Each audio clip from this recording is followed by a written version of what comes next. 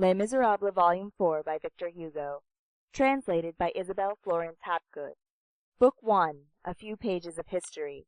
Chapter 1. Well Cut. 1831 and 1832, the 2 years which are immediately connected with the Revolution of July, form one of the most peculiar and striking moments of history. These 2 years rise like 2 mountains midway between those which precede and those which follow them.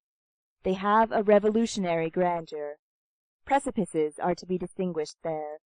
The social masses, the very assizes of civilization, the solid group of superposed and adhering interests, the century-old profiles of the ancient French formation, appear and disappear in them every instant, athwart the storm clouds of systems, of passions, and of theories. These appearances and disappearances have been designated as movement and resistance. At intervals, truth, that daylight of the human soul, can be descried shining there. This remarkable epoch is decidedly circumscribed, and is beginning to be sufficiently distant from us to allow of our grasping the principal lines even at the present day. We shall make the attempt. The Restoration had been one of those intermediate phases hard to define, in which there is fatigue, buzzing, murmurs, sleep, tumults, and which are nothing else than the arrival of a great nation at a halting place. These epochs are peculiar and mislead the politicians who desire to convert them to profit. In the beginning, the nation asks nothing but repose. It thirsts for but one thing, peace. It has but one ambition, to be small, which is the translation of remaining tranquil. Of great events, great hazards, great adventures, great men, thank God, we have seen enough. We have them heaped higher than our heads. We would exchange Caesar for Prusias, and Napoleon for the King of Yvetot. What a good little king was he! We have marched since daybreak, we have reached the evening of a long and toilsome day. We have made our first change with Mirabeau, the second with Robespierre, the third with Bonaparte. We are worn out. Each one demands a bed. Devotion which is weary, heroism which has grown old, ambitions which are sated, fortunes which are made, seek, demand, implore, solicit what? A shelter. They have it. They take possession of peace, of tranquillity, of leisure. Behold, they are content. But at the same time certain facts arise, compel recognition, and knock at the door in their turn.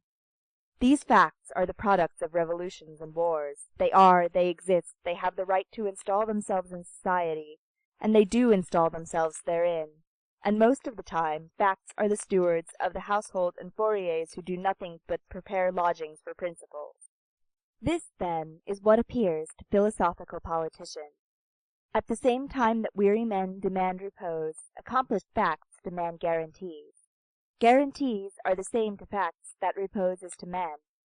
This is what England demanded of the Stuarts after the Protector. This is what France demanded of the Bourbons after the Empire. These guarantees are a necessity of the times. They must be accorded. Princes grant them, but in reality it is the force of things which gives them. A profound truth, and one useful to know, which the Stuarts did not suspect in 1662, and which the Bourbons did not even obtain a glimpse of in 1814. The predestined family, which returned to France when Napoleon fell, had the fatal simplicity to believe that it was itself which bestowed, and that what it had bestowed it could take back again. The House of Bourbon possessed the right divine, that France possessed nothing, and that the political right conceded in the charter of Louis XVIII was merely a branch of the right divine, was detached by the House of Bourbon and graciously given to the people until such day as it should please the king to reassume it. Still the House of Bourbon should have felt, from the displeasure created by the gift, that it did not come from it. This house was churlish to the 19th century. It put on an ill-tempered look at every development of the nation. To make use of a trivial word, that is to say, of a popular and true word, it looked glum. The people saw this. It thought it possessed strength because the empire had been carried away before it like a theatrical stage setting. It did not perceive that it had itself been brought in the same fashion. It did not perceive that it also lay in that hand which had removed Napoleon. It thought that it had roots because it was the past. It was mistaken. It formed a part of the past, but the whole past was France. The roots of French society were not fixed in the Bourbons, but in the nation. These obscure and lively roots constituted not the right of a family, but the history of a people. They were everywhere, except under the throne. The House of Bourbon was to France the illustrious and bleeding knot in her history, but was no longer the principal element of her destiny and the necessary base of her politics. She could get along without the Bourbons. She had done without them for 22 years. There had been a break of continuity. They did not suspect the fact. And how should they have suspected it, they who fancied that Louis XVII reigned on the 9th of Thermidor, and that Louis XVIII was reigning at the Battle of Marengo? Never, since the origin of history, had princes been so blind in the presence of facts and the portion of divine authority which facts contain and promulgate. Never had that pretension here below, which is called the right of kings, denied to such a point the right from on high. A capital error which led this family to lay its hand once more on the guarantees granted in 1814, on the concessions, as it termed them. Sad, a sad thing! What it had termed its concessions were our conquests. What it termed our encroachments were our rights. When the hour seemed to it to have come, the Restoration, supposing itself victorious over Bonaparte and well-rooted in the country, that is to say, believing itself to be strong and deep, abruptly decided on its plan of action and risked its stroke. One morning it drew itself up before the face of France, and elevating its voice, it contested the collective title and the individual right of the nation to sovereignty, of the citizen to liberty. In other words, it denied to the nation that which made it a nation, and to the citizen that which made him a citizen. This is the foundation of those famous acts which are called the Ordinances of July. The Restoration fell. It fell justly, but, we admit, it had not been absolutely hostile to all forms of progress. Great things had been accomplished with it alongside. Under the Restoration, the nation had grown accustomed to calm discussion, which had been lacking under the Republic, and to grandeur and peace, which had been wanting under the Empire. France, free and strong, had offered an encouraging spectacle to the other peoples of Europe. The Revolution had had the word under Robespierre, the cannon had had the word under Bonaparte. It was under Louis XVIII and Charles X that it was the turn of intelligence to have the word. The wind ceased, and the torch was lighted once more. On the lofty heights the pure light of mind could be seen flickering. A magnificent, useful, and charming spectacle. For a space of 15 years, those great principles, which are so old for the thinker, so new for the statesman, could be seen at work in perfect peace on the public square. Equality before the law, liberty of conscience, liberty of speech, liberty of the press, the accessibility of all aptitudes to all functions. Thus it proceeded until 1830. The Bourbons were an instrument of civilization which broke in the hands of Providence. The fall of the Bourbons was full of grandeur, not on their side, but on the side of the nation. They quitted the throne with gravity, but without authority. Their descent into the night was not one of those solemn disappearances which leave a sombre emotion in history. It was neither the spectral calm of Charles I nor the eagle scream of Napoleon. They departed, that is all. They laid down the crown and retained no aureole. They were worthy, but they were not august. They lacked, in a certain measure, the majesty of their misfortune. Charles X, during the voyage from Cherbourg, causing a round table to be cut over into a square table, appeared to be more anxious about imperiled etiquette than about the crumbling monarchy. This diminution saddened devoted men who loved their persons, and serious men who honored their race. The populace was admirable.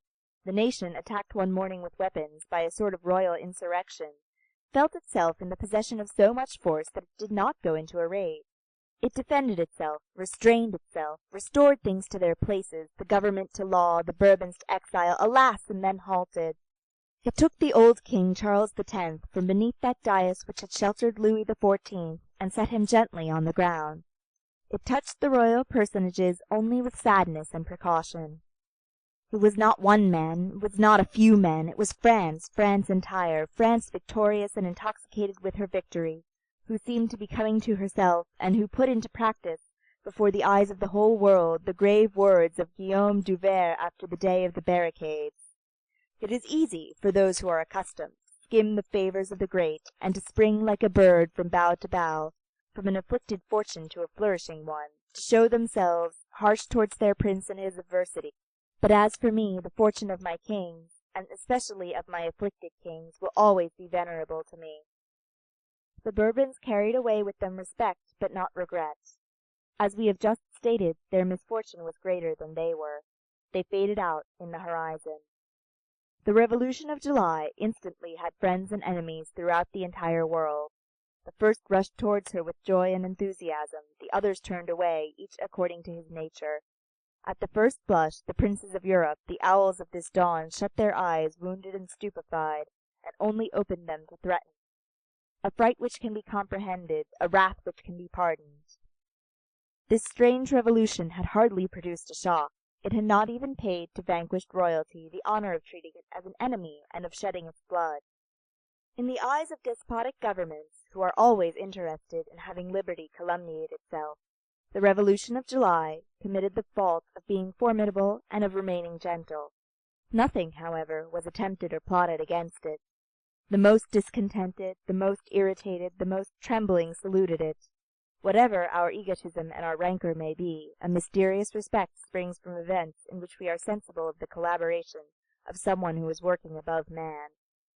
The Revolution of July is the triumph of right overthrowing the fact, a thing which is full of splendor. Right overthrowing the fact, hence the brilliancy of the Revolution of 1830, hence also its mildness. Right triumphant has no need of being violent. Right is the just and the true. The property of right is to remain eternally beautiful and pure. The fact, even when most necessary to all appearances, even when most thoroughly accepted by contemporaries, if it exist only as a fact, and if it contain only too little of right or none at all, is infallibly destined to become, in the course of time, deformed, impure, perhaps even monstrous. If one desires to learn at one blow to what degree of hideousness the fact can attain, viewed at the distance of centuries, let him look at Machiavelli. Machiavelli is not an evil genius, nor a demon, nor a miserable and cowardly writer. He is nothing but the fact. And he is not only the Italian fact, he is the European fact, the fact of the 16th century. He seems hideous, and so he is, in the presence of the moral idea of the 19th. This conflict of right and fact has been going on ever since the origin of society. To terminate this duel, to amalgamate the pure idea with the humane reality, to cause right to penetrate pacifically into the fact and the fact into the right, that is the task of sages. End of Book 1, Chapter 1.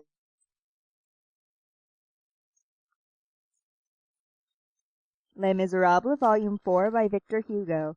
Translated by Isabel Florence Hapgood. Book 1, A Few Pages of History. Chapter 2, Badly Sewed.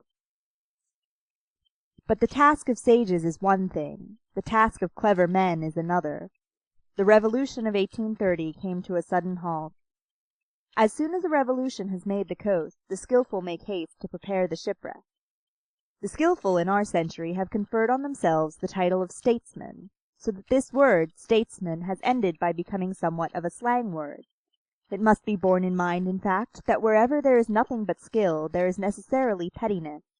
To say the skilful amounts to saying the mediocre. In the same way, to say statesmen is sometimes equivalent to saying traitors. If, then, we are to believe the skilful, revolutions like the Revolution of July are severed arteries, a prompt ligature is indispensable. The right, too grandly proclaimed, is shaken. Also, right once firmly fixed, the state must be strengthened. Liberty once assured, attention must be directed to power. Here the sages are not, as yet, separated from the skilful, but they begin to be distrustful. Power, very good, but in the first place, what is power? In the second, whence comes it? The skilful do not seem to hear the murmured objection, and they continue their maneuvers. According to the politicians, who are ingenious in putting the mask of necessity on profitable fictions, the first requirement of a people after a revolution, when this people forms part of a monarchical continent, is to procure for itself a dynasty. In this way, they say, peace, that is to say, time to dress our wounds and to repair the house, can be had after a revolution. The dynasty conceals the scaffolding and covers the ambulance. Now, it is not always easy to procure a dynasty. If it is absolutely necessary, the first man of genius or even the first man of fortune who comes to hand suffices for the manufacturing of a king. You have, in the first place, Napoleon, in the second, Iturbide. But the first family that comes to hand does not suffice to make a dynasty. There is necessarily required a certain modicum of antiquity in a race, and the wrinkle of the centuries cannot be improvised. If we place ourselves at the point of view of the statesman, after making all allowances, of course, after a revolution, what are the qualities of a king which result from it? He may be, and it is useful for him to be, a revolutionary, that is to say, a participant in his own person in that revolution, that he should have lent a hand to it, that he should have either compromised or distinguished himself therein, that he should have touched the axe or wielded the sword in it. What are the qualities of a dynasty? It should be national, that is to say, revolutionary at a distance, not through acts committed, but by reason of ideas accepted. It should be composed of past and be historic, be composed of future and be sympathetic. All this explains why the early revolutions contented themselves with finding a man, Cromwell or Napoleon, and why the second absolutely insisted on finding a family, the House of Brunswick or the House of Orleans. Royal houses resemble those Indian fig trees, each branch of which, bending over to the earth, takes root and becomes a fig tree itself. Each branch may become a dynasty, on the sole condition that it shall bend down to the people. Such is the theory of the skilful. Here, then, lies the great art, to make a little render to success the sound of a catastrophe, in order that those who profit by it may tremble from it also, to season with fear every step that is taken, to augment the curve of the transition to the point of retarding progress, to dull that aurora, to denounce and retrench the harshness of enthusiasm, to cut all angles and nails, to wad triumph, to muffle up right, to envelope the giant people in flannel and to put it to bed very speedily, to impose a diet on that excess of health, to put Hercules on the treatment of a convalescent, to dilute the event with the expedient, to offer to spirits thirsting for the ideal that nectar thinned out with a potion, to take one's precaution against too much success, to garnish the revolution with a shade. 1830 practiced this theory, already applied to England by 1688. 1830 is a revolution arrested midway, half of progress, quasi-right. Now logic knows not the almost, absolutely as the sun knows not the candle. Who arrests revolutions halfway? The bourgeoisie. Why? Because the bourgeoisie is interest which has reached satisfaction. Yesterday it was appetite, today it is plenitude, tomorrow it will be satiety. The phenomenon of 1814 after Napoleon was reproduced in 1830 after Charles X. The attempt has been made, and wrongly, to make a class of the bourgeoisie.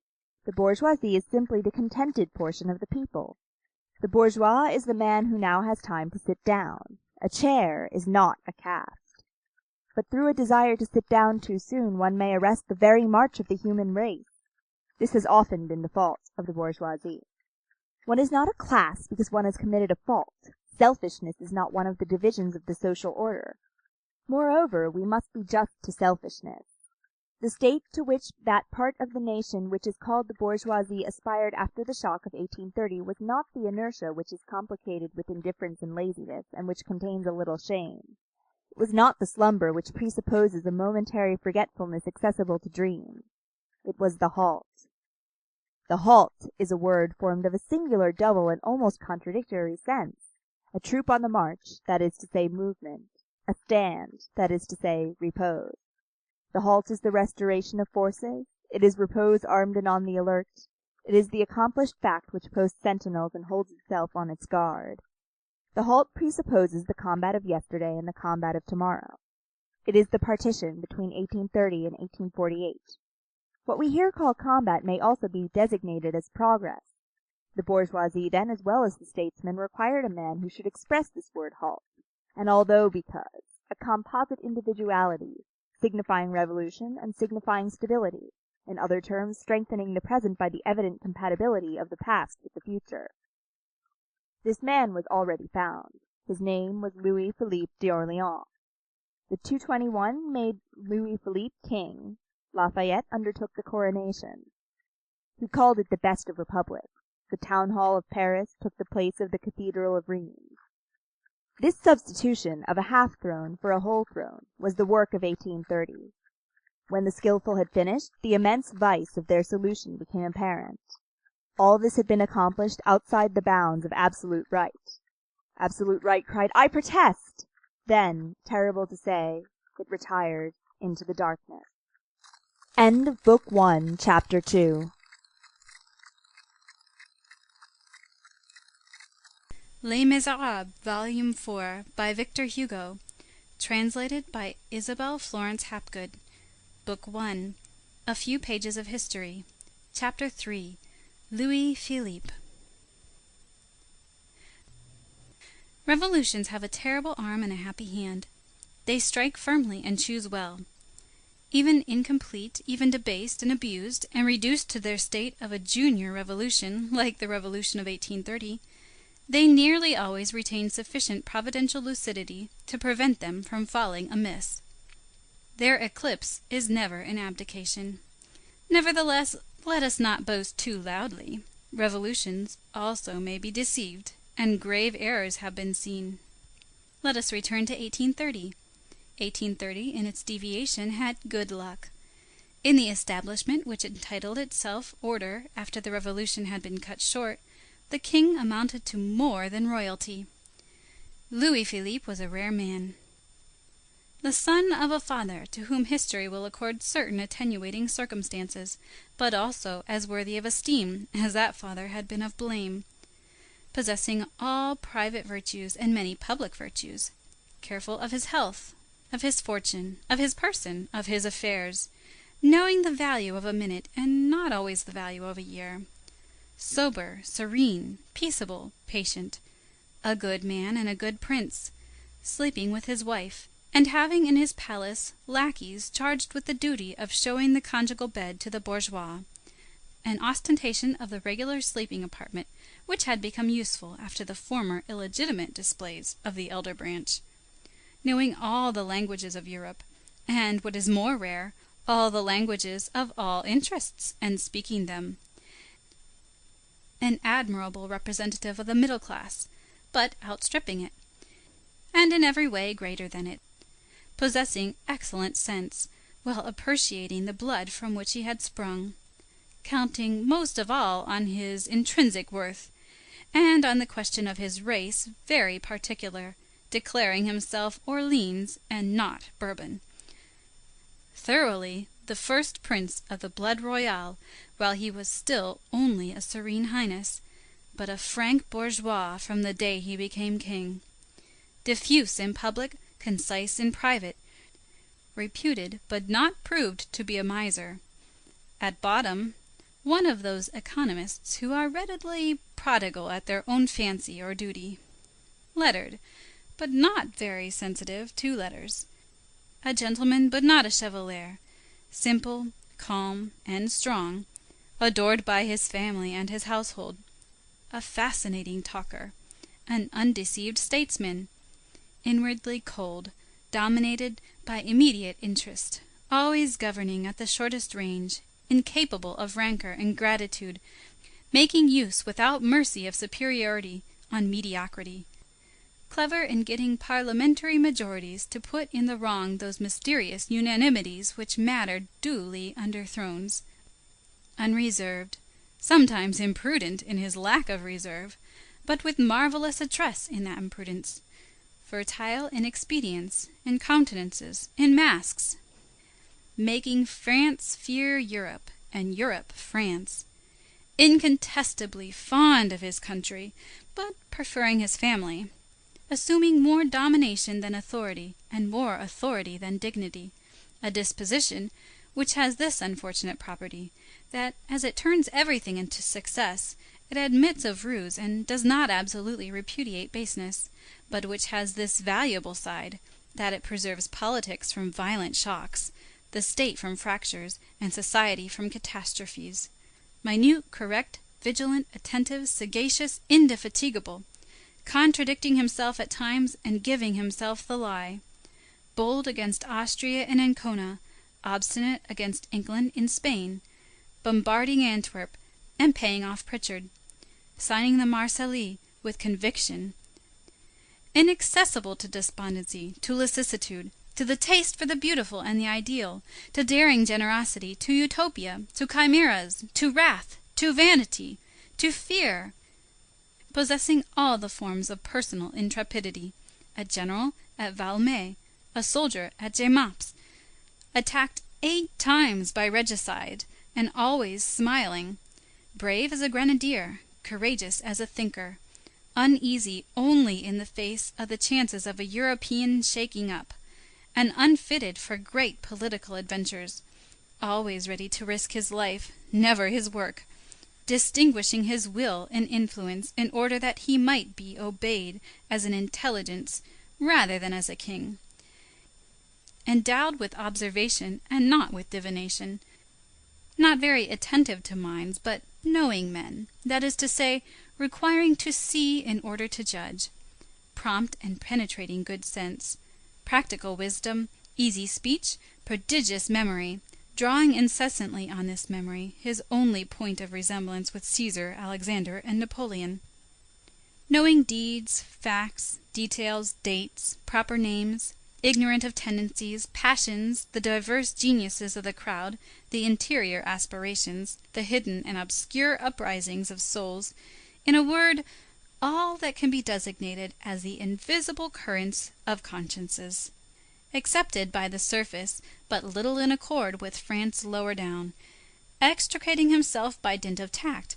governing too much and not enough, his own first minister, excellent at creating out of the pettiness of realities an obstacle to the immensity of ideas, mingling a genuine creative faculty of civilization, of order and organization, an indescribable spirit of proceedings and chicanery, the founder and lawyer of a dynasty, having something of Charlemagne and something of an attorney, in short, a lofty and original figure, a prince who understood how to create authority in spite of the uneasiness of France, and power in spite of the jealousy of Europe. Louis Philippe will be classed among the eminent men of his century, and would be ranked among the most illustrious governors of history, had he loved glory but a little, and if he had had the sentiment of what is great to the same degree as the feeling for what is useful. Louis Philippe had been handsome, and in his old age he remained graceful. Not always approved by the nation, he always was so by the masses. He pleased. He had that gift of charming. He lacked majesty. He wore no crown, although a king, and no white hair, although an old man. His manners belonged to the old regime, and his habits to the new, a mixture of the noble and the bourgeois which suited 1830. Louis Philippe was transition reigning. He had preserved the ancient pronunciation and the ancient orthography which he placed at the service of opinions modern. He loved Poland and Hungary, but he wrote les Polonais, and he pronounced les Hongrais. He wore the uniform of the National Guard, like Charles X, and the ribbon of the Legion of Honor, like Napoleon. He went a little to chapel, not at all to the chase, never to the opera, incorruptible by sacristans, by worshippers in, by ballet dancers. This made a part of his bourgeois popularity. He had no heart. He went out with his umbrella under his arm, and this umbrella long formed a part of his aureole. He was a bit of a mason, a bit of a gardener, something of a doctor. He bled a postilion who had tumbled from his horse. Louis Philippe no more went about without his lancet than did Henry IV without his poniard. The royalists jeered at this ridiculous king, the first who had ever shed blood without the object of healing. For the grievances against Louis Philippe there is one deduction to be made. There is that which accuses the royalty, that which accuses the reign, that which accuses the king. 3 columns which all give different totals. Democratic right confiscated, progress becomes a matter of secondary interest. The protests of the street violently repressed. Military execution of insurrections. The rising passed over by arms. The Rue Transnonain, the councils of war, the absorption of the real country by the legal country on half shares with 300,000 privileged persons. These are the deeds of royalty. Belgium refused. Algeria too harshly conquered, and, as in the case of India, by the English, with more barbarism than civilization. The breach of faith to Abd el-Kader, Blayais, Deutsch bought, Pritchard paid. These are the doings of the reign. The policy which was more domestic than national was the doing of the king. As will be seen, the proper deduction having been made, the king's charge is decreased. This is his great fault. He was modest in the name of France. Whence arises this fault? We will state it. Louis Philippe was rather too much of a paternal king. That incubation of a family with the objection of founding a dynasty is afraid of everything and does not like to be disturbed. Hence excessive timidity, which is displeasing to the people, who have the 14th of July in their civil and Austerlitz in their military traditions. Moreover, if we deduct the public duties which require to be fulfilled first of all, that deep tenderness of Louis Philippe towards his family was deserved by the family.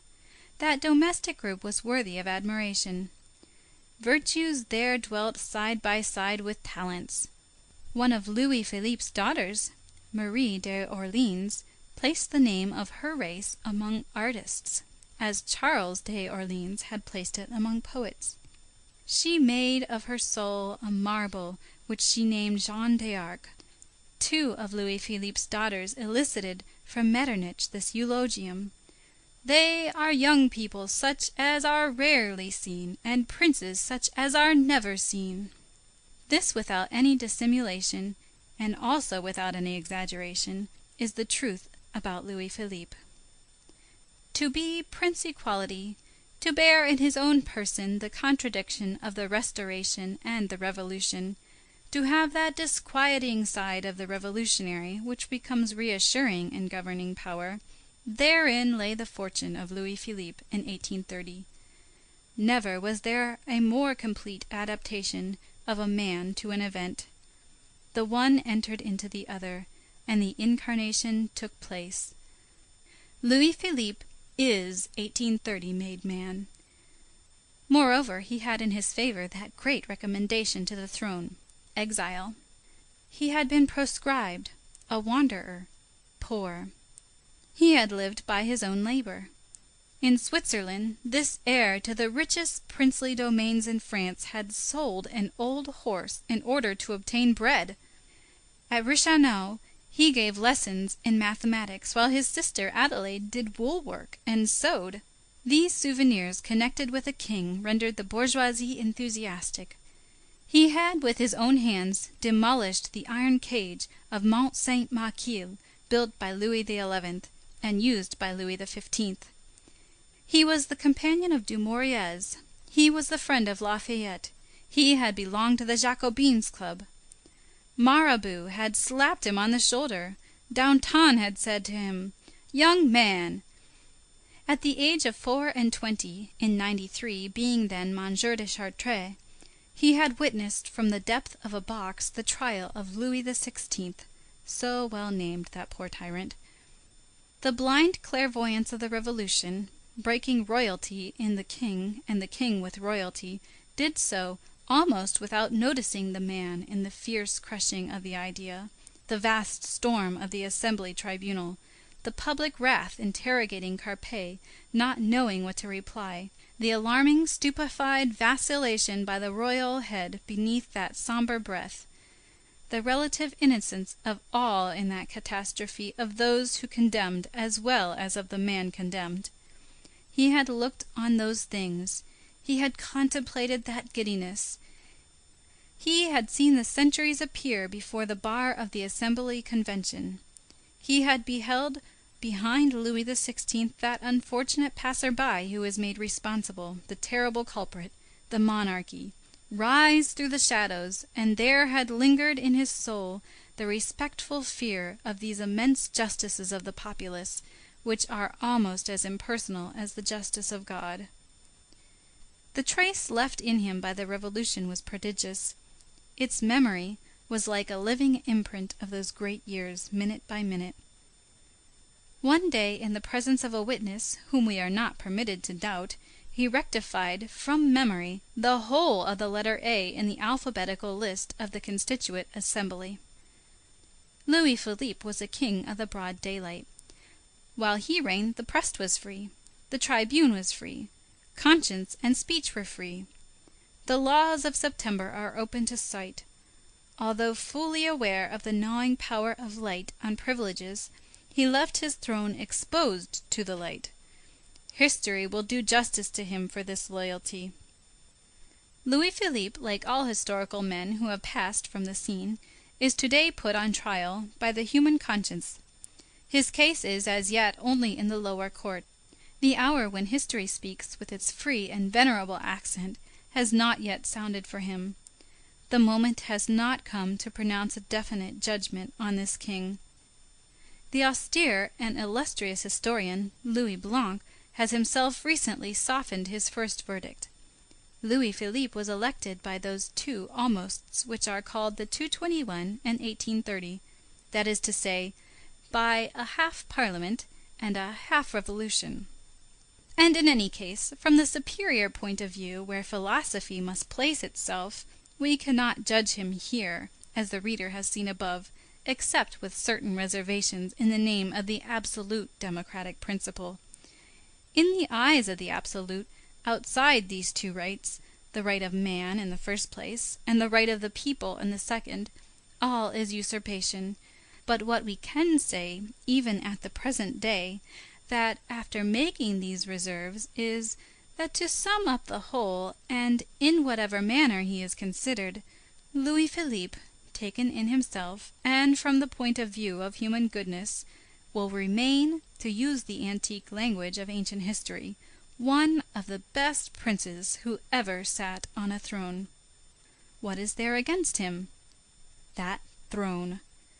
Take away Louis Philippe the king, there remains the man, and the man is good. He is good at times, even to the point of being admirable.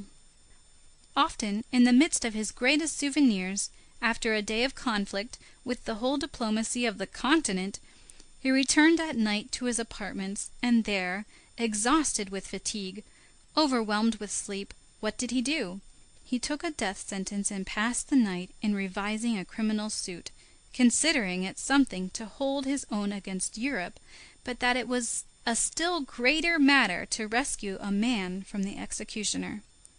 He obstinately maintained his opinion against his keeper of the seals. He disputed the ground with the guillotine foot by foot against the crown attorneys, those chatterers of the law, as he called them. Sometimes the pile of sentences covered his table. He examined them all. It was anguish to him to abandon these miserable, condemned heads. One day he said to the same witness to whom we have recently referred, "I won 7 last night." During the early years of his reign, the death penalty was as good as abolished, and the erection of a scaffold was a violence committed against the king. The Greve having disappeared with the elder branch, a bourgeois place of execution was instituted under the name of the Barrière Saint-Jacques. Practical men felt the necessity of a quasi-legitimate guillotine, and this was one of the victories of Casimir Perier, who represented the narrow sides of the bourgeoisie, over Louis Philippe, who represented its liberal sides. Louis Philippe annotated Beccaria with his own hand. After the Fieschi machine, he exclaimed, "What a pity that I was not wounded! Then I might have pardoned." On another occasion, alluding to the resistance offered by his ministry, he wrote in connection with a political criminal, who is one of the most generous figures of our day, "His pardon is granted. It only remains for me to obtain it." Louis Philippe was as gentle as Louis IX, and as kindly as Henry IV. Now, to our mind in history, where kindness is the rarest of pearls, the man who is kindly almost takes precedence of the man who is great. Louis Philippe, having been severely judged by some, harshly perhaps by others, it is quite natural that a man, himself a phantom at the present day, who knew that king, should come and testify in his favor before history. This deposition, whatever else it may be, is evidently, and above all things, entirely disinterested. An epitaph penned by a dead man is sincere. One shade may console another shade. The sharing of the same shadows confers the right to praise it. It is not greatly to be feared that it will ever be said of two tombs in exile, this one flattered the other.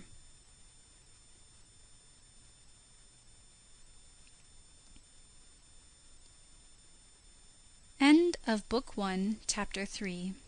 Recording by Rachel Weaver, Boston, Massachusetts.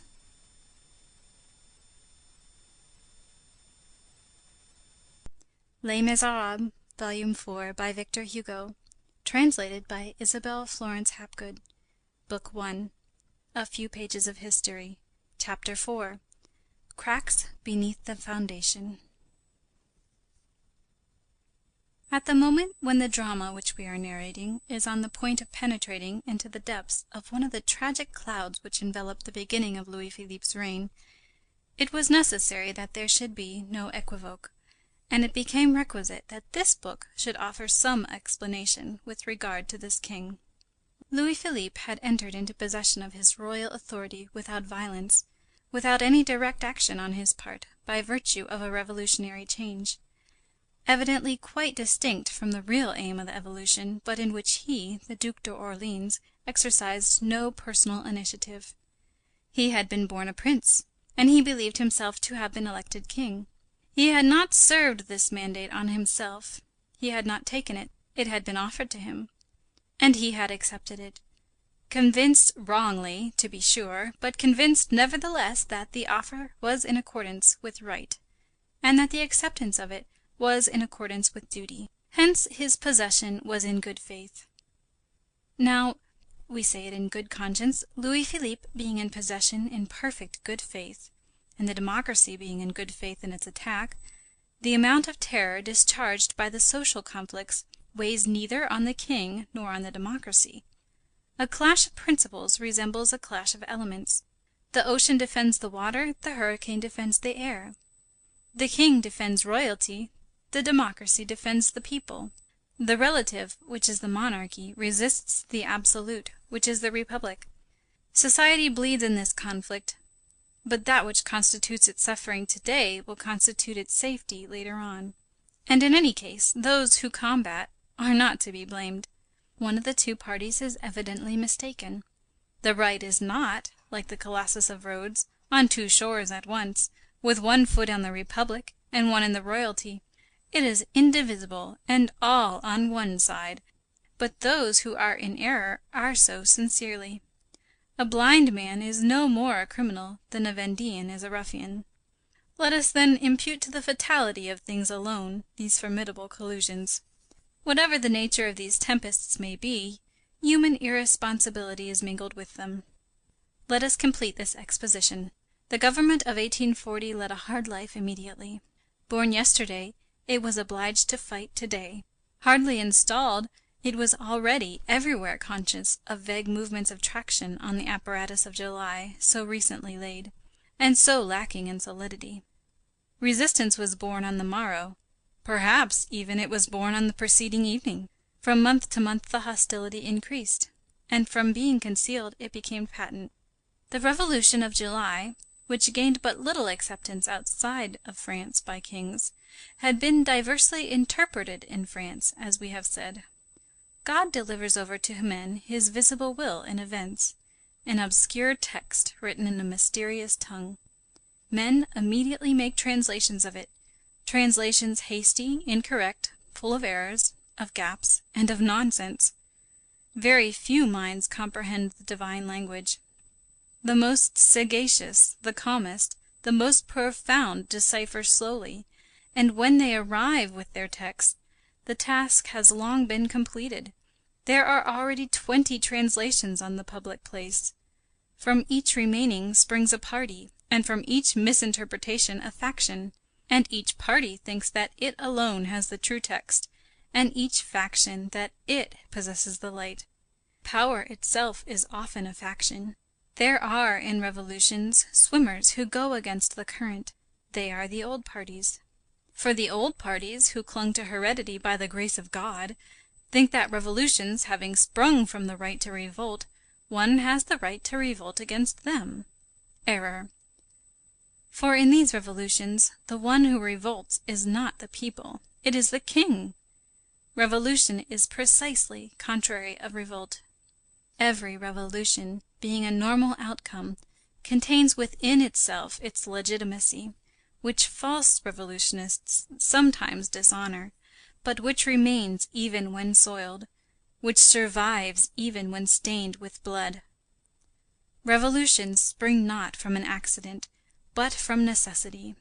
A revolution is a return from the fictitious to the real. It is because it must be that it is. None the less did the old legitimist parties assail the Revolution of 1830 with all the vehemence which arises from false reasoning. Errors make excellent projectiles.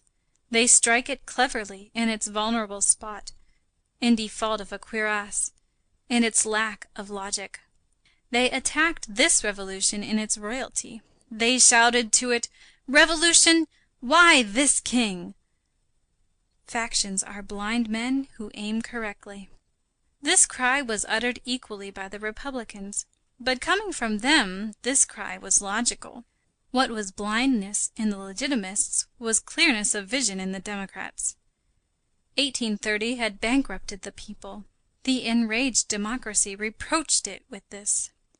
Between the attack of the past and the attack of the future, the establishment of July struggled. It represented the minute at loggerheads on the one hand, with the monarchical centuries on the other hand, with eternal right. In addition, and besides all this, it was no longer revolution and had become a monarchy. 1830 was obliged to take precedence of all Europe. To keep the peace was an increase of complication. A harmony established contrary to sense is often more onerous than a war.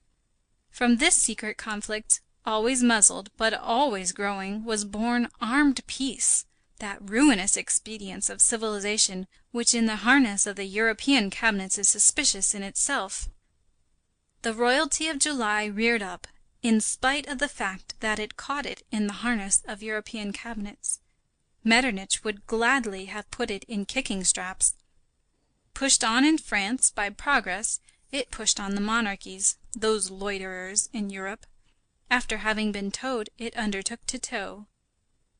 Meanwhile, within her, pauperism, the proletariat, salary, education, penal servitude, prostitution, the fate of the woman, wealth, misery, production, consumption, division, exchange, coin, credit, the rights of capital, the rights of labor, all these questions were multiplied above society, a terrible slope. Outside of political parties properly so called, another movement became manifest. Philosophical fermentation replied to democratic fermentation. The elect felt troubled as well as the masses, in another manner, but quite as much. Thinkers meditated, while the soil, that is to say the people, traversed by revolutionary currents, trembled under them with indescribably vague epileptic shocks. These dreamers, some isolated, others united in families and almost in communion, turned over social questions in a pacific but profound manner. Impassive miners who tranquilly pushed their galleries into the depths of a volcano, hardly disturbed by the dull commotion and the furnaces of which they caught glimpses. This tranquillity was not the least beautiful spectacle of this agitated epoch. These men left to political parties the question of rights. They occupied themselves with the question of happiness. The well-being of man, that was what they wanted to extract from society. They raised material questions, questions of agriculture, of industry, of commerce, almost to the dignity of a religion. In civilization, such as it has formed itself a little by the command of God, a great deal by the agency of man, interests combine, unite, and amalgamate in a manner to form a veritable hard rock, in accordance with a dynamic law, patiently studied by economists, those geologists of politics. These men, who group themselves under different appellations, but who may all be designated by the generic title of socialists, endeavor to pierce that rock, and to cause it to spout forth the living waters of human felicity. From the question of the scaffold to the question of war, their works embraced everything, To the rights of man, as proclaimed by the Revolution, they added the rights of woman and the rights of the child. The reader will not be surprised if, for various reasons, we do not here treat in a thorough manner, from the theoretical point of view, the questions raised by socialism. We confine ourselves to indicating them. All the problems that the socialists propose to themselves, cosmogonic visions, reverie, and mysticism being cast aside, can be reduced to two principal problems. First problem, to produce wealth. Second problem, to share it. The first problem contains the question of work. The second contains a question of salary. In the first problem, the employment of forces is in question. In the second, the distribution of enjoyment. From the proper employment of forces results public power. From a good distribution of enjoyments results individual happiness. By a good distribution, not an equal, but an equitable distribution must be understood. From these two things combined, the public power without, individual happiness within, results social prosperity. Social prosperity means the man happy, the citizen free, the nation great. England solves the first of these two problems. She creates wealth admirably. She divides it badly. This solution, which is complete on one side only, leads her fatally to two extremes: monstrous opulence, monstrous wretchedness. All enjoyments for some, all privations for the rest, that is to say, for the people. Privilege, exception, monopoly, feudalism, born from toil itself. A false and dangerous situation, which sates public power or private misery, which sets the roots of the state in the sufferings of the individual. A badly constituted grandeur, in which are combined all the material elements, and into which no moral element enters. Communism and agrarian law think that they solve the second problem. They are mistaken. Their division kills production. Equal partition abolishes emulation, and consequently labor. It is a partition made by the butcher, which kills that which it divides. It is therefore impossible to pause over these pretended solutions. Slaying wealth is not the same thing as dividing it. The two problems require to be solved together to be well solved. The two problems must be combined and made but one. Solve only the first of the two problems, you will be Venice, you will be England. You will have, like Venice, an artificial power, or, like England, a material power. You will be the wicked rich man. You will die by an act of violence, as Venice did, or by bankruptcy, as England will fall. And the world will allow to die and fall all that is merely selfishness, all that does not represent for the human race either a virtue or an idea. It is well understood here that by the words Venice and England we designate not the peoples but social structures. The oligarchies superposed on nations, and not the nations themselves. The nations always have our respect and our sympathy. Venice as a people will live again. England, the aristocracy, will fall, but England, the nation, is immortal. That said, we continue. Solve the two problems, encourage the wealthy, and protect the poor. Suppress misery. Put an end to the unjust farming out of the feeble by the strong. Put a bridle on the iniquitous jealousy of the man who is making his way against the man who has reached the goal. Adjust mathematically and fraternally salary to labor. Mingle gratuitous and compulsory education with the growth of childhood, and make of science the base of manliness. Develop minds while keeping arms busy. Be at one and the same time a powerful people and a family of happy men.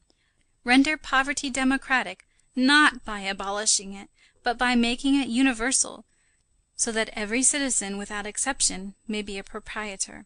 An easier matter than is generally supposed. In 2 words, learn how to produce wealth, and how to distribute it, and you will have at once moral and material greatness, and you will be worthy to call yourself France. This is what socialism said outside and above a few sects which have gone astray. This is what it sought in facts. That is what it sketched out in minds. Efforts worthy of admiration, sacred attempts. These doctrines, these theories, these resistances, the unforeseen necessity for the statesman to take philosophers into account, confused evidences of which we catch a glimpse, a new system of politics to be created, which shall be in accord with the old world, without too much disaccord with the new revolutionary ideal. A situation in which it became necessary to use Lafayette to defend Polignac. The institution of progress transparent beneath the revolt, the chambers and streets. The competitions to be brought into equilibrium around him, his faith in the revolution.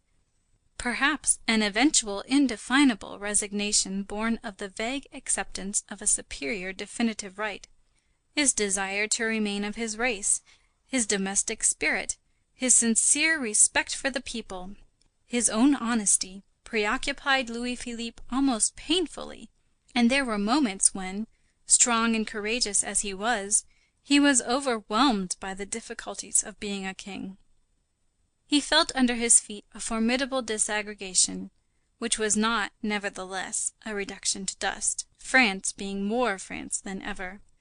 Piles of shadows covered the horizon. A strange shade, gradually drawing nearer, extended little by little over men, over things, over ideas, a shade which came from wraths and systems. Everything which had been hastily stifled was moving and fermenting. At times, the conscience of the honest man resumed its breathing, so great was the discomfort of the air in which sophisms were intermingled with truths. Spirits trembled in the social anxiety like leaves at the approach of a storm. The electric tension was such that at certain instants the first comer, a stranger, brought light. Then the twilight obscurity closed in again. At intervals, deep and dull mutterings allowed a judgment to be formed as to the quantity of thunder contained by the cloud. 20 months had barely elapsed since the Revolution of July. The year 1832 had opened with an aspect of something impending and threatening. The distress of the people, the laborers without bread, the last Prince de Conde engulfed in the shadows, Brussels expelling the Nassau as Paris did the Bourbons, Belgium offering herself to a French prince and giving herself to an English prince, the Russian hatred of Nicholas, behind us the demons of the south, Ferdinand in Spain, Miguel in Portugal, the earthquaking in Italy, Metternich extending his hand over Bologna, France treating Austria sharply at Ancona. At the north, no one knew what sinister sound of the hammer nailing up Poland in her coffin. Irritated glances watching France narrowly all over Europe. England, a suspected ally, ready to give a push to that which was tottering, and to hurl herself on to that which should fall. The peerage sheltering itself behind Beccaria, to refuse foreheads to the law. The fleur-de-lis erased from the king's carriage. The cross torn from Notre Dame. Lafayette lessened. Lafitte ruined. Benjamin Constant dead in indignance. Casimir Perier dead in the exhaustion of his power. Political and social malady breaking out simultaneously in the two capitals of the kingdom, the one in the city of thought, the other in the city of toil. At Paris civil war, at Lyons servile war. In the two cities the same glare of the furnace, a crater-like crimson on the brow of the people. The south rendered fanatic, the west troubled. The Duchess de Berry in La Vendée. Plots, conspiracies, risings, cholera added the sombre roar of the tumult of events to the sombre roar of ideas. End of Book 1, Chapter 4. Recording by Rachel Weaver, Boston, Massachusetts.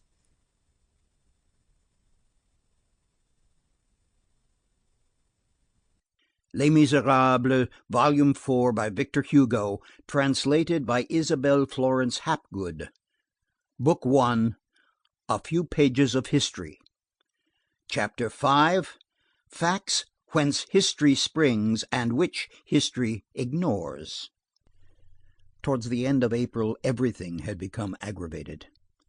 The fermentation entered the boiling state. Ever since 1830, petty partial revolts had been going on here and there, which were quickly suppressed, but ever bursting forth afresh, the sign of a vast underlying conflagration. Something terrible was in preparation. Glimpses could be caught of the features, still indistinct and imperfectly lighted, of a possible revolution. France kept an eye on Paris. Paris kept an eye on the Faubourg Saint-Antoine. The Faubourg Saint-Antoine, which was in a dull glow, was beginning its ebullition. The wine shops of the Rue de Charonne were, although the union of the two epithets seems singular when applied to wine shops, grave and stormy. The government was there purely and simply called in question. There people publicly discussed the question of fighting or of keeping quiet. There were back shops where working men were made to swear that they would hasten into the street at the first cry of alarm, and that they would fight without counting the number of the enemy. This engagement once entered into, a man seated in the corner of the wine shop assumed a sonorous tone and said, "You understand, you have sworn." Sometimes they went upstairs to a private room on the first floor, and there scenes that were almost Masonic were enacted.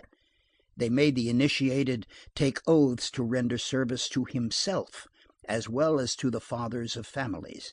That was the formula.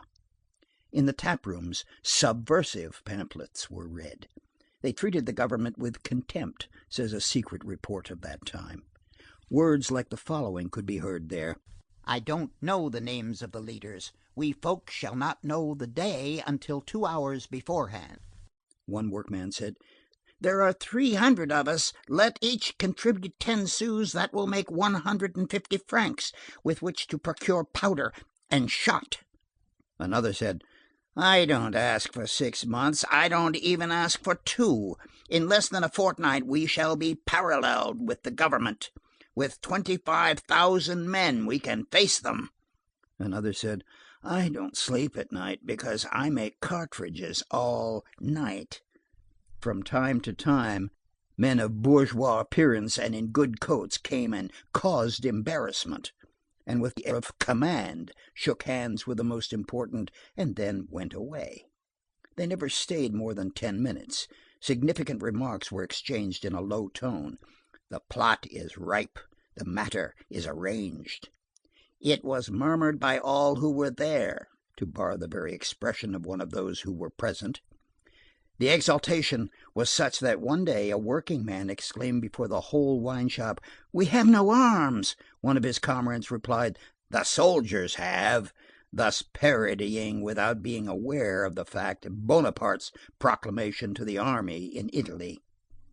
When they had anything of a more secret nature on hand, adds one report, they did not communicate it to each other. It is not easy to understand what they could conceal after what they said. These reunions were sometimes periodical. At certain ones of them there were never more than 8 or 10 persons present, and they were always the same. In others, any one entered who wished, and the room was so full that they were forced to stand. Some went thither through enthusiasm and passion, others because it was on their way to their work. As during the Revolution, there were patriotic women in some of these wine shops who embraced newcomers. Other expressive facts came to light. A man would enter a shop, drink, and go his way with the remark, "Wine merchant, the Revolution will pay what is due to you." Revolutionary agents were appointed in a wine shop facing the Rue de Charonne. The balloting was carried on in their caps. Working men met at the houses of a fencing master, who gave lessons in the Rue de Cotte. There was a trophy of arms formed of wooden broadswords, canes, clubs, and foils. One day the buttons were removed from the foils. A workman said, "There are 25 of us, but they don't count on me because I am looked upon as a machine." Later on, that machine became Quenisette. The indefinite things which were brewing gradually acquired a strange and indescribable notoriety. A woman, sweeping off her doorstep, said to another woman, "For a long time there has been a strong force busy making cartridges." In the open street, proclamation could be seen addressed to the National Guard in the departments. One of these proclamations was signed Berthaud, wine merchant. One day a man with his beard worn like a collar and with an Italian accent mounted a stone post at the door of the liquor cellar in the Marché Lenoir and read aloud a singular document which seemed to emanate from the occult power. Groups formed around him and applauded. The passages which touched the crowd most deeply were collected and noted down. "Our doctrines are trammeled, our proclamations torn, our bill stickers are spied upon and thrown into prison. The breakdown which has recently taken place in cottons has converted to us many mediums. The future of nations is being worked out in our obscure ranks. Here are the fixed terms: action or reaction, revolution or counter-revolution, for at our epoch we no longer believe either in inertia or in immobility. For the people against the people, that is the question. There is no other. On the day when we cease to suit you, break us, but up to that day help us to march on." All this in broad daylight. Other deeds, more audacious still, were suspicious in the eyes of the people by reason of their very audacity. On the 4th of April, 1832, a passer-by mounted the post on the corner which forms the angle of the Rue Sainte-Marguerite, and shouted, "I am a Babouvist." But beneath Babeuf, the people scented Gisquet. Among other things, this man said, "Down with property! The opposition of the left is cowardly and treacherous. When it wants to be on the right side, it preaches revolution. It is democratic in order to escape being beaten, and royalist so that it may not have to fight. The Republicans are beasts with feathers. Distrust the Republicans, citizens of the laboring classes." "Silence, citizen spy!" cried an artisan. This shout put an end to the discourse. Mysterious incidents occurred. At nightfall, a workingman encountered near the canal a very well-dressed man, who said to him, "Whither are you bound, citizen?" "Sir," replied the workingman, "I have not the honor of your acquaintance." "I know you very well, however." And the man added, "Don't be alarmed. I am an agent of the committee. You are suspected of not being quite faithful. You know that if you reveal anything, there is an eye fixed on you." Then he shook hands with the workingman and went away, saying, "We shall meet again soon." The police, who were on the alert, collected singular dialogues, not only in the wine shops, but in the street. "Get yourself received very soon," said a weaver to a cabinet maker. "Why?" "There is going to be a shot to fire." Two ragged pedestrians exchanged these remarkable replies, fraught with evident Jacquerie. "Who governs us?" "Monsieur Philippe." "No, it is the bourgeoisie." The reader is mistaken if he thinks that we take the word Jacquerie in a bad sense. The Jacquets were the poor. On another occasion, two men were heard to say to each other as they passed by, "We have a good plan of attack." Only the following was caught of a private conversation between four men who were crouching in a ditch of the circle of the Barrière du Trône. "Everything possible will be done to prevent his walking about Paris any more." Who was the he? Menacing obscurity. The principal leaders, as they said in the faubourgs, held themselves apart. It was supposed that they met for consultation in a wine shop near the Point Saint-Eustache. A certain Ogg, chief of the Society Aide for Tailors, Rue Mondétour, had the reputation of serving as intermediary central between the leaders and the Faubourg Saint-Antoine. Nevertheless, there was always a great deal of mystery about these leaders, and no certain fact can invalidate the singular arrogance of this reply made later on by a man accused before the court of peers. "Who was your leader?" "I knew of none, and I recognized none." There was nothing but words, transparent but vague, sometimes idle reports, rumors, hearsay. Other indications cropped up. A carpenter, occupied in nailing boards to a fence around the ground on which a house was in process of construction in the Rue de Rouille, found on that plot the torn fragment of a letter, on which were still legible the following lines: "The committee must take measures to prevent recruiting in the sections for the different societies." And as a postscript: "We have learned that there are guns in the Rue de Faubourg Poissonnière, numéro 5, to the number of 5 or 6,000 in the house of a gunsmith in that court. The section owns no arms." What excited the carpenter and caused him to show this thing to his neighbors was the fact that a few paces further on he picked up another paper, torn like the first, and still more significant, of which we reproduce a facsimile because of the historical interest attached to these strange documents.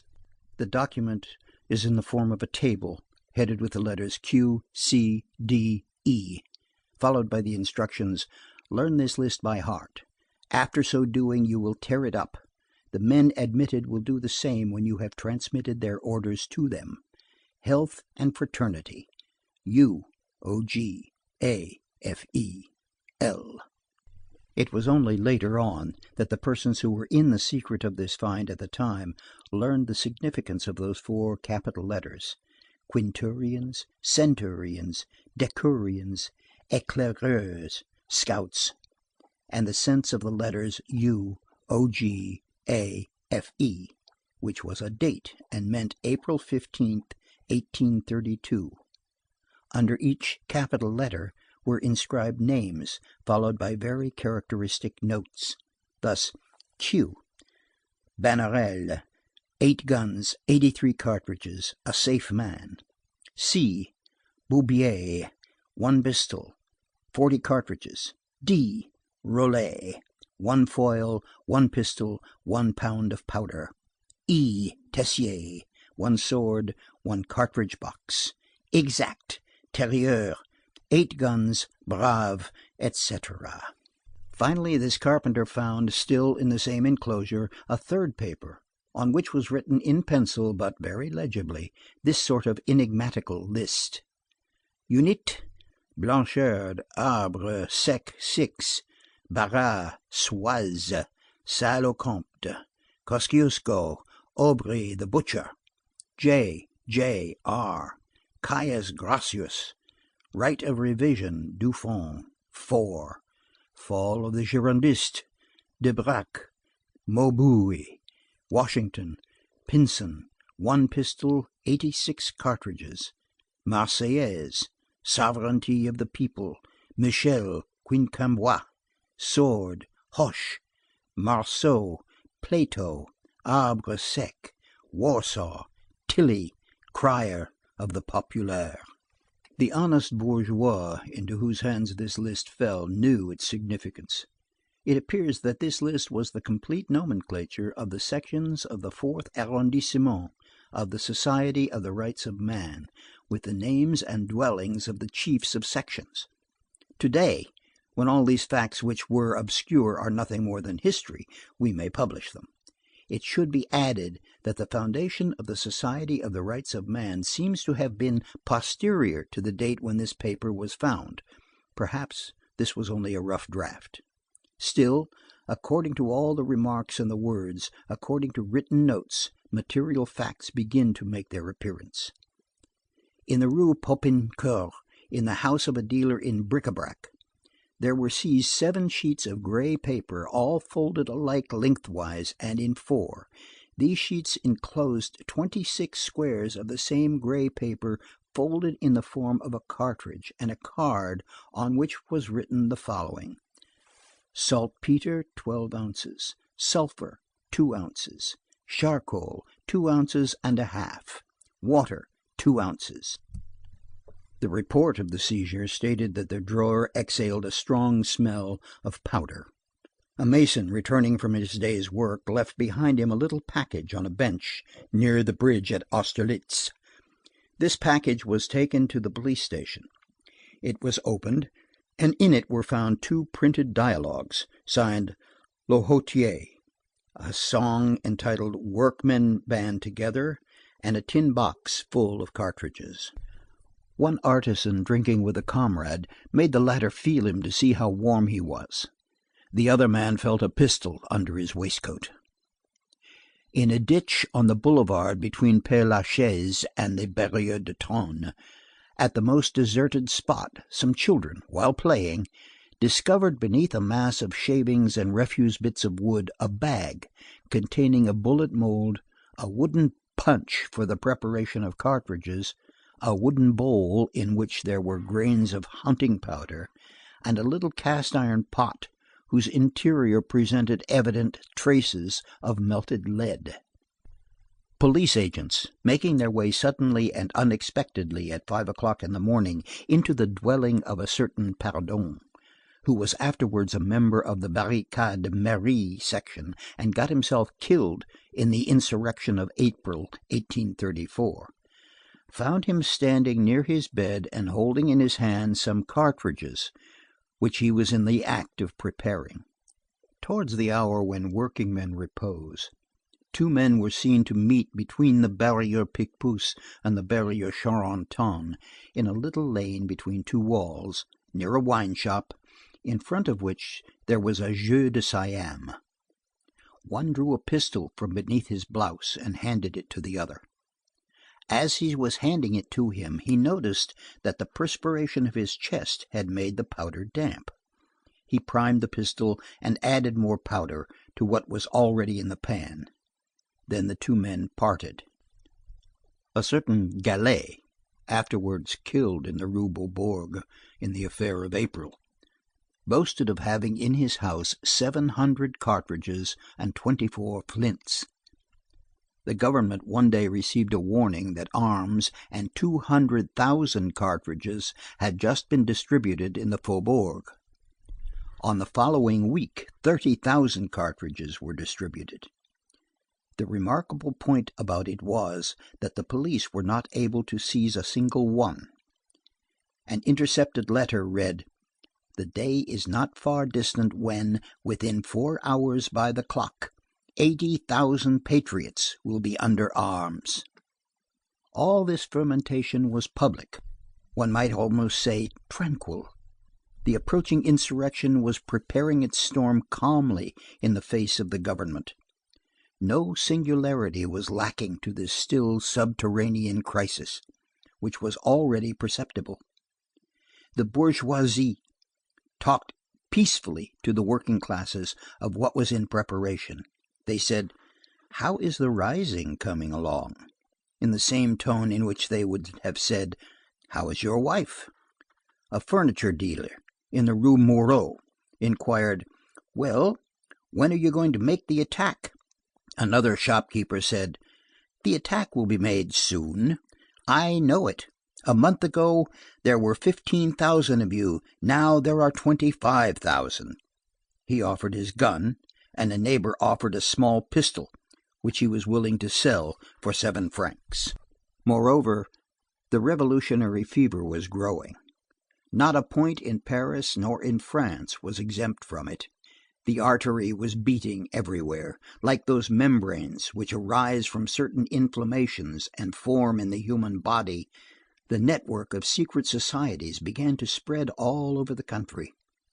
From the associations of the Friends of the People, which was at the same time public and secret, sprang the Society of the Rights of Man, which also dated from one of the orders of the day, Pluviose, year 40 of the Republican era, which was destined to survive even the mandate of the Court of Assizes, which pronounced its dissolution, and which did not hesitate to bestow on its sections significant names like the following: Pikes, Tocsin, Signal Cannon, Phrygian Cap, January 21.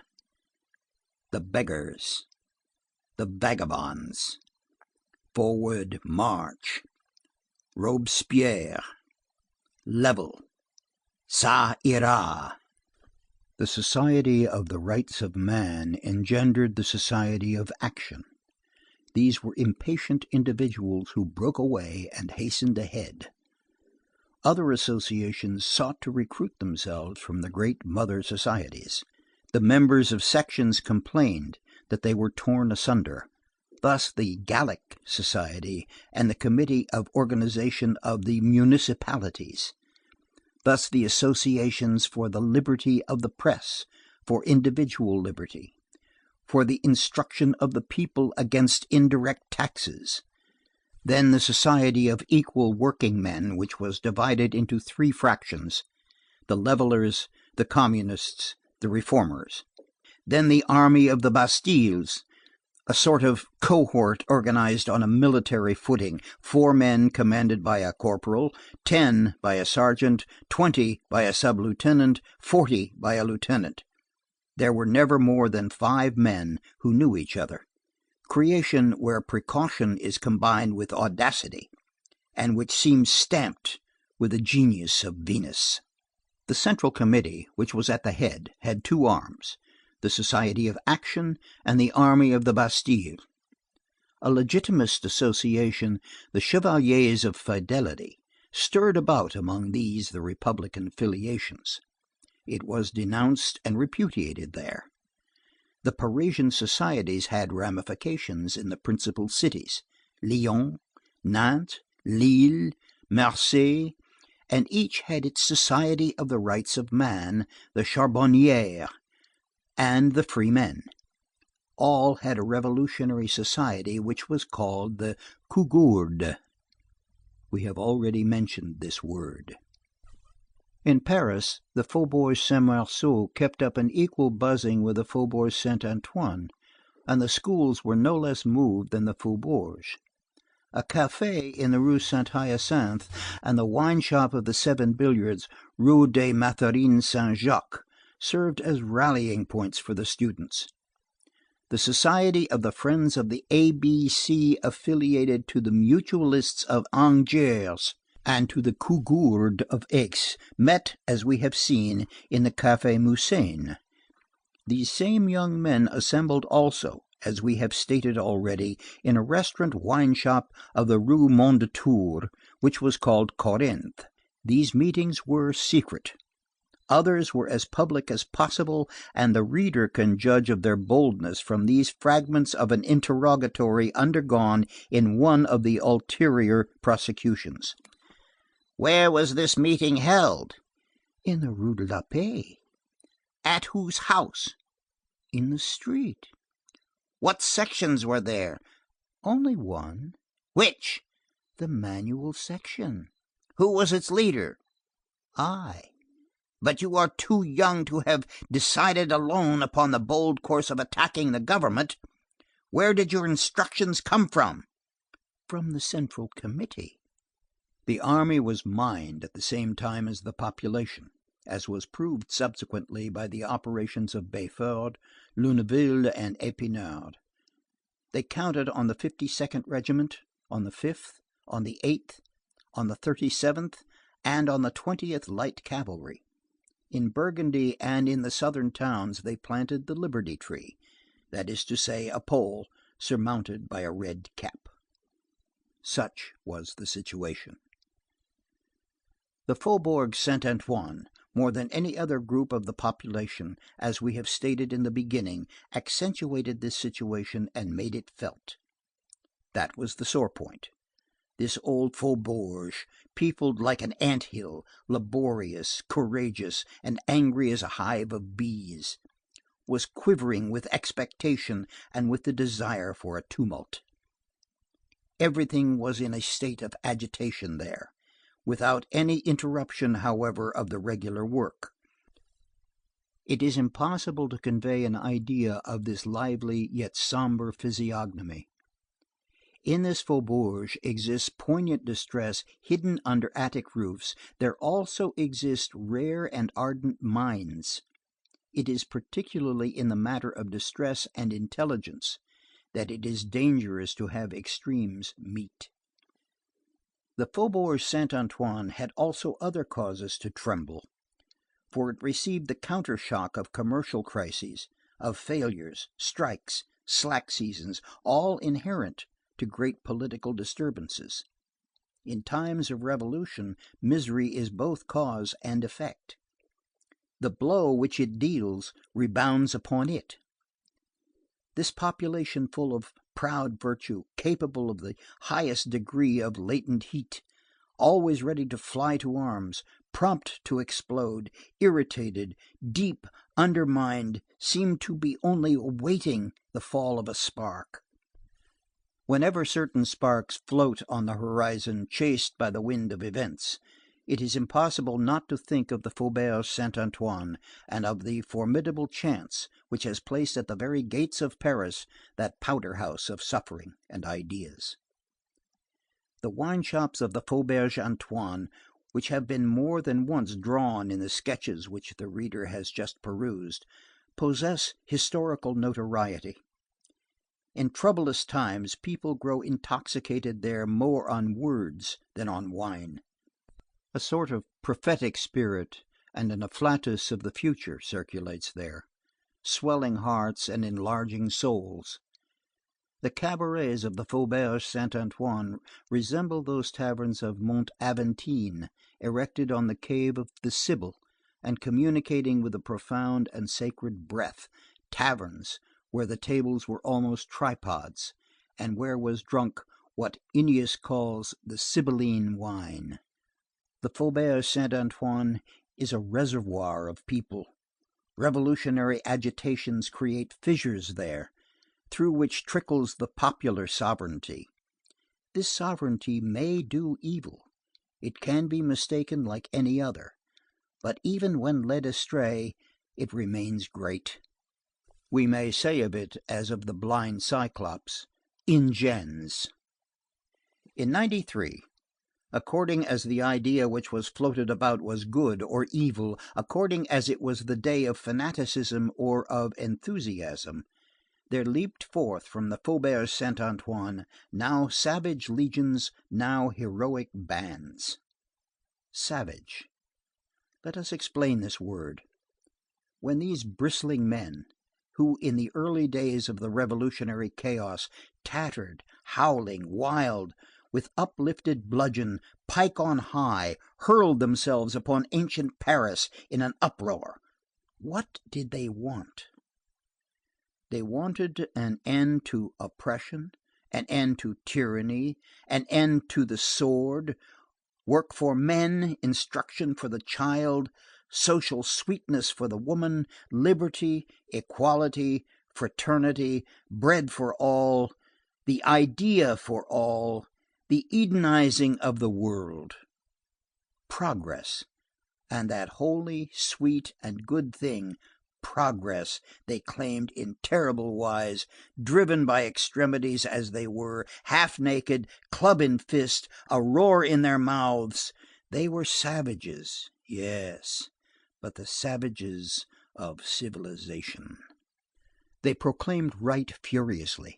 They were desirous, if only with fear and trembling, to force the human race to paradise. They seemed barbarians, and they were saviors. They demanded light with the mask of night. Facing these men, who were ferocious, we admit, and terrifying, but ferocious and terrifying for good ends, there are other men, smiling, embroidered, gilded, beribboned, starred, in silk stockings, in white plumes, in yellow gloves, in varnished boots, who, with their elbows on a velvet table, beside a marble chimney-piece, insist gently on demeanor and the preservation of the past, of the Middle Ages, of divine right, of fanaticism, of innocence, of slavery, of the death penalty, of war, glorifying in low tones and with politeness the sword, the stake, and the scaffold.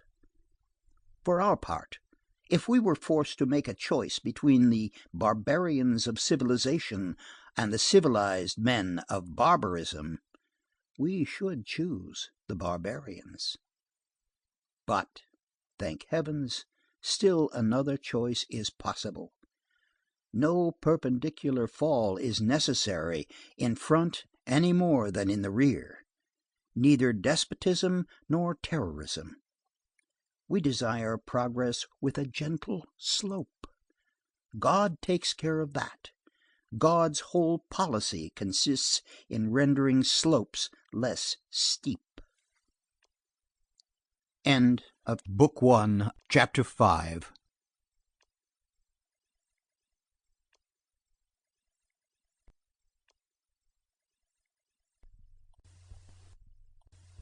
Les Misérables, Volume 4 by Victor Hugo, translated by Isabel Florence Hapgood. Book 1, A Few Pages of History. Chapter 6. Enjolras and his lieutenants. It was about this epoch when Enjolras, in view of a possible catastrophe, instituted a kind of mysterious census. All were present at a secret meeting at the Café Musain. Enjolras said, mixing his words with a few half enigmatical but significant metaphors: "It is proper that we should know where we stand and on whom we may count. If combatants are required, they must be provided. It can do no harm to have something with which to strike. Passers-by always have more chance of being gored when there are bulls on the road than when there are none. Let us, therefore, reckon a little on the herd. How many of us are there? There is no question of postponing this task until tomorrow. Revolutionists should always be hurried. Progress has no time to lose. Let us mistrust the unexpected. Let us not be caught unprepared. We must go over all the seams that we have made and see whether they hold fast. This business ought to be concluded today. Courfeyrac, you will see the Polytechnic students. It is their day to go out. Today is Wednesday. Fouilly, you will see those of the Glacier, will you not? Combeferre has promised me to go to Picpus. There is a perfect swarm and an excellent one there. Bahorel will visit the Estrapade. Prouvaire, the masons are growing lukewarm. You will bring us news from the lodge of the Rue de Grenville-Saint-Honoré. Joly will go to the Dupuytren's clinical lecture and feel the pulse of the medical school. Bossuet will take a little turn in the court and talk with the young law licentiates. I will take charge of the Cougourde myself." "That arranges everything," said Courfeyrac. "No." "What else is there?" "A very important thing." "What is that?" asked Courfeyrac. "The barrière de Maine," replied Enjolras. Enjolras remained for a moment as though absorbed in reflection. Then he resumed. "At the barrière de Maine there are marble workers, painters, and journeymen in the studios of sculptors. They are an enthusiastic family, but liable to cool off. I don't know what has been the matter with them for some time past. They are thinking of something else. They are becoming extinguished. They pass their time playing dominoes. There is urgent need that someone should go and talk with them a little, but with firmness. They meet at Richelieu's. They are to be found there between 12 and 1 o'clock. Those ashes must be fanned into a glow. For that errand I had counted on that abstracted Marius, who is a good fellow on the whole, but he no longer comes to us. I need someone for the barrière de Maine. I have no one." "What about me?" said Grantaire. "Here am I." "You!" "I." "You indoctrinate republicans, you warm up hearts that have grown cold in the name of principle?" "Why not?" "Are you good for anything?" "I have a vague ambition in that direction," said Grantaire. "You do not believe in everything." "I believe in you." "Grantaire will do me a service?"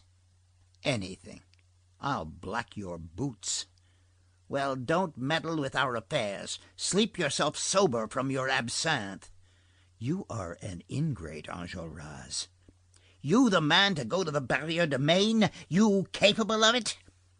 "I am capable of descending the Rue de Grise, of crossing the Place Saint-Michel, of sloping through the Rue Monsieur le Prince, of taking the Rue de Vaugirard, of passing the Carmelites, of turning into the Rue d'Assas, of reaching the Rue de Cherche Midi, of leaving behind me the Concierge de Guerre, of pacing the Rue de Veilleurs Tuileries, of striding across the boulevard, of following the Chaussée de Maine, of passing the barrier and entering Richefeu's. I am capable of that. My shoes are capable of that."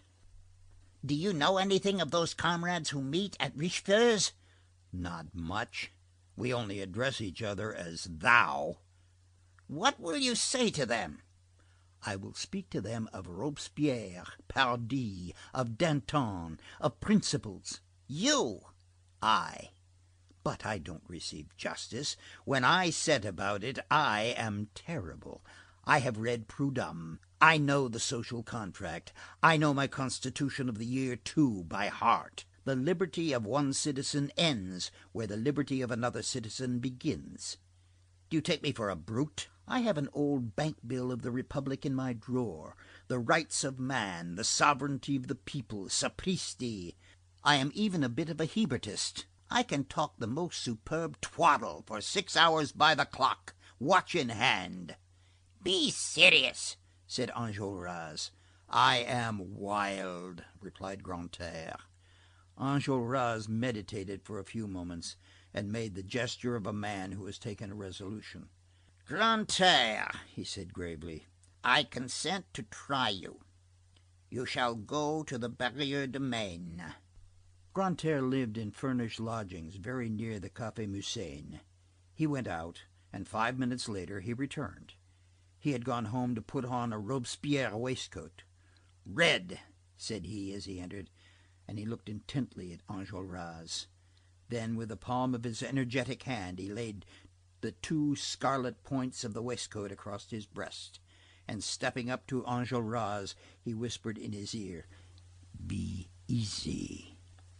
He jammed his hat on resolutely and departed. A quarter of an hour later, the back room of the Café Musain was deserted. All the friends of the ABC were gone, each in his own direction, each to his own task. Enjolras, who had reserved the Cougourde of Aix for himself, was the last to leave. Those members of the Cougourde of Aix who were in Paris then met on the plain of Issy, in one of the abandoned quarries which are so numerous in that side of Paris. As Enjolras walked toward this place, he passed the whole situation in review in his own mind. The gravity of events was self-evident. When facts, the premonitory symptoms of latent social malady, move heavily, the slightest complication stops and entangles them. A phenomenon whence rises ruin and new births. Enjolras descried a luminous uplifting beneath the gloomy skirts of the future. Who knows? Perhaps the moment was at hand. The people were again taking possession of right, and what a fine spectacle! The Revolution was again majestically taking possession of France, and saying to the world, "The sequel to tomorrow." Enjolras was content. The furnace was being heated. He had at that moment a powder train of friends scattered all over Paris. He composed in his own mind, with Combeferre's philosophical and penetrating eloquence, Feuillet's cosmopolitan enthusiasm, Courfeyrac's dash, Bahorel's smile, Jean Prouvair's melancholy, Joly's science, Bousset's sarcasms, a sort of electric spark which took fire nearly everywhere at once. All hands to work. Surely the result would answer to the effort. This was well. This made him think of Grantaire. "Hold," said he to himself, "the Barrière de Maine will not take me far out of my way. What if I were to go on as far as Richefeu's?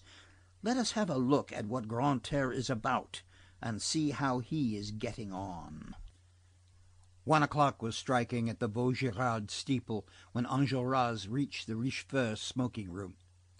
He pushed open the door, entered, folded his arms, letting the door fall to and strike his shoulders, and gazed at that room filled with tables, men, and smoke. A voice broke forth from the mist of smoke, interrupted by another voice. It was Grantaire holding a dialogue with an adversary. Grantaire was sitting opposite another figure at a marble Sainte Anne table strewn with grains of bran and dotted with dominoes. He was hammering the table with his fist, and this is what Enjolras heard. "Double six, Fours. the pig, I have no more. You are dead. A 2. 6, 3. 1, It's my move. 4 points. Not much. It's your turn. I've made an enormous mistake. You are doing well. 15. 7 more. That makes me 22. 22. You weren't expecting that double 6. If I had placed it at the beginning, the whole play would have been changed. A 2 again. 1. 1, well, 5. I haven't any. It was your play, I believe. Yes. Blank. What luck he has. You are lucky. 2. 1. Neither 5 nor 1. Now that's bad for you. Domino. Plague take it. End of chapter 6 of book 1.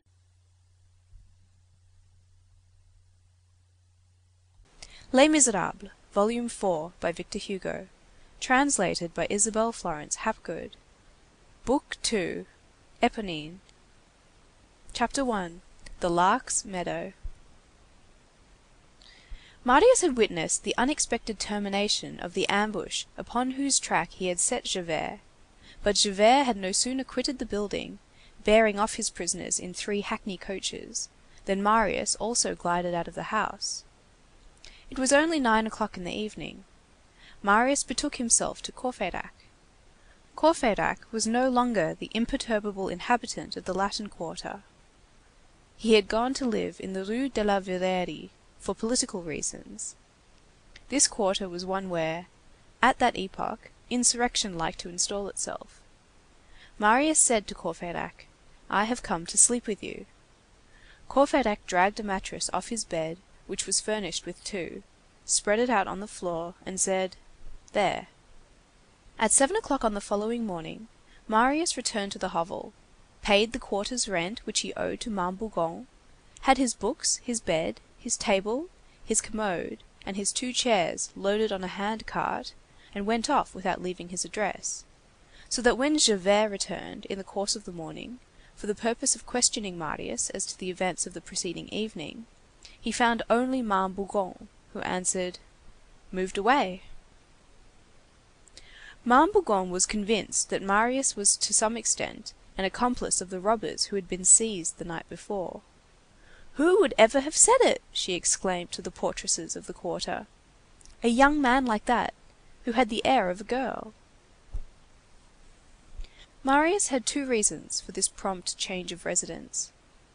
The first was, that he now had a horror of that house, where he had beheld, so close at hand, and in its most repulsive and most ferocious development, a social deformity which is, perhaps, even more terrible than the wicked rich man, the wicked poor man. The second was, that he did not wish to figure in the lawsuit which would ensue in all probability, and be brought in to testify against Thénardier. Javert thought that the young man, whose name he had forgotten, was afraid, and had fled, or perhaps had not even returned home at the time of the ambush. He made some efforts to find him, however, but without success. A month passed, then another. Marius was still with Courfeyrac. He had learned from a young licentiate in law, an habitual frequenter of the courts, that Thénardier was in close confinement. Every Monday, Marius had 5 francs handed in to the clerk's office of La Force for Thénardier. As Marius had no longer any money, he borrowed the 5 francs from Courfeyrac. It was the first time in his life that he had ever borrowed money. These periodical 5 francs were a double riddle to Courfeyrac, who lent, and to Thénardier, who received them. To whom can they go? thought Courfeyrac. Whence can this come to me? Thénardier asked himself. Moreover, Marius was heartbroken. Everything had plunged through a trap door once more. He no longer saw anything before him. His life was again buried in mystery, where he wandered fumblingly.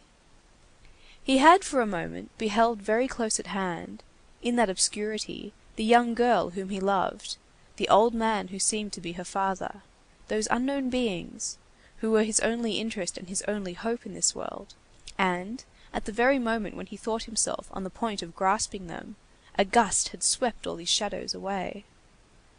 Not a spark of certainty and truth had been emitted even in the most terrible of collisions. No conjecture was possible. He no longer knew even the name that he thought he knew. It certainly was not Ursule. And the Lark was a nickname. And what was he to think of the old man? Was he actually in hiding from the police? The white-haired workman whom Marius had encountered in the vicinity of the Invalides recurred to his mind. It now seemed probable that the working man and Monsieur Leblanc were one and the same person. So he disguised himself? That man had his heroic and his equivocal sides. Why had he not called for help? Why had he fled? Was he, or was he not, the father of the young girl? Was he, in short, the man whom Thénardier thought that he recognized? Thénardier might have been mistaken. These formed so many insoluble problems. All this, it is true, detracted nothing from the angelic charms of the young girl of the Luxembourg. Heart-rending distress. Marius bore a passion in his heart, and night over his eyes. He was thrust onward, he was drawn, and he could not stir. All had vanished, save love. Of love itself he had lost the instincts and the sudden illuminations. Ordinarily, this flame which burns us lights us also a little, and casts some useful gleams without.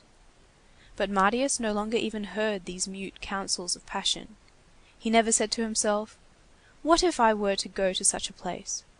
What if I were to try such and such a thing?" The girl whom he could no longer call Ursule was evidently somewhere. Nothing warned Marius in what direction he should seek her. His whole life was now summed up in 2 words: absolute uncertainty within an impenetrable fog. To see her once again, he still aspired to this, but he no longer expected it. To crown all, his poverty had returned. He felt that icy breath close to him, on his heels. In the midst of his torments and long before this, he had discontinued his work, and nothing is more dangerous than discontinued work. It is a habit which vanishes. A habit which is easy to get rid of, and difficult to take up again. A certain amount of dreaming is good, like a narcotic in discreet doses. It lulls to sleep the fevers of the mind at labor, which are sometimes severe, and produces in the spirit a soft and fresh vapor which corrects the over-harsh contours of pure thought, fills in gaps here and there, binds together and rounds off the angles of the ideas.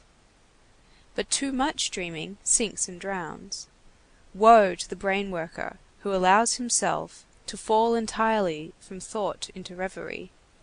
He thinks that he can reascend with equal ease, and he tells himself that, after all, it is the same thing. Error. Thought is the toil of the intelligence, reverie its voluptuousness. To replace thought with reverie is to confound a poison with a food. Marius had begun in that way, as the reader will remember. Passion had supervened, and had finished the work of precipitating him into chimeras without object or bottom. One no longer emerges from oneself except for the purpose of going off to dream. Idle production, tumultuous and stagnant gulf, and, in proportion as labor diminishes, needs increase. This is a law. Man, in a state of reverie, is generally prodigal and slack. The unstrung mind cannot hold life within close bounds. There is, in that mode of life, good mingled with evil, for if enervation is baleful, generosity is good and healthful, but the poor man who is generous and noble, and who does not work, is lost. Resources are exhausted, needs crop up. Fatal declivity, down which the most honest and the firmest as well as the most feeble and most vicious are drawn, and which ends in one of two holds, suicide or crime. By dint of going outdoors to think, the day comes when one goes out to throw one's self in the water. Excess of reverie breeds men like Écus and Lebras. Marius was descending this declivity at a slow pace, with his eyes fixed on the girl whom he no longer saw. What we have just written seems strange, and yet it is true. The memory of an absent being kindles in the darkness of the heart. The more it has disappeared, the more it beams. The gloomy and despairing soul sees this light on its horizon, the star of the inner night. She, that was Marius' whole thought. He meditated of nothing else. He was confusedly conscious that his old coat was becoming an impossible coat, that his new coat was growing old, that his shirts were wearing out, that his hat was wearing out, that his boots were giving out, and he said to himself, "If I could but see her once again before I die." One sweet idea alone was left to him, that she had loved him, and that her glance had told him so, that she did not know his name, but that she did know his soul, and that, wherever she was, however mysterious the place, she still loved him perhaps. Who knows whether she were not thinking of him as he was thinking of her? Sometimes, in those inexplicable hours, such as are experienced by every heart that loves, though he had no reasons for anything but sadness, and yet felt an obscure quiver of joy, he said to himself, "It is her thoughts that are coming to me." Then he added, "Perhaps my thoughts reach her also." This illusion, at which he shook his head a moment later, was sufficient, nevertheless, to throw beams, which at times resembled hope, into his soul. From time to time, especially at that evening hour which is the most depressing to even the dreamy, he allowed the purest, the most impersonal, the most ideal of the reveries which filled his brain, to fall upon a note-book which contained nothing else. He called this writing to her. It must not be supposed that his reason was deranged. Quite the contrary. He had lost the faculty of working and of moving firmly towards any fixed goal, but he was endowed with more clear-sightedness and rectitude than ever. Marius surveyed by a calm and real, although peculiar, light, what passed before his eyes, even the most indifferent deeds and men. He pronounced a just criticism on everything with a sort of honest dejection and candid disinterestedness. His judgment, which was almost wholly disassociated from hope, held itself aloof and soared on high. In this state of mind, nothing escaped him, nothing deceived him, and every moment he was discovering the foundation of life, of humanity, and of destiny. Happy, even in the midst of anguish, is he to whom God has given a soul worthy of love and of unhappiness. He who has not viewed the things of this world and the heart of man under this double light has seen nothing and knows nothing of the true. The soul which loves and suffers is in a state of sublimity. However, day followed day, and nothing new presented itself. It merely seemed to him that the sombre space which still remained to be traversed by him was growing shorter with every instant. He thought that he already distinctly perceived the brink of the bottomless abyss. "What?" he repeated to himself. "Shall I not see her again before then?" When you have ascended the Rue Saint-Jacques, left the barrier on one side, and followed the old inner boulevard for some distance, you reach the Rue de la Sante, then the Glacière. and, a little while before arriving at the little river of the Gobelins, you come to a sort of field which is the only spot in the long and monotonous chain of the boulevards of Paris where Ruysdael would be tempted to sit down. There is something indescribable there which exhales grace, a green meadow traversed by tightly stretched lines from which flutter rags drying in the wind, and an old market gardener's house built in the time of Louis XIII, with its great roof oddly pierced with dormer windows, dilapidated palisades, a little water amid poplar trees, women, voices, laughter. On the horizon, the Pantheon, the pole of the deaf mutes, the Val de Grâce, black, squat, fantastic, amusing, magnificent, and, in the background, the severe square crests of the towers of Notre Dame. As the place is worth looking at, no one goes thither. Hardly one cart or wagoner passes in a quarter of an hour. It chanced that Marius' solitary strolls led him to this plot of ground near the water. That day there was a rarity on the boulevard, a passer-by. Marius, vaguely impressed with the almost savage beauty of the place, asked this passer-by, "What is the name of this spot?" The person replied, "It is the Lark's Meadow." And he added, "It was here that Ulbach killed the shepherdess of Ivry." But after the word lark, Marius heard nothing more. These sudden congealments in the state of reverie, which a single word suffices to evoke, do occur. The entire thought is abruptly condensed around an idea, and it is no longer capable of perceiving anything else. The lark was the appellation which had replaced Ursule in the depths of Marius' melancholy. "Stop," said he, with a sort of unreasoning stupor peculiar to these mysterious asides. "This is her meadow. I shall know where she lives now." It was absurd, but irresistible. And every day he returned to that meadow of the lark. End of Book 2, Chapter 1.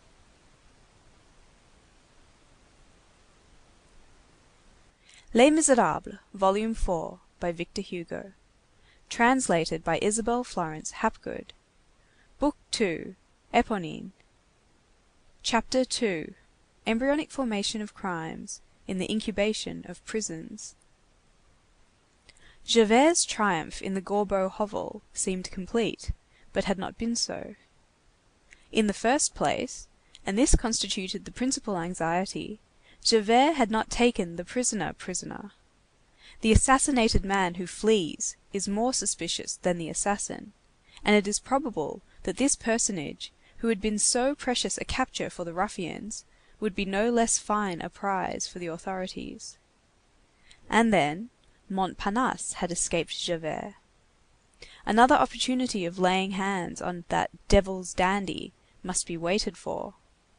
Montparnasse had, in fact, encountered Eponine as she stood on the watch under the trees of the boulevard, and had led her off, preferring to play Nemorin with the daughter rather than Schinderhannes with the father. It was well that he did so. He was free. As for Eponine, Javert had caused her to be seized, a mediocre consolation. Eponine had joined Azelma at Les Madelonettes. And finally, on the way from the Gorbeau house to La Force, one of the principal prisoners, Claquesous, had been lost. It was not known how this had been effected. The police agents and the sergeants could not understand it at all. He had converted himself into vapor. He had slipped through the handcuffs. He had trickled through the crevices of the carriage. The fiacre was cracked, and he had fled. All that they were able to say was, that on arriving at the prison, there was no Claquesous. Either the fairies or the police had had a hand in it. Had Claquesous melted into the shadows like a snowflake in water? Had there been unavowed connivance of the police agents? Did this man belong to the double enigma of order and disorder? Was he concentric with infraction and repression? Had this sphinx his forepaws in crime and his hindpaws in authority? Javert did not accept such combinations, and would have bristled up against such compromises, but his squad included other inspectors besides himself, who were more initiated than he, perhaps, although they were his subordinates in the secrets of the prefecture, and Claquesous had been such a villain that he might make a very good agent. It is an excellent thing for ruffianism and an admirable thing for the police to be on such intimate juggling terms with the night. These double-edged rascals do exist. However that may be, Claquesous had gone astray and was not found again. Javert appeared to be more irritated than amazed at this. As for Marius, that booby of a lawyer, who had probably become frightened and whose name Javert had forgotten, Javert attached very little importance to him. Moreover, a lawyer can be hunted up at any time. But was he a lawyer after all? The investigation had begun. The magistrate had thought it advisable not to put one of these men of the band of Patron Minette in close confinement, in the hope that he would chatter. This man was Brujon, the long-haired man of the Rue du Petit Banquier. He had been let loose in the Charlemagne courtyard, and the eyes of the watchers were fixed on him. This name of Brujon is one of the souvenirs of La Force.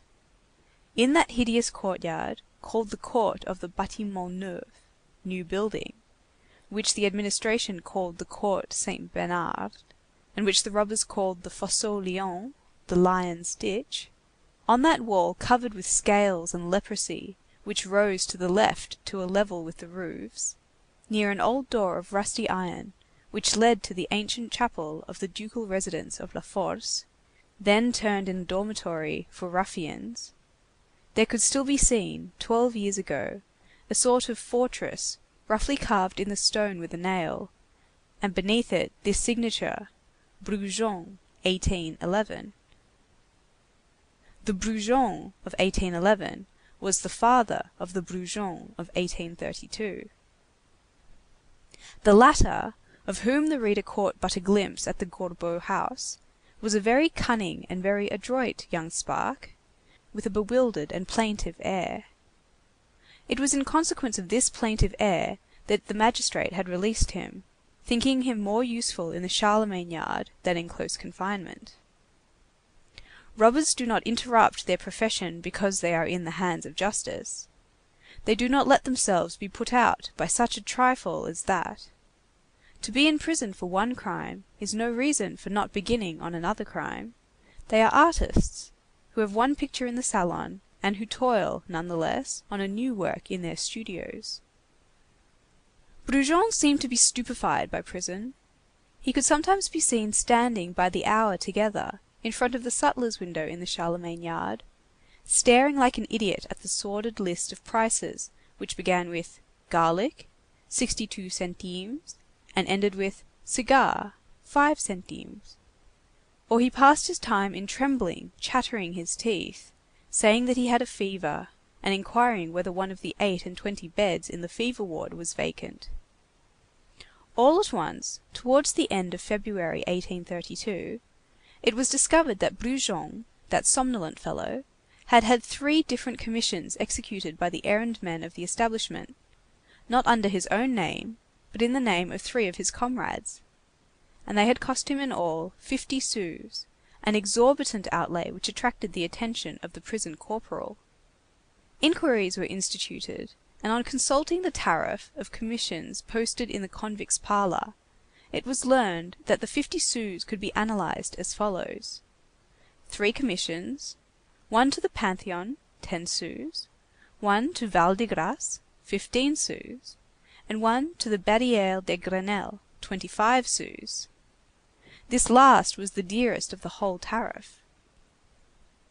Now at the Pantheon, at the Val de Grace, and at the Barrière des Grenelles, were situated the domiciles of the 3 very redoubtable prowlers of the barriers, Cruydeniers, alias Bizarre, Glorieux, an ex-convict, and Barre Caros, upon whom the attention of the police was directed by this incident. It was thought that these men were members of Patron-Minette. Two of those leaders, Babet and Guelemer, had been captured.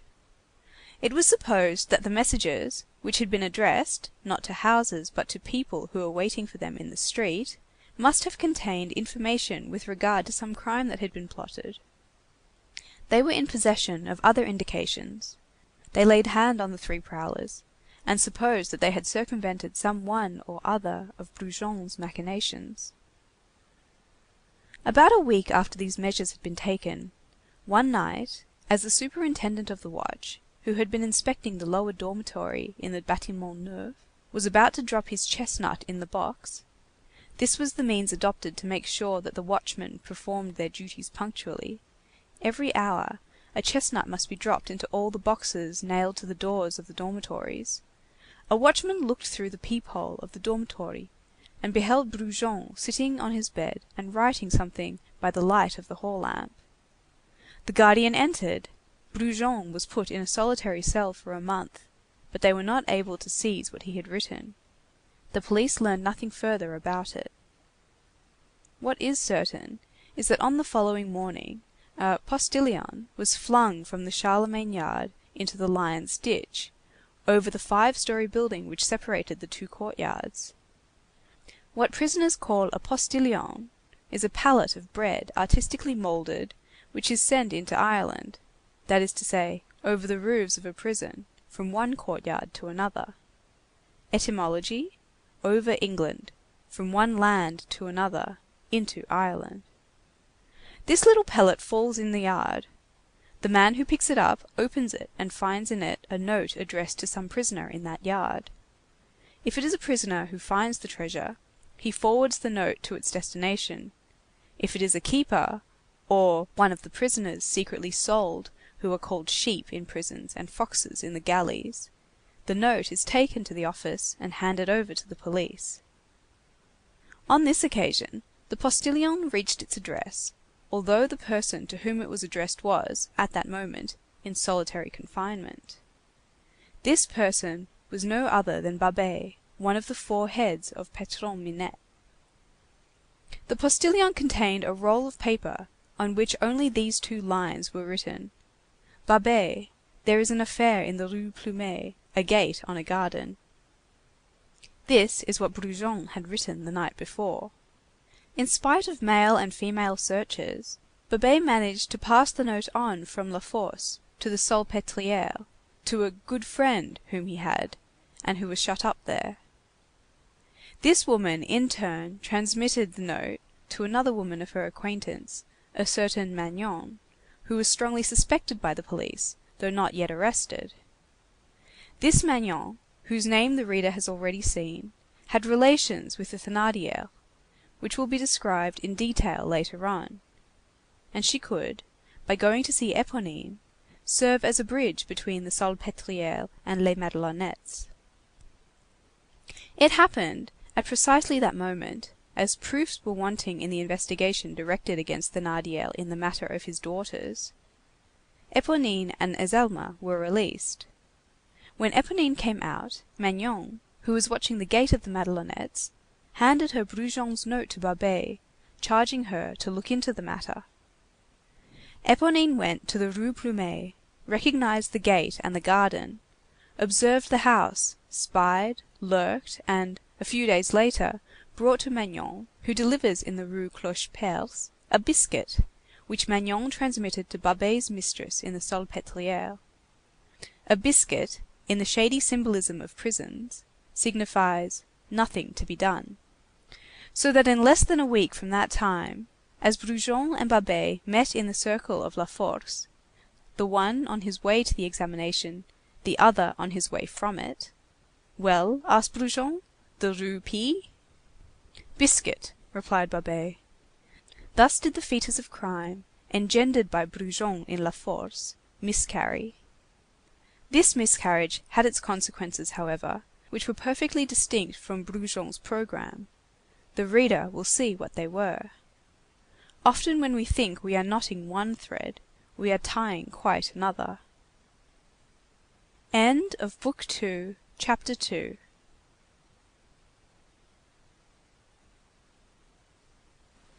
Les Misérables, Volume 4, by Victor Hugo. Translated by Isabel Florence Hapgood. Book 2, Éponine. Chapter 3, Apparition to Father Mabeuf. Marius no longer went to see anyone, but he sometimes encountered Father Mabeuf by chance. While Marius was slowly descending those melancholy steps which may be called the cellar stairs, and which lead to places without light, where the happy can be heard walking overhead, Monsieur Mabeuf was descending on his side. The flora of Cauteretz no longer sold at all. The experiments on indigo had not been successful in the little garden of Austerlitz, which had a bad exposure. Monsieur Mabeuf could cultivate there only a few plants which loved shade and dampness. Nevertheless, he did not become discouraged. He had obtained a corner in the Jardin des Plantes, with a good exposure, to make his trials with indigo at his own expense. For this purpose he had pawned his copperplates of the flora. He had reduced his breakfast to 2 eggs, and he left one of these for his old servant, to whom he had paid no wages for the last 15 months. And often his breakfast was his only meal. He no longer smiled with his infantile smile. He had grown morose and no longer received visitors. Marius did well not to dream of going thither. Sometimes, at the hour when Monsieur Mabeuf was on his way to the Jardin des Plantes, the old man and the young man passed each other on the Boulevard de l'Hôpital. They did not speak, and only exchanged a melancholy sign of the head. A heart-breaking thing it is that there comes a moment when misery looses bonds. 2 men who have been friends become 2 chance passers-by. Royal the bookseller was dead. Monsieur Mabeuf no longer knew his books, his garden, or his indigo. These were the 3 forms which happiness, pleasure, and hope had assumed for him. This sufficed him for his living. He said to himself: "When I shall have made my balls of bluing, I shall be rich. I will withdraw my copperplates from the pawn shop. I will put my flora in vogue again with trickery, plenty of money, and advertisements in the newspapers. And I will buy, I know well where, a copy of Pierre de Médine's Art de Naviguer, with woodcuts, edition of 1655. In the meantime, he toiled all day over his plot of indigo, and at night he returned home to water his garden and to read his books. At that epoch, Monsieur Mabeuf was nearly 80 years of age. One evening, he had a singular apparition. He had returned home while it was still broad daylight. Mother Plutarque, whose health was declining, was ill and in bed. He had dined on a bone, on which a little meat lingered, and a bit of bread that he had found on the kitchen table, and had seated himself on an overturned stone post, which took the place of a bench in his garden. Near this bench there rose, after a fashion in orchard gardens, a sort of large chest, of beams and planks, much dilapidated, a rabbit hutch on the ground floor, a fruit closet on the first. There was nothing in the hutch, but there were a few apples in the fruit closet, the remains of the winter's provision. Monsieur Mabeuf had set himself to turning over and reading, with the aid of his glasses, 2 books of which he was passionately fond, and in which, a serious thing at his age, he was interested. His natural timidity rendered him accessible to the acceptance of superstitions in a certain degree. The first of these books was the famous treatise of President de l'Ancre, De l'inconstance des démons. The other was a quarto by Mutor de la Rubaudière, Sur les diables de Vauvert et les gobelins de la Bièvre. This last mentioned old volume interested him all the more because his garden had been one of the spots haunted by goblins in former times. The twilight had begun to whiten what was on high and to blacken all below. As he read, over the top of the book which he held in his hand, Father Mabeuf was surveying his plants, and among others, a magnificent rhododendron which was one of his consolations. 4 days of heat, wind, and sun without a drop of rain had passed. The stalks were bending, the buds drooping, the leaves falling. All this needed water. The rhododendron was particularly sad. Father Mabeuf was one of those persons for whom plants have souls.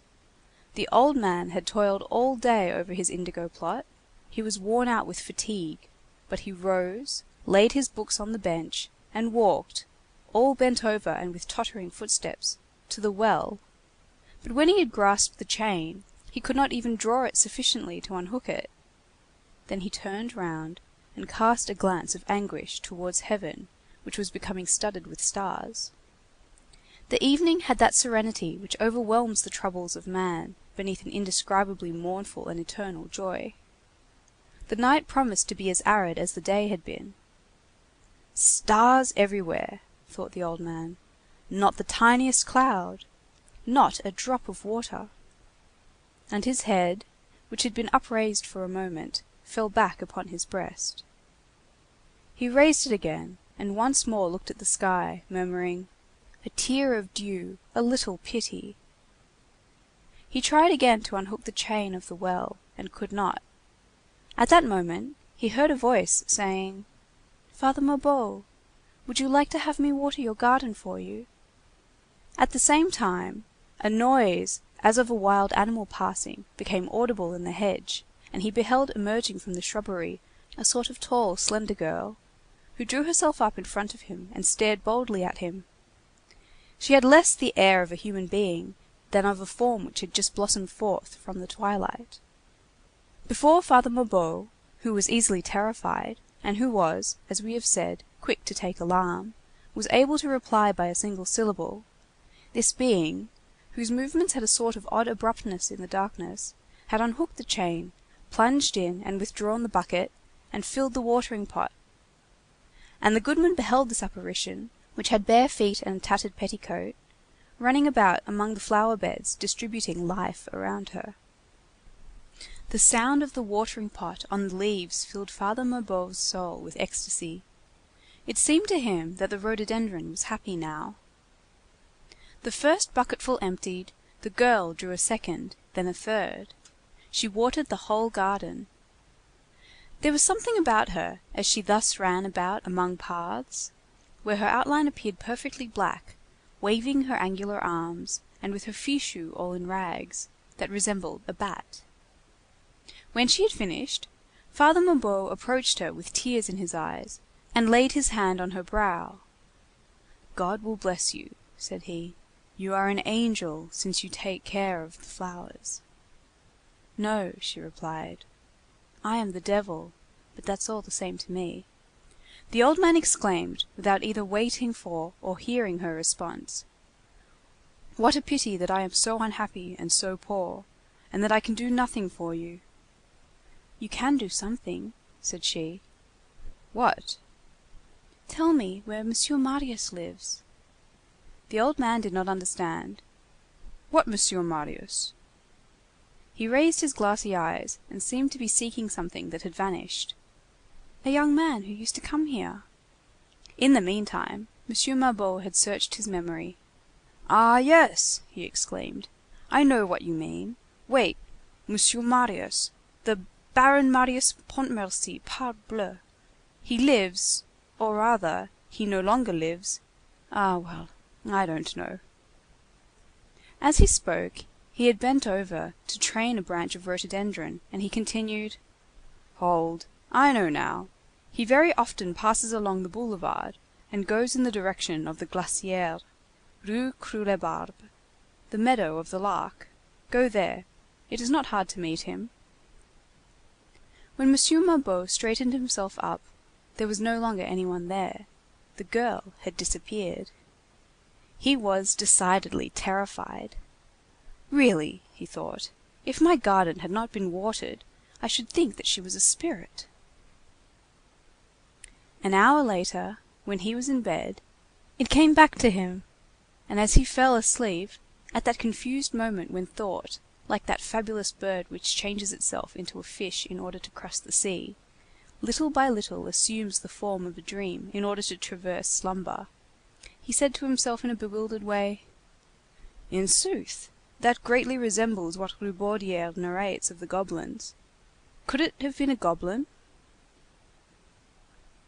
Chapter 4. An apparition to Marius.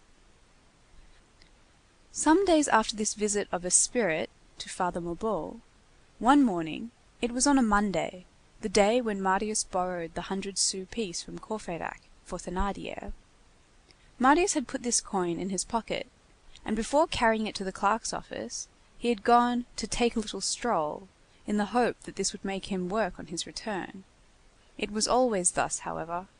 As soon as he rose, he seated himself before a book and a sheet of paper, in order to scribble some translation. His task at that epoch consisted in turning into French a celebrated quarrel between Germans, the Gans and Savigny controversy. He took Savigny, he took Gans, read 4 lines, tried to write one, could not, saw a star between him and his paper, and rose from his chair, saying, "I shall go out. That will put me in spirits." And off he went to the Lark's meadow. There he beheld more than ever the star, and less than ever Savigny and Gans. He returned home, tried to take up his work again, and did not succeed. There was no means of reknotting a single one of the threads which were broken in his brain. Then he said to himself, "I will not go out to-morrow, it prevents my working." And he went out every day. He lived in the Lark's meadow more than in Courfeyrac's lodgings. That was his real address, Boulevard de la Sante, at the 7th tree from the Rue Creux-les-Barbes. That morning he had quitted the 7th tree, and had seated himself on the parapet of the river des Gobelins. A cheerful sunlight penetrated the freshly unfolded and luminous leaves. He was dreaming of her, and his meditation turning to a reproach, fell back upon himself. He reflected dolefully on his idleness, his paralysis of soul which was gaining on him, and of that night which was growing more dense every moment before him, to such a point that he no longer even saw the sun. Nevertheless, athwart this painful extrication of indistinct ideas which was not even a monologue, so feeble had action become in him, that he had no longer the force to care to despair. Athwart this melancholy absorption, sensations from without did reach him. He heard behind him, beneath him, on both banks of the river, the laundresses of the Gobelins beating their linen, and above his head, the birds chattering and singing in the elm trees. On the one hand, the sound of liberty, the careless happiness of the leisure which has wings; on the other, the sound of toil. What caused him to meditate deeply and almost reflect were 2 cheerful sounds. All at once, in the midst of his dejected ecstasy, he heard a familiar voice saying, "Come, here he is." He raised his eyes, and recognized that wretched child who had come to him one morning, the elder of the Thénardier daughters, Éponine. He knew her name now. Strange to say, she had grown poorer and prettier, 2 steps which it had not seemed within her power to take. She had accomplished a double progress, towards the light and towards distress. She was barefooted and in rags, as on the day when she had so resolutely entered his chamber, only her rags were 2 months older now, the holes were larger, the tatters more sordid. It was the same harsh voice, the same brow dimmed and wrinkled with tan, the same free, wild, and vacillating glance. She had besides, more than formerly, in her face that indescribably terrified and lamentable something which sojourn in a prison adds to wretchedness. She had bits of straw and hay in her hair, not like Ophelia through having gone mad from the contagion of Hamlet's madness, but because she had slept in the loft of some stable. And in spite of it all, she was beautiful. What a star art thou, O youth! In the meantime, she had halted in front of Marius with a trace of joy in her livid countenance, and something which resembled a smile. She stood for several moments as though incapable of speech. "So I have met you at last," she said at length. Father Mabeuf was right. It was on this boulevard. How I have hunted for you! If you only knew. Do you know? I have been in the jug a fortnight. They let me out. Seeing that there was nothing against me, and that, moreover, I had not reached years of discretion. I lacked 2 months of it. Oh! how I have hunted for you! These 6 weeks! So you don't live down there any more? No, said Marius. Ah, I understand. Because of that affair. Those takedowns are disagreeable. You cleared out. Come now, why do you wear old hats like this? A young man like you ought to have fine clothes. Do you know, Monsieur Marius, Father Mabeuf calls you Baron Marius, I don't know what. It isn't true that you are a baron. Barons are old fellows. They go to the Luxembourg, in front of the chateau, where there is the most sun, and they read the Quotidienne for a sou. I once carried a letter to a baron of that sort. He was over 100 years old. Say, where do you live now? Marius made no reply. Ah, she went on, you have a hole in your shirt. I must sew it up for you. She resumed with an expression which gradually clouded over. You don't seem glad to see me. Marius held his peace. She remained silent for a moment, then exclaimed, But if I choose, nevertheless, I could force you to look glad. What? Demanded Marius. What do you mean? Ah, you used to call me thou, she retorted. Well then, what dost thou mean? She bit her lips. She seemed to hesitate, as though a prey to some sort of inward conflict.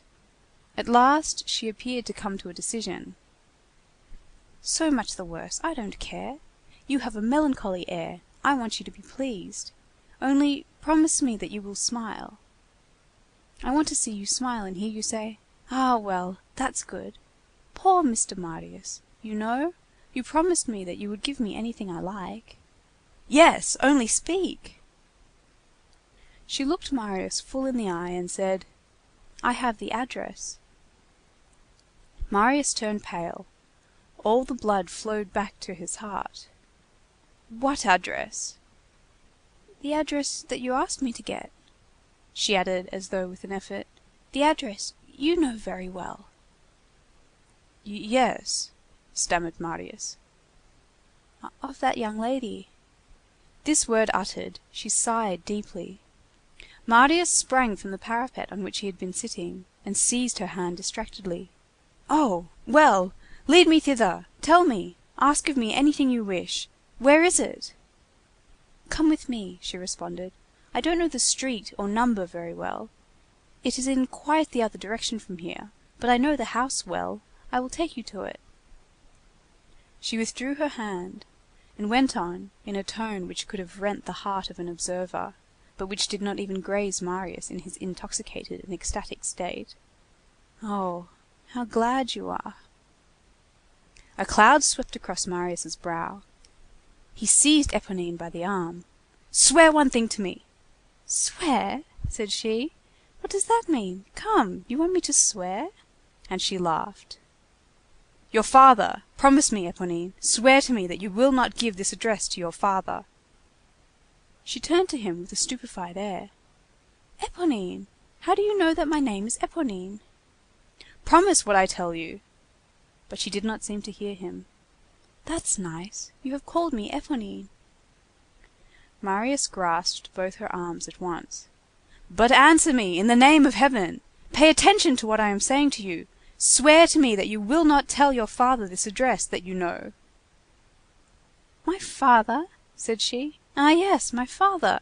Be at ease. He is in close confinement. Besides, what do I care for my father? But you do not promise me, exclaimed Marius. Let go of me, she said, bursting into a laugh. How you do shake me. Yes, yes, I promise that. I swear that to you. What is that to me? I will not tell my father the address. There, is that right? Is that it? Nor to anyone? said Marius. Nor to anyone. Now, resumed Marius, take me there. Immediately? Immediately. Come along. Ah, How pleased he is," said she. After a few steps, she halted. "You are following me too closely, Monsieur Marius. Let me go on ahead, and follow me so, without seeming to do it. A nice young man like you must not be seen with a woman like me." No tongue can express all that lay in that word, woman, thus pronounced by that child.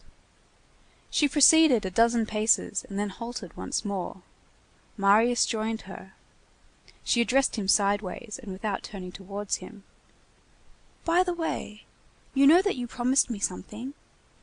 Marius fumbled in his pocket. All that he owned in the world was the 5 francs intended for Thénardier the father. He took them, and laid them in Éponine's hand. She opened her fingers and let the coin fall to the ground, and gazed at him with a gloomy air. "I don't want your money," said she. End of Book 2, Chapters 3 and 4.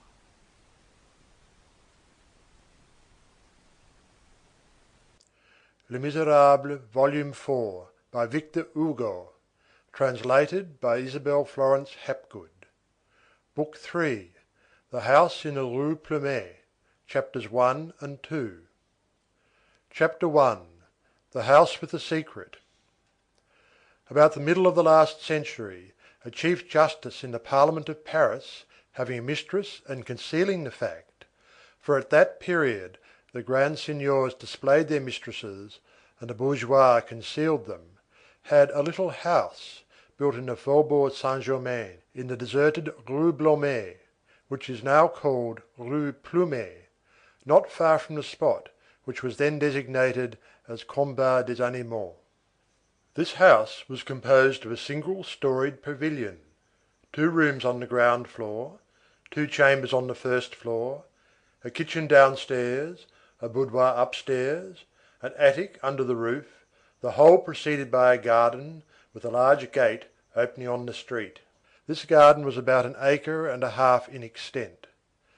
This was all that could be seen by passers by, but behind the pavilion there was a narrow courtyard, and at the end of the courtyard a low building consisting of 2 rooms and a cellar, a sort of preparation destined to conceal a child and nurse in case of need. This building communicated in the rear by a masked door, which opened by a secret spring, with a long, narrow, paved, winding corridor open to the sky, hemmed in with 2 lofty walls, which, hidden with wonderful art, and lost, as it were, between garden enclosures and cultivated land, all of whose angles and detours it followed, ended in another door, also with a secret lock which opened a quarter of a league away, almost in another quarter, in the solitary extremity of the Rue de Babylone. Through this the chief justice entered, so that even those who were spying on him and following him would merely have observed that the justice betook himself every day in a mysterious way somewhere, and would never have suspected that to go to the Rue de Babylone was to go to the Rue Blomet. Thanks to clever purchasers of land, the magistrate had been able to make a secret, sewer-like passage on his own property, and consequently without interference. Later on, he had sold in little parcels, for gardens and market gardens, the lots of ground adjoining the corridor, and the proprietors of these lots on both sides thought they had a party wall before their eyes, and did not even suspect the long paved ribbon winding between 2 walls amid their flower beds and their orchards. Only the birds beheld this curiosity.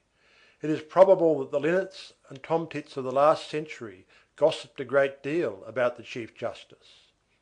The pavilion, built of stone in the taste of Mansard, wainscoted and furnished in the Watteau style, rocaille on the inside, old-fashioned on the outside, walled in with a triple hedge of flowers, had something discreet, coquettish, and solemn about it, as befits the caprice of love and magistracy. This house and corridor, which have now disappeared, were in existence 15 years ago. In '93 a coppersmith had purchased the house with the idea of demolishing it, but had not been able to pay the price. The nation made him bankrupt. So that it was the house which demolished the coppersmith. After that, the house remained uninhabited, and fell slowly to ruin, as does every dwelling to which the presence of man does not communicate life. It had remained fitted with its old furniture, was always for sale or to let, and the 10 or a dozen people who passed through the Rue Plumet were warned of the fact by a yellow and illegible bit of writing which had hung on the garden wall since 1819. Towards the end of the Restoration, these same passers-by might have noticed that the bill had disappeared, and that even the shutters on the first floor were open. The house was occupied, in fact. The windows had short curtains, a sign that there was a woman about. In the month of October, 1829, a man of a certain age had presented himself and had hired the house just as it stood, including, of course, the back building and the lane which ended in the Rue de Babylone. He had had the secret openings of the 2 doors to this passage repaired. The house, as we have just mentioned, was still very nearly furnished with the justice's old fitting. The new tenant had ordered some repairs, had added what was lacking here and there, had replaced the paving stones in the yard, bricks in the floors, steps in the stairs, missing bits in the inlaid floors and the glass in the lattice windows, and had finally installed himself there with a young girl and an elderly maidservant, without commotion, rather like a person who was slipping in than like a man who was entering his own house. The neighbours did not gossip about him, for the reason that there were no neighbours. This unobtrusive tenant was Jean Valjean. The young girl was Cosette. The servant was a woman named Toussaint, whom Jean Valjean had saved from the hospital and from wretchedness, and who was elderly, a stammerer, and from the provinces, 3 qualities which had decided Jean Valjean to take her with him. He had hired the house under the name of M. Fauchelevent, independent gentleman. In all that has been related heretofore, the reader has, doubtless, been no less prompt than Thénardier to recognize Jean Valjean. Why had Jean Valjean quitted the convent of the Petit Picpus? What had happened? Nothing had happened. It will be remembered that Jean Valjean was happy in the convent, so happy that his conscience finally took the alarm.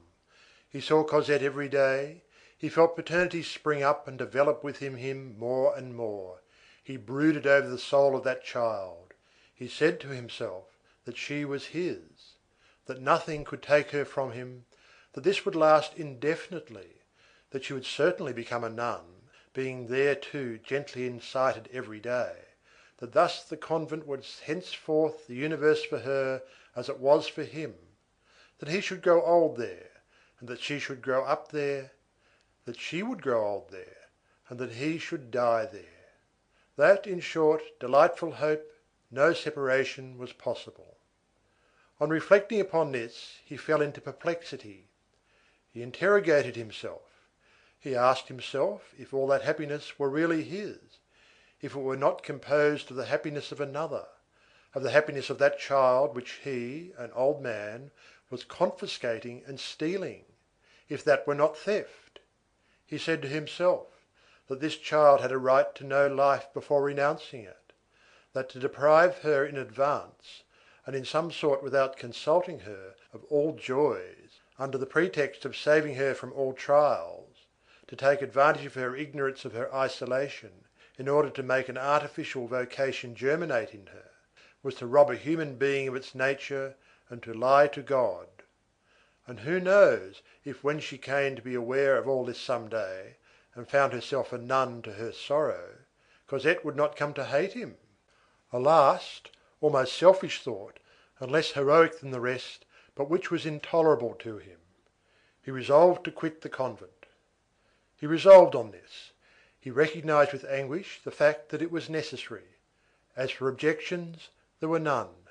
5 years' sojourn between these 4 walls of disappearance had necessarily destroyed or dispersed the elements of fear. He could return tranquilly among men. He had grown old, and all had undergone a change. Who would recognize him now? And then, to face the worst, there was danger only for himself, and he had no right to condemn Cosette to the cloister for the reason that he had been condemned to the galleys. Besides, what is danger in comparison with the right? Finally, nothing prevented his being prudent and taking his precautions. As for Cosette's education, it was almost finished and complete. His determination once taken, he waited an opportunity. It was not long in presenting itself. Old Fauchelevent died. Jean Valjean demanded an audience with the revered prioress, and told her that having come into a little inheritance at the death of his brother, which permitted him henceforth to live without working, he should leave the service of the convent and take his daughter with him; but that, as it was not just that Cosette, since she had not taken the vows, should have received her education gratuitously, he humbly begged the reverend prioress to see fit that he should offer to the community, as indemnity for the 5 years which Cosette had spent there, the sum of 5,000 francs. It was thus that Jean Valjean quitted the convent of the Perpetual Adoration. On leaving the convent, he took into his own arms the little valise, the key to which he still wore on his person, and would permit no porter to touch it. This puzzled Cosette, because of the odor of embalming which proceeded from it. Let us state at once that this trunk never quitted him more. He always had it in his chamber. It was the first and only thing sometimes that he carried off in his moving when he moved about. Cosette laughed at it, and called this valise his inseparable, saying, "I am jealous of it." Nevertheless, Jean Valjean did not reappear in the open air without profound anxiety.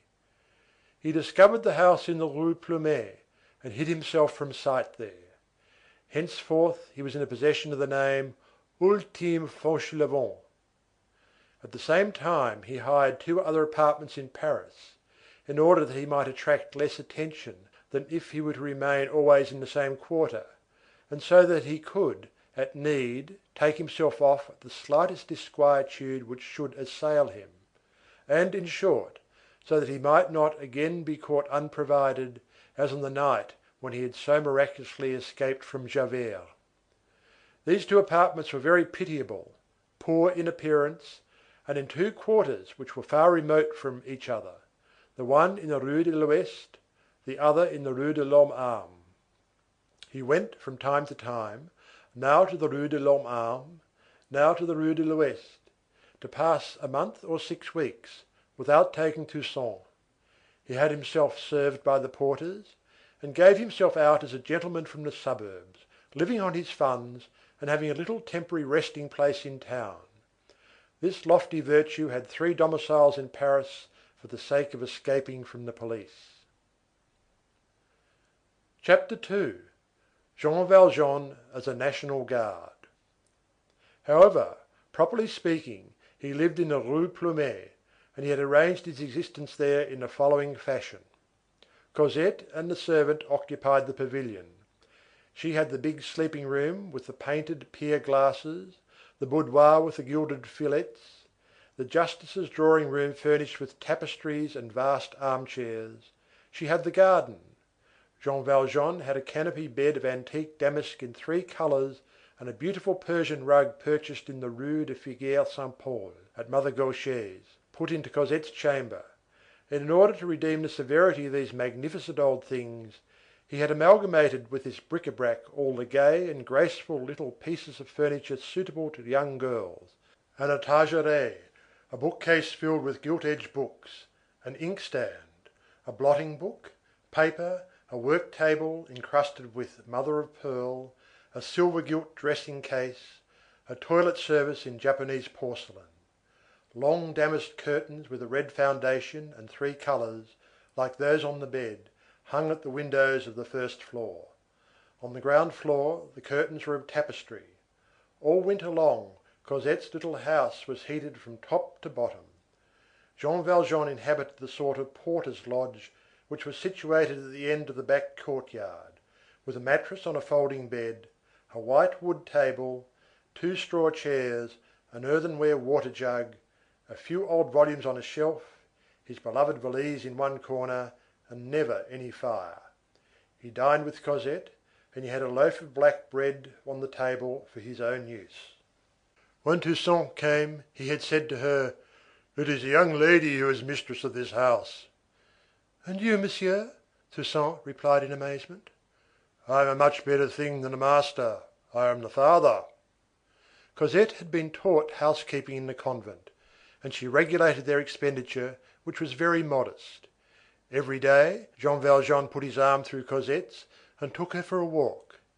He led her to the Luxembourg, to the least frequented walk, and every Sunday he took her to mass at Saint Jacques de Haut-Pas, because that was a long way off. As it was a very poor quarter, he bestowed alms largely there, and the poor people surrounded him in church, which had drawn upon him Thénardier's epistle, "To the benevolent gentlemen of the church of Saint Jacques de Haut-Pas." He was fond of taking Cosette to visit the poor and the sick. No stranger ever entered the house in the Rue Plumet. Toussaint brought their provisions, and Jean Valjean went himself for water to a fountain near by on the boulevard.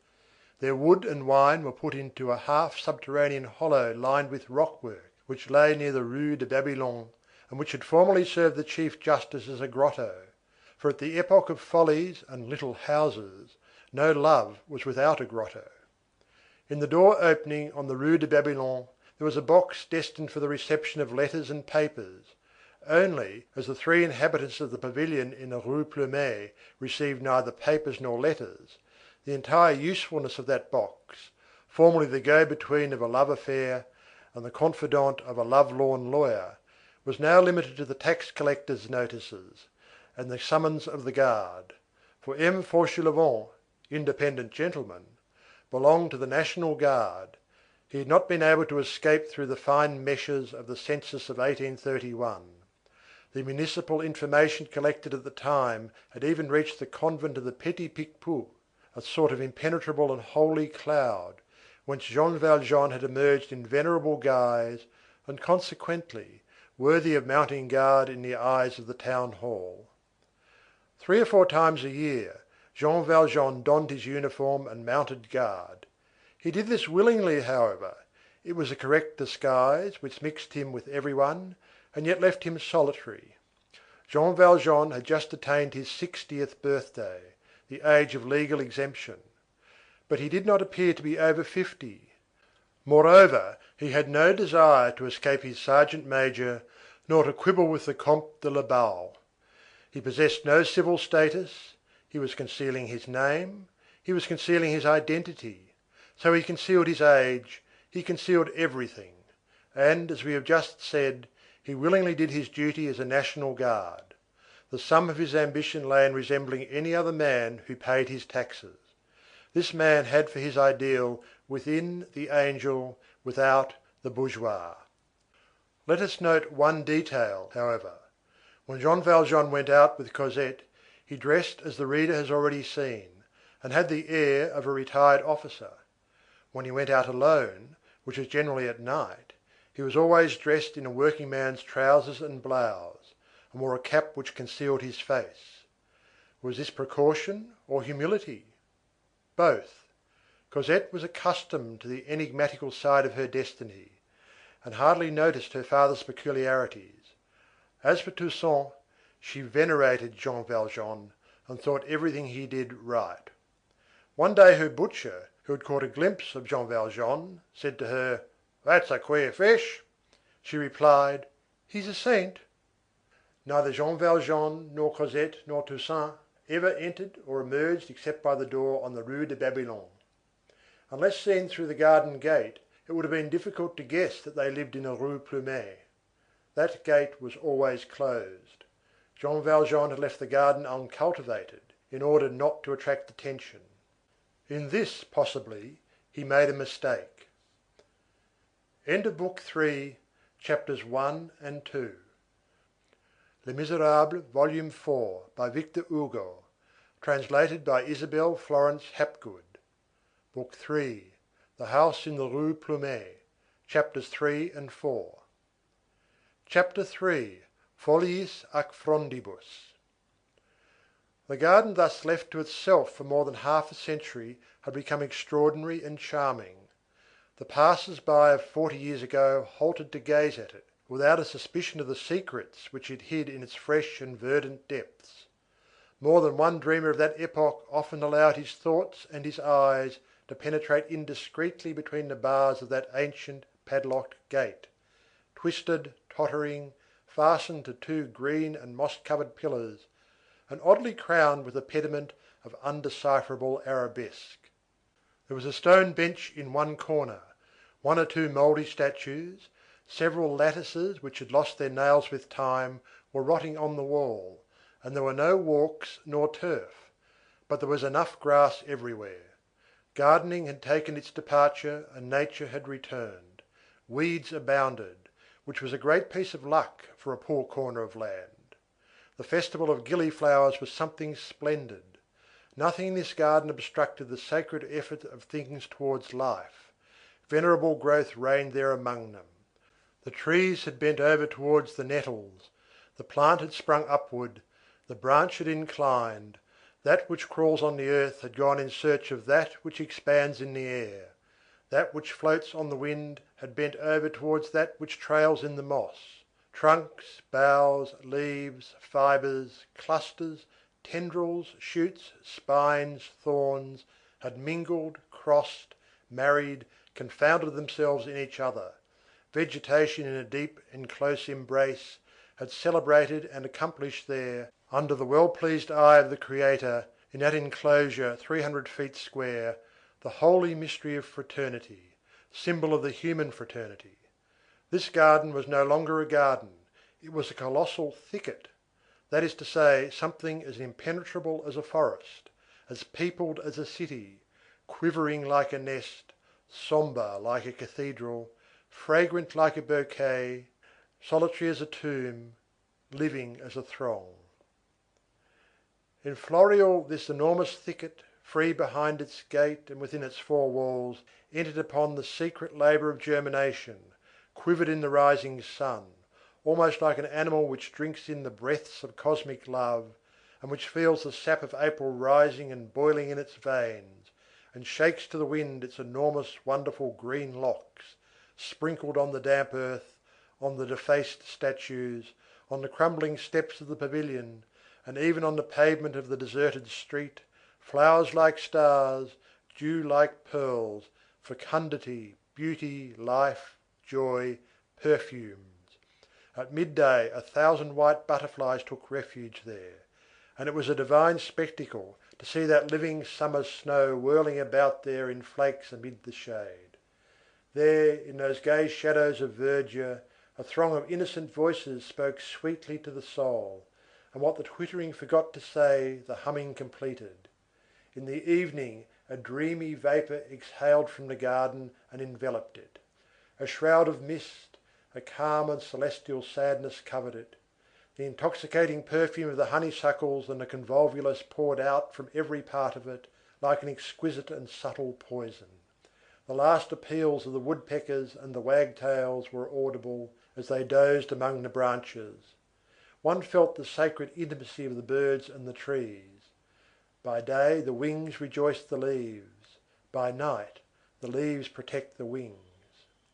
In winter the thicket was black, dripping, bristling, shivering, and allowed some glimpse of the house. Instead of flowers on the branches and dew in the flowers, the long silvery tracks of the snails were visible on the cold thick carpet of yellow leaves, but in any fashion, under any aspect at all seasons, spring, winter, summer, autumn, this tiny enclosure breathed forth melancholy, contemplation, solitude, liberty, the absence of man, the presence of God. And the rusty old gate had the air of saying, "This garden belongs to me." It was of no avail that the pavements of Paris were there on every side, the classic and splendid hotels of the Rue de Varenne a couple of paces away, the dome of the Invalides close at hand, the Chamber of Deputies not far off. The carriages of the Rue de Bourgogne and the Rue de Saint Dominique rumbled luxuriously in vain in the vicinity. In vain did the yellow, brown, white, and red omnibuses cross each other's course at the neighbouring crossroads.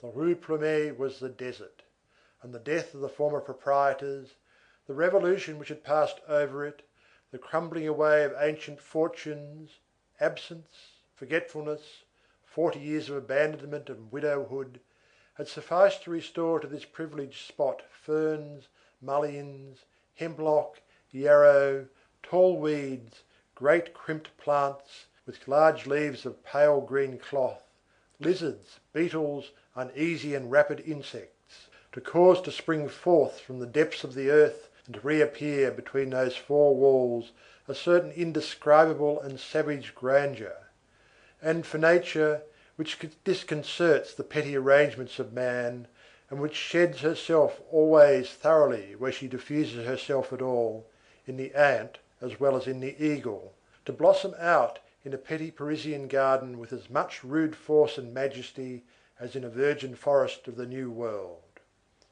Nothing is small, in fact. Anyone who is subject to the profound and penetrating influence of nature knows this.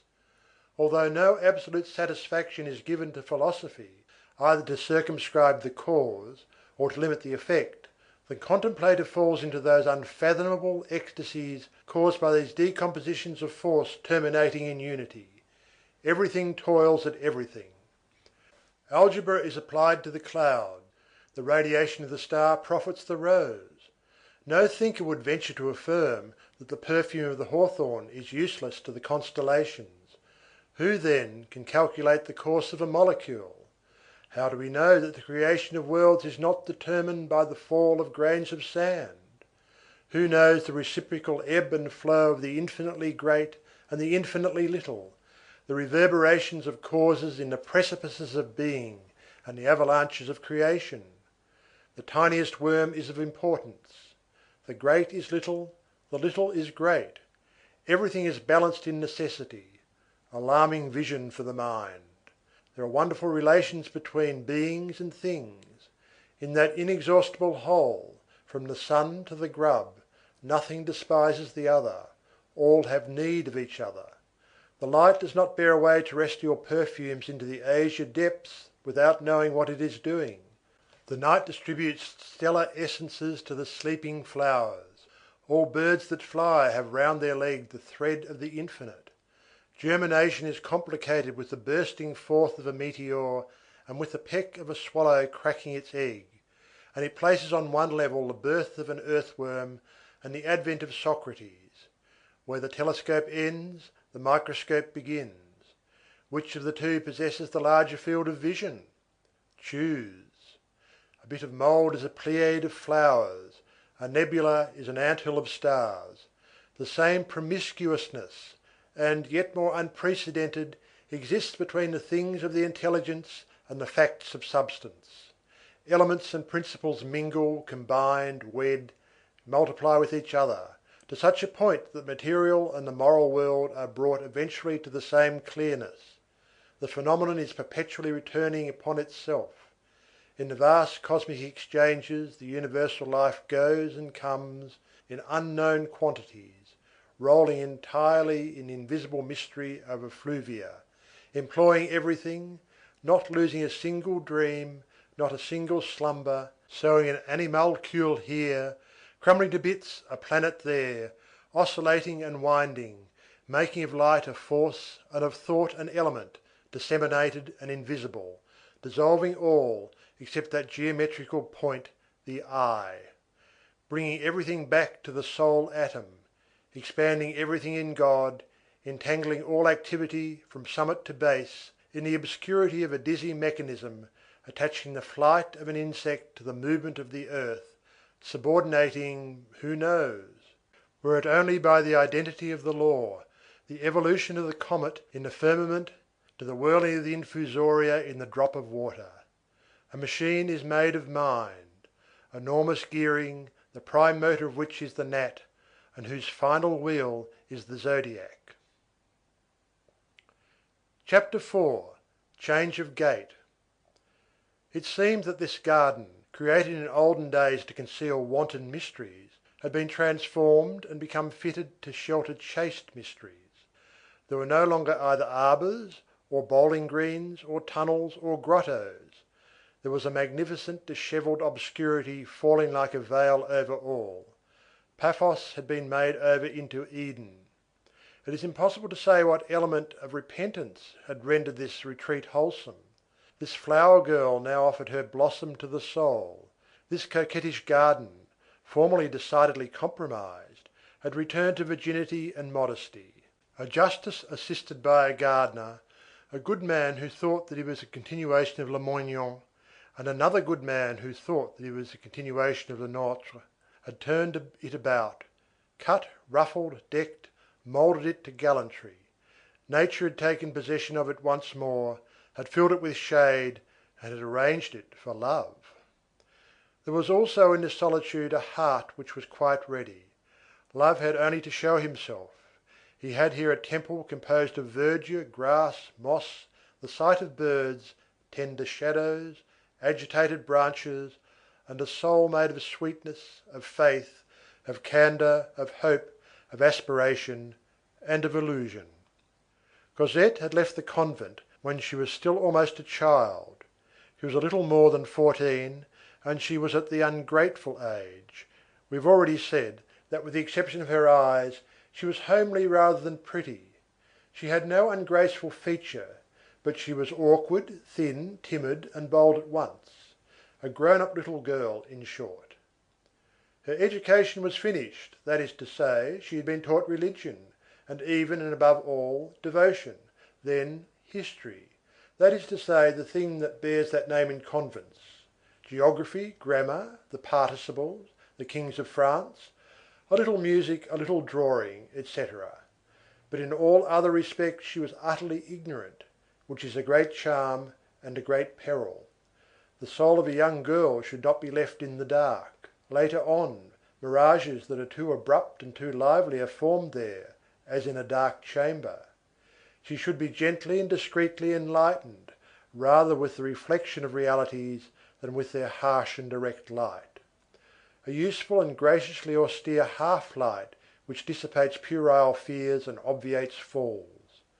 There is nothing but the maternal instinct, that admirable intuition composed of the memories of the Virgin and the experience of the woman, which knows how this half-light is to be created and of what it should consist.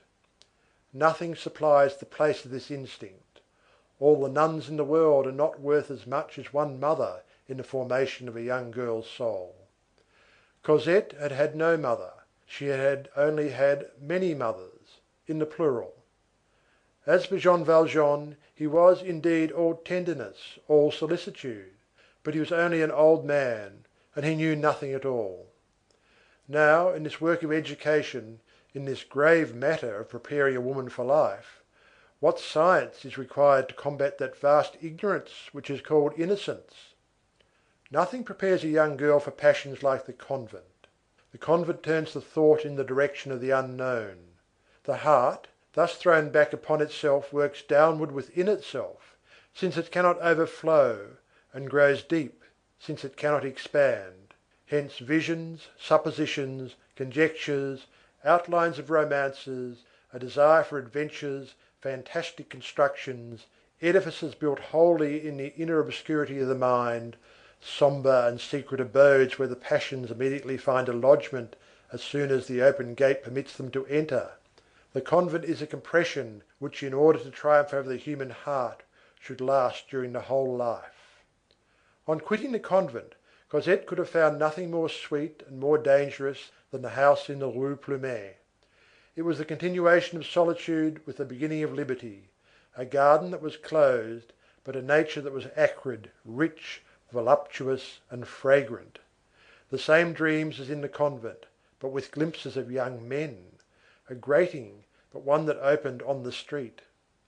Still, when she arrived there, we repeat, she was only a child.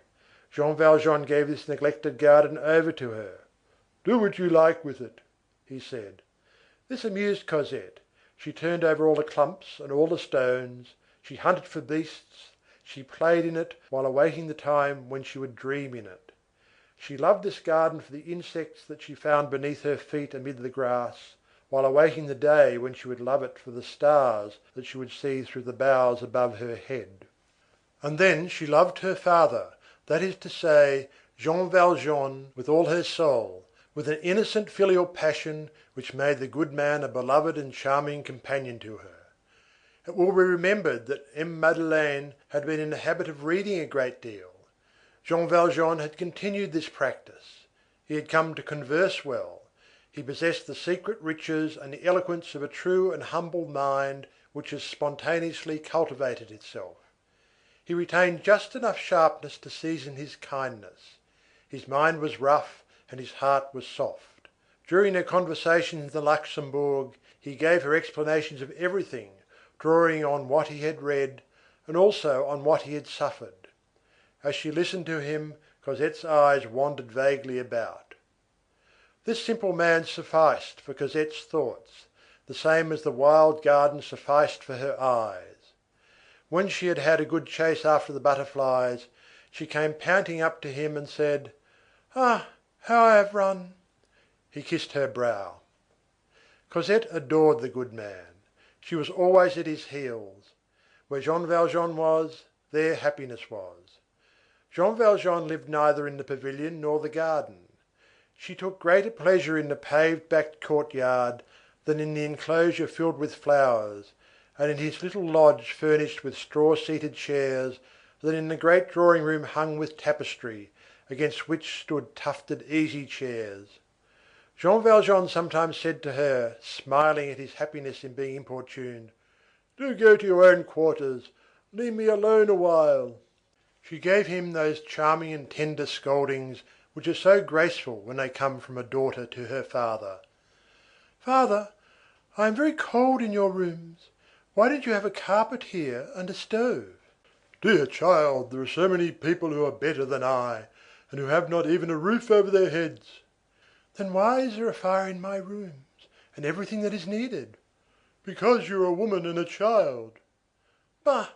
Must men be cold and feel uncomfortable?" "Certain men." "That is good. I shall come here so often that you will be obliged to have a fire." And again she said to him: "Father, why do you eat horrible bread like that?" "Because, my daughter." "Well, if you eat it, I will eat it too." Then, in order to prevent Cosette eating black bread, Jean Valjean ate white bread. Cosette had but a confused recollection of her childhood. She prayed morning and evening for the mother whom she had never known. The Thénardiers had remained with her as two hideous figures in a dream. She remembered that she had gone, one day at night, to fetch water in a forest. She thought that it had been very far from Paris.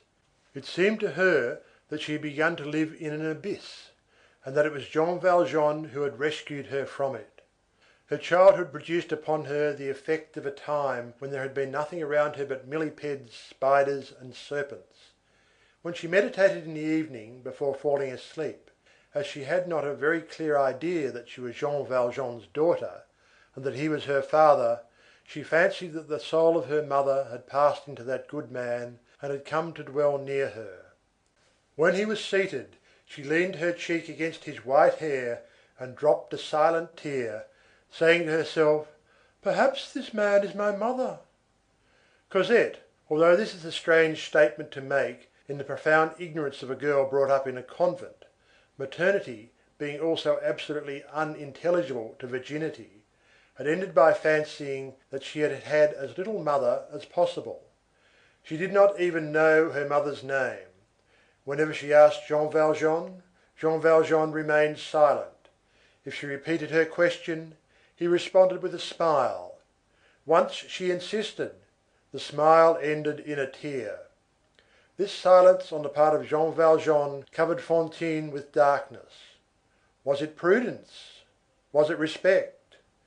Was it a fear that he should deliver this name to the hazards of another memory than his own? So long as Cosette had been small, Jean Valjean had been willing to talk to her of her mother. When she became a young girl, it was impossible for him to do so. It seemed to him that he no longer dared. Was it because of Cosette?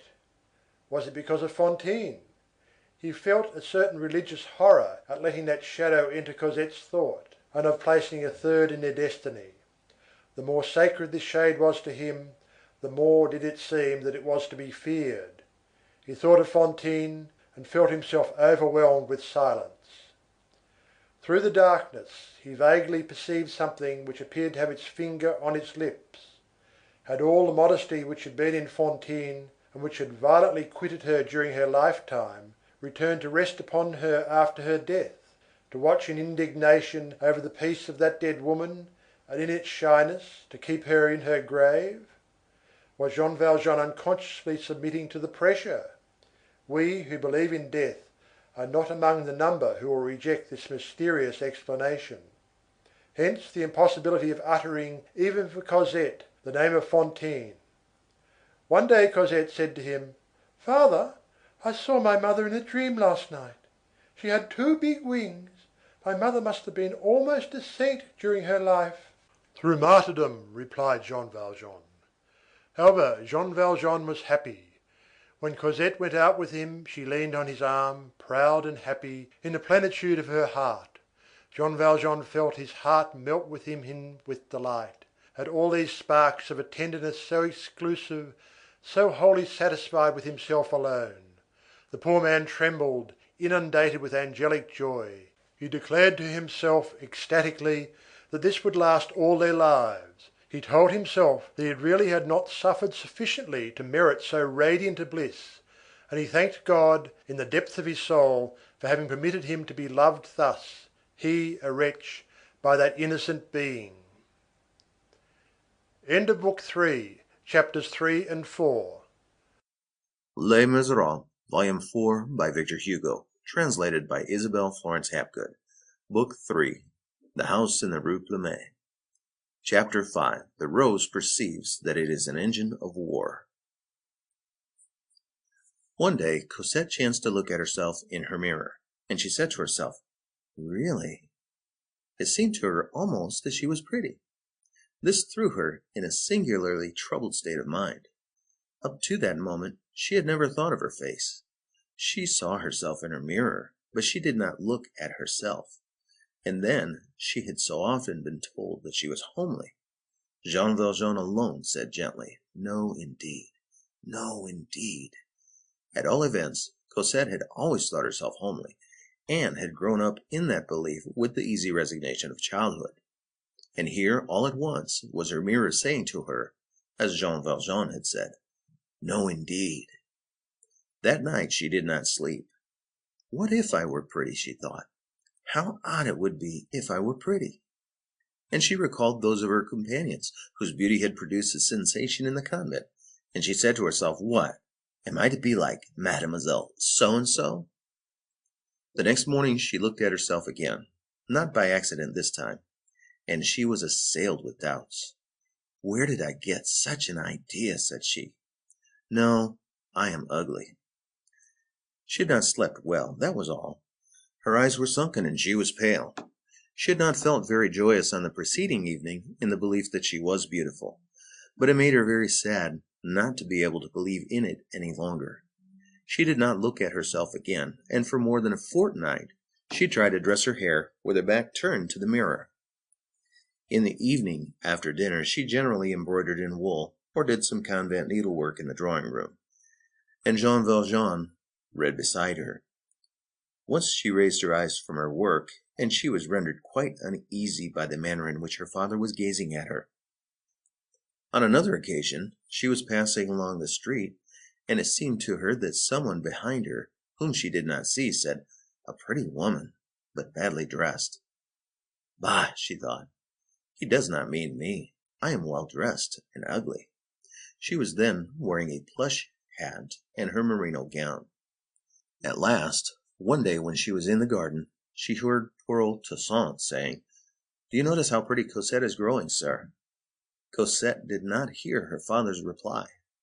But Toussaint's words caused a sort of commotion within her. She fled from the garden, ran up to her room, flew to the looking-glass. It was 3 months since she had looked at herself, and gave vent to a cry. She had just dazzled herself. She was beautiful and lovely. She could not help agreeing with Toussaint and her mirror. Her figure was formed, her skin had grown white, her hair was lustrous, An unaccustomed splendor had been lighted in her blue eyes. The consciousness of her beauty burst upon her in an instant, like the sudden advent of daylight. Other people noticed it also. Toussaint had said so. It was evidently she of whom the passer-by had spoken. There could no longer be any doubt of that. She descended to the garden again, thinking herself a queen, imagining that she heard the birds singing, though it was winter, seeing the sky gilded, the sun among the trees, flowers in the thickets, distracted, wild, in inexpressible delight. Jean Valjean, on his side, experienced a deep and undefinable oppression at heart. In fact, he had, for some time past, been contemplating with terror that beauty which seemed to grow more radiant every day on Cosette's sweet face. The dawn that was smiling for all was gloomy for him. Cosette had been beautiful for a tolerably long time before she became aware of it herself. But from the very first day, that unexpected light which was rising slowly and enveloping the whole of the young girl's person wounded Jean Valjean's sombre eye. He felt that it was a change in a happy life, a life so happy that he did not dare to move for fear of disarranging something.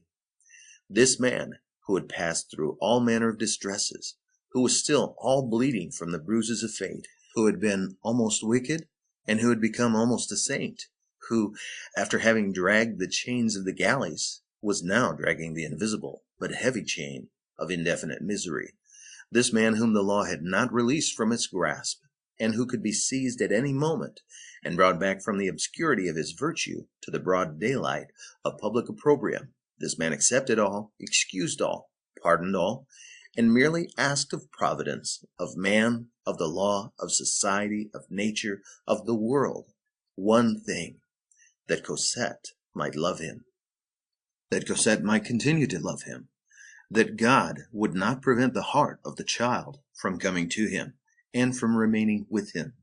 Beloved by Cosette, he felt that he was healed, rested, appeased, loaded with benefits, recompensed, crowned. Beloved by Cosette, it was well with him. He asked nothing more. Had anyone said to him, "Do you want anything better?" he would have answered, "No." God might have said to him, "Do you desire heaven?" and he would have replied, "I should lose by it." Everything which could affect this situation, if only on the surface, made him shudder like the beginning of something new. He had never known very distinctly himself what the beauty of a woman means, but he understood instinctively that it was something terrible. He gazed with terror on this beauty, which was blossoming out ever more triumphant and superb beside him, beneath his very eyes, on the innocent and formidable brow of that child, from the depths of her homeliness, of his old age, of his misery, of his reprobation.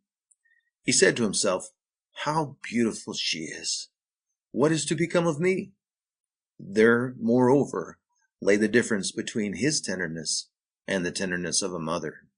What he beheld with anguish, a mother would have gazed upon with joy. The first symptoms were not long in making their appearance. On the very morrow of the day on which she had said to herself, "Decidedly I am beautiful," Cosette began to pay attention to her toilet. She recalled the remark of that passer-by, pretty but badly dressed, the breath of an oracle which had passed beside her and had vanished, after depositing in her heart one of the two gems which are destined, later on, to fill the whole life of woman, coquetry. Love is the other. With faith in her beauty, the whole feminine soul expanded within her. She conceived a horror for her merinos, and shame for her plush hat. Her father had never refused her anything. She had once acquired the whole science of the bonnet, the gown, the mantle, the boot, the cuff, the stuff which is in fashion, the color which is becoming, that science which makes of the Parisian woman something so charming, so deep, and so dangerous. The words heady woman were invented for the Parisienne. In less than a month, little Cosette, in the tabac of the Rue de Babylone, was not only one of the prettiest, but one of the best dressed women in Paris, which means a great deal more. She would have liked to encounter her passer-by to see what he would say, and to teach him a lesson. The truth is, that she was ravishing in every respect, and that she distinguished the difference between a bonnet from Giraud and one from Herbaut in the most marvelous way. Jean Valjean watched these ravages with anxiety. He who felt that he could never do anything but crawl, walk at the most, beheld wings sprouting on Cosette. Moreover, from the mere inspection of Cosette's toilet, a woman would have recognized the fact that she had no mother. Certain little proprieties, certain special conventionalities were not observed by Cosette. A mother, for instance, would have told her that a young girl does not dress in damask. The first day that Cosette went out in her black damask gown and mantle and her white crepe bonnet, she took Jean Valjean's arm, gay, radiant, rosy, proud, dazzling. "Father," she said, "how do you like me in this guise?" Jean Valjean replied in a voice which resembled the bitter voice of an envious man, "Charming." He was the same as usual during their walk. On their return home, he asked Cosette, "Won't you put on the other gown and bonnet again? You know the ones I mean." This took place in Cosette's chamber. Cosette turned towards the wardrobe where her cast-off schoolgirl's clothes were hanging. "That disguise," said she. "Father, what do you want me to do with it? Oh, no, the idea! I shall never put on those horrors again.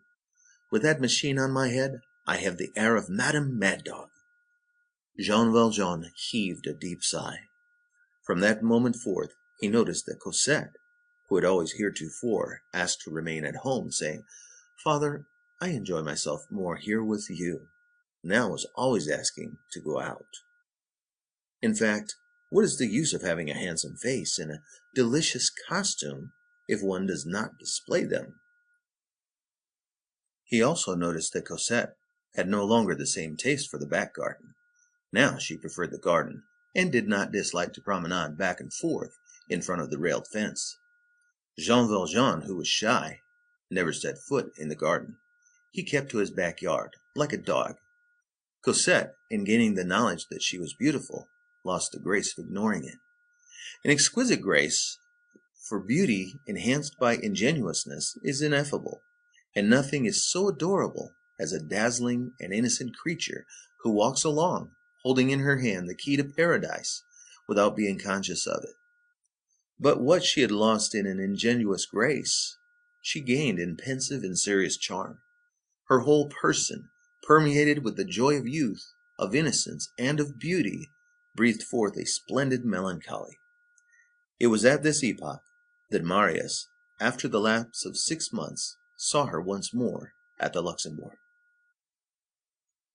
Chapter 6. The battle begun.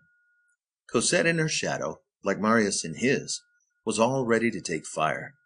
Destiny, with its mysterious and fatal patience, slowly drew together these two beings, all charged and all languishing with the stormy electricity of passion, these two souls which were laden with love, as two clouds are laden with lightning, and which were bound to overflow and mingle in a look like the clouds in a flash of fire. The glance had been so much abused in love romances that it has finally fallen into disrepute. One hardly dares to say nowadays that two beings fell in love because they looked at each other. That is the way people do fall in love, nevertheless, and the only way. The rest is nothing, but the rest comes afterwards. Nothing is more real than these great shocks which two souls convey to each other by the exchange of that spark. At that particular hour, when Cosette unconsciously darted that glance which troubled Marius, Marius had no suspicion that he had also launched a look which disturbed Cosette. He caused her the same good and the same evil. She had been in the habit of seeing him for a long time, and she had scrutinized him as girls scrutinize and see, while looking elsewhere. Marius still considered Cosette ugly, when she had already begun to think Marius handsome. But as he paid no attention to her, the young man was nothing to her. Still, she could not refrain from saying to herself that he had beautiful hair, beautiful eyes, handsome teeth, a charming tone of voice when she heard him conversing with his comrades, that he held himself badly when he walked, if you like, but with a grace that was all his own, that he did not appear to be at all stupid, that his whole person was noble, gentle, simple, proud, and that, in short, though he seemed to be poor, yet his air was fine. On the day when their eyes met at last, and said to each other those first obscure and ineffable things which the glance lisps, Cosette did not immediately understand. She returned thoughtfully to the house in the Rue de l'Ouest, where Jean Valjean, according to his custom, had come to spend 6 weeks. The next morning, on waking, she thought of that strange young man, so long indifferent and icy, who now seemed to pay attention to her, and it did not appear to her that his attention was the least in the world agreeable to her. She was, on the contrary, somewhat incensed at this handsome and disdainful individual. A substratum of war stirred within her. It struck her, and the idea caused her a wholly childish joy that she was going to take her revenge at last. Knowing that she was beautiful, she was thoroughly conscious, though in an indistinct fashion, that she possessed a weapon. Women play with their beauty as children do with a knife. They wound themselves. The reader will recall Marius's hesitations, his palpitations, his terrors. He remained on his bench and did not approach. This vexed Cosette. One day she said to Jean Valjean, "Father, let us stroll about a little in that direction." Seeing that Marius did not come to her, she went to him. In such cases, all women resemble Mahomet. And then, strange to say, the first symptom of true love in a young man is timidity. In a young girl, it is boldness. This is surprising, and yet nothing is more simple. It is the two sexes tending to approach each other and assuming each the other's qualities. That day, Cosette's glance drove Marius beside himself, and Marius's glance set Cosette to trembling. Marius went away confident, and Cosette uneasy. From that day forth, they adored each other. The first thing that Cosette felt was a confused and profound melancholy. It seemed to her that her soul had become black since the day before. She no longer recognized it. The whiteness of soul in young girls, which is composed of coldness and gaiety, resembles snow. It melts in love, which is its sun. Cosette did not know what love was. She had never heard the word uttered in its terrestrial sense. On the books of profane music which entered the convent, amour, love, was replaced by timbre, drum, or pandore. This created enigmas which exercised the imaginations of the big girls, such as, "Ah, how delightful is the drum!" or, "Pity it is not a pandore." But Cosette had left the convent too early to have occupied herself much with the drum. Therefore, she did not know what name to give to what she now felt. Is anyone the less ill because one does not know the name of one's malady? She loved with all the more passion because she loved ignorantly. She did not know whether it was a good thing or a bad thing, useful or dangerous, eternal or temporary, allowable or prohibited. She loved. She would have been greatly astonished had anyone said to her, "You do not sleep? But that is forbidden. You do not eat? Why, that is very bad. You have oppressions and palpitations of the heart? That must not be. You blush and turn pale when a certain being clad in black appears at the end of a certain green walk? But that is abominable." She would not have understood, and she would have replied, "What fault is there of mine in a matter in which I have no power and of which I know nothing?" It turned out that the love which presented itself was exactly suited to the state of her soul. It was a sort of admiration at a distance, a mute contemplation, the deification of a stranger. It was the apparition of youth to youth, the dream of nights become a reality, yet remaining a dream, the longed-for phantom realized and made flesh at last, but having as yet neither name, nor fault, nor spot, nor exigence, nor defect.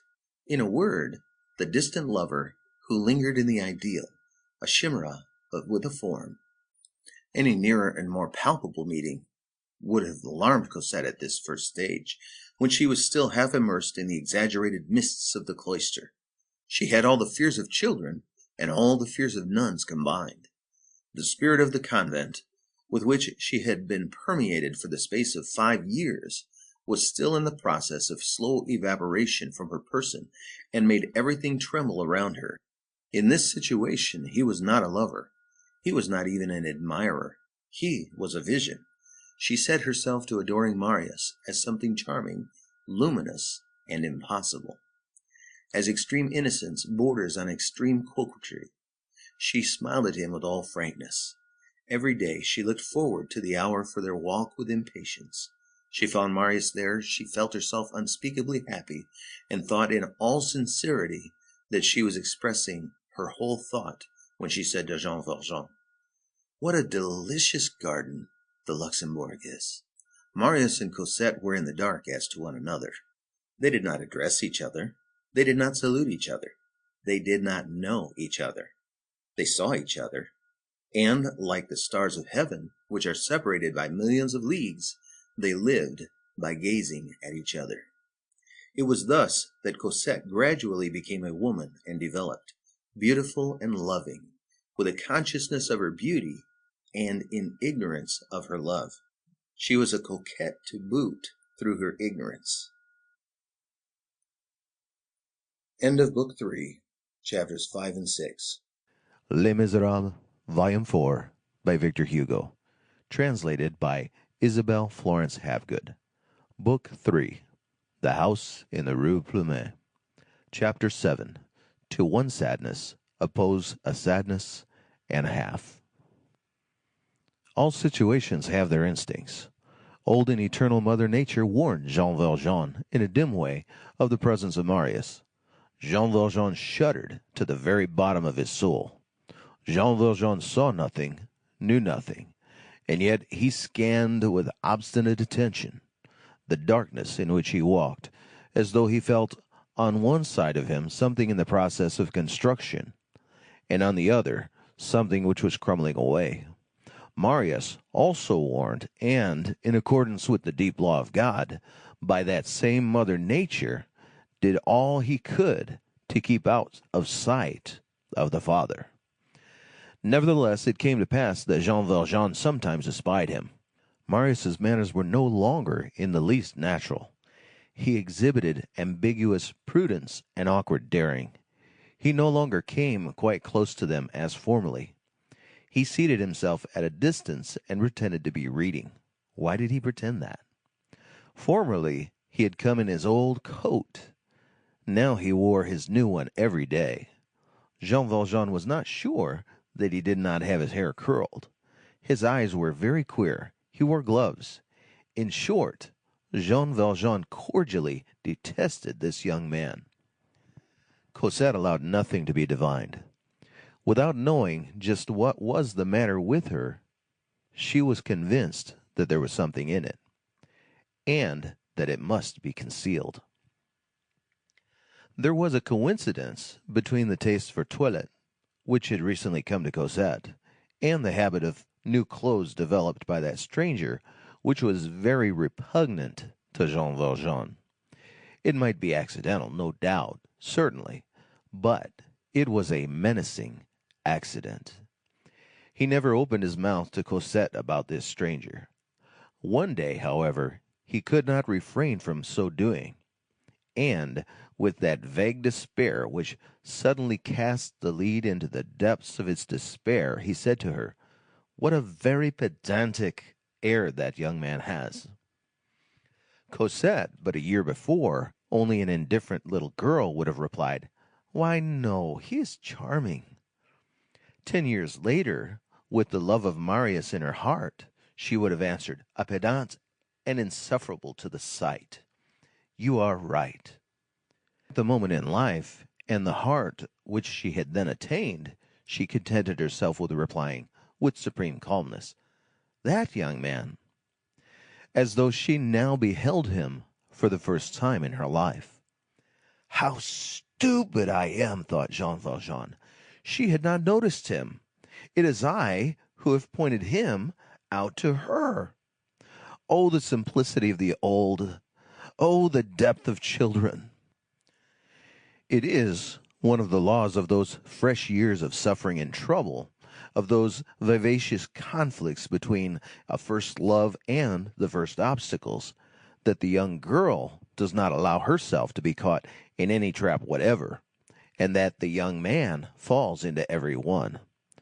Jean Valjean had instituted an undeclared war against Marius, which Marius, with the sublime stupidity of his passion and his age, did not divine. Jean Valjean laid a host of ambushes for him. He changed his hour, he changed his bench, he forgot his handkerchief, he came alone to the Luxembourg. Marius dashed headlong into all these snares, and to all the interrogation marks planted by Jean Valjean in his pathway. He ingenuously answered yes. But Cosette remained immured in her apparent unconcern and her imperturbable tranquillity, so that Jean Valjean arrived at the following conclusion: that ninny is madly in love with Cosette, but Cosette does not even know that he exists. None the less did he bear in his heart a mournful tremor. The minute when Cosette would love might strike at any moment. Does not everything begin with indifference? Only once did Cosette make a mistake and alarm him. He rose from his seat to depart after a stay of 3 hours, and she said, "What, already?"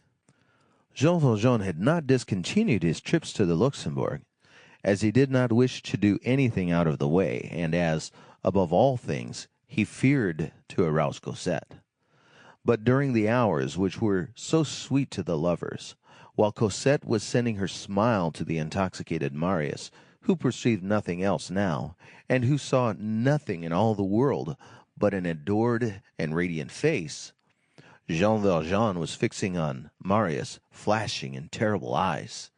He who had finally come to believe himself incapable of a malevolent feeling experienced moments when Marius was present in which he thought he was becoming savage and ferocious once more, and he felt the old depths of his soul, which had formerly contained so much wrath, opening once more and rising up against that young man. It almost seemed to him that unknown craters were forming in his bosom. What? He was there, that creature. What was he there for? He came creeping about, smelling out, examining, trying. He came saying, "Hey, why not?" He came to prowl about his, Jean Valjean's life, to prowl about his happiness, with the purpose of seizing it and bearing it away.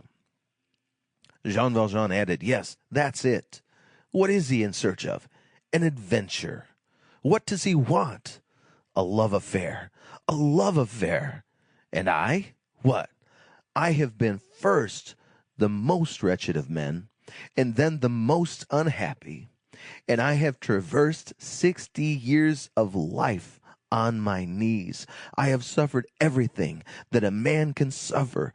I have grown old without having been young. I have lived without a family, without relatives, without friends, without life, without children. I have left my blood on every stone, on every bramble, on every milepost, along every wall. I have been gentle, though others have been hard to me, and kind, although others have been malicious. I have become an honest man once more, in spite of everything. I have repented of the evil that I have done, and have forgiven the evil that has been done to me.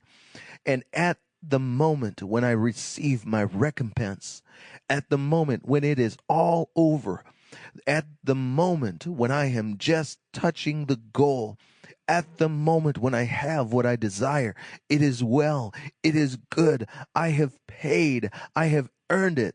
All this is to take flight. All this will vanish, and I shall lose Cosette, and I shall lose my life, my joy, my soul, because it has pleased a great booby to come and lounge at the Luxembourg. Then his eyes filled with a sad and extraordinary gleam. It was no longer a man gazing at a man. It was no longer an enemy surveying an enemy. It was a dog scanning a thief. The reader knows the rest. Marius pursued his senseless course. One day he followed Cosette to the Rue de l'E. Another day he spoke to the porter. The porter on his side spoke and said to Jean Valjean, "Monsieur, who is that curious young man who is asking for you?" On the morrow, Jean Valjean bestowed on Marius that glance which Marius at last perceived. A week later, Jean Valjean had taken his departure. He swore to himself that he would never again set foot either in the Luxembourg or in the Rue de l'E. Cosette did not complain. She said nothing, she asked no questions. She did not seek to learn his reasons. She had already reached the point where she was afraid of being divined and of betraying herself. Jean Valjean had no experience of these miseries, the only miseries which are charming and the only ones with which he was not acquainted. The consequence was that he did not understand the grave significance of Cosette's silence. He merely noticed that she had grown sad, and he grew gloomy. On his side and on hers, inexperience had joined issue. Once he made a trial. He asked Cosette, "Would you like to come to the Luxembourg?" A ray illuminated Cosette's pale face. "Yes," said she. They went thither. 3 months had elapsed. Marius no longer went there. Marius was not there. On the following day, Jean Valjean asked Cosette again, "Would you like to come to the Luxembourg?" She replied, sadly and gently, "No." Jean Valjean was hurt by this sadness, and heartbroken at this gentleness. What was going on in that mind which was so young and yet already so impenetrable? What was on its way there within? What was taking place in Cosette's soul? Sometimes, instead of going to bed, Jean Valjean remained seated on his pallet, with his head in his hands, and he passed whole nights asking himself, "What has Cosette in her mind?" and in thinking of the things that she might be thinking about. Oh, at such moments, what mournful glances did he cast towards that cloister, that chaste peak, that abode of angels, that inaccessible glacier of virtue! How he contemplated with despairing ecstasy that convent garden, full of ignored flowers and cloistered virgins, where all perfumes and souls mount straight to heaven. How he adored that Eden forever closed against him, whence he had voluntarily and madly emerged. How he regretted his abnegation and his folly in having brought Cosette back into the world, poor hero of sacrifice, seized and hurled to the earth by his very self-devotion. How he said to himself, "What have I done?" However, nothing of all this was perceptible to Cosette. No ill temper, no harshness. His face was always serene and kind. Jean Valjean's manners were more tender and more paternal than ever. If anything could have betrayed his lack of joy, it was his increased suavity. On her side, Cosette languished. She suffered from the absence of Marius, as she had rejoiced in his presence, peculiarly without exactly being conscious of it. When Jean Valjean ceased to take her on their customary strolls, a feminine instinct murmured confusedly at the bottom of her heart that she must not seem to set store on the Luxembourg garden, and that if this proved to be a matter of indifference to her, her father would take her thither once more. But days, weeks, months elapsed. Jean Valjean had tacitly accepted Cosette's tacit consent. She regretted it. It was too late. So Marius had disappeared. All was over. The day on which she returned to the Luxembourg, Marius was no longer there. What was to be done? Should she ever find him again? She felt an anguish at her heart which nothing relieved, and which augmented every day. She no longer knew whether it was winter or summer, whether it was raining or shining, whether the birds were singing, whether it was the season for dahlias or daisies, whether the Luxembourg was now more charming than the Tuileries, whether the linen which the laundress brought home was starched too much or not enough, whether Toussaint had done her marketing well or ill. And she remained dejected, absorbed, attentive to but a single thought, her eyes vague and staring, as when one gazes by night at a black and fathomless spot where an apparition has vanished. However, she did not allow Jean Valjean to perceive anything of this except her pallor. She still wore her sweet face for him. The pallor sufficed, but too thoroughly, to trouble Jean Valjean. Sometimes he asked her, "What is the matter with you?" She replied, "There is nothing the matter with me." And after a silence, when she divined that he was sad also, she would add, "And you, father, is there anything wrong with you?" "With me? Nothing," said he. These two beings, who had loved each other so exclusively and with so touching an affection, and who had lived so long for each other, now suffered side by side, each on the other's account, without acknowledging it to each other, without anger toward each other, and with a smile. End of Book 3, Chapter 7. Les Misérables, Volume 4, by Victor Hugo. Translated by Isabel Florence Hapgood. Book 3, The House in the Rue Plumet. Chapter 8, The Chain Gang. Jean Valjean was the more unhappy of the two. Youth, even in its sorrows, always possesses its own peculiar radiance. At times, Jean Valjean suffered so greatly that he became puerile.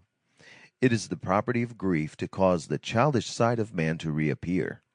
He had an inconquerable conviction that Cosette was escaping from him. He would have liked to resist, to retain her, to arouse her enthusiasm by some external and brilliant matter. These ideas, puerile, as we have just said, and at the same time senile, conveyed to him, by their very childishness, a tolerably just notion of the influence of gold lace on the imaginations of young girls. He once chanced to see a general on horseback, in full uniform, pass along the street. Comte Coutard, the commandant of Paris. He envied that gilded man. What happiness it would be, he said to himself, if he could put on that suit, which was an incontestable thing, and if Cosette could behold him thus, she would be dazzled. And when he had Cosette on his arm, and passed the gates of the Tuileries, the guard would present arms to him, and that would suffice for Cosette, and would dispel her idea of looking at young men. An unforeseen shock was added to these sad reflections. In the isolated life in which they led, and since they had come to dwell in the Rue Plumet, they had contracted one habit. They sometimes took a pleasure trip to see the sunrise, a mild species of enjoyment which befits those who are entering life and those who are quitting it. For those who love solitude, a walk in the early morning is equivalent to a stroll by night, with the cheerfulness of nature added. The streets are deserted and the birds are singing. Cosette, a bird herself, liked to rise early. These matutinal excursions were planned on the preceding evening. He proposed, and she agreed. It was arranged like a plot.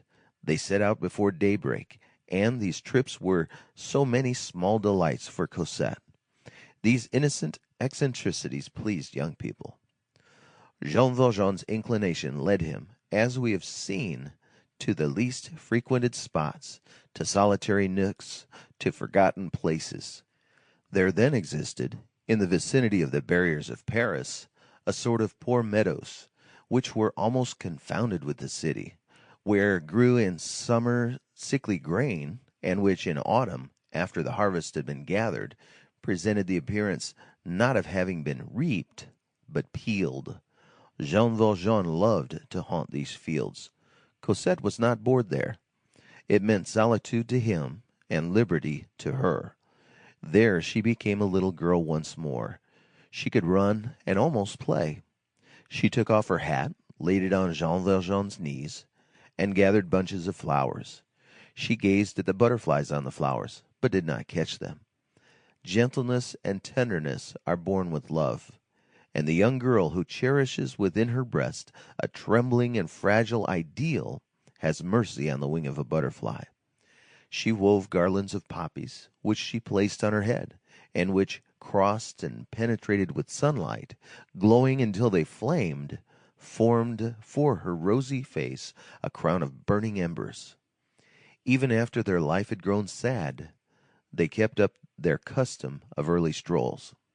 One morning in October, therefore, tempted by the serene perfection of the autumn of 1831, they set out and found themselves at break of day near the Barrière du Maine. It was not dawn, it was daybreak, a delightful and stern moment. A few constellations here and there in the deep, pale azure the earth all black, the heavens all white, a quiver amid the blades of grass, everywhere the mysterious chill of twilight. A lark, which seemed mingled with the stars, was caroling at a prodigious height, and one would have declared that the hymn of pettiness calmed immensity. In the east, the Val de Grace projected its dark mass on the clear horizon with the sharpness of steel. Venus, dazzlingly brilliant, was rising behind that dome, and had the air of a soul making its escape from a gloomy edifice. All was peace and silence. There was no one on the road. A few stray laborers, of whom they barely caught a glimpse, were on their way to work along the side paths. Jean Valjean was sitting in a crosswalk on some planks deposited at the gate of a timber yard. His face was turned towards the highway, his back towards the light. He had forgotten the sun, which was on the point of rising. He had sunk into one of those profound absorptions in which the mind becomes concentrated, which imprison even the eye, and which are equivalent to four walls. There are meditations, which may be called vertical. When one is at the bottom of them, time is required to return to earth. Jean Valjean had plunged into one of these reveries. He was thinking of Cosette, of the happiness that was possible if nothing came between him and her, of the light with which she filled his life, a light which was but the emanation of her soul. He was almost happy in his reverie. Cosette, who was standing beside him, was gazing at the clouds as they turned rosy. All at once Cosette exclaimed, "Father, I think someone was coming yonder." Jean Valjean raised his eyes. Cosette was right. The causeway which leads to the ancient Barrière du Maine is a prolongation, as the reader knows, of the Rue de Sèvres, and is cut at right angles by the inner boulevard. At the elbow of the causeway and the boulevard, at the spot where it branches, they heard a noise which it was difficult to account for at that hour, and a sort of confused pile made its appearance. Some shapeless thing which was coming from the boulevard was turning into the road. It grew larger, it seemed to move in an orderly manner, though it was bristling and quivering. It seemed to be a vehicle, but its load could not be distinctly made out. There were horses, wheels, shouts, whips were cracking. By degrees the outlines became fixed, although bathed in shadows. It was a vehicle, in fact, which had just turned from the boulevard into the highway, and which was directing its course towards the barrier near which sat Jean Valjean. A second of the same aspect followed, then a third, then a fourth. 7 chariots made their appearance in succession, the heads of the horses touching the rear of the wagon in front. Figures were moving on these vehicles. Flashes were visible through the dusk, as though there were naked swords there. A clanking became audible, which resembled the rattling of chains, and as this something advanced, the sound of voices waxed louder, and it turned into a terrible thing, such as emerges from the cave of dreams. As it drew nearer, it assumed a form, and was outlined behind the trees with the pallid hue of an apparition. The mass grew white. The day, which was slowly dawning, cast a wan light on this swarming heap, which was at once both sepulchral and living. The heads of the figures turned into the faces of corpses, and this is what it proved to be. 7 wagons were driving in a file along the road. The first 6 were singularly constructed. They resembled cooper's drays. They consisted of long ladders placed on 2 wheels and forming barrows at their rear extremities. Each dray, or rather let us say each ladder, was attached to 4 horses harnessed tandem. On these ladders, strange clusters of men were being drawn. In the faint light, these men were to be divined rather than seen. 24 on each vehicle, 12 on a side, back to back, facing the passers-by, their legs dangling in the air. This was the manner in which these men were traveling, and behind their backs they had something which clanked, and which was a chain, and on their necks something which shone, and which was an iron collar.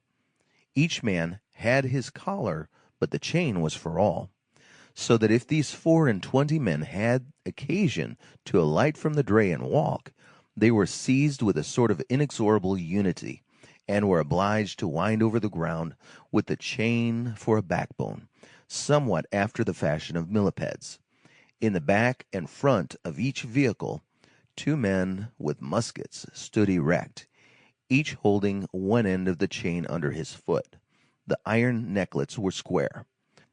The 7th vehicle, a huge rack-sided baggage wagon without a hood, had 4 wheels and 6 horses, and carried a sonorous pile of iron boilers, cast-iron pots, braziers, and chains, among which were mingled several men who were pinioned and stretched at full length, and who seemed to be ill. This wagon, all lattice work, was garnished with dilapidated hurdles, which appeared to have served for former punishments. These vehicles kept to the middle of the road.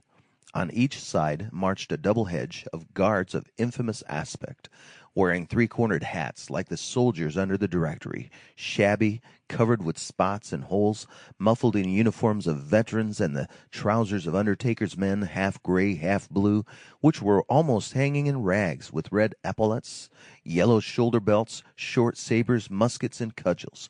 They were a species of soldier blackguards.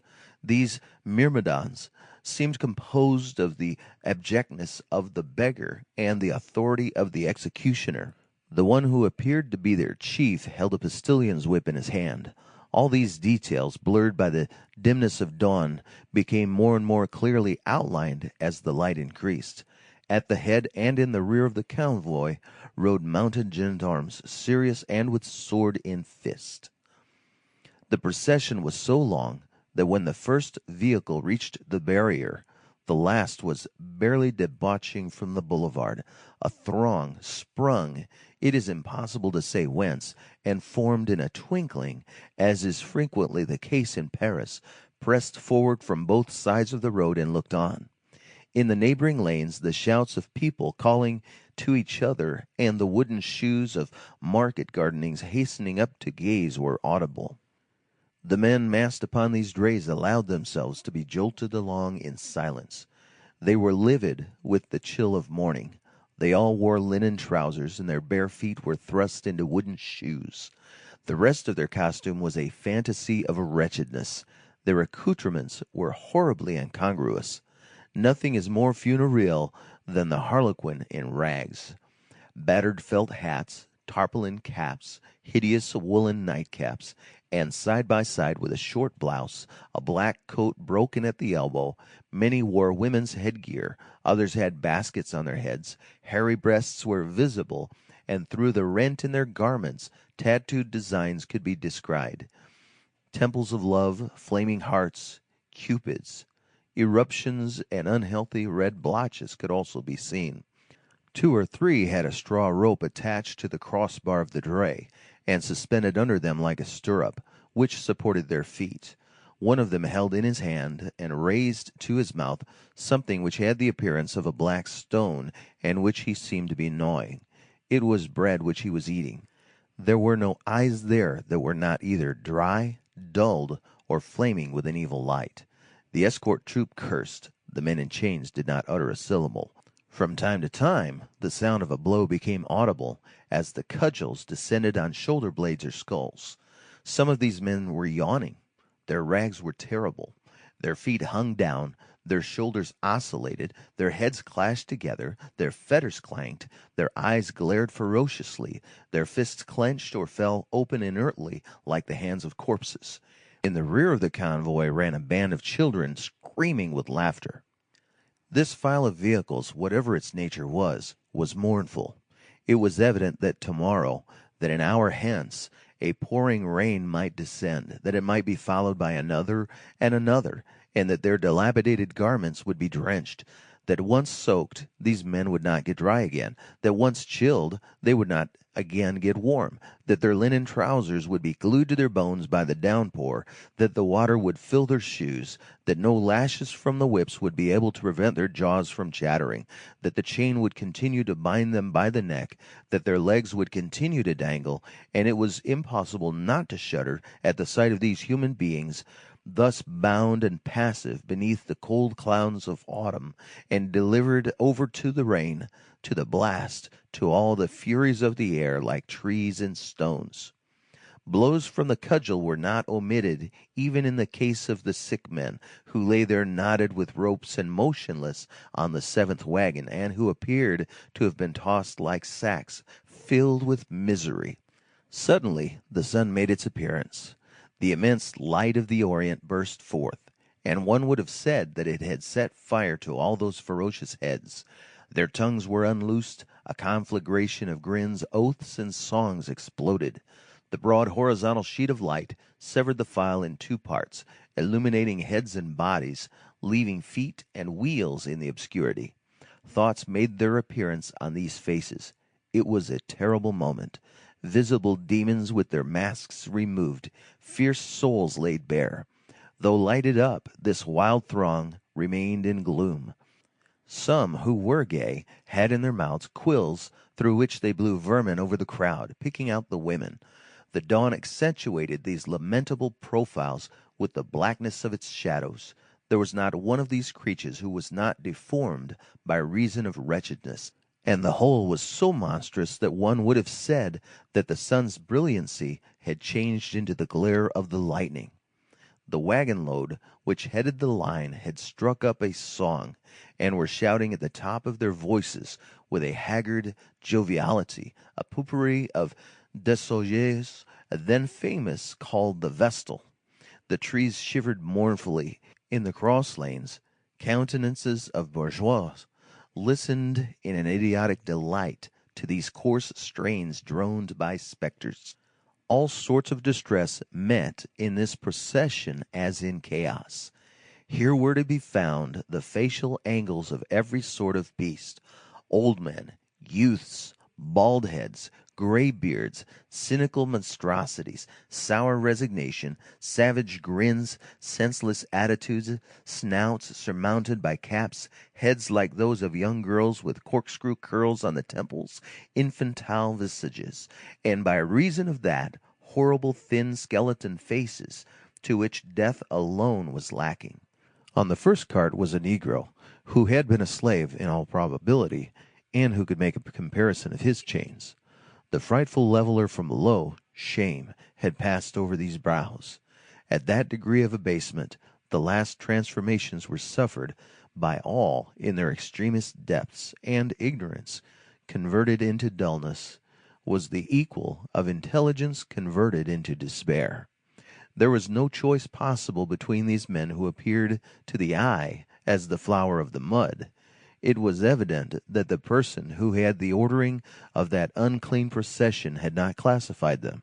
These beings had been fettered and coupled pell-mell, in alphabetical disorder probably, and loaded haphazard on those carts.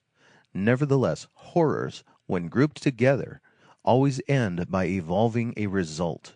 All additions of wretched men give a sum total. Each chain exhaled a common soul, and each dray-load has its own physiognomy. By the side of the one where they were singing, there was one where they were howling, a third where they were begging. One could be seen in which they were gnashing their teeth. Another load menaced the spectators. Another blasphemed God.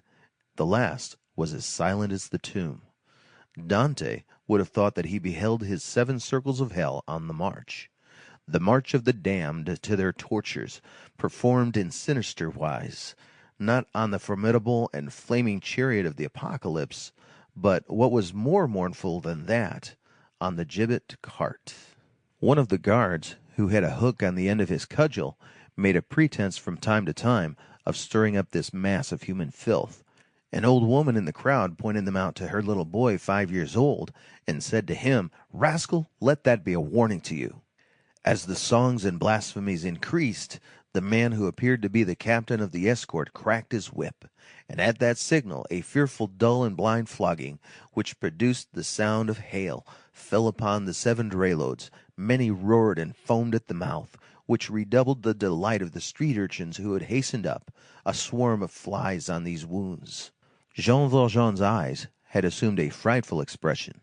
They were no longer eyes. They were those deep and glassy objects which replace the glance in the case of certain wretched men, which seem unconscious of reality, and in which flames the reflection of terrors and of catastrophes. He was not looking at a spectacle. He was seeing a vision. He tried to rise, to flee, to make his escape. He could not move his feet. Sometimes the things that you see seize upon you and hold you fast. He remained nailed to the spot, petrified, stupid, asking himself, athwart confused and inexpressible anguish, what this sepulchral persecution signified, and whence had come that pandemonium which was pursuing him. All at once he raised his hand to his brow, a gesture habitual to those whose memory suddenly returns. He remembered that this was, in fact, the usual itinerary, that it was customary to make this detour in order to avoid all possibility of encountering royalty on the road to Fontainebleau, and that 35 years before he had himself passed through that barrier. Cosette was no less terrified, but in a different way. She did not understand. What she beheld did not seem to her to be possible. At length she cried, "Father, what are those men in those carts?" Jean Valjean replied, "Convicts." "Whither are they going?" "To the galleys." At that moment the cudgelling, multiplied by 100 hands, became zealous. Blows with the flat of the sword were mingled with it. It was a perfect storm of whips and clubs. The convicts bent before it. A hideous obedience was evoked by the torture, and all held their peace, darting glances like chained wolves. Cosette trembled in every limb. She resumed, "Father, are they still men?" "Sometimes," answered the unhappy man. It was the chain gang, in fact, which had set out before daybreak from Bicêtre, and had taken the road to Mans, in order to avoid Fontainebleau, where the king then was. This caused the horrible journey to last 3 or 4 days longer, but torture may surely be prolonged with the object of sparing the royal personage a sight of it. Jean Valjean returned home utterly overwhelmed. Such encounters are shocks, and the memory that they leave behind them resembles a thorough shaking up. Nevertheless, Jean Valjean did not observe that, on his way back to the Rue de Balberon with Cosette, the latter was plying him with other questions on the subject of what they had just seen. Perhaps he was too much absorbed in his own dejection to notice her words and reply to them. But when Cosette was leaving him in the evening to betake herself to bed, he heard her say in a low voice, as though talking to herself, "It seems to me that if I were to find one of those men in my pathway, oh my God, I should die merely from the sight of him close at hand."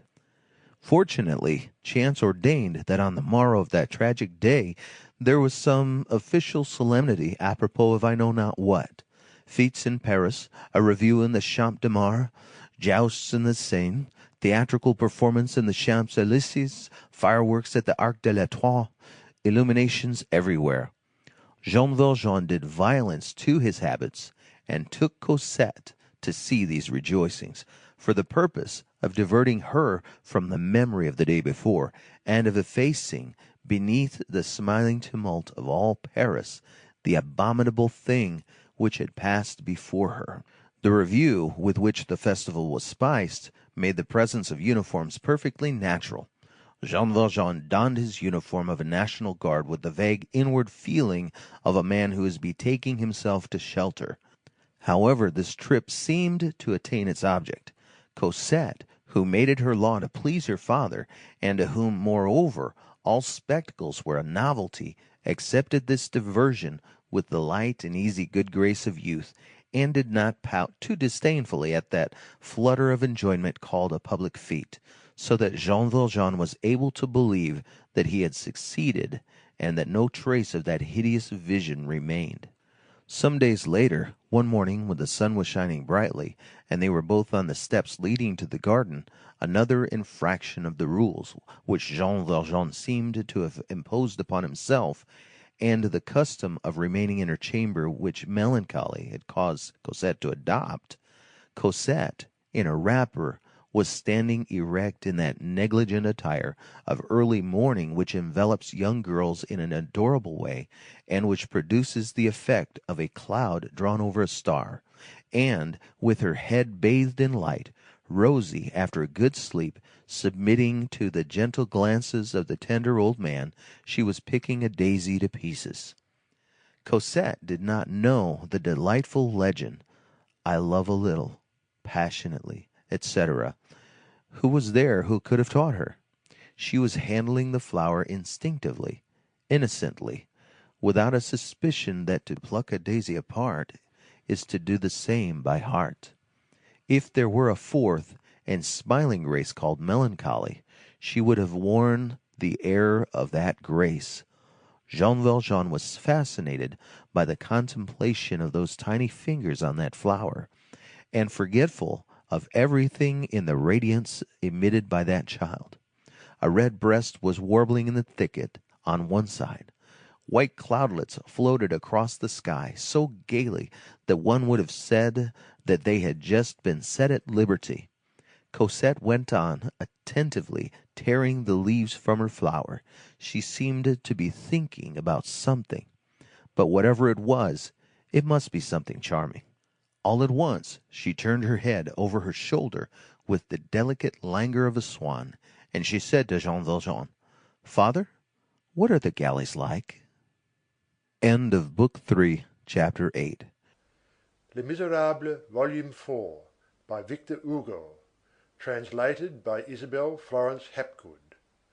Book 4, Succor from below may turn out to be succor from on high. Chapter 1. A wound without, healing within. Thus their life clouded over by degrees. But one diversion, which had formerly been a happiness, remained to them, which was to carry bread to those who were hungry, and clothing to those who were cold. Cosette often accompanied Jean Valjean on these visits to the poor, on which they recovered some remnants of their former free intercourse; and sometimes, when the day had been a good one, they had assisted many in distress, and cheered and warmed many little children, Cosette was rather merry in the evening. It was at this epoch that they paid their visit to the Jondrette den. On the day following that visit, Jean Valjean made his appearance in the pavilion in the morning, calm as was his wont, but with a large wound on his left arm, which was much inflamed, and very angry, which resembled a burn, and which he explained in some way or other. This wound resulted in his being detained in the house for a month with fever. He would not call in the doctor. When Cosette urged him, "Call the dog doctor," said he. Cosette dressed the wound morning and evening with so divine an air, and such angelic happiness at being of use to him, that Jean Valjean felt all his former joy returning, his fears and anxieties dissipating, and he gazed at Cosette, saying, "Oh, what a kindly wound! Oh, what a great misfortune!" Cosette, on perceiving that her father was ill, had deserted the pavilion and again taken a fancy to the little lodging and the back courtyard. She passed nearly all her days beside Jean Valjean, and read to him the books which he desired. Generally they were books of travel. Jean Valjean was undergoing a new birth. His happiness was reviving in these ineffable rays, the Luxembourg, the prowling young stranger, Cosette's coldness, all these clouds upon his soul were growing dim. He had reached the point where he said to himself: "I imagined all that. I am an old fool." His happiness was so great that the horrible discovery of the Thénardiers made in the Jondrette hovel, unexpected as it was, had, after a fashion, glided over him unnoticed. He had succeeded in making his escape. All trace of him was lost. What more did he care for? He only thought of those wretched beings to pity them. Here they are in prison, and henceforth they will be incapacitated for doing any harm, he thought. But what a lamentable family in distress! As for the hideous vision of the Barrière du Maine, Cosette had not referred to it again. Sister Sainte Mechtilde had taught Cosette music in the convent. Cosette had the voice of a linnet with a soul, and sometimes in the evening, in the wounded man's humble abode, she warbled melancholy songs which delighted Jean Valjean. Spring came. The garden was so delightful at that season of the year that Jean Valjean said to Cosette: "You never go there. I want you to stroll in it."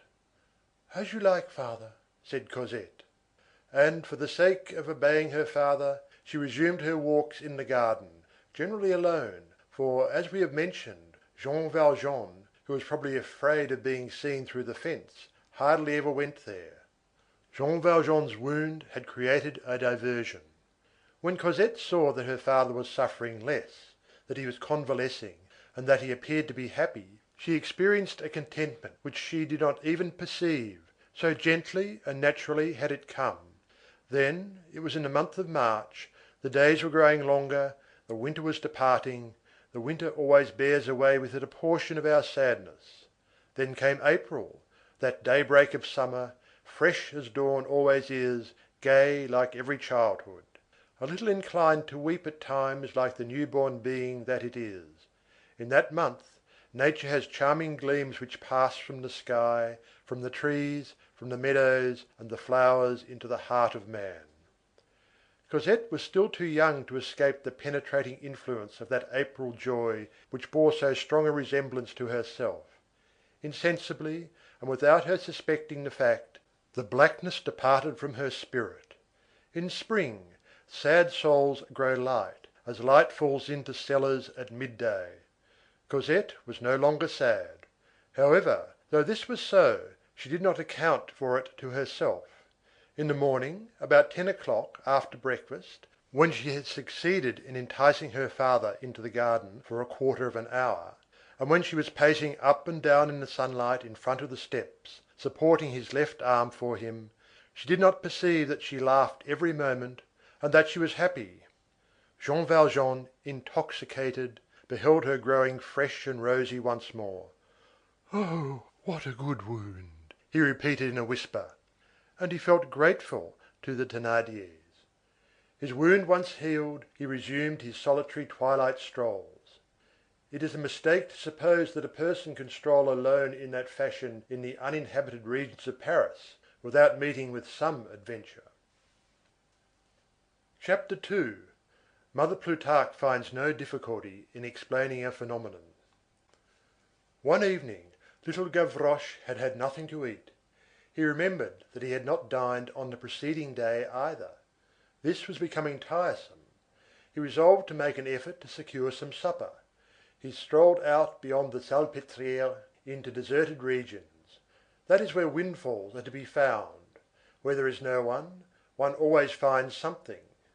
He reached a settlement which appeared to him to be the village of Austerlitz. On one of his preceding lounges, he had noticed there an old garden haunted by an old man and an old woman, and in that garden a passable apple tree. Beside the apple tree stood a sort of fruit house, which was not securely fastened, and where one might contrive to get an apple. One apple is a supper. One apple is life. That which was Adam's ruin might prove Gavroche's salvation. The garden abutted on a solitary unpaved lane, bordered with brushwood, while awaiting the arrival of houses. The garden was separated from it by a hedge. Gavroche directed his steps towards this garden. He found the lane, he recognized the apple tree, he verified the fruit house, he examined the hedge. A hedge means merely one stride. The day was declining, there was not even a cat in the lane, the hour was propitious. Gavroche began the operation of scaling the hedge, then suddenly paused. Someone was talking in the garden. Gavroche peeped through one of the breaks in the hedge. A couple of paces distant, at the foot of the hedge on the other side, exactly at the point where the gap which he was meditating would have been made, there was a sort of recumbent stone which formed a bench, and on this bench was seated the old man of the garden, while the old woman was standing in front of him. The old woman was grumbling. Gavroche, who was not very discreet, listened. "Monsieur Mabeuf," said the old woman. "Mabeuf," thought Gavroche, "that name is a perfect farce." The old man, who was thus addressed, did not stir. The old woman repeated, "Monsieur Mabeuf." The old man, without raising his eyes from the ground, made up his mind to answer, "What is it, Mother Plutarque?" "Mother Plutarque," thought Gavroche, "another farcical name." Mother Plutarque began again, and the old man was forced to accept the conversation. "The landlord is not pleased." "Why?" "We owe 3/4 rent." "In 3 months we shall owe him for 4/4." "He says that he will turn you out to sleep." "I will go." "The greengrocer insists on being paid. She will no longer leave her faggots. What will you warm yourself with this winter? We shall have no wood." "There is the sun." "The butcher refuses to give credit. He will not have us buy any more meat." "That is quite right. I do not digest meat well. It is too heavy." "What shall we have for dinner?" "Bread." "The baker demands a settlement, and says, 'No money, no bread.'" "That is well." "What will you eat?" "We have apples in the apple room." "But, monsieur, we can't live like that without money." "I have none." The old woman went away, the old man remained alone. He fell into thought. Gavroche became thoughtful also. It was almost dark. The first result of Gavroche's meditation was, that instead of scaling the hedge, he crouched down under it. The branches stood apart a little at the foot of the thicket. "Come," exclaimed Gavroche mentally, "here's a nook." And he curled up in it. His back was almost in contact with Father Mabeuf's bench. He could hear the octogenarian breathe. Then, by way of dinner, he tried to sleep. It was a cat nap, with one eye open. While he dozed, Gavroche kept on the watch. The twilight pallor of the sky blanched the earth, and the lane formed a livid line between 2 rows of dark bushes. All at once, in this whitish band, 2 figures made their appearance. One was in front, the other some distance in the rear. "Here come 2 creatures," muttered Gavroche. The first form seemed to be some elderly bourgeois, who was bent and thoughtful, dressed more than plainly, and who was walking slowly because of his age, and strolling about in the open evening air. The second was straight, firm, slender.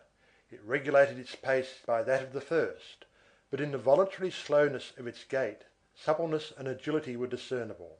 This figure had also something fierce and disquieting about it. The whole shape was that of what was then called an elegant. The hat was of good shape, the coat black, well cut, probably of fine cloth and well fitted in at the waist.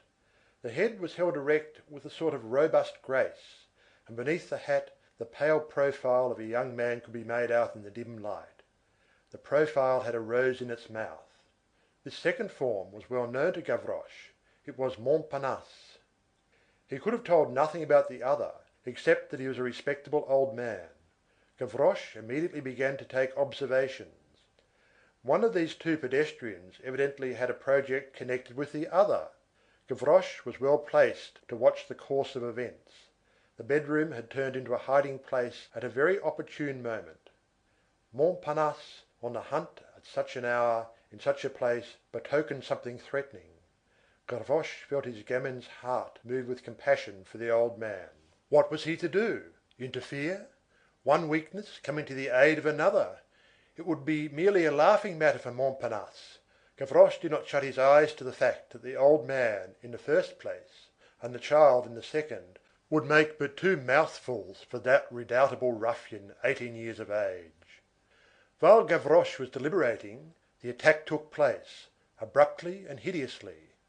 The attack of the tiger on the wild ass, the attack of the spider on the fly. Montparnasse suddenly tossed away his rose, bounded upon the old man, seized him by the collar, grasped and clung to him, and Gavroche with difficulty restrained a scream. A moment later, one of these men was underneath the other, groaning, struggling, with a knee of marble upon his breast. Only, it was not just what Gavroche had expected. The one who lay on the earth was Montparnasse. The one who was on top was the old man. All this took place a few paces distant from Gavroche. The old man had received the shock, had returned it, and that in such a terrible fashion that in a twinkling the assailant and the assailed had exchanged roles. Here's a hearty veteran, thought Gavroche. He could not refrain from clapping his hands, but it was applause wasted. It did not reach the combatants, absorbed and deafened as they were, each by the other, as their breath mingled in the struggle. Silence ensued. Montparnasse ceased his struggles.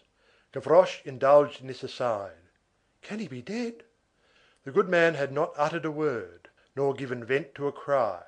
He rose to his feet, and Gavroche heard him say to Montparnasse, "Get up."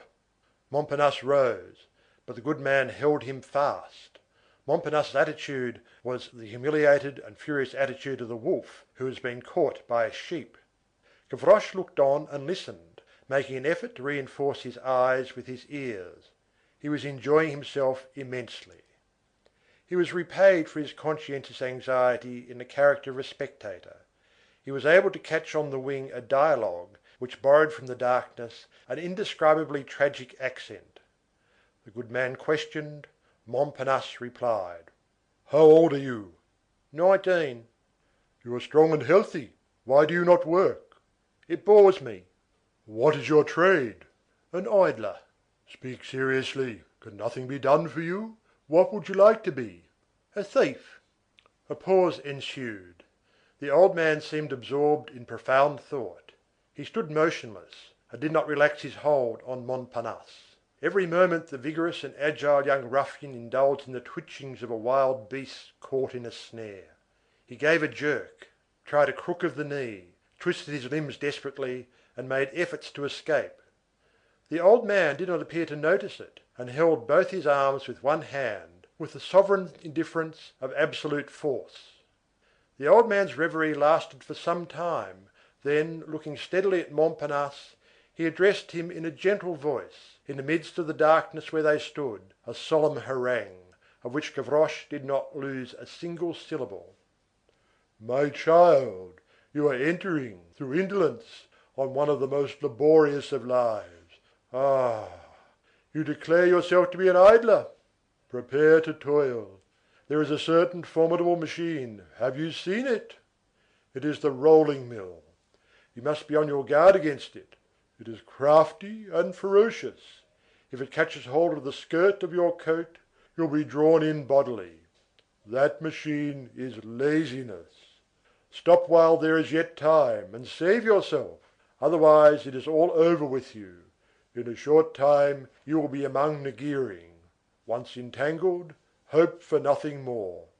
Toil, lazy bones. There is no more repose for you. The iron hand of implacable toil has seized you. You do not wish to earn your living, to have a task, to fulfill a duty. It bores you to be like other men? Well, you will be different. Labour is the law. He who rejects it will find ennui his torment. You do not wish to be a working man? You will be a slave. Toil lets go of you on one side only to grasp you again on the other. You do not desire to be its friend? You shall be its negro slave. Ah! You would have none of the honest weariness of men. You shall have the sweat of the damned. Where others sing, you will rattle in your throat. You will see afar off, from below, other men at work. It will seem to you that they are resting. The labourer, the harvester, the sailor, the blacksmith will appear to you in glory like the blessed spirits in paradise. What radiance surrounds the forge! To guide the plough, to bind the sheaves is joy. The bark at liberty in the wind, what delight! Do you, lazy idler, delve, drag on, roll, march, drag your halter. You are a beast of burden in the team of hell. Ah, to do nothing is your object. Well, not a week, not a day, not an hour shall you have free from oppression. You will be able to lift nothing without anguish. Every minute that passes will make your muscles crack. What is a feather to others will be a rock to you. The simplest things will become steep acclivities. Life will become monstrous all about you. To go, to come, to breathe will be just so many terrible labours.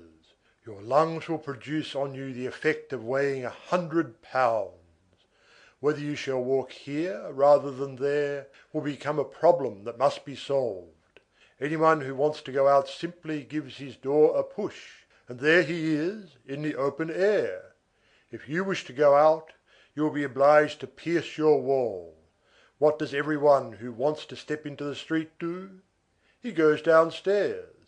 You will tear up your sheets, little by little, you will make of them a rope, then you will climb out of your window, and you will suspend yourself by that thread over an abyss, and it will be night, amid storm, rain, and the hurricane.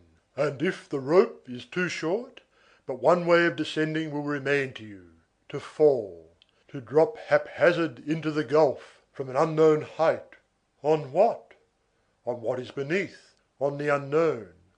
Or you will crawl up a chimney flue at the risk of burning, or you will creep through a sewer pipe at the risk of drowning.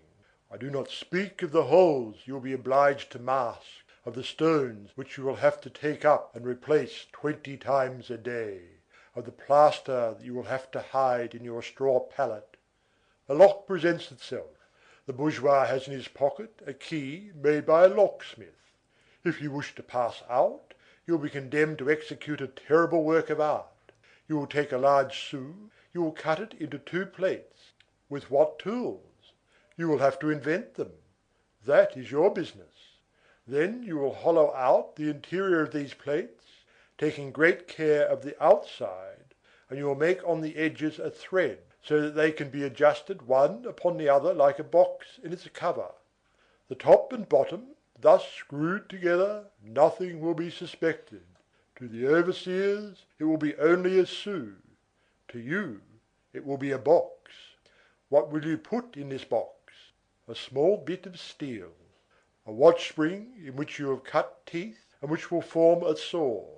With this saw, long as a pin and concealed in a sou, you will cut the bolt of the lock, you will sever the bolts, the padlock of your chain, and the bar at your window, and the fetter on your leg.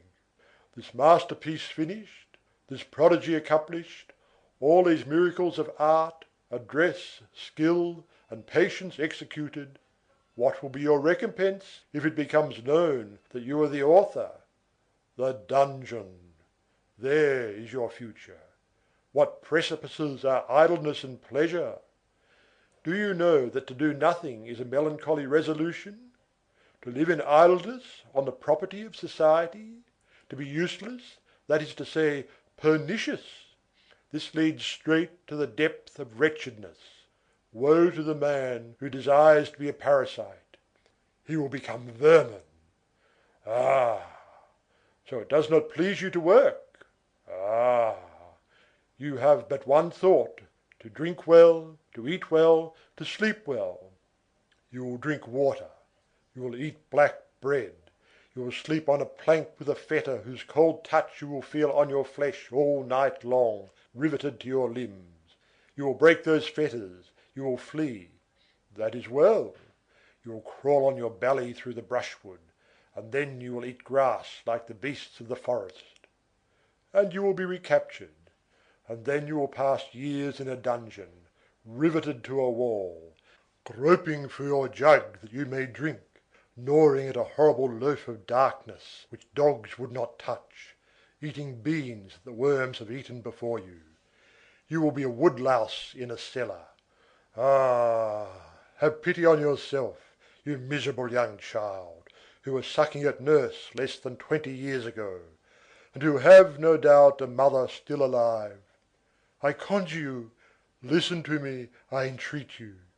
You desire fine black cloth, varnished shoes, to have your hair curled and sweet-smelling oils on your locks, to please low women, to be handsome. You will be shaven clean, and you will wear a red blouse and wooden shoes. You want rings on your fingers. You will have an iron necklet on your neck. If you glance at a woman, you will receive a blow, and you will enter there at the age of 20, and you will come out at 50. You will enter young, rosy, fresh, with brilliant eyes, and all your white teeth, and your handsome youthful hair. You will come out broken, bent, wrinkled, toothless, horrible, with white locks. Ah, my poor child, you are on the wrong road. Idleness is counselling you badly. The hardest of all work is thieving. Believe me, do not undertake that painful profession of an idle man. It is not comfortable to become a rascal. It is less disagreeable to be an honest man. Now go, and ponder on what I have said to you. By the way, what did you want of me? My purse? Here it is. And the old man, releasing Montparnasse, put his purse into the latter's hand. Montparnasse weighed it for a moment, after which he allowed it to slide gently into the back pocket of his coat, with the same mechanical precaution as though he had stolen it. All this having been said and done, the good man turned his back and tranquilly resumed his stroll. The blockhead, muttered Montparnasse. Who was this good man? The reader has, no doubt, already divined. Montparnasse watched him with amazement as he disappeared in the dusk. This contemplation was fatal to him. While the old man was walking away, Gavroche drew near. Gavroche had assured himself, with a sidelong glance, that Father Mabeuf was still sitting on his bench, probably sound asleep. Then the gamin emerged from his thicket and began to crawl after Montparnasse in the dark, as the latter stood there motionless. In this manner he came up to Montparnasse without being seen or heard, gently insinuated his hand into the back pocket of that frock coat of fine black cloth, seized the purse, withdrew his hand, and having recourse once more to his crawling, he slipped away like an adder through the shadows. Montparnasse, who had no reason to be on guard, and who was engaged in thought for the first time in his life, perceived nothing. When Gavroche had once more attained the point where Father Mabeuf was, he flung the purse over the hedge, and fled as fast as his legs would carry him. The purse fell on Father Mabeuf's foot. This commotion roused him. He bent over and picked up the purse. He did not understand in the least, and opened it. The purse had two compartments. In one of them there was some small change. In the other lay 6 napoleons. Monsieur Mabeuf, in great alarm, referred the matter to his housekeeper. "That has fallen from heaven," said Mother Plutarque. End of Book 4. Book Fifth, Chapter 1 of Les Misérables, the end of which does not resemble the beginning. Chapter 1. Solitude and the Barracks Combined. From Les Misérables, by Victor Hugo. Translated by Isabel Florence Hapgood. Cosette's grief, which had been so poignant and lively 4 or 5 months previously, had, without her being conscious of the fact, entered upon its convalescence. Nature, spring, youth, love for her father, the gaiety of the birds and flowers, caused something almost resembling forgetfulness to filter gradually, drop by drop, into that soul which was so virgin and so young. Was the fire wholly extinct there? Or was it merely that layers of ashes had formed? The truth is, that she hardly felt the painful and burning spot any longer.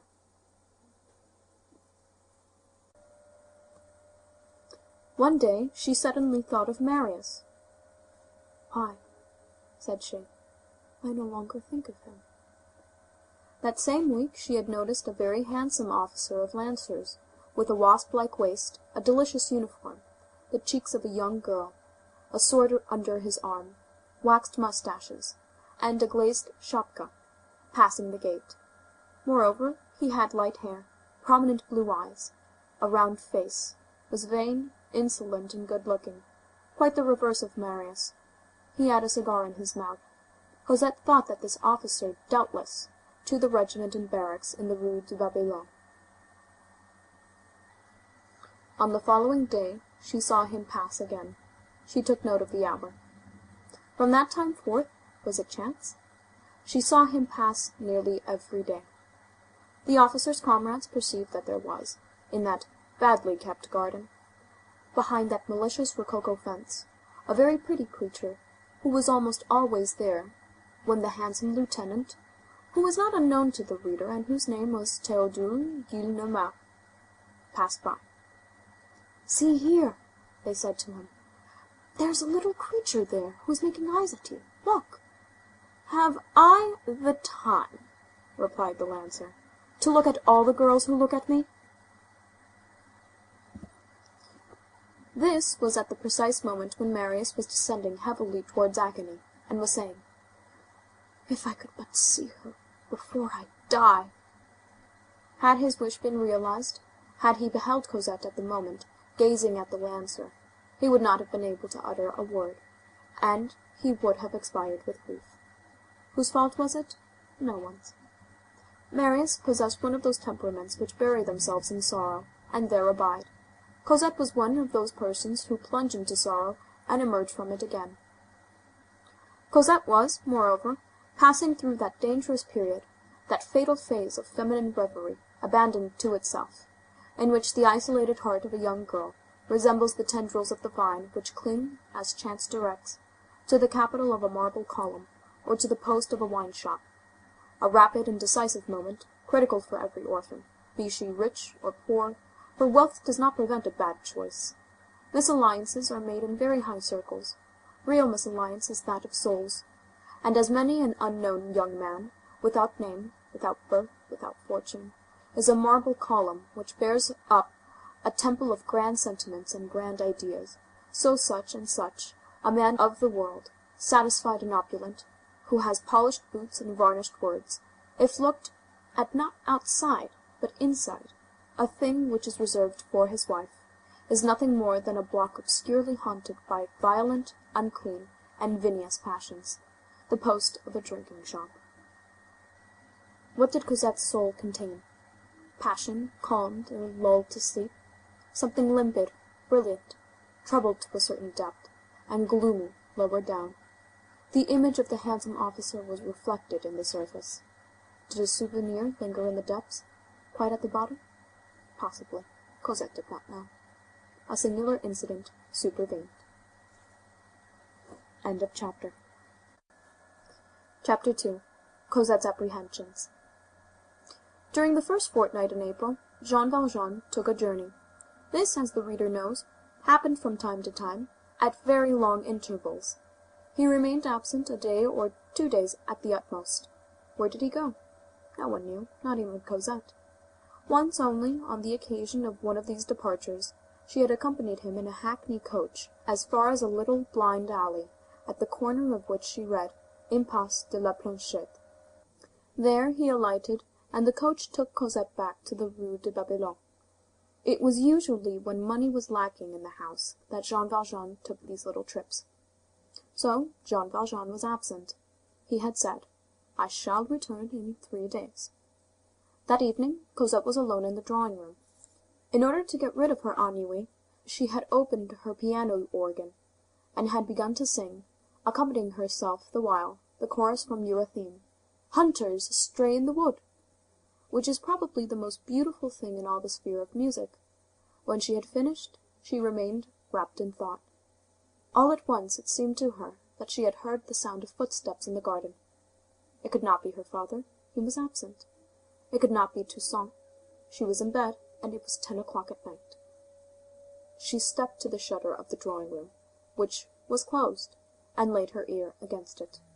It seemed to her that it was the tread of a man, and that he was walking very softly. She mounted rapidly to the first floor, to her own chamber, opened a small wicket in her shutter, and peeped into the garden. The moon was at the full. Everything could be seen as plainly as by day. There was no one there. She opened the window. The garden was absolutely calm, and all that was visible was that the street was deserted, as usual. Cosette thought that she had been mistaken. She thought that she had heard a noise. It was a hallucination produced by the melancholy and magnificent chorus of Weber, which lays open before the mind terrified depths, which trembles before the gaze like a dizzy forest, and in which one hears the cackling of dead branches beneath the uneasy tread of the huntsman of whom one catches a glimpse through the twilight. She thought no more about it. Moreover, Cosette was not very timid by nature.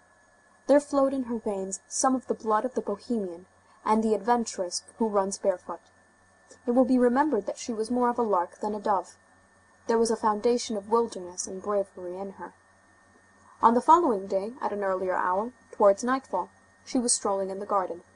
In the midst of the confused thoughts which occupied her, she fancied that she caught for an instant a sound similar to that of the preceding evening, as though someone were walking beneath the trees in the dusk, and not very far from her. But she told herself that nothing so closely resembled a step on the grass as the friction of two branches which have moved from side to side, and she paid no heed to it. Besides, she could see nothing. She emerged from the thicket. She had still to cross a small lawn to regain the steps. The moon, which had just risen behind her, cast Cosette's shadow in front of her upon this lawn, as she came out from the shrubbery. Cosette halted in alarm. Beside her shadow the moon outlined distinctly upon the turf another shadow, which was particularly startling and terrible, a shadow which had a round hat. It was the shadow of a man who must have been standing on the border of the clump of shrubbery, a few paces in the rear of Cosette. She stood for a moment without the power to speak, or cry, or call, or stir, or turn her head. Then she summoned up all her courage and turned round resolutely. There was no one there. She glanced on the ground. The figure had disappeared. She re-entered the thicket, searched the corners boldly, went as far as the gate, and found nothing. She felt herself absolutely chilled with terror. Was this another hallucination? What, 2 days in succession? One hallucination might pass, but 2 hallucinations? The disquieting point about it was that the shadow had assuredly not been a phantom. Phantoms do not wear round hats. On the following day, Jean Valjean returned. Cosette told him what she thought she had heard and seen. She wanted to be reassured, and to see her father shrug his shoulders and say to her, "You are a little goose." Jean Valjean grew anxious. "It cannot be anything," said he. He left her under some pretext and went into the garden, and she saw him examining the gate with great attention. During the night she woke up. This time she was sure, and she distinctly heard someone walking close to the flight of steps beneath her window. She ran to her little wicket and opened it. In point of fact, there was a man in the garden, with a large club in his hand. Just as she was about to scream, the moon lighted up the man's profile. It was her father. She returned to her bed, saying to herself, "He is very uneasy." Jean Valjean passed that night, and the 2 succeeding nights, in the garden. Cosette saw him through the hole in her shutter. On the 3rd night, the moon was on the wane, and had begun to rise later. At 1 o'clock in the morning, possibly, she had heard a loud burst of laughter, and her father's voice calling her, "Cosette!" She jumped out of bed, threw on her dressing gown, and opened her window. Her father was standing on the grass plot below. "I have waked you for the purpose of reassuring you," said he. "Look, there is your shadow with the round hat." And he pointed out to her on the turf a shadow cast by the moon, and which did indeed bear considerable resemblance to the spectre of a man wearing a round hat. It was the shadow produced by a chimney pipe of sheet iron, with a hood, which rose above a neighboring roof. Cosette joined in his laughter. All her lugubrious suppositions were allayed, and the next morning, as she was at breakfast with her father, she made merry over the sinister garden, haunted by shadows of iron chimney-pots. Jean Valjean became quite tranquil once more. As for Cosette, she did not pay much attention to the question whether the chimney-pot was really in the direction of the shadow which she had seen, or thought she had seen, and whether the moon had been in the same spot in the sky. She did not question herself as to the peculiarity of a chimney-pot which is afraid of being caught in the act, and which retires when someone looks at its shadow, for the shadow had taken alarm when Cosette had turned round, and Cosette had thought herself very sure of this. Cosette's serenity was fully restored. The proof appeared to her to be complete, and it quite vanished from her mind. Whether there could possibly be any one walking in the garden during the evening or at night. A few days later, however, a fresh incident occurred. End of chapter.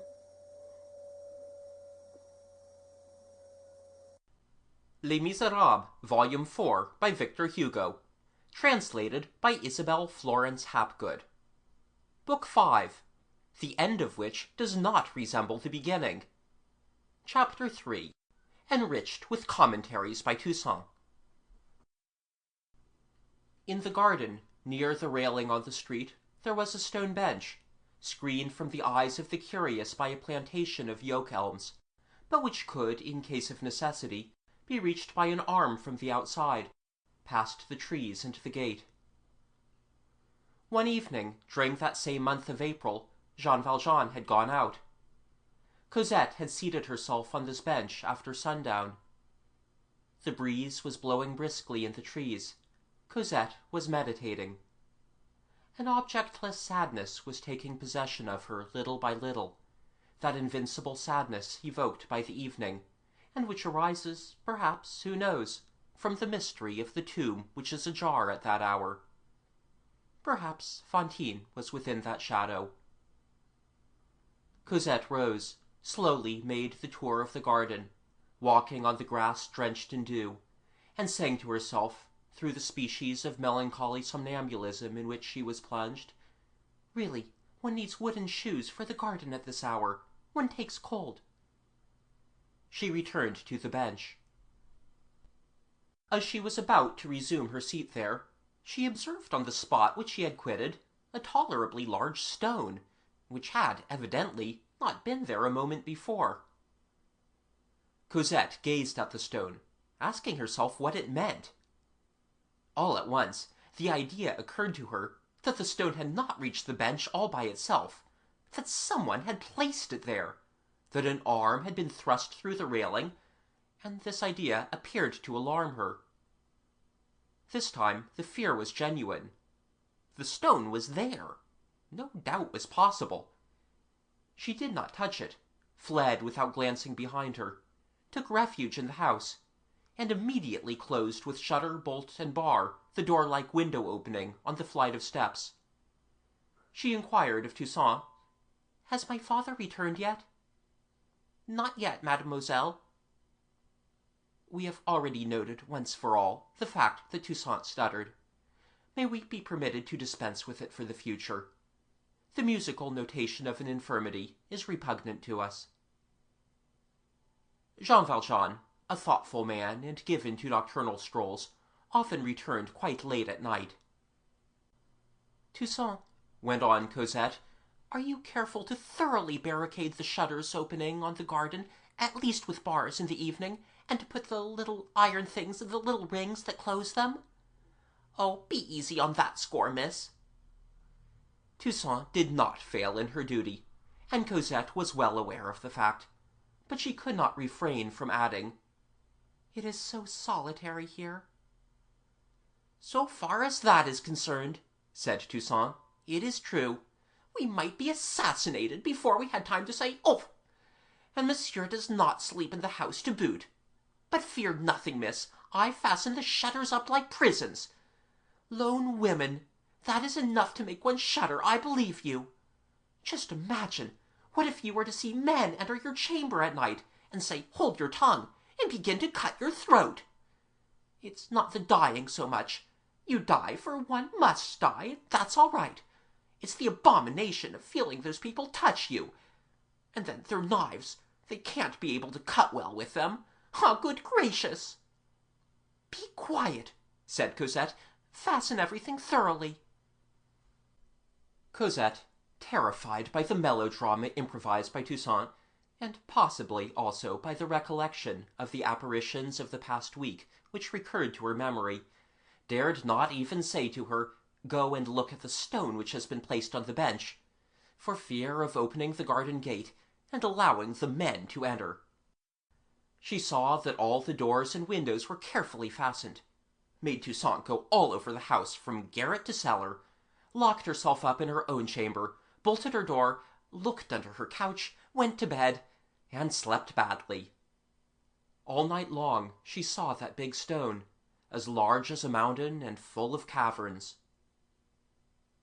At sunrise, the property of the rising sun is to make us laugh at all our terrors of the past night, and our laughter is in direct proportion to our terror which they have caused. At sunrise, Cosette, when she woke, viewed her fright as a nightmare, and said to herself, "What have I been thinking of? It is like the footsteps that I thought I heard a week or two ago in the garden at night. It is like the shadow of the chimney-pot. Am I becoming a coward?" The sun, which was glowing through the crevices in her shutters and turning the damask curtains crimson, reassured her to such an extent that everything vanished from her thoughts, even the stone. "There was no more a stone on the bench than there was a man in a round hat in the garden. I dreamed about the stone, as I did all the rest." She dressed herself, descended to the garden, ran to the bench, and broke out in a cold perspiration. The stone was there. But this lasted only for a moment. That which is terror by night is curiosity by day. "Bah!" said she. "Come, let us see what it is." She lifted the stone, which was tolerably large. Beneath it was something which resembled a letter. It was a white envelope. Cosette seized it. There was no address on one side, no seal on the other. Yet the envelope, though unsealed, was not empty. Papers could be seen inside. Cosette examined it. It was no longer alarm, it was no longer curiosity. It was a beginning of anxiety. Cosette drew from the envelope its contents, a little notebook of paper, each page of which was numbered, and bore a few lines in a very fine and rather pretty handwriting, as Cosette thought. Cosette looked for a name. There was none. To whom was this addressed? To her, probably, since a hand had deposited the packet on her bench. From whom did it come? An irresistible fascination took possession of her. She tried to turn away her eyes from the leaflets which were trembling in her hand. She gazed at the sky, the street, the acacias all bathed in light, the pigeons fluttering over a neighboring roof, and then her glance suddenly fell upon the manuscript, and she said to herself that she must know what it contained. This is what she read. Chapter 4. A Heart Beneath a Stone. The reduction of the universe to a single being, the expansion of a single being even to God, that is love. Love is the salutation of the angels to the stars. How sad is the soul when it is sad through love! What a void in the absence of the being who by herself fills the world! Oh, how true it is that the beloved being becomes God! One could comprehend that God might be jealous of this, had not God the Father of all evidently made creation for the soul, and the soul for love. The glimpse of a smile beneath a white crape bonnet with a lilac curtain is sufficient to cause the soul to enter into the palace of dreams. God is behind everything, but everything hides God. Things are black, creatures are opaque. To love a being is to render that being transparent. Certain thoughts are prayers. There are moments when, whatever the attitude of the body may be, the soul is on its knees. Parted lovers beguile absence by 1,000 chimerical devices, which possess, however, a reality of their own. They are prevented from seeing each other, they cannot write to each other. They discover a multitude of mysterious means to correspond. They send each other the song of the birds, the perfume of the flowers, the the smiles of children, the light of the sun, the sighings of the breeze, the rays of stars, all creation. And why not? All the works of God are made to serve love. Love is sufficiently potent to charge all nature with its messages. O Spring, thou art a letter that I write to her. The future belongs to hearts even more than it does to minds. Love, that is the only thing that can occupy and fill eternity. In the infinite, the inexhaustible is requisite. Love participates of the soul itself. It is of the same nature. Like it, it is the divine spark. Like it, it is incorruptible, indivisible, imperishable. It is a point of fire that exists within us, which is immortal and infinite, which nothing can confine, and which nothing can extinguish. We feel it burning even to the very marrow of our bones, and we see it beaming in the very depths of heaven. O love, adorations! Voluptuousness of two minds which understand each other, of two hearts which exchange with each other, of two glances which penetrate each other. You will come to me, will you not, Bliss? Strolls by twos in the solitudes, blessed and radiant days. I have sometimes dreamed that from time to time hours detached themselves from the lives of the angels and came here below to traverse the destinies of men. God can add nothing to the happiness of those who love, except to give them endless duration. After a life of love, an eternity of love is in fact an augmentation. But to increase in intensity even the ineffable felicity which love bestows on the soul even in this world is impossible, even to God. God is the plenitude of heaven. Love is the plenitude of man.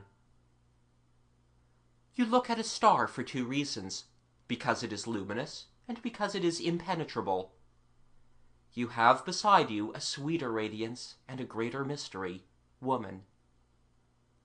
All of us, whoever we may be, have our respirable beings. We lack air and we stifle. Then we die. To die for lack of love is horrible, suffocation of the soul. When love has fused and mingled two beings in a sacred and angelic unity, the secret of life has been discovered so far as they are concerned. They are no longer anything more than the two boundaries of the same destiny. They are no longer anything but the two wings of the same spirit. Love soar. On the day when a woman, as she passes before you, emits light as she walks, you are lost, you love. But one thing remains for you to do, to think of her so intently that she is constrained to think of you. What love commences can be finished by God alone. True love is in despair and is enchanted over a glove lost or a handkerchief found, and eternity is required for its devotion and its hopes. It is composed both of the infinitely great and the infinitely little. If you are a stone, be adamant. If you are a plant, be the sensitive plant. If you are a man, be love. Nothing suffices for love. We have happiness, we desire paradise. We possess paradise, we desire heaven. O ye who love each other, all this is contained in love. Understand how to find it there. Love has contemplation as well as heaven, and more than heaven, it has voluptuousness. Does she still come to the Luxembourg? No, sir. This is the church where she attends Mass, is it not? She no longer comes here. Does she still live in this house? She has moved away. Where has she gone to dwell? She did not say. What a melancholy thing, not to know the address of one's soul. Love has its childishness. Other passions have their pettinesses. Shame on the passions which belittle man, honor to the one which makes a child of him. There is one strange thing, do you know it? I dwell in the night. There is a being who carried off my sky when she went away. Oh, would that we were lying side by side in the same grave, hand in hand, and from time to time in the darkness gently caressing a finger. That would suffice for my eternity. Ye who suffer because ye love, love yet more. To die of love is to live in it. Love, a somber and starry transfiguration, is mingled with this torture. There is ecstasy in agony. O joy of the birds! It is because they have nests that they sing. Love is a celestial respiration of the air of paradise. Deep hearts, sage minds, take life as God has made it. It is a long trial, an incomprehensible preparation for an unknown destiny. This destiny, the true one, begins for a man with the first step inside the tomb. Then something appears to him, and he begins to distinguish the definitive. The definitive, meditate upon that word. The living perceive the infinite. The definitive permits itself to be seen only by the dead. In the meanwhile, love and suffer, hope and contemplate. Woe, alas, to him who shall have loved only bodies, forms, appearances. Death will deprive him of all. Try to love souls, you will find them again. I encountered in the street a very poor young man who was in love. His hat was old, his coat was worn, his elbows were in holes.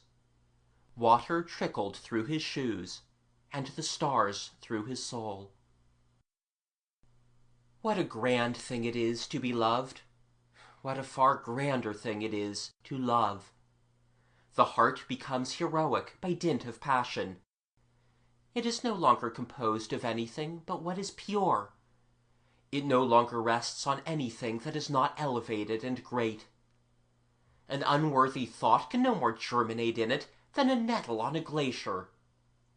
The serene and lofty soul, inaccessible to vulgar passions and emotions, dominating the clouds and the shades of this world, its follies, its lies, its hatreds, its vanities, its miseries, inhabits the blue of heaven, and no longer feels anything but profound and subterranean shocks of destiny, as the crests of mountains feel the shocks of earthquake.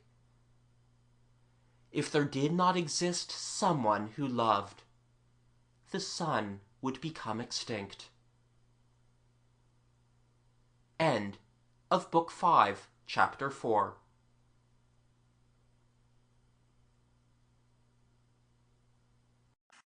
Les Misérables, Volume 4, by Victor Hugo. Translated by Isabel Florence Hapgood. Book 5, the end of which does not resemble the beginning. Chapter 5. Cosette after the letter. As Cosette read, she gradually fell into thought. At the very moment when she raised her eyes from the last line of the notebook, the handsome officer passed triumphantly in front of the gate. It was his hour. Cosette thought him hideous. She resumed her contemplation of the book. It was written in the most charming of chirography, thought Cosette, in the same hand, but with divers inks, sometimes very black, again whitish, as when ink has been added to the inkstand, and consequently on different days. It was, then, a mind which had unfolded itself there, sigh by sigh, irregularly, without order, without choice, without object, haphazard. Cosette had never read anything like it. This manuscript, in which she already perceived more light than obscurity, produced upon her the effect of a half-open sanctuary. Each one of these mysterious lines shone before her eyes and inundated her heart with a strange radiance. The education which she had received had always talked to her of the soul, and never of love, very much as one might talk of the firebrand and not the flame.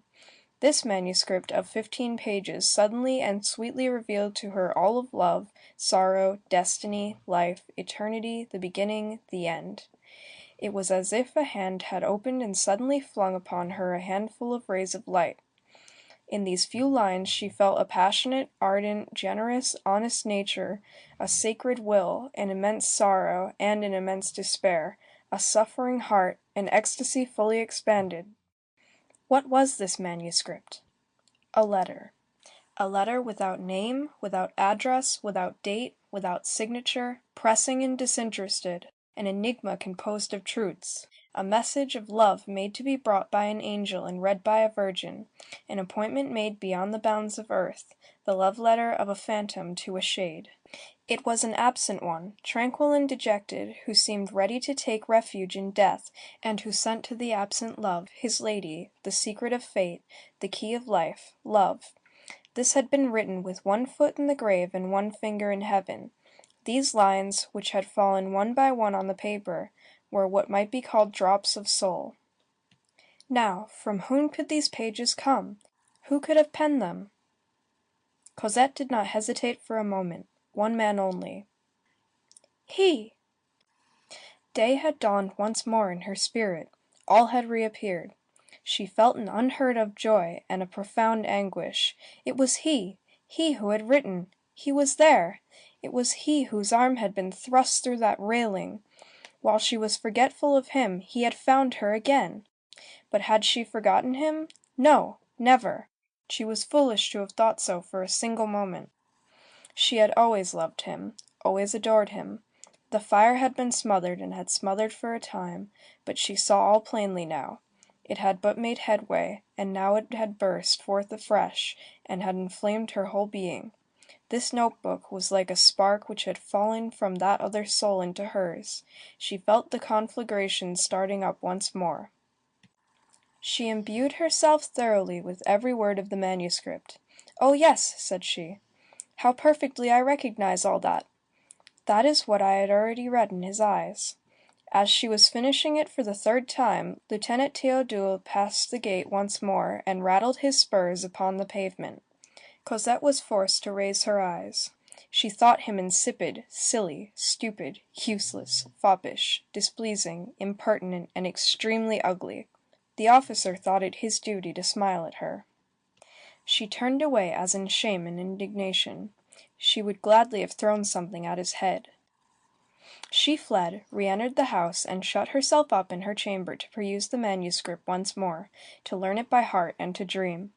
When she had thoroughly mastered it, she kissed it and put it in her bosom. All was over. Cosette had fallen back into deep, seraphic love. The abyss of Eden had yawned once more. All day long Cosette remained in a sort of bewilderment. She scarcely thought, her ideas were in the state of a tangled skein in her brain. She could not manage to conjecture anything. She hoped through a tremor. What? Vague things. She dared make herself no promises, and she did not wish to refuse herself anything. Flashes of pallor passed over her countenance, and shivers ran through her frame. It seemed to her, at intervals, that she was entering the land of chimeras. She said to herself, "Is this reality?" Then she felt of the dear paper within her bosom under her gown. She pressed it to her heart. She felt its angles against her flesh. And if Jean Valjean had seen her at the moment, he would have shuddered in the presence of that luminous and unknown joy, which overflowed from beneath her eyelids. "Oh, yes," she thought, "it is certainly he. This comes from him and is for me." And she told herself that an intervention of angels, a celestial dance, had given him back to her. O transfiguration of love! O dreams! That celestial dance, that intervention of the angels, was a pellet of bread tossed by one thief to another thief, from the Charlemagne courtyard to the Lion's Ditch, over the roofs of La Force. End of Chapter 5. Chapter 6. Old people are made to go out opportunely. When evening came, Jean Valjean went out. Cosette dressed herself. She arranged her hair in the most becoming manner, and she put on a dress whose bodice had received one snip of the scissors too much, and which, through this slope, permitted a view of the beginning of her throat, and was, as young girls say, a trifle indecent. It was not in the least indecent, but it was prettier than usual. She made her toilet thus without knowing why she did so. Did she mean to go out? No. Was she expecting a visitor? No. At dusk she went down to the garden. Toussaint was busy in her kitchen, which opened to the backyard. She began to stroll under the trees, thrusting aside the branches from time to time with her hand, because there were some which hung very low. In this manner she reached the bench. The stone was still there. She sat down and gently laid her white hand on this stone as though she wished to caress and thank it. All at once she experienced that indefinable impression which one undergoes when there is someone standing behind one, even when she does not see the person.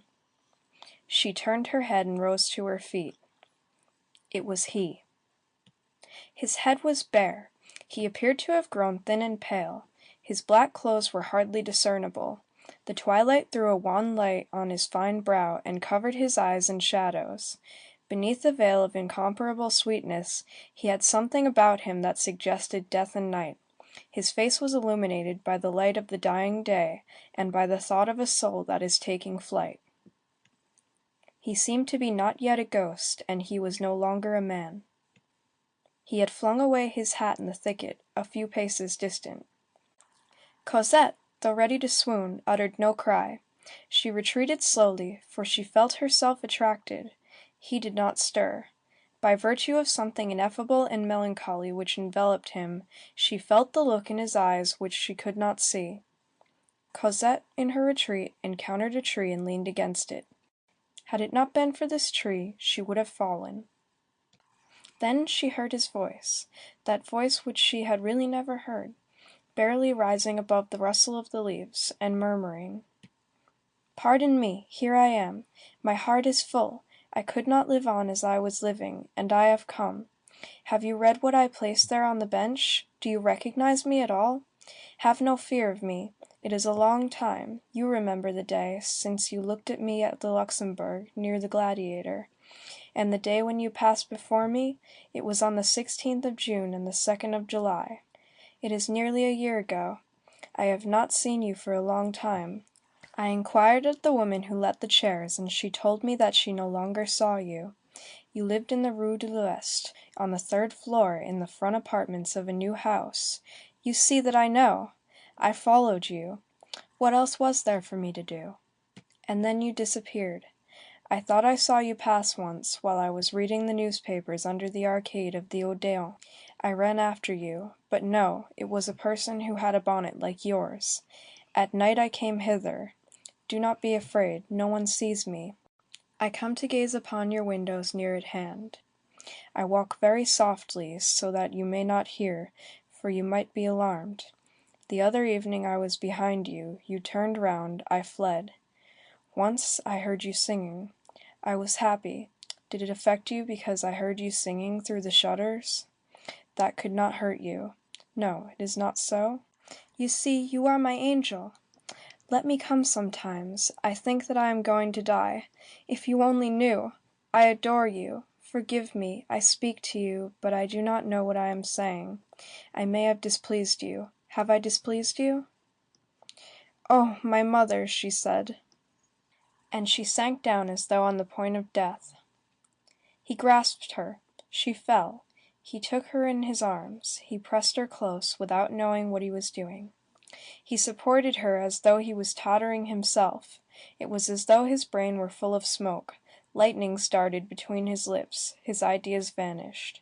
It seemed to him that he was accomplishing some religious act, and that he was committing a profanation. Moreover, he had not the least passion for this lovely woman whose force he felt against his breast. He was beside himself with love. She took his hand and laid it on her heart. He felt the paper there. He stammered, "You love me, then?" She replied in a voice so low that it was no longer anything more than a barely audible breath. "Hush! Thou knowest it." And she hid her blushing face on the breast of the superb and intoxicated young man. He fell upon the bench, and she beside him. They had no words more. The stars were beginning to gleam. How did it come to pass that their lips met? How comes it to pass that the birds sing, that snow melts, that the rose unfolds, that May expands, that the dawn grows white beyond the black trees of the shivering crest of the hills? A kiss, and that was all. Both started and gazed into the darkness with sparkling eyes. They felt neither the cool night, nor the cold stone, nor the damp earth, nor the wet grass. They had looked at each other, and their hearts were full of thoughts. They had clasped hands unconsciously. She did not ask him, she did not even wonder, how he had entered there, and how he had made his way into the garden. It seemed so simple to her that he should be there. From time to time, Marius' knee touched Cosette's knee, and both shivered. At intervals, Cosette stammered a word. Her soul fluttered on her lips like a drop of dew on a flower. Little by little they began to talk to each other. Effusion followed silence, which is fullness. The night was serene and splendid overhead. These two beings, pure as spirits, told each other everything. Their dreams, their intoxications, their ecstasies, their chimeras, their weaknesses, how they had adored each other from afar, how they had longed for each other, their despair when they had ceased to see each other. They confided to each other in an ideal intimacy, which nothing could augment, their most secret and most mysterious thoughts. They related to each other, with candid faith in their illusions, all that love, youth, and the remains of childhood which still lingered about them, suggested to their minds. Their two hearts poured themselves out into each other in such wise that at the expiration of a quarter of an hour, it was the young man who had the young girl's soul, and the young girl who had the young man's soul. Each became permeated with the other. They were enchanted with each other. They dazzled each other. When they had finished, when they had told each other everything, she laid her head on his shoulder and asked him, "What is your name?" "My name is Marius," said he. "And yours?" "My name is Cosette." End of Book 5, Chapter 6.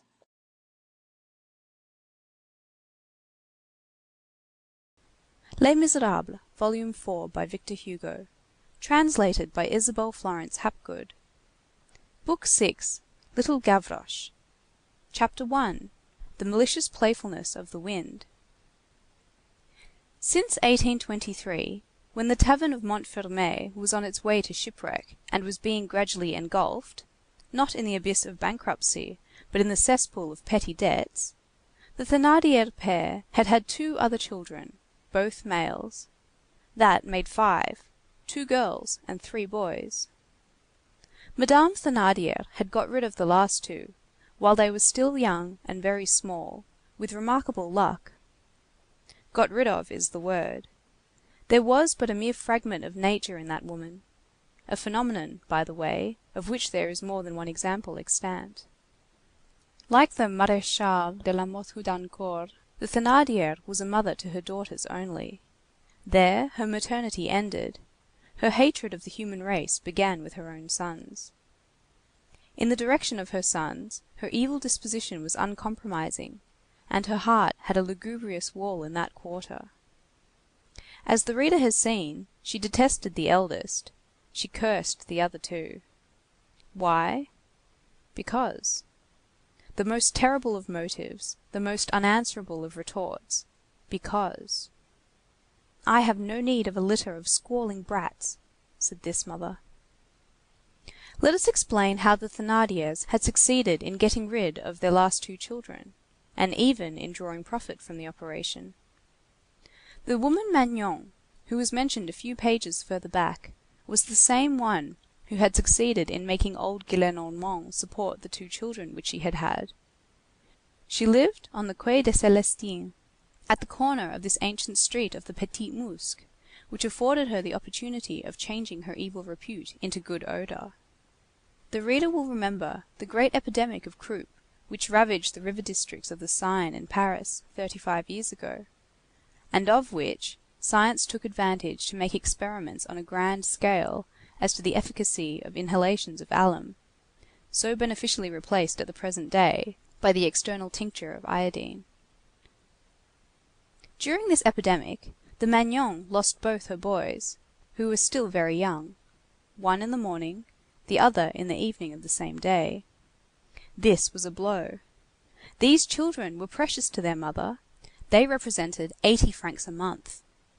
These 80 francs were punctually paid in the name of M. Gillenormand, by collector of his rents, M. Barge, a retired tipstaff in the Rue des Rois de Sicile. The children dead, the income was at an end. The Magnon sought an expedient. In that dark freemasonry of evil of which she formed a part, everything is known, all secrets are kept, and all lend mutual aid. Magnon needed 2 children. The Thénardiers had 2. The same sex, the same age. A good arrangement for the one, a good investment for the other. The little Thénardiers became little Magnons. Magnon quitted the Quai de la Célestine and went to live in the Rue Clocheperce. In Paris, the identity which binds an individual to himself is broken between one street and another. The registry office being in no way warned, raised no objections, and the substitution was effected in the most simple manner in the world. Only, the Thénardier extracted for this loan of her children 10 francs a month, which Magnon promised to pay, and which she actually did pay. It is unnecessary to add that M. Gillenormand continued to perform his compact. He came to see the children every 6 months. He did not perceive the change. "Monsieur," Magnon said to him, "how much they resemble you!" Thénardier, to whom avatars were easy, seized this occasion to become Jondrette. His 2 daughters and Gavroche had hardly had time to discover that they had 2 little brothers. When a certain degree of misery is reached, one is overpowered with a sort of spectral indifference, and one regards human beings as though they were spectres. Your nearest relations are often no more for you than vague shadowy forms, barely outlined against a nebulous background of life, and easily confounded again with the invisible.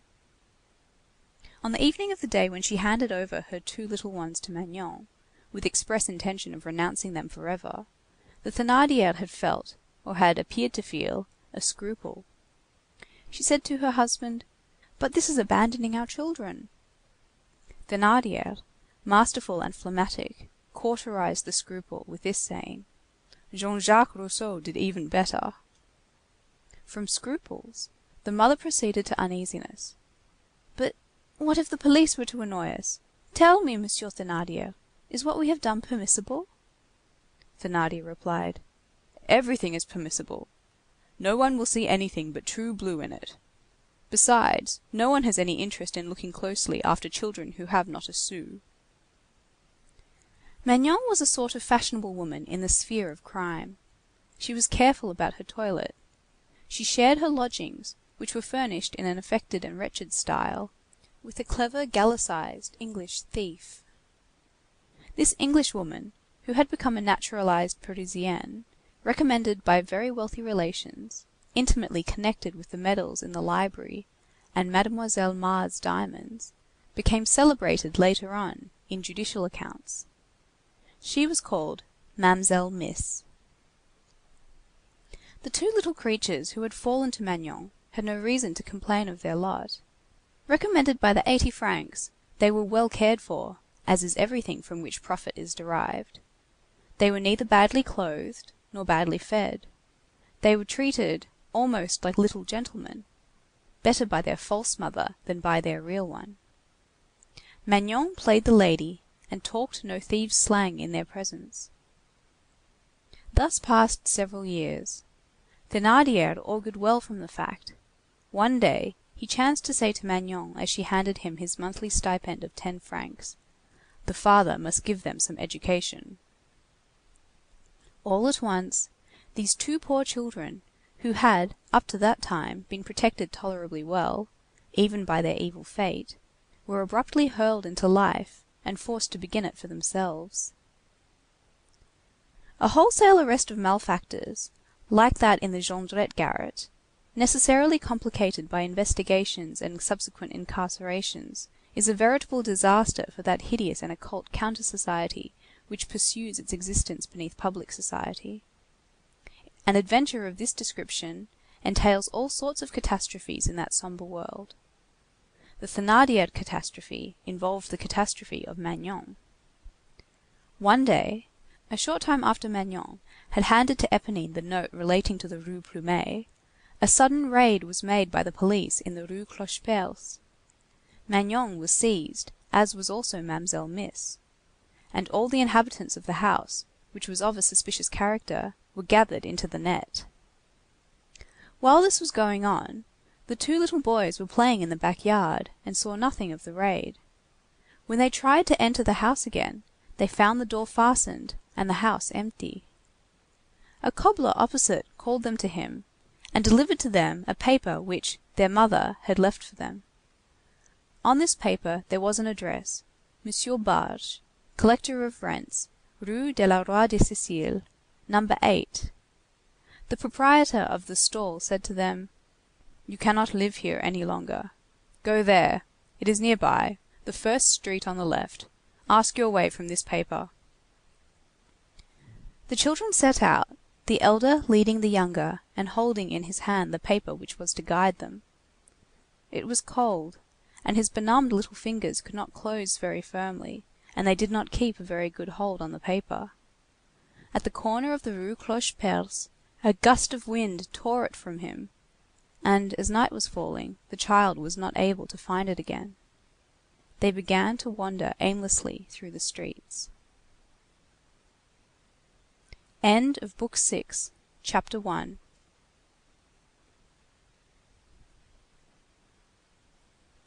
Les Misérables, Volume 4, by Victor Hugo.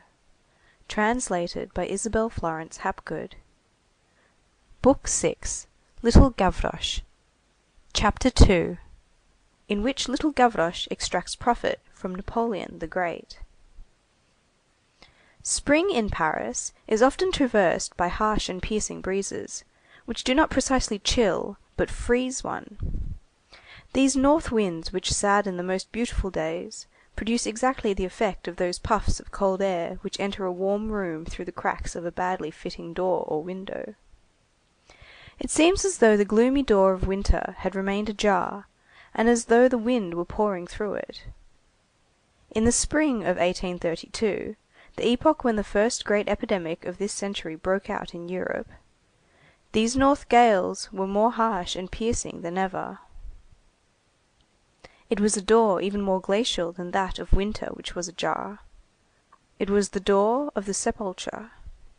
In these winds one felt the breath of the cholera.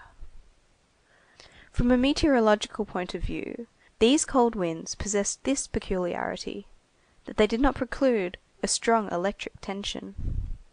Frequent storms, accompanied by thunder and lightning, burst forth at this epoch. One evening, when these gales were blowing rudely, to such a degree that January seemed to have returned, and that the bourgeois had resumed their cloaks, little Gavroche, who was always shivering gaily under his rags, was standing as though in ecstasy before a wig-maker's shop in the vicinity of the Orme Saint-Gervais. He was adorned with a woman's woollen shawl, picked up no one knows where, and which he had converted into a neck comforter. Little Gavroche appeared to be engaged in intent admiration of a wax bride, in a low-necked dress, and crowned with orange flowers, who was revolving in the window, and displaying her smile to passers-by, between two argand lamps. But in reality he was taking an observation of the shop, in order to discover whether he could not prig from the shop front a cake of soap, which he would then proceed to sell for a sou to a hairdresser in the suburbs. He had often managed to breakfast off of such a roll. He called his species of work, for which he possessed special aptitude, shaving barbers. While contemplating the bride and eyeing the cake of soap, he muttered between his teeth, "Tuesday. It was not Tuesday. Was it Tuesday? Perhaps it was Tuesday. Yes, it was Tuesday." No one has ever discovered to what this monologue referred. Yes, perchance, this monologue had some connection with the last occasion on which he had dined, 3 days before, for it was now Friday. The barber in his shop, which was warmed by a good stove, was shaving a customer and casting a glance from time to time at the enemy, that freezing and impudent street urchin, both of whose hands were in his pockets, but whose mind was evidently unsheathed.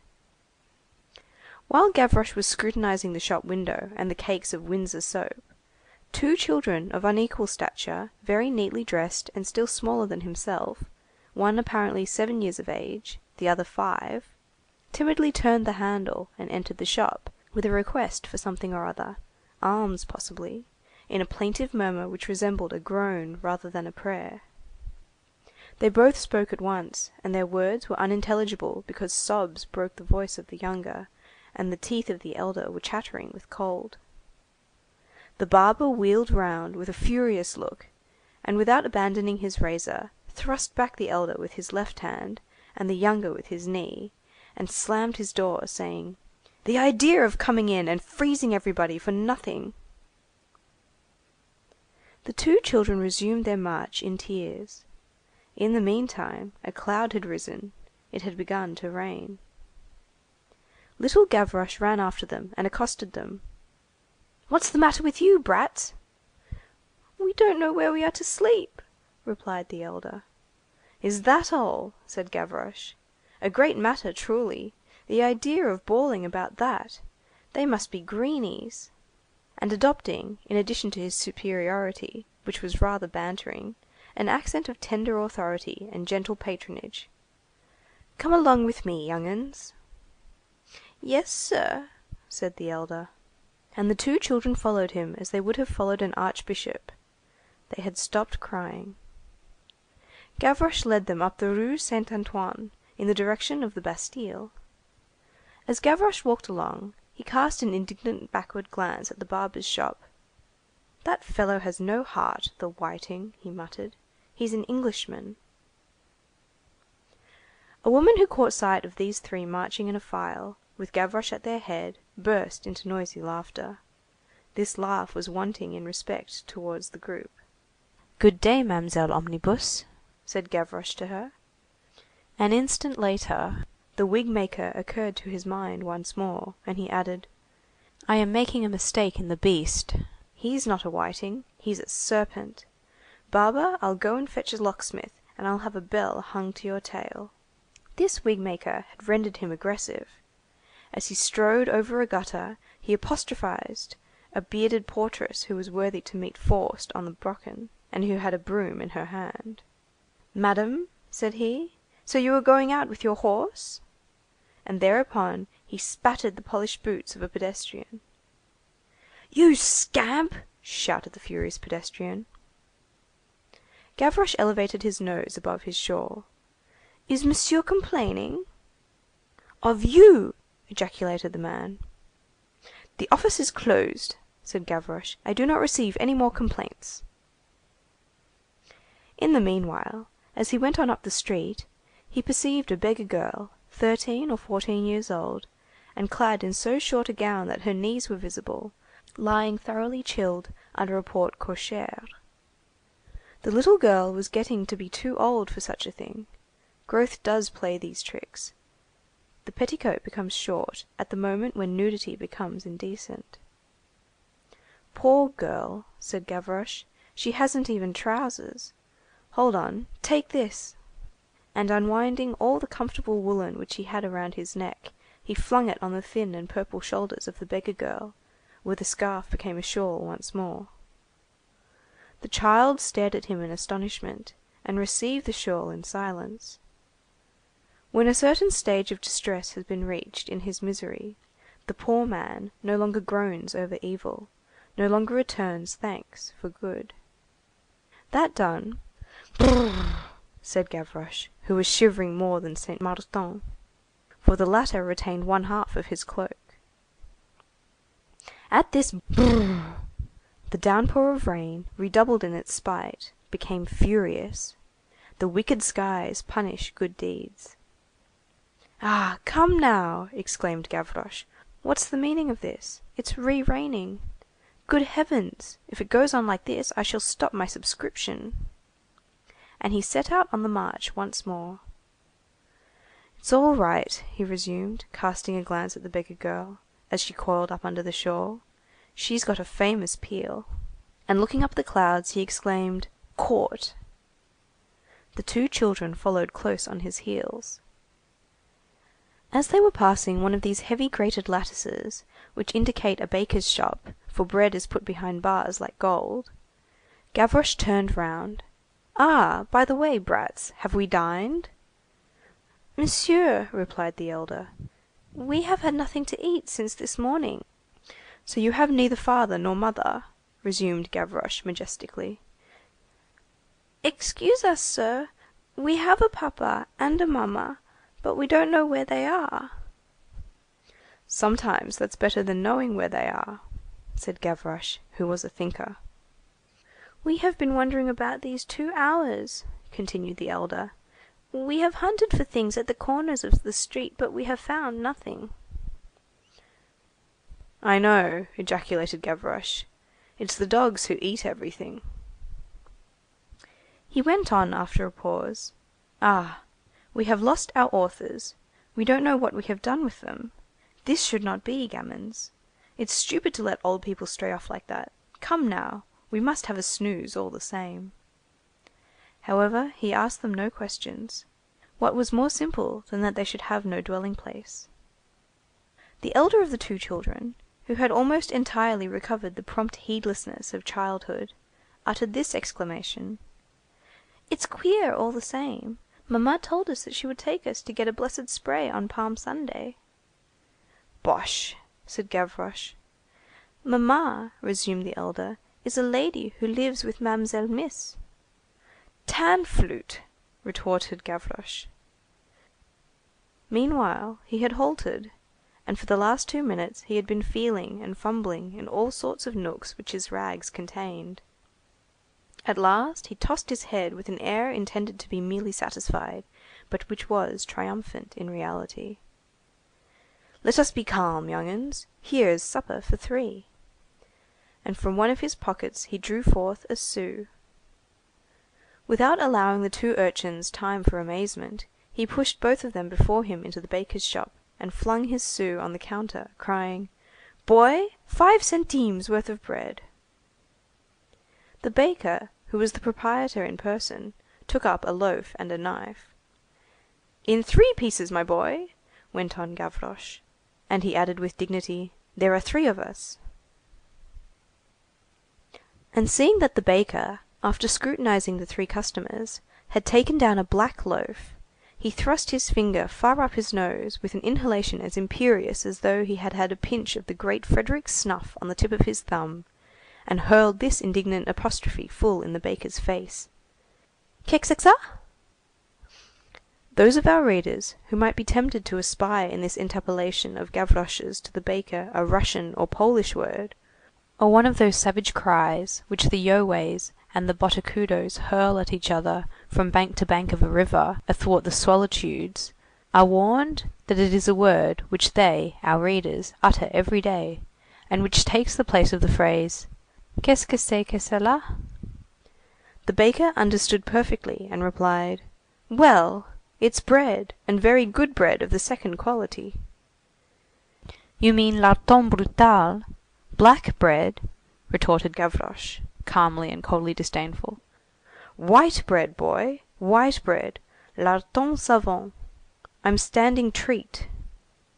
The baker could not repress a smile, and as he cut the white bread, he surveyed them in a compassionate way which shocked Gavroche.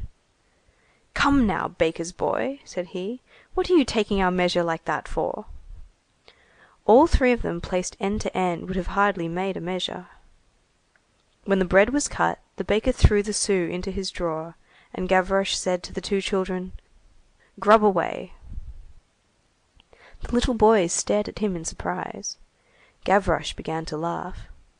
"Ah, hello, that's so. They don't understand yet, they're too small."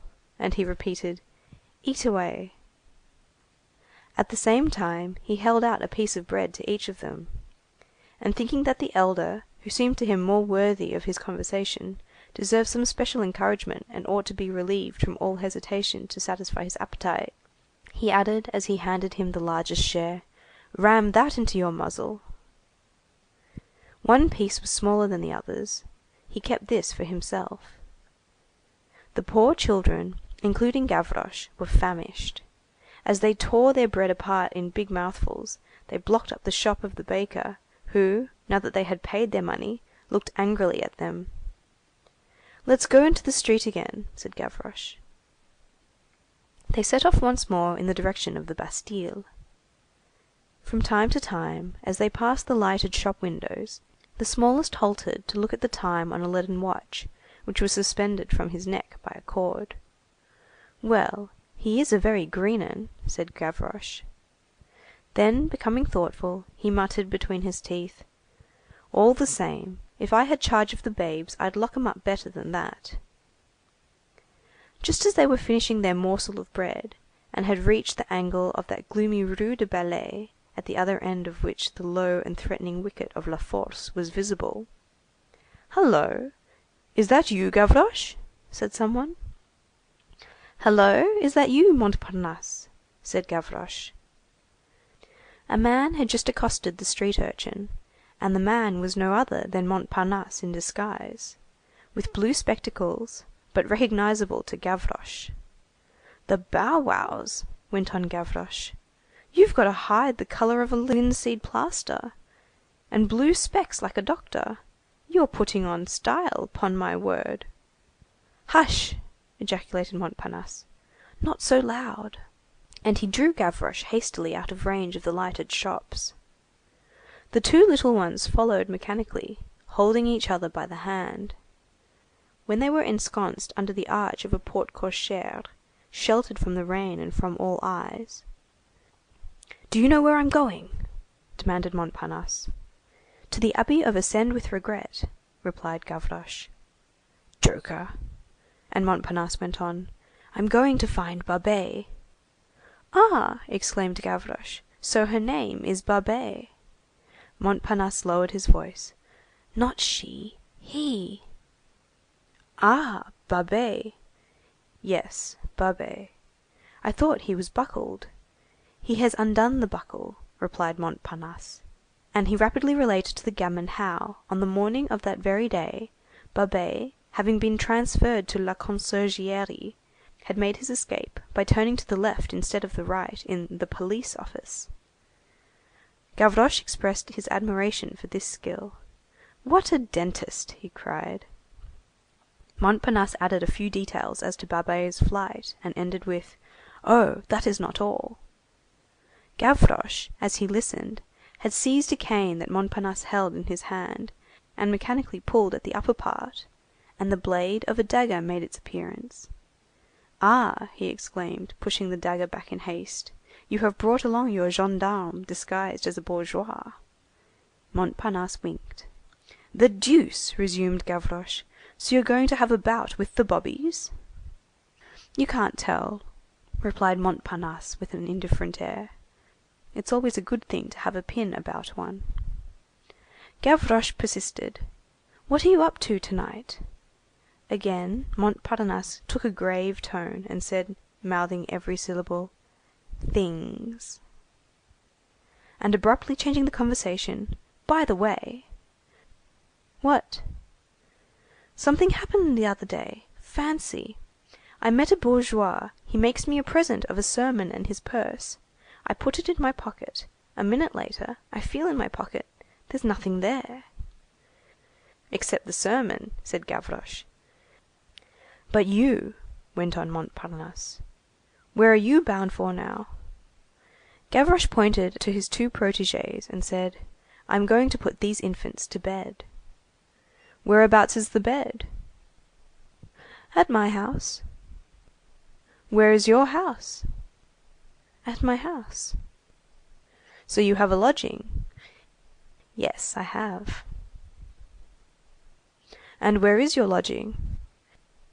"In the Elephant," said Gavroche. Montparnasse, though not naturally inclined to astonishment, could not restrain an exclamation. "In the Elephant?" "Well, yes, in the Elephant," retorted Gavroche. "Qu'est-ce ça?"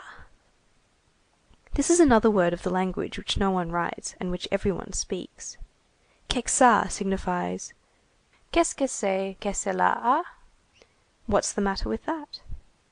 The urchin's profound remark called Montparnasse to calmness and good sense. He appeared to return to better sentiments with regard to Gavroche's lodging. "Of course," said he. "Yes, the elephant. Is it comfortable there?" "Very," said Gavroche. "It's really bully there.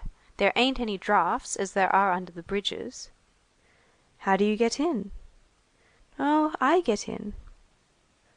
"So there is a hole?" demanded Montparnasse. "Parbleu! I should say so. But you mustn't tell. It's between the forelegs. The bobbies haven't seen it." "And you climb up? Yes, I understand." "A turn of the hand, cric crac, and it's all over. No one there."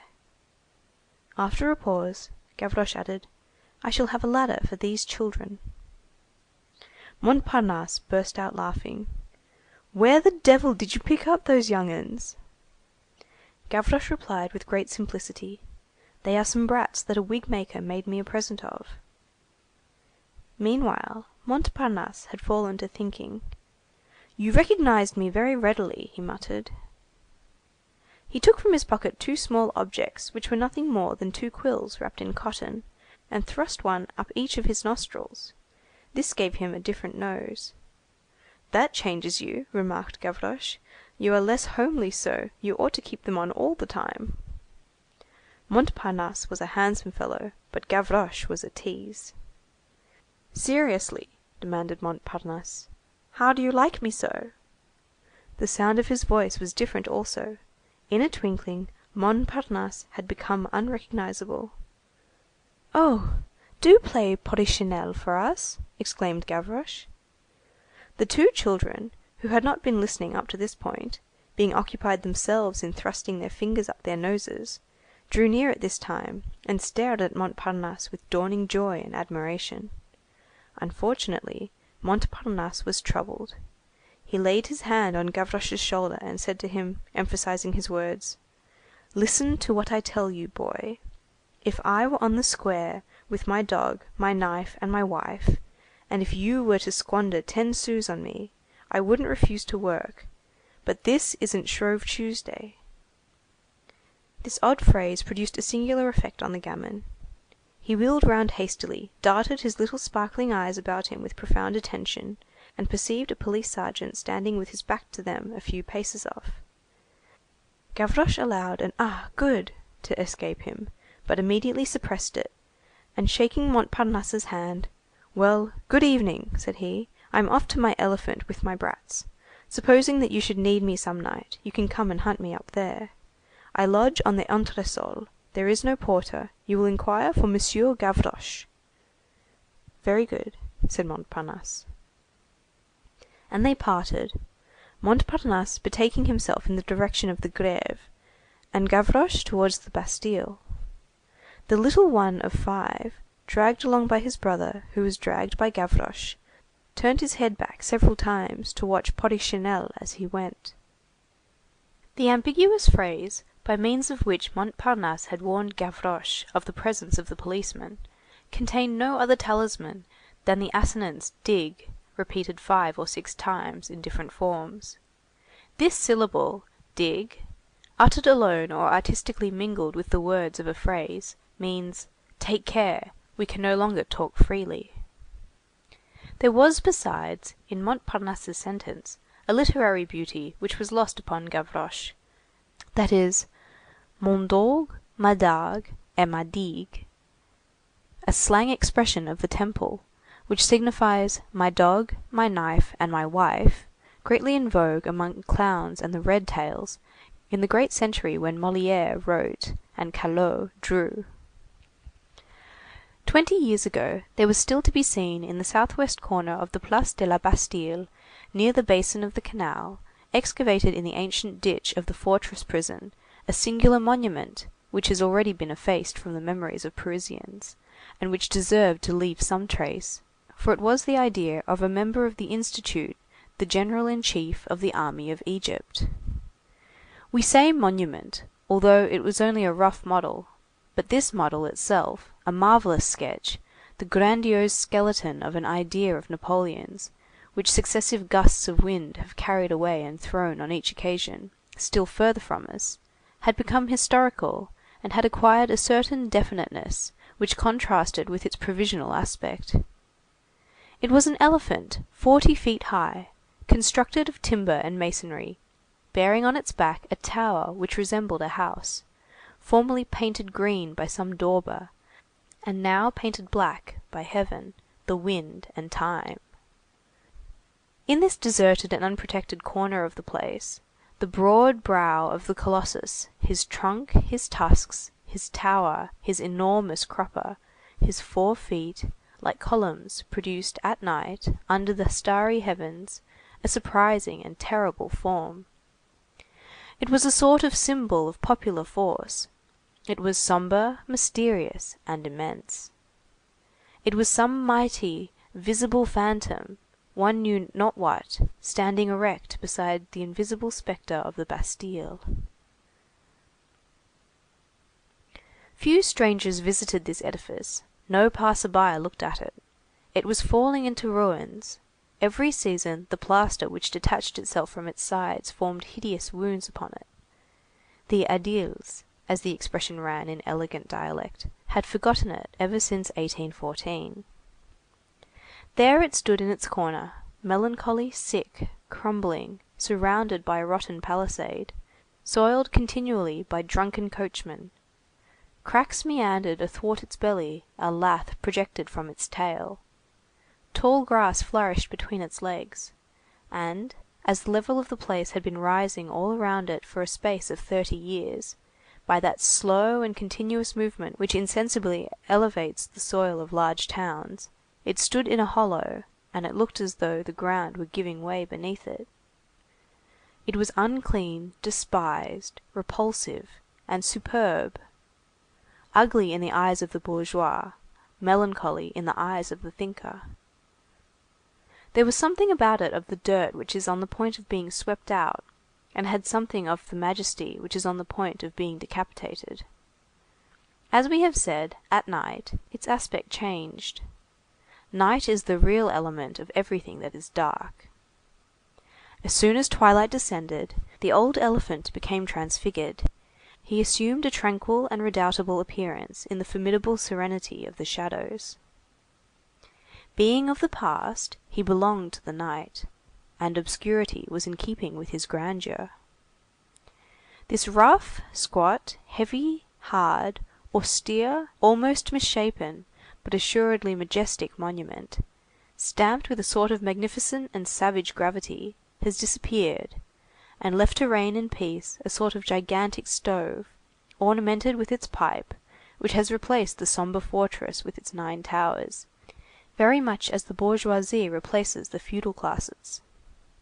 It is quite natural that a stove should be the symbol of an epoch in which a pot contains power. This epoch will pass away. People have already begun to understand that, if there can be a force in a boiler, there can be no force except in the brain. In other words, that which leads and drags on the world is not locomotives, but ideas. Harness locomotives to ideas. That is well done, but do not mistake the horse for the rider. At all events, to return to the Place de la Bastille, the architect of this elephant succeeded in making a grand thing out of plaster. The architect of the stove has succeeded in making a pretty thing out of bronze. This stovepipe, which has been baptized by a sonorous name, and called the Column of July, this monument of a revolution that miscarried, was still enveloped in 1832 in an immense shirt of woodwork, which we regret for our part, and by a vast plank enclosure which completed the task of isolating the elephant. It was towards this corner of the place, dimly lighted by the reflection of a distant street lamp, that the gamin guided his 2 brats. The reader must permit us to interrupt ourselves here, and to remind him that we are dealing with simple reality, and that 20 years ago the tribunals were called upon to judge, under the charge of vagabondage and mutilation of a public monument, a child who had been caught asleep in this very elephant of the Bastille. This fact noted, we proceed. On arriving in the vicinity of the Colossus, Gavroche comprehended the effect which the infinitely great might produce on the infinitely small, and said, "Don't be scared, infants." Then he entered through a gap in the fence into the elephants' enclosure, and helped the young ones to clamber through the breach.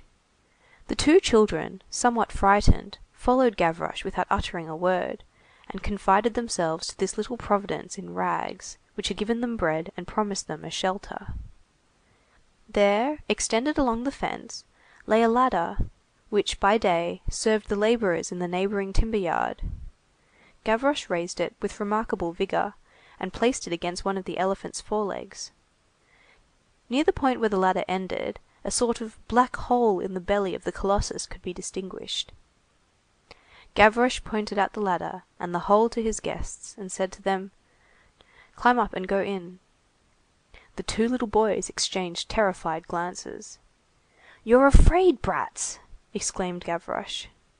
And he added, "You shall see." He clasped the rough leg of the elephant, and in a twinkling, without deigning to make use of the ladder, he had reached the aperture. He entered it as an adder slips through a crevice and disappeared within, and an instant later the two children saw his head, which looked pale, appear vaguely on the edge of the shadowy hole, like a wan and whitish spectre. "Well," he exclaimed, "climb up, young uns. You'll see how snug it is here. Come up, you," he said to the elder. "I'll lend you a hand." The little fellows nudged each other. The gamin frightened and inspired them with confidence at one and the same time. And then it was raining very hard. The elder one undertook the risk. The younger, on seeing his brother climbing up, and himself left alone between the paws of this huge beast, felt greatly inclined to cry, but he did not dare. The elder lad climbed, with uncertain steps, up the rungs of the ladder. Gavroche, in the meanwhile, encouraging him with exclamations like a fencing master to his pupils, or a muleteer to his mules. "Don't be afraid. That's it. Come on, put your feet there. Give us your hand here. Boldly." And when the child was within reach, he seized him suddenly and vigorously by the arm, and pulled him towards him. "Nabbed," said he. The brat had passed through the crack. "Now," said Gavroche, "wait for me. Be so good as to take a seat, monsieur." And making his way out of the hole, as he had entered it, he slipped down the elephant's leg with the agility of a monkey, landed on his feet in the grass, grasped the child of 5 round the body, and planted him fairly in the middle of the ladder. Then he began to climb up behind him, shouting to the elder, "I'm going to boost him. Do you tug." And in another instant, the small lad was pushed, dragged, pulled, thrust, stuffed into the hole, before he had time to recover himself, and Gavroche, entering behind him, and repulsing the ladder with a kick which sent it flat on the grass, began to clap his hands and to cry, "Here we are! Long live General Lafayette!" This explosion over, he added, "Now, young uns, you are in my house." Gavroche was at home, in fact. Oh, unforeseen utility of the useless, charity of great things, goodness of giants! This huge monument, which had embodied an idea of the Emperor's, had become the box of a street urchin. The brat had been accepted and sheltered by the Colossus. The bourgeois, decked out in their Sunday finery, who passed the elephant of the Bastille, were fond of saying, as they scanned it disdainfully with their prominent eyes, "What's the good of that?" It served to save from the cold, the frost, the hail, the rain, to shelter from the winds of winter, to preserve from slumber in the mud which produces fever, and from slumber in the snow which produces death, a little being who had no father, no mother, no bread, no clothes, no refuge. It served to receive the innocent, whom society repulsed. It served to diminish public crime. It was a lair open to one against whom all doors were shut. It seemed as though the miserable old mastodon, invaded by vermin and oblivion, covered with warts, with mould and ulcers, tottering, worm-eaten, abandoned, condemned, a sort of mendicant colossus, asking alms in vain, with a benevolent look in the midst of the cross roads, had taken pity on that other mendicant, the poor pygmy, who roamed without shoes to his feet, without a roof over his head, blowing on his fingers, clad in rags, fed on rejected scraps. That was what the elephant of the Bastille was good for. This idea of Napoleon, disdained by men, had been taken back by God. That which had been merely illustrious had become august. In order to realize his thought, the emperor should have had porphyry, brass, iron, gold, marble. The old collection of planks, beams, and plaster sufficed for God. The emperor had had the dream of a genius in that titanic elephant, armed, prodigious, with trunk uplifted, bearing its tower and scattering on all sides its merry and vivifying waters. He wished to incarnate the people. God had done a grander thing with it. He had lodged a child there. The hole through which Gavroche had entered was a breach which was hardly visible from the outside, being concealed, as we have stated, beneath the elephant's belly, and so narrow that it was only cats and homeless children who could pass through it. "Let's begin," said Gavroche, "by telling the porter that we are not at home." And plunging into the darkness with the assurance of a person who is well acquainted with his apartments, he took a plank and stopped up the aperture. Again Gavroche plunged into the obscurity. The children heard the crackling of the match thrust into the phosphoric bottle. The chemical match was not yet in existence. At that epoch, the fumade steel represented progress. A sudden light made them blink. Gavroche had just managed to ignite one of those bits of cord dipped in resin which are called cellar rats. The cellar rat, which emitted more smoke than light, rendered the interior of the elephant confusedly visible. Gavroche's two guests glanced about them, and the sensation which they experienced was something like that which one would feel if shut up in the great tun of Heidelberg, or, better still, like what Jonah must have felt in the biblical belly of the whale. An entire and gigantic skeleton appeared enveloping them. Above, a long brown beam, whence started at regular distances massive, arching ribs, represented the vertebral column with its sides. Stalactites of plaster depended from them like entrails, and vast spiders' webs stretching from side to side formed dirty diaphragms. Here and there, in the corners, were visible large blackish spots, which had the appearance of being alive, and which changed places rapidly with an abrupt and frightened movement. Fragments which had fallen from the elephant's back into his belly had filled up the cavity, so that it was possible to walk upon it as on a floor. The smaller child nestled up against his brother, and whispered to him, "It's black."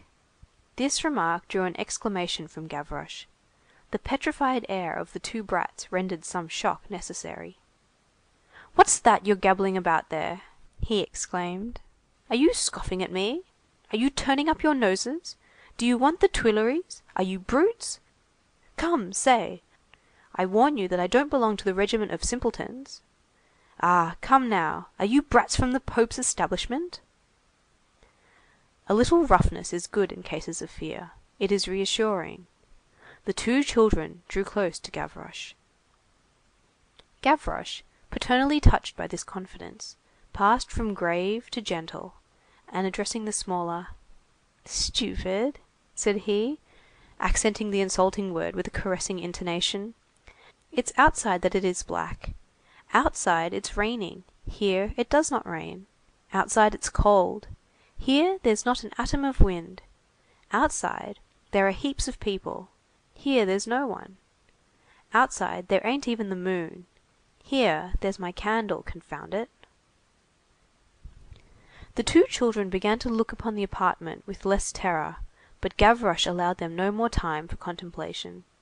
"Quick," said he, and he pushed them towards what they were very glad to be able to call the end of the room.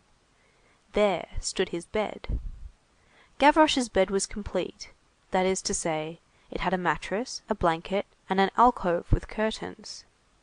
The mattress was a straw mat, the blanket a rather large strip of grey woollen stuff, very warm and almost new. This is what the alcove consisted of. Three rather long poles, thrust into and consolidated with the rubbish which formed the floor, that is to say, the belly of the elephant, two in front and one behind, and united by a rope at their summits, so as to form a pyramidal bundle.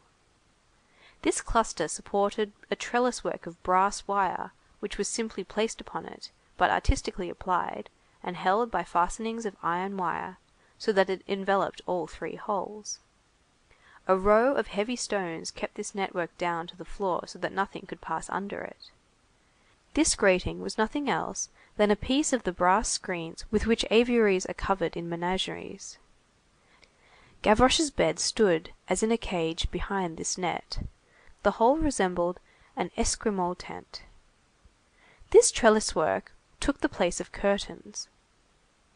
Gavroche moved aside the stones which fastened the net down in front, and the two folds of the net which lapped over each other fell apart. "Down on all fours, brats!" said Gavroche. He made his guests enter the cage with great precaution, then he crawled in after them, pulling the stones together, and closed the opening hermetically again. All three had stretched out on the mat. Gavroche still had the cellar rat in his hand. "Now," said he, "go to sleep. I'm going to suppress the candelabra." "Monsieur," the elder of the brothers asked Gavroche, pointing to the netting, "what's that for?" "That," answered Gavroche gravely, "is for the rats. Go to sleep." Nevertheless, he felt obliged to add a few words of instruction for the benefit of these young creatures, and he continued:— "It's a thing from the Jardin des Plantes. It's used for fierce animals. There's a whole shop full of them there. All you've got to do is to climb over a wall, crawl through a window, and pass through a door. You can get as much as you want." As he spoke, he wrapped the younger one up bodily in a fold of the blanket, and the little one murmured:— "Oh! how good that is! It's warm." Gavroche cast a pleased eye on the blanket. "That's from the Jardin des Plantes too," said he. "I took that from the monkeys." And, pointing out to the eldest the mat on which he was lying, a very thick and admirably made mat, he added:— "That belonged to the giraffe." After a pause, he went on:— "The beasts had all these things. I took them away from them. It didn't trouble them. I told them, 'It's for the elephant.'" He paused, then resumed:— "You crawl over the walls, and you don't care a straw for the government. So there now!" The two children gazed with timid and stupefied respect on this intrepid and ingenious being, a vagabond like themselves, isolated like themselves, frail like themselves, who had something admirable and all-powerful about him, who seemed supernatural to them, and whose physiognomy was composed of all the grimaces of an old mountebank, mingled with the most ingenious and charming smiles. "Monsieur," ventured the elder timidly, "you are not afraid of the police, then?" Gavroche contented himself with replying:— "Brat! Nobody says police, they say bobbies." The smaller had his eyes wide open, but he said nothing. As he was on the edge of the mat, the elder being in the middle, Gavroche tucked the blanket round him as a mother might have done, and heightened the mat under his head with old rags, in such a way as to form a pillow for the child. Then he turned to the elder:— "Hey, we're jolly comfortable here, ain't we?" "Ah, yes," replied the elder, gazing at Gavroche with the expression of a saved angel. The two poor little children who had been soaked through began to grow warm once more. "Ah, by the way," continued Gavroche, "what were you bawling about?" And pointing up the little one to his brother:— "A mite like that, I've nothing to say about, but the idea of a big fellow like you crying, it's idiotic, you looked like a calf." "Gracious!" replied the child, "we have no lodging." "Bother!" retorted Gavroche. "You don't say lodgings, you say crib." "And then we were afraid of being alone like that at night." "You don't say night, you say darkmans." "Thank you, sir," said the child. "Listen," went on Gavroche, "you must never bawl again over anything. I'll take care of you. You shall see what fun we'll have. In summer, we'll go to the Glacière with Navet, one of my pals. We'll bathe in the Gare. We'll run stark naked in front of the rafts on the bridge at Austerlitz. That makes the laundresses raging. They scream, they get mad, and if you only knew how ridiculous they are. We'll go and see the man-skeleton. And then I'll take you to the play. I'll take you to see Frédéric Lemaître. I have tickets, I know some of the actors. I even played in a piece once. There were a lot of us fellas, and we ran under a cloth, and that made the sea. I'll get you an engagement at my theatre. We'll go to see the savages. They ain't real, those savages ain't. They wear pink tights that go all in wrinkles, and you can see where their elbows have been darned with white. Then we'll go to the opera. We'll get in with the hired applauders. The opera clerk is well managed. I wouldn't associate with the clerk on the boulevard. At the opera, just fancy, some of them pay 20 sous, but they're ninnies. They're called dish-clouts. And then we'll go to see the guillotine work. I'll show you the executioner. He lives in the Rue des Marais, Monsieur Sanson. He has a letter-box at his door. Ah, we'll have famous fun. At that moment, a drop of wax fell on Gavroche's finger and recalled him to the realities of life. "The deuce!" said he. "There's the wit giving out. Attention! I can't spend more than a sou a month on my lighting. When a body goes to bed, he must sleep. We haven't the time to read Monsieur Paul de Kock's romances. And besides, the light might pass through the cracks of the porte cochère, and all the bobbies need to do is to see it." "And then," remarked the elder timidly, he alone dared to talk to Gavroche and reply to him, "a spark might fall in the straw, and we must look out and not burn the house down." "People don't say burn the house down," remarked Gavroche, "they say blaze the crib." The storm increased in violence, and the heavy downpour beat upon the back of the colossus amid claps of thunder. "You're taken in, rain," said Gavroche. "It amuses me to hear the decanter run down the legs of the house. Winter is a stupid. It wastes its merchandise, it loses its labor. It can't wet us, and that makes it kick up a row. Old water carrier that it is." This allusion to the thunder, all the consequences of which Gavroche, in his character of a philosopher of the 19th century, accepted, was followed by a broad flash of lightning, so dazzling that a hint of it entered the belly of the elephant through the crack. Almost at the same instant, the thunder rumbled with great fury. The two little creatures uttered a shriek, and started up so eagerly that the network came near being displaced. But Gavroche turned his bold face to them, and took advantage of the clap of thunder to burst into a laugh. "Calm down, children. Don't topple over the edifice. That's fine, first-class thunder, all right. That's no slouch of a streak of lightning. Bravo for the good God. Deuce take it. It's almost as good as it is at the Ambigu." That said, he restored order in the netting, pushed the two children gently down on the bed, pressed their knees, in order to stretch them out at full length, and exclaimed:— "Since the good God is lighting his candle, I can blow out mine. Now, babes, now, my young humans, you must shut your peepers.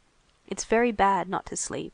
It'll make you swallow the strainer, or as they say, in fashionable society, stink in the gullet. Wrap yourself up well in the hide. I'm going to put out the light. Are you ready?" "Yes," murmured the elder, "I'm all right. I seem to have feathers under my head." "People don't say head," cried Gavroche, "they say nut." The two children nestled close to each other. Gavroche finished arranging them on the mat, drew the blanket up to their very ears, and repeated, for the third time, his injunction in the heretical tongue, "Shut your peepers!" and he snuffed out his tiny light. Hardly had the light been extinguished, when a peculiar trembling began to affect the netting under which the three children lay.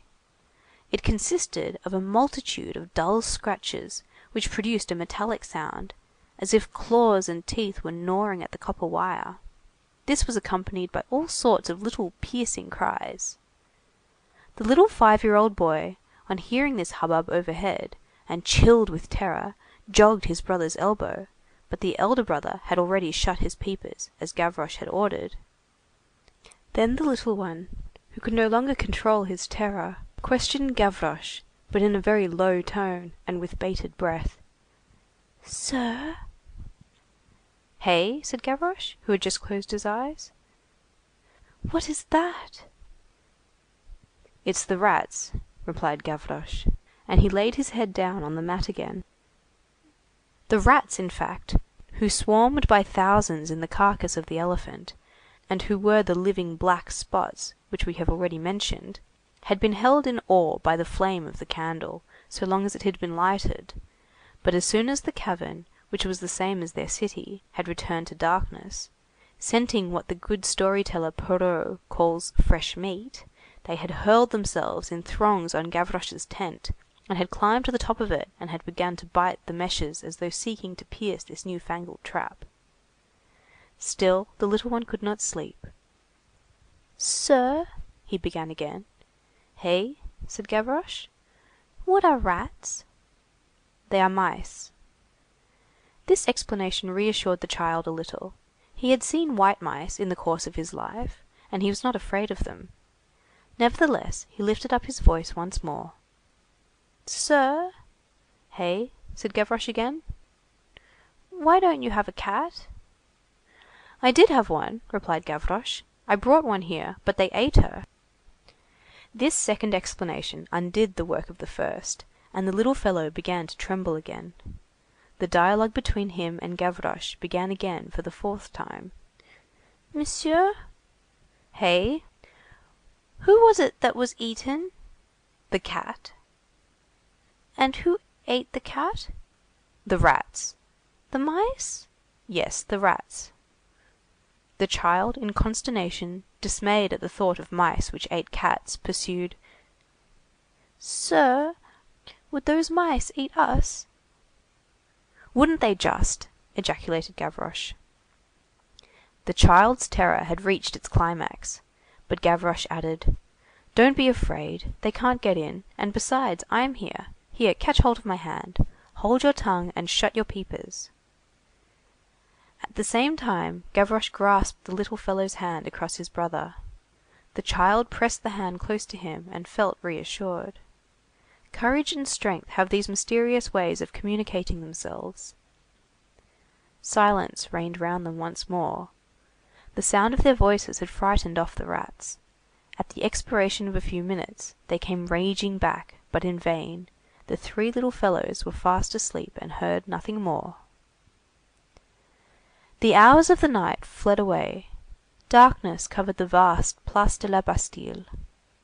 A wintry gale, which mingled with the rain, blew in gusts. The patrol searched all the doorways, alleyways, enclosures, and obscure nooks, and in their search for nocturnal vagabonds, they passed in silence before the elephant. The monster, erect, motionless, staring open-eyed into the shadows, had the appearance of dreaming happily over his good deed, and sheltered from heaven and from men the three poor sleeping children. In order to understand what is about to follow, the reader must remember that at that epoch the Bastille guard-house was situated at the other end of the square, and that what took place in the vicinity of the elephant could neither be seen nor heard by the sentinel. Towards the end of that hour which immediately precedes the dawn, a man turned from the Rue Saint-Antoine at a run, made the circuit of the enclosure of the Column of July, and glided between the palings until he was underneath the belly of the elephant. If any light had illuminated that man, it might have been divined from the thorough manner in which he was soaked that he had passed the night in the rain. Arrived beneath the elephant, he uttered a peculiar cry, which did not belong to any human tongue, and which a paroquet alone could have imitated. Twice he repeated this cry, of whose orthography the following barely conveys an idea: "Kiri-ki-kio." At the second cry, a clear, young, merry voice responded from the belly of the elephant: "Yes." Almost immediately, the plank which closed the hole was drawn aside, and gave passage to a child, who descended the elephant's leg and fell briskly near the man. It was Gavroche. The man was Montparnasse. As for his cry of Kirikikiu, that was, doubtless, what the child had meant when he had said, "You will ask for Monsieur Gavroche." On hearing it, he had waked with a start, had crawled out of his alcove, pushing apart the netting a little and carefully drawing it together again.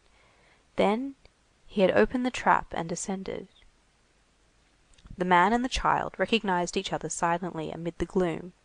Montparnasse confined himself to the remark, "We need you. Come, lend us a hand." The lad asked for no further enlightenment. "I'm with you," said he. And both took their way towards the Rue Saint-Antoine, whence Montparnasse had emerged, winding rapidly through the long file of market gardeners' carts which descend towards the markets at that hour. The market gardeners, crouching, half asleep, in their wagons, amid the salads and vegetables, enveloped to their very eyes in their mufflers on account of the beating rain, did not even glance at these strange pedestrians. End of Book 6, Chapter 2.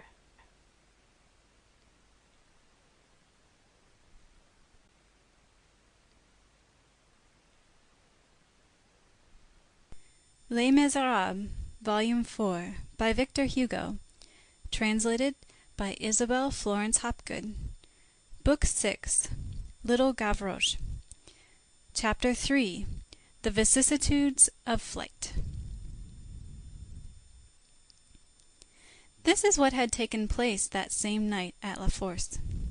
An escape had been planned between Babet, Brujon, Guelemer, and Thénardier, although Thénardier was in close confinement. Babet had arranged the matter for his own benefit on the same day, as the reader has seen from Montparnasse's account to Gavroche. Montparnasse was to help them from the outside. Brujon, after having passed a month in the punishment cell, had had time, in the first place, to weave a rope, in the second, to mature a plan.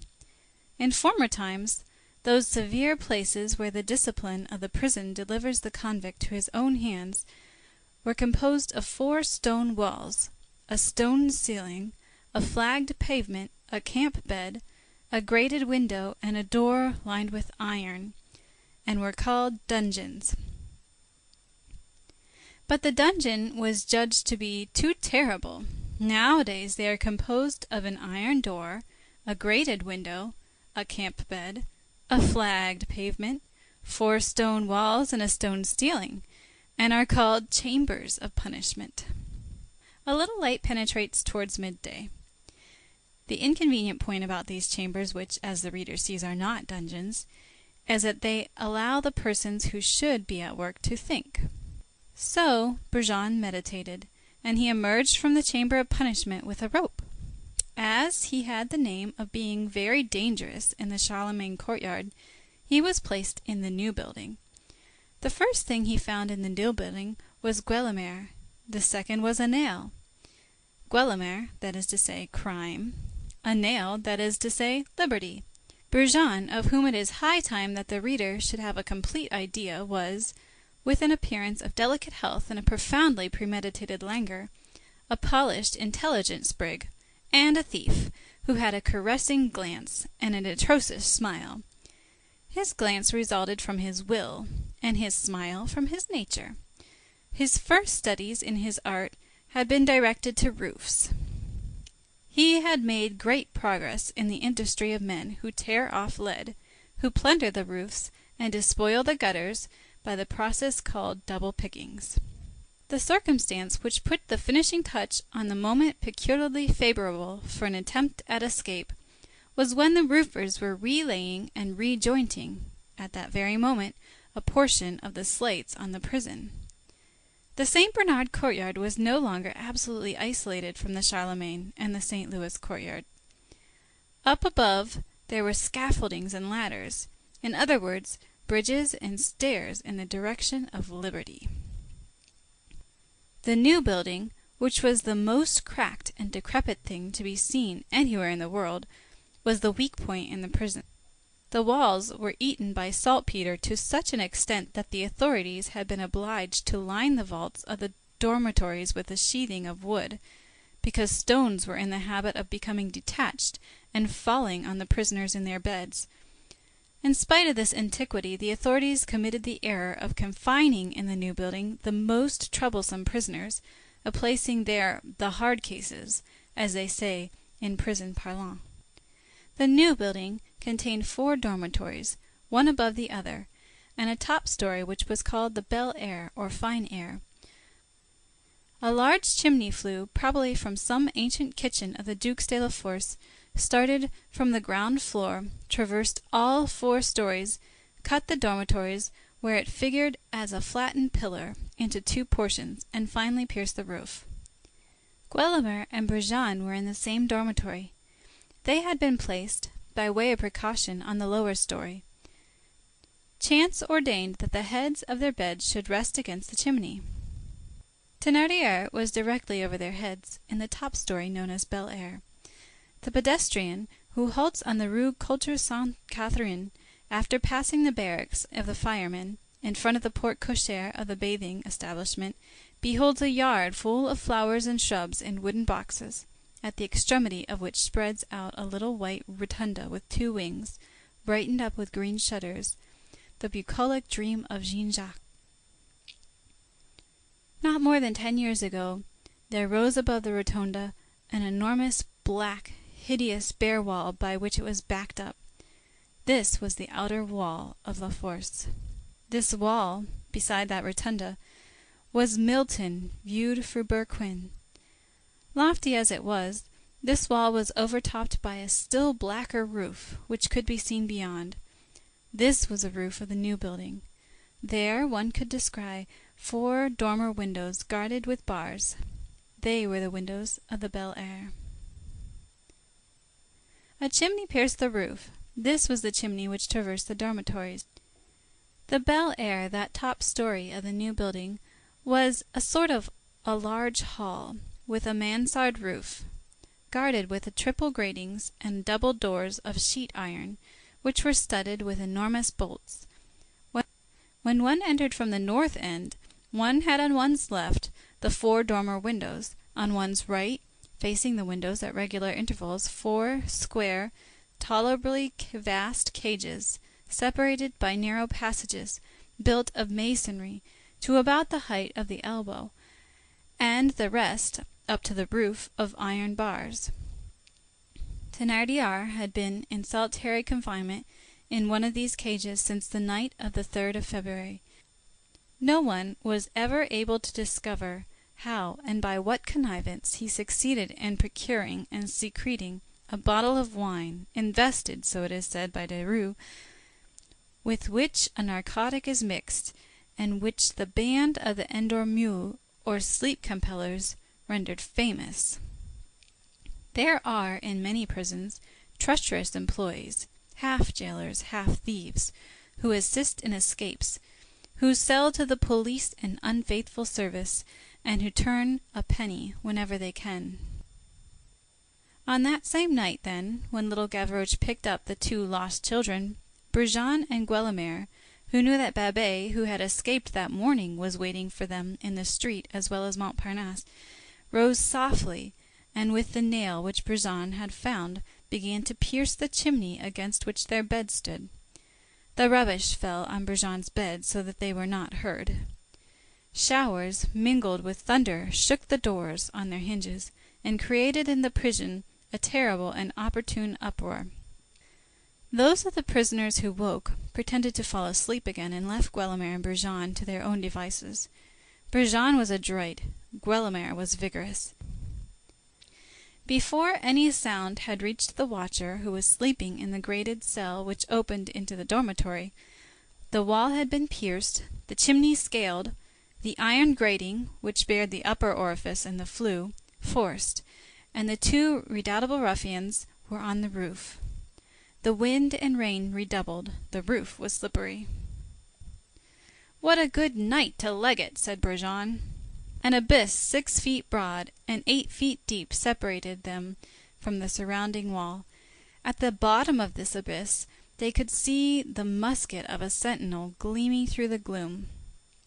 They fastened on one end of the rope which Brujon had spread in his dungeon to the stumps of the iron bars which they had just wrenched off, flung the other over the outer wall, crossed the abyss at one bound, clung to the coping of the wall, got astride of it, let themselves slip one after the other along the rope upon a little roof which touches the bath-house, pulled their rope after them, jumped down into the courtyard of the bath-house, traversed it, pushed open the porter's wicket, beside which hung his rope, pulled this, opened the porte-cochere, and found themselves in the street. 3/4 of an hour had not elapsed since they had risen in bed, in the dark, nail in hand, and their project in their heads. A few moments later they had joined Babet and Montparnasse, who were prowling about the neighborhood. They had broken their rope in pulling it after them, and a bit of it remained attached to the chimney on the roof. They had sustained no other damage, however, than that of scratching nearly all the skin off their hands. That night Thénardier was warned, without any one being able to explain how, and was not asleep. Towards 1 o'clock in the morning, the night being very dark, he saw 2 shadows passing along the roof, in the rain and squalls, in front of the dormer window, which was opposite his cage. One halted at the window long enough to dart in a glance. This was Brujon. Thénardier recognized him and understood. This was enough. Thénardier, rated as a burglar, and detained as a measure of precaution under the charge of organizing a nocturnal ambush with armed force, was kept in sight. The sentry, who was relieved every 2 hours, marched up and down in front of his cage with a loaded musket. The Bel Air was lighted by a skylight. The prisoner had on his feet fetters weighing 50 pounds. Every day at 4 o'clock in the afternoon, a jailer, escorted by 2 dogs, this was still in vogue at that time, entered his cage, deposited beside his bed a loaf of black bread weighing 2 pounds, a jug of water, a bowl filled with rather thin bouillon, in which swam a few Mayagan beans, inspected his irons, and tapped the bars. This man and his dog made 2 visits during the night. Thénardier had obtained permission to keep a sort of iron bolt which he used to spike his bread into a crack in the wall, in order to preserve it from the rats, as he said. As Thénardier was kept in sight, no objection had been made to this spike. Still, it was remembered afterward that one of the jailers had said, "It would be better to let him have only a wooden spike." At 2 o'clock in the morning the sentinel, who was an old soldier, was relieved and replaced by a conscript. A few moments later, the man with the dogs paid his visit, and went off without noticing anything except, possibly, the excessive youth and the rustic air of the raw recruit. 2 hours afterward, at 4 o'clock, when they came to relieve the conscript, he was found asleep on the floor, lying like a log near Thénardier's cage. As for Thénardier, he was no longer there. There was a hole in the ceiling of his cage, and, above it, another hole in the roof. One of the planks of his bed had been wrenched off, and probably carried away with him, as it was not found. They also seized in his cell a half-empty bottle which contained the remains of the stupefying wine with which the soldier had been drugged. The soldier's bayonet had disappeared. At the moment when this discovery was made, it was assumed that Thénardier was out of reach. The truth is that he was no longer in the new building, but that he was still in great danger. Thénardier, on reaching the roof of the new building, had found the remains of Brujon's rope hanging to the bars of the upper trap of the chimney.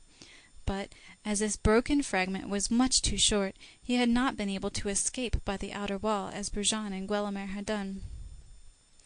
When one turns from the Rue de Bellay into the Rue du Roi Cécile, one almost immediately encounters a repulsive ruin. There stood on that spot, in the last century, a house of which only the back wall now remains, a regular wall of masonry, which rises to the height of the 3rd story between the adjoining buildings. This ruin can be recognized by 2 large square windows, which are still to be seen there. The middle one, that nearest the right gable, is barred with a worm-eaten beam, adjusted like a prop. Through these windows there was formerly visible a lofty and lugubrious wall, which was a fragment of the outer wall of La Force. The empty space on the street left by the demolished house is half filled by a fence of rotten boards, shored up by 5 stone posts. In this recess lies concealed a little shanty which leans against the portion of the ruin which has remained standing. The fence has a gate, which a few years ago was fastened only by a latch. It was the crest of this ruin that Thénardier had succeeded in reaching a little after 1 o'clock in the morning. How had he got there? That is what no one has ever been able to explain or understand. The lightning must at the same time have hindered and helped him.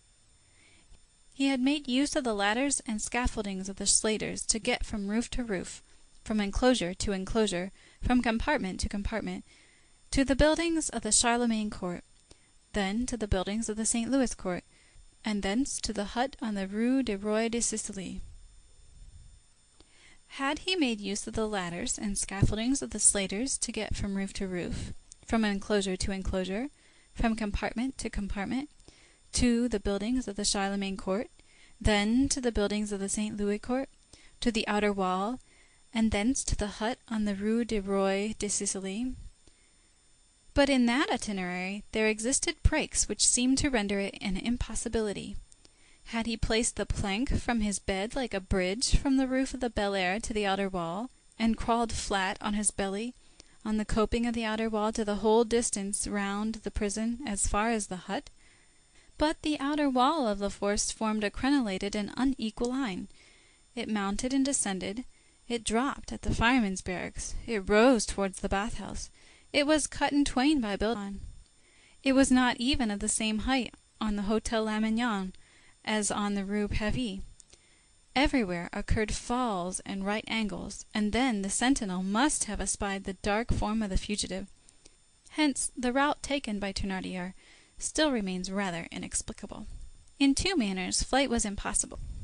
Had Thénardier, spurred on by the thirst for liberty which changes precipices into ditches, iron bars into wattles of osier, a legless man into an athlete, a gouty man into a bird, stupidity into instinct, instinct into intelligence, and intelligence into genius, had Thénardier invented a third mode? No one has ever found out. The marvels of escape cannot always be accounted for. The man who makes his escape, we repeat, is inspired. There is something of the star and of the lightning in the mysterious gleam of flight. The efforts toward deliverance is no less surprising than the flight toward the sublime. And one says of the escaped thief, "How did he contrive to scale that wall?" In the same way that one says of Corneille, "Where did he find the means of dying?" At all events, dripping with perspiration, drenched with rain, with his clothes hanging in ribbons, his hands flayed, his elbows bleeding, his knees torn, Thénardier had reached what children, in their figurative language, call the edge of the wall of the ruin. There he had stretched himself out at full length, and there his strength had failed him. A steep escarpment, 3 stories high, separated him from the pavement of the street.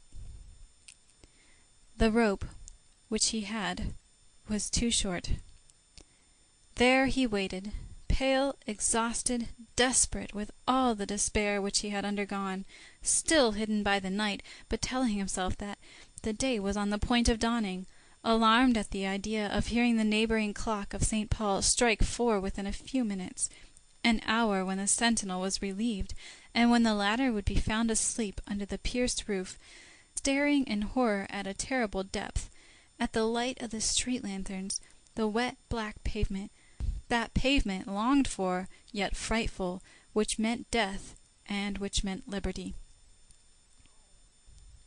He asked himself whether his 3 accomplices in flight had succeeded, if they had heard him, and if they would come to his assistance. He listened. With the exception of the patrol, no one had passed through the street since he had been there.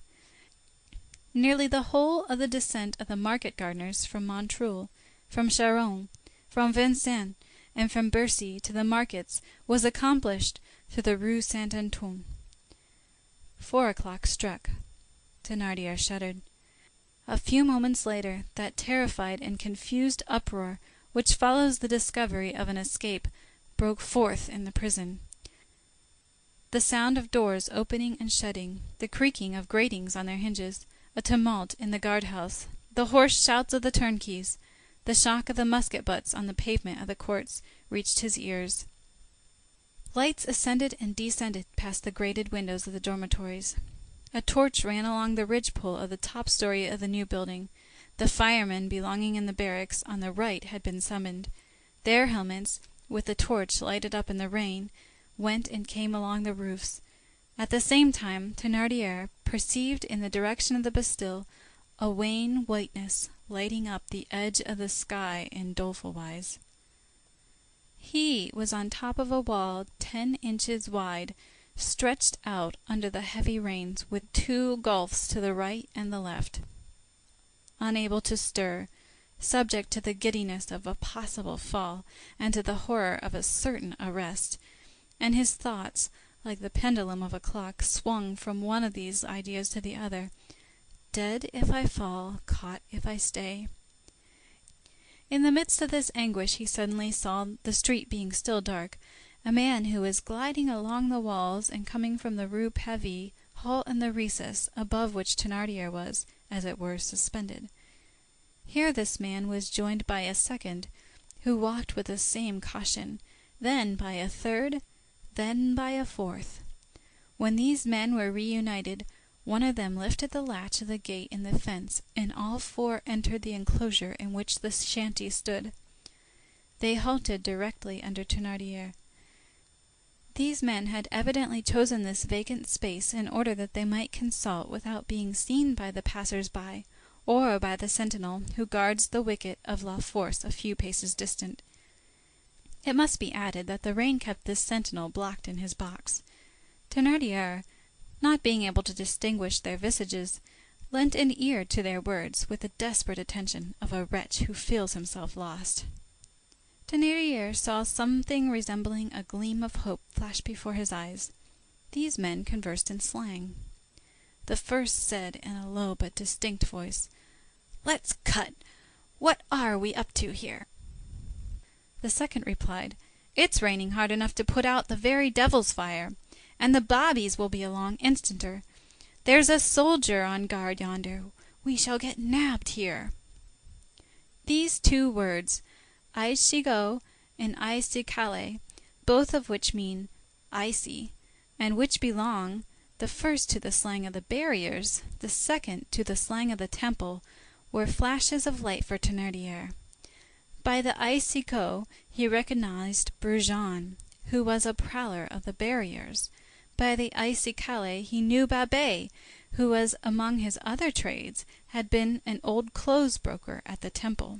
The antique slang of the great century is no longer spoken except in the Temple, and Babet was really the only person who spoke it in all its purity.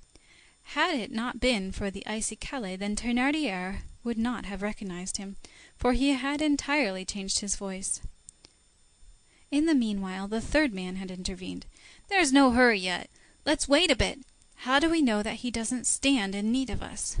By this, which was nothing but French, Thénardier recognized Montparnasse, who made it a point in his elegance to understand all slangs, and to speak none of them. As for the fourth, he held his peace, but his huge shoulders betrayed him. Thénardier did not hesitate. It was Guelemer. Brujon replied almost impetuously, but still in a low tone, "What are you jabbering about? The tavern-keeper hasn't managed to cut his stick. He don't tumble into the racket, that he don't. You have to be a pretty knowing cove to tear up your shirt, cut up your sheet to make a rope, punch holes in doors, get up false papers, make false keys, file your irons, hang out your cord, hide yourself and disguise yourself. The old fellow hasn't managed to play it. He doesn't understand how to work the business."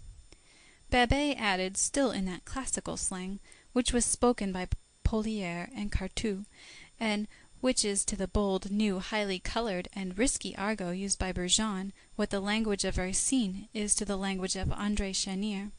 "Your tavern-keeper must have been nabbed in the act. You have to be knowing. He's only a greenhorn. He must have let himself be taken in by a bobby, perhaps even by a sheep who played it on him, as his pal. Listen, Montparnasse, do you hear those shouts in the prison? You have seen all those lights. He's recaptured there. He'll get off with 20 years. I ain't afraid, I ain't a coward, but there ain't anything more to do, or otherwise they'd lead us a dance. Don't get mad, come with us, let's go drink a bottle of old wine together." One doesn't desert one's friends in a scrape, grumbled Montparnasse. I tell you he's nabbed, retorted Brujon. At the present moment, the innkeeper ain't worth a halfpenny. We can't do nothing for him. Every minute I think a bobby has got me in his fist.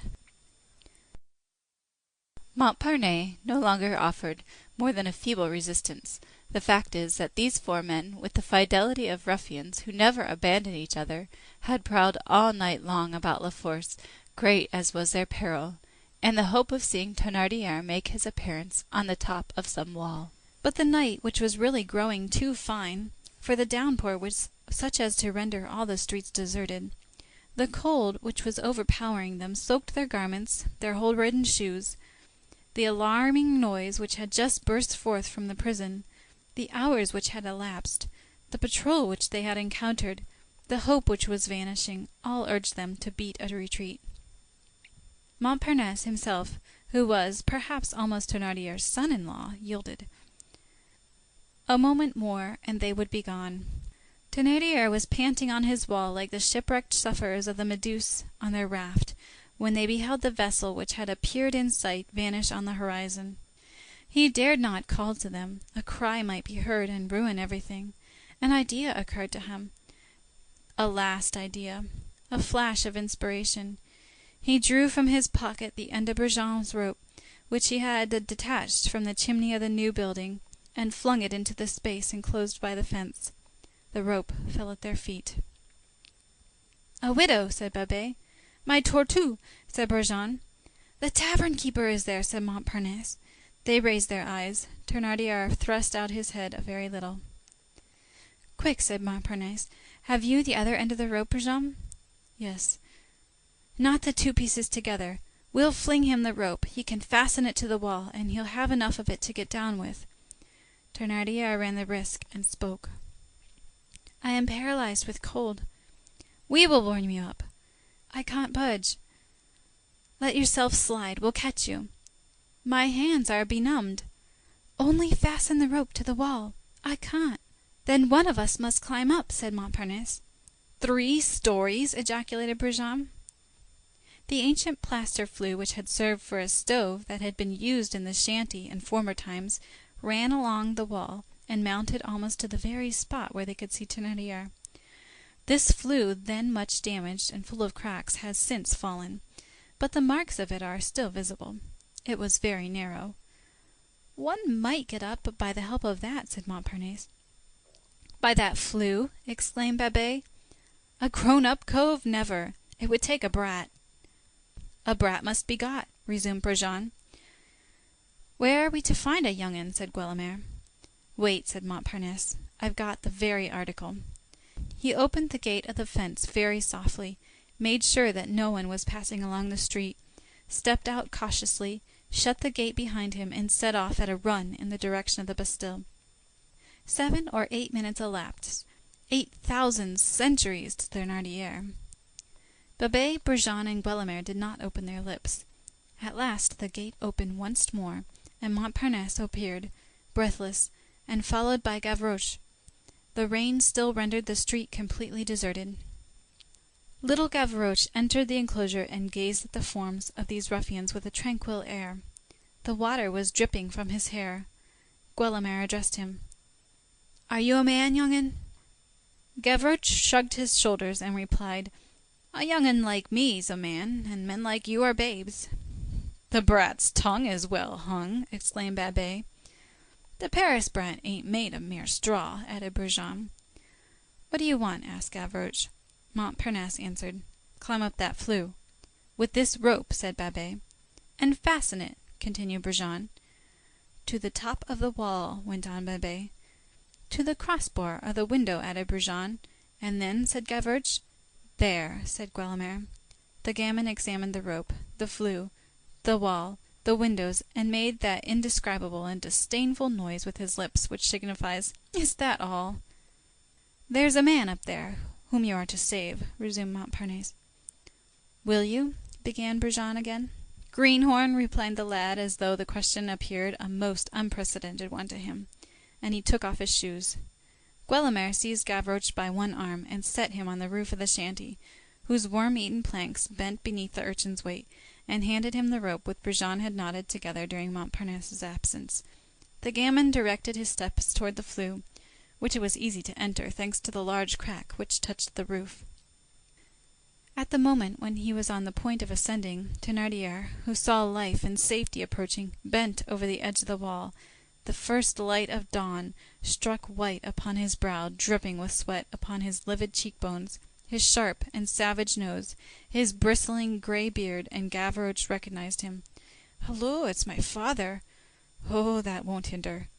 And taking the rope in his teeth, he resolutely began the ascent. He reached the summit of the hut, bestrode the old wall as though it had been a horse, and knotted the rope firmly to the upper crossbar of the window. A moment later, Thénardier was in the street. As soon as he touched the pavement, as soon as he found himself out of danger, he was no longer either weary or chilled or trembling. The terrible things from which he had escaped vanished like smoke. All that strange and ferocious mind awoke once more, and stood erect and free, ready to march onward. These were the man's first words. "Now, whom are we to eat?" It is useless to explain the sense of this frightfully transparent remark, which signifies both to kill, to assassinate, and to plunder. To eat, true sense, to devour. "Let's get well into a corner," said Brujon. "Let's settle it in 3 words and part at once.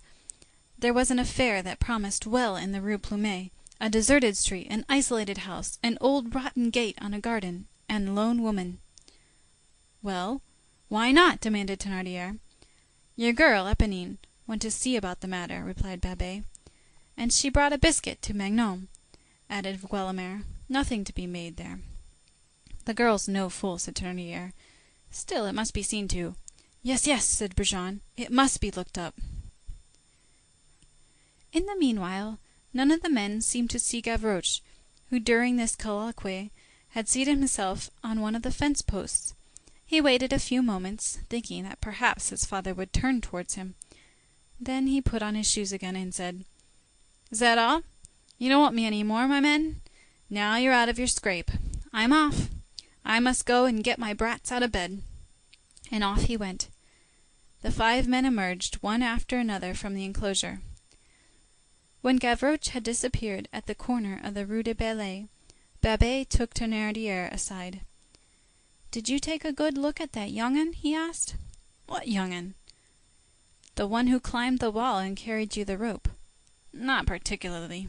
"Well, I don't know, but it strikes me that it was your son." "Bah!" said Thénardier. "Do you think so?"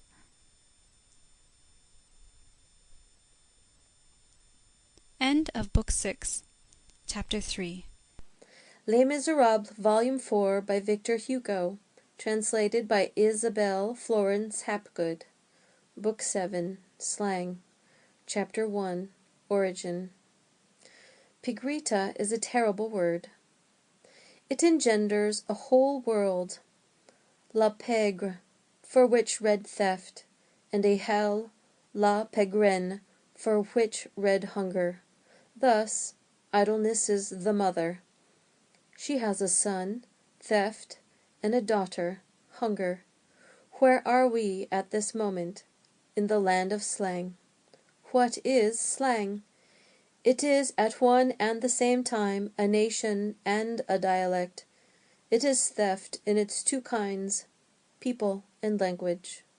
When, 34 years ago, the narrator of this grave and sombre history introduced into a work written with the same aim as this a thief who talked argot, there arose amazement and clamor.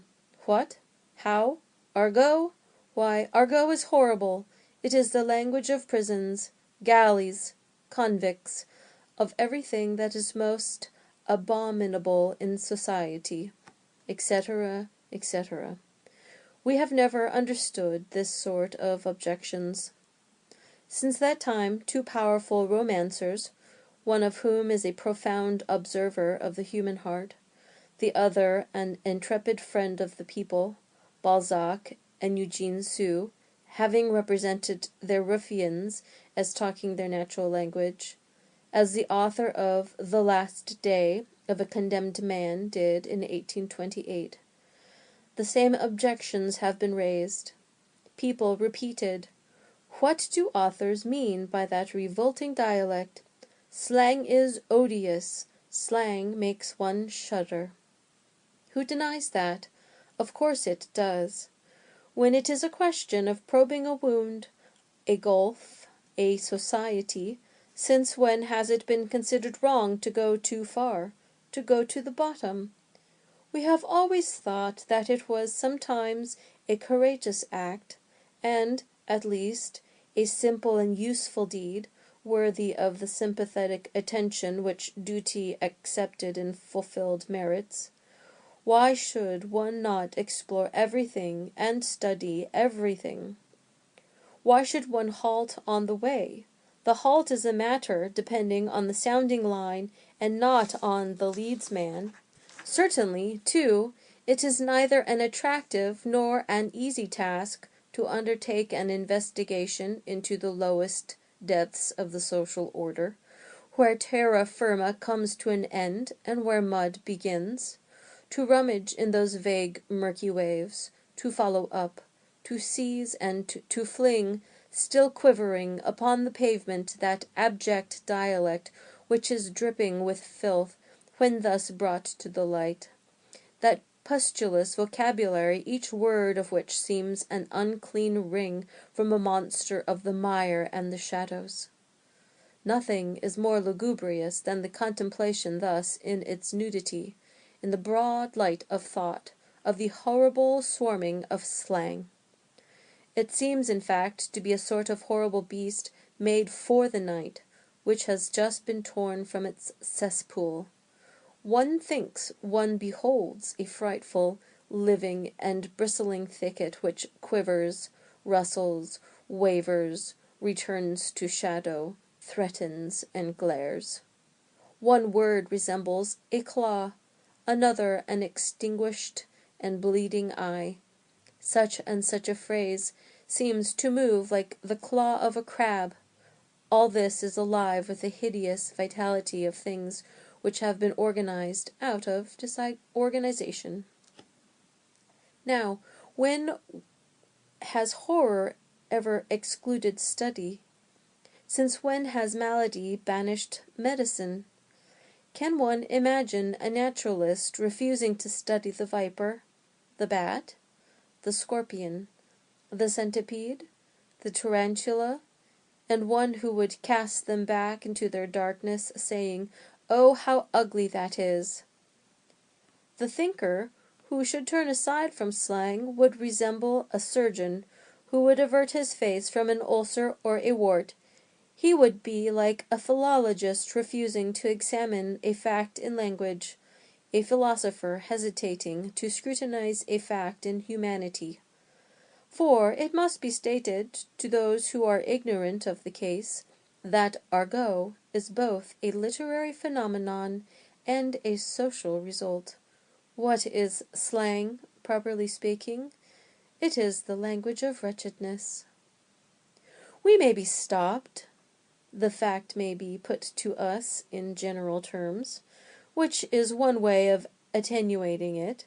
We may be told that all trades, professions, it may be added, all the accidents of the social hierarchy and all forms of intelligence have their own slang. The merchant who says, "Montpellier not active, Marseille fine quality." The broker on 'Change who says, "Assets at end of current month." The gambler who says, "Tiers et tout, refait de pique." The sheriff of the Norman Isles who says, "The holder in fee reverting to his landed estate cannot claim the fruits of that estate during the hereditary seizure of the real estate by the mortgagor." The playwright who says, "The piece was hissed." The comedian who says, "I've made a hit." The philosopher who says, "Phenomenal triplicity." The huntsman who says, "Voici allez, voici fuyons." The phrenologist who says, "Amative combativeness, secretiveness. The infantry soldier who says, "My shooting iron." The cavalryman who says, "My turkey cock." The fencing master who says, "Tierce, carte, break." The printer who says, "My shooting stick and galley." All printer, fencing master, cavalry, dragoon, infantry man, phrenologist, huntsman, philosopher, comedian, playwright, sheriff, gambler, stockbroker, and merchant speak slang. The painter who says, "My grinder." The notary who says, "My skip the gutter." The hairdresser who says, "My mealy back." The cobbler who says, "My cub," talks slang. Strictly speaking, if one absolutely insists on the point, all the different fashions of saying the right and the left, the sailor's port and starboard, the scene shifter's court side and garden side, the Beatles' gospel side and epistle slide, are slang. There is the slang of the affected lady as well as of the précieuses. The Hotel Rambouillet nearly adjoins the Cour des Miracles. There is a slang of duchesses. Witness this phrase contained in a love letter from a very great lady and a very pretty woman of the Restoration. You will find in this gossip a multitude of reasons why I should libertize. Diplomatic ciphers are slang. The Pontifical Chancellery, by using 26 for Rome, Gerzichtendiesel for dispatch, and Abfuchsgurzu to XI for the Due de Modena, speaks slang. The physicians of the Middle Ages who, for carrot, radish, and turnip, said Opopinac perfrosinum, reptitalmus, dracotholicum, angolorum, postmegorum, talked slang. The sugar manufacturer who says loaf, clarified, lumps, bastard, common, burnt, this honest manufacturer talks slang. A certain school of criticism 20 years ago, which used to say, half of the works of Shakespeare consists of plays upon words and puns, talked slang. The poet and the artist who, with profound understanding, would designate M. de Montmorency as a bourgeois, if he were not a judge of verses and statutes, speaks slang. The classic academician who calls flowers flora, fruits pomona, the sea Neptune, love fires, beauty charms, a horse a courser, the white or tricolored cockade the rose of Bellona, the three-cornered hat Mars's triangle, that classical academician talks slang. Algebra, medicine, botany have each their slang. The tongue which is employed on board ship, that wonderful language of the sea, which is so complete and so picturesque, which was spoken by Jean Bart, Duquesne, Suffren, and Duper, which mingles with the whistling of the rigging, the sound of the speaking trumpets, the shock of the boarding irons, the roll of the sea, the wind, the gale, the cannon, is wholly a heroic and dazzling slang, which is to the fierce slang of the thieves what the lion is to the jackal. No doubt, but say what we will, this manner of understanding the word slang is an extension which everyone will not admit.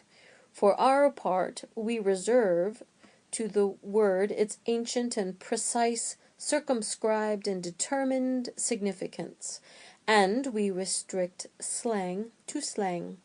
the veritable slang, and the slang that is preeminently slang, if the two words can be coupled thus, the slang immemorial which was a kingdom, is nothing else, we repeat, than the homely, uneasy, crafty, treacherous, venomous, cruel, equivocal, vile, profound, fatal tongue of wretchedness.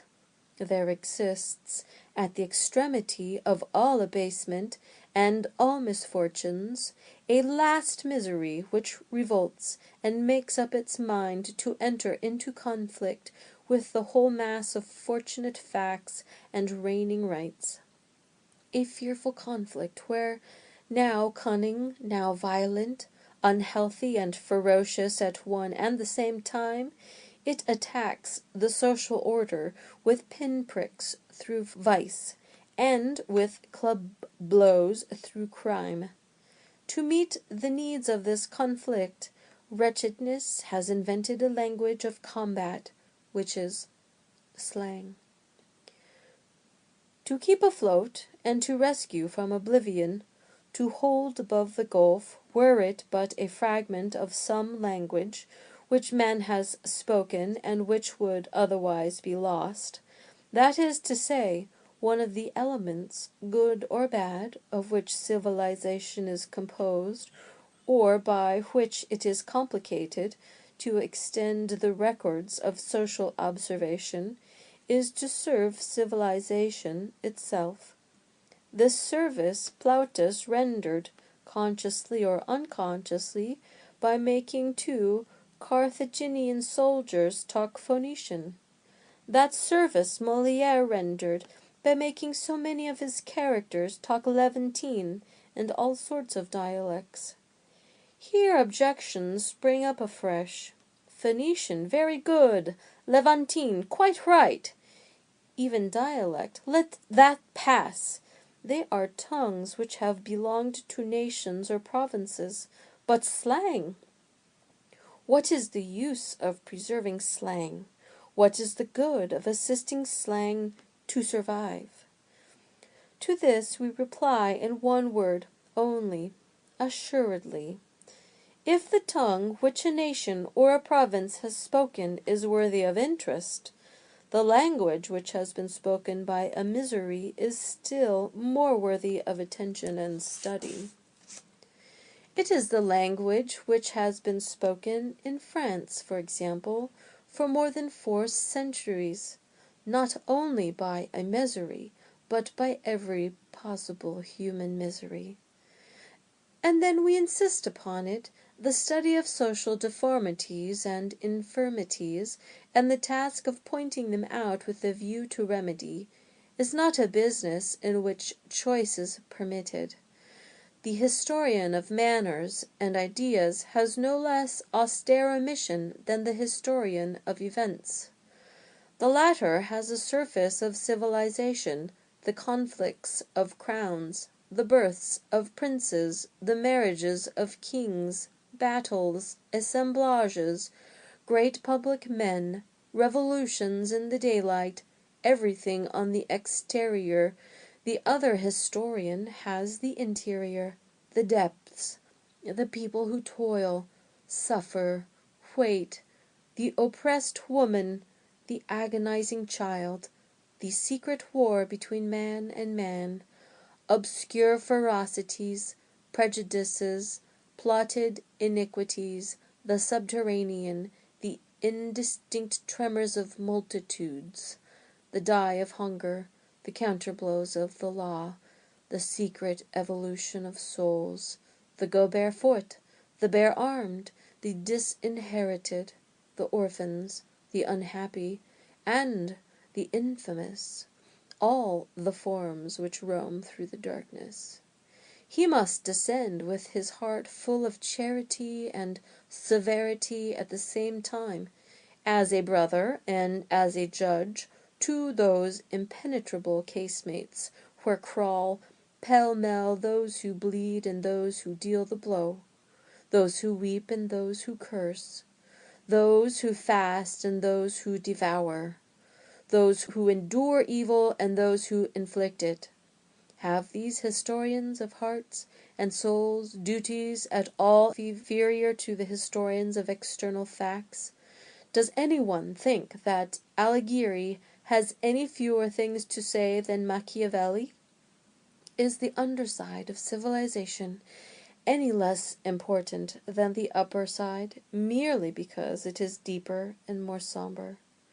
Do we really know the mountain well when we are not acquainted with the cavern?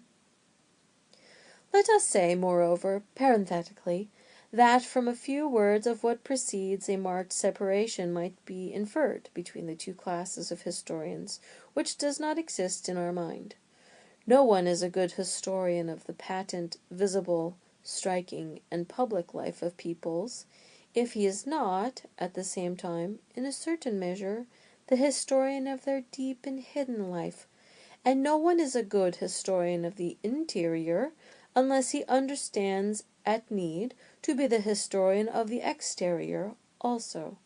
The history of manners and ideas permeates the history of events, and this is true reciprocally.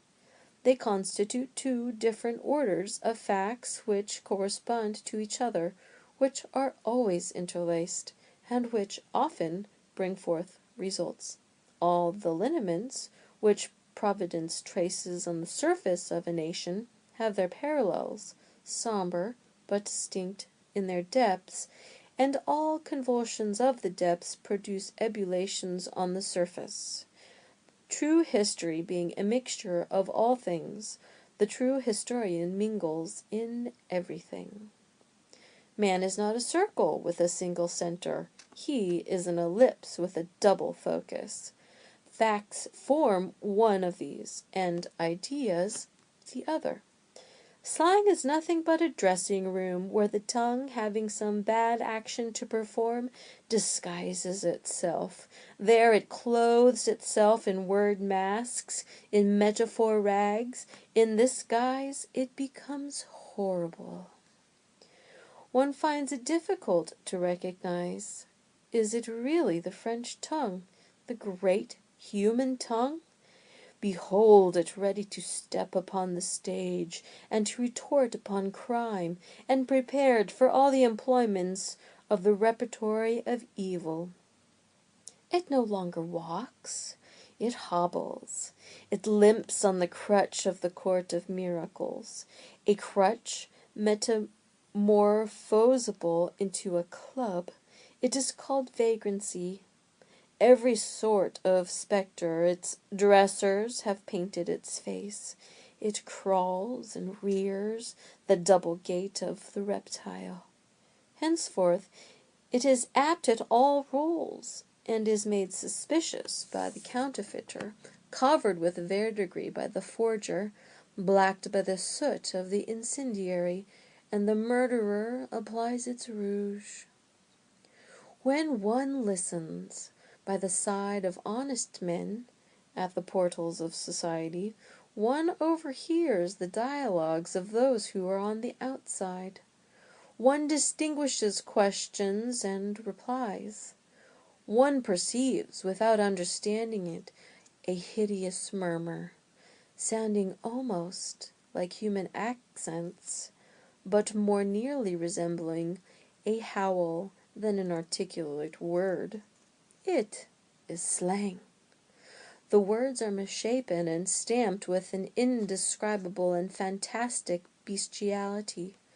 One thinks one hears hydras talking. It is unintelligible in the dark.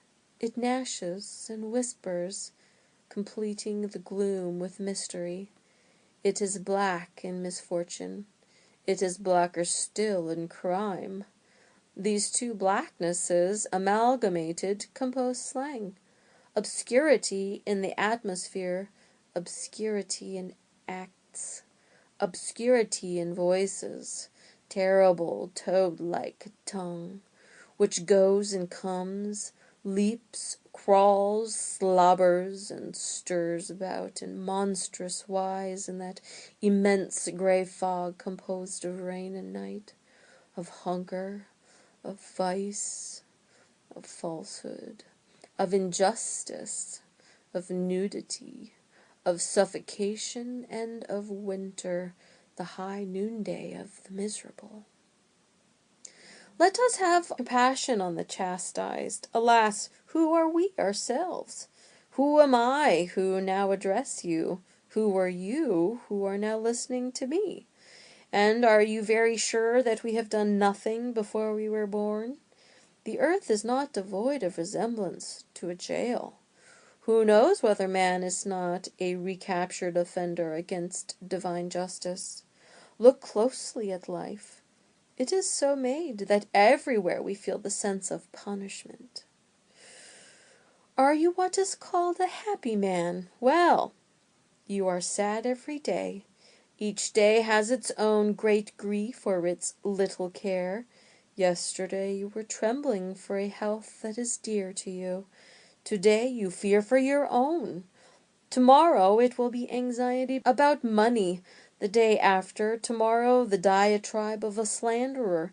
The day after that the misfortune of some friend. Then the prevailing weather. Then something that has been broken or lost. Then a pleasure with which your conscience and your vertebral column reproach you. Again, the course of public affairs. This without reckoning in the pains of the heart, and so it goes on. One cloud is dispelled, another forms. There is hardly one day out of 100 which is wholly joyous and sunny, and you belong to that small class who are happy? As for the rest of mankind, stagnating night rests upon them. Thoughtful minds make but little use of the phrase, the fortunate and the unfortunate. In this world, evidently the vestibule of another, there are no fortunate. The real human division is this, the luminous and the shady. To diminish the number of the shady, to augment the number of the luminous, that is the object. That is why we cry education, science. To teach reading means to light the fire. Every syllable spelled out sparkles. However, he who says light does not necessarily say joy. People suffer in the light. Excess burns. The flame is the enemy of the wing. To burn without ceasing to fly. Therein lies the marvel of genius. When you shall have learned to know and to love, you will still suffer. The day is born in tears. The luminous weep, if only over those in darkness. End of Book 7, Chapter 1. Les Misérables, Volume 4, by Victor Hugo, translated by Isabel Florence Hapgood. Book 7, Slang, Chapter 2. Chapter 2. Roots. Slang is the tongue of those who sit in darkness. Thought is moved in its most sombre depths, social philosophy is bidden to its most poignant meditations in the presence of that enigmatic dialect at once so blighted and rebellious.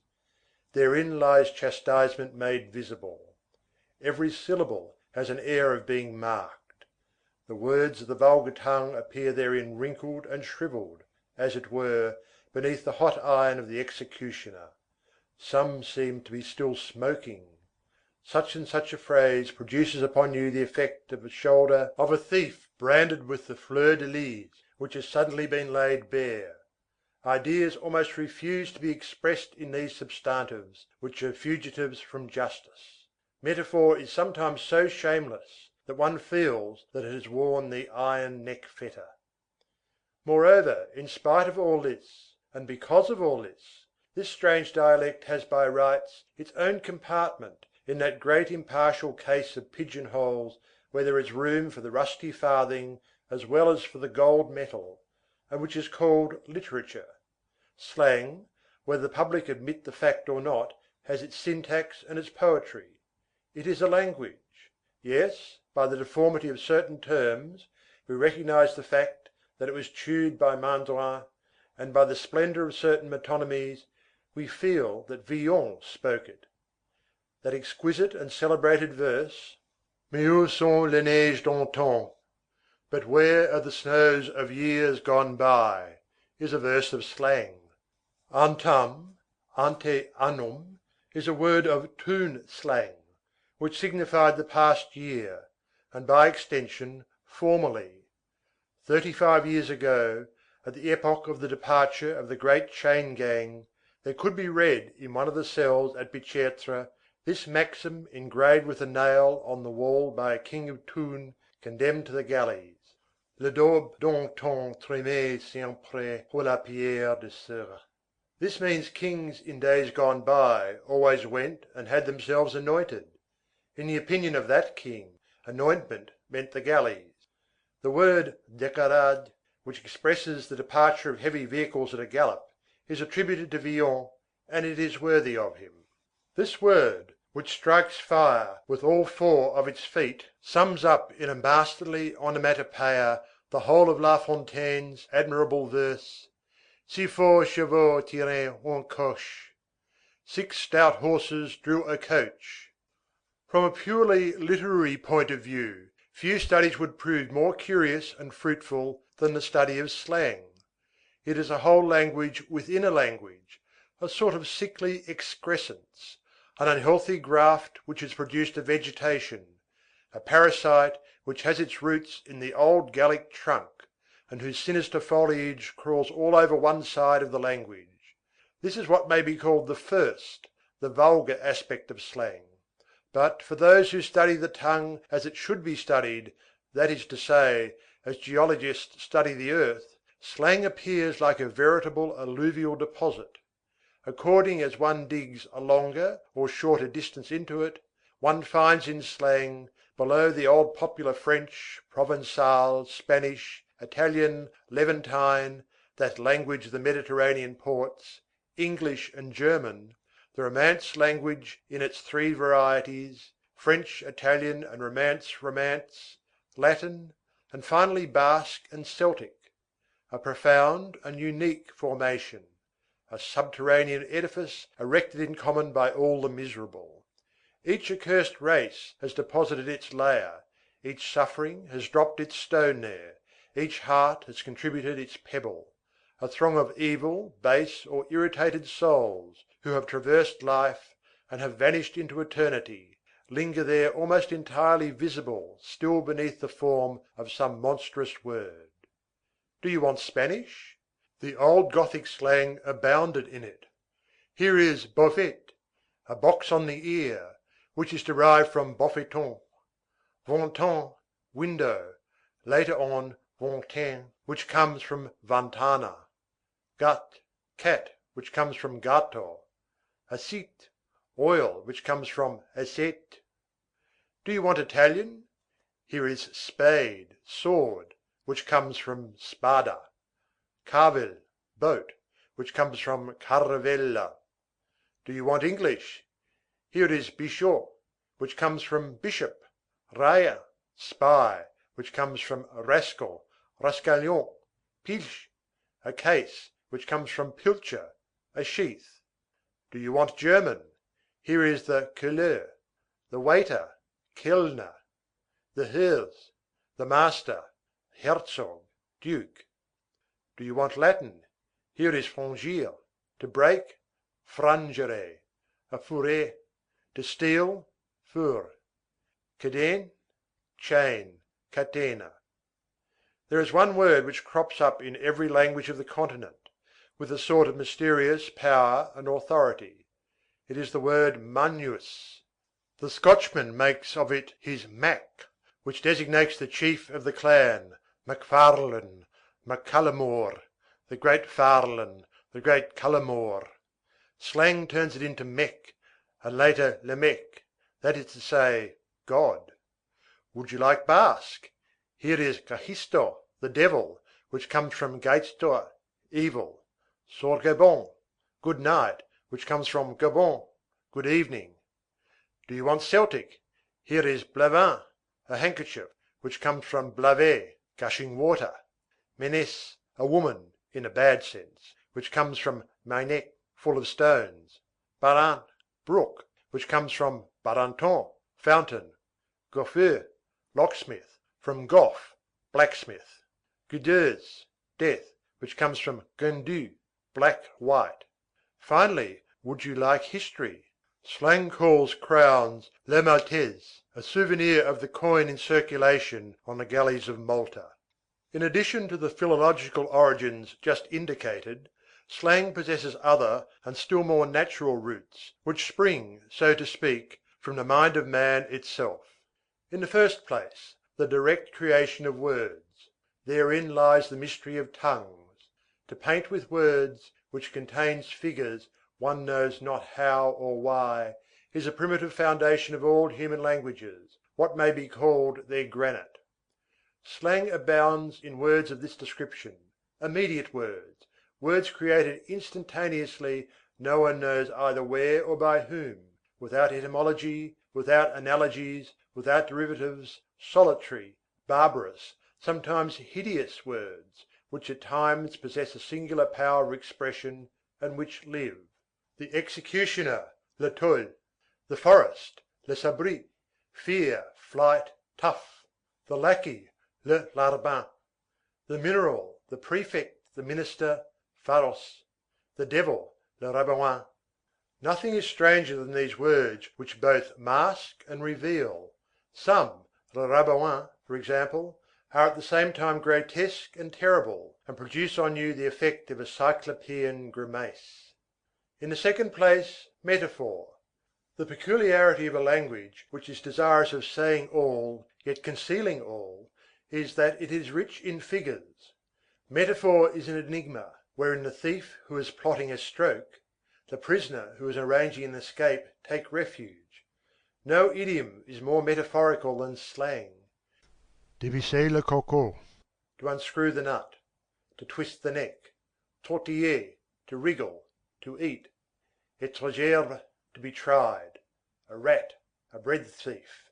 Il lonsquin, it rains, a striking ancient figure which partly bears its date about it, which assimilates long oblique lines of rain, with the dense and slanting pikes of the lances, and which compresses into a single word the popular expression, it rains halberds. Sometimes, in proportion as slang progresses from the first epoch to the second, words pass from the primitive and savage sense to the metaphorical sense.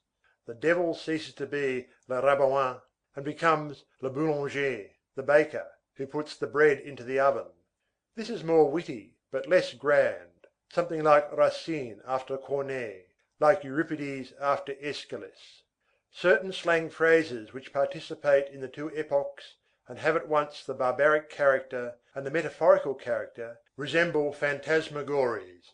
Les chausseurs vont solliciter des gars à la lune. The prowlers are going to steal horses by night. This passes before the mind like a group of spectres. One knows not what one sees. In the third place, the expedient. Slang lives on the language. It uses it in accordance with its fancy. It dips into it haphazard, and it often confines itself, when occasion arises, to alter it in a gross and summary fashion. Occasionally, with the ordinary words thus deformed and complicated with words of pure slang, picturesque phrases are formed, in which there can be felt the mixture of the two preceding elements, the direct creation and the metaphor. Le cab jaspine, je marron que la roulotte de panton crime dans le sabri. The dog is barking. I suspect that the diligence for Paris is passing through the woods. Le dab est cendre. Le dabouge est le mérossière, le fait est votif. The bourgeois is stupid, the bourgeoisie is cunning, the daughter is pretty. Generally, to throw listeners off the track, slang confines itself to adding to all the words of the language without distinction an ignoble tail, a termination in aire, org, ierg, or in ush. Thus, vos ierg travaille bon org sesi gumouche. Do you think that leg of mutton good? A phrase addressed by Cartouche to a turnkey in order to find out whether the sum offered for his escape suited him. The termination in mar has been added recently. Slang, being the dialect of corruption, quickly becomes corrupted itself. Besides this, as it is always seeking concealment, as soon as it feels that it is understood, it changes its form. Contrary to what happens with every other vegetation, every ray of light which falls upon it kills whatever it touches.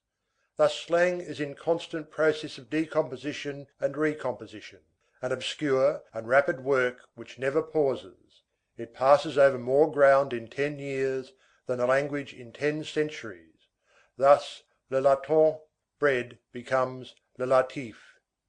Le gaille, horse, becomes le gaire. La fertonche, straw, becomes la fertille. Le momignard, brat, le momarque. Le fique, duds, frusque. Le chic, the church, le grougeois.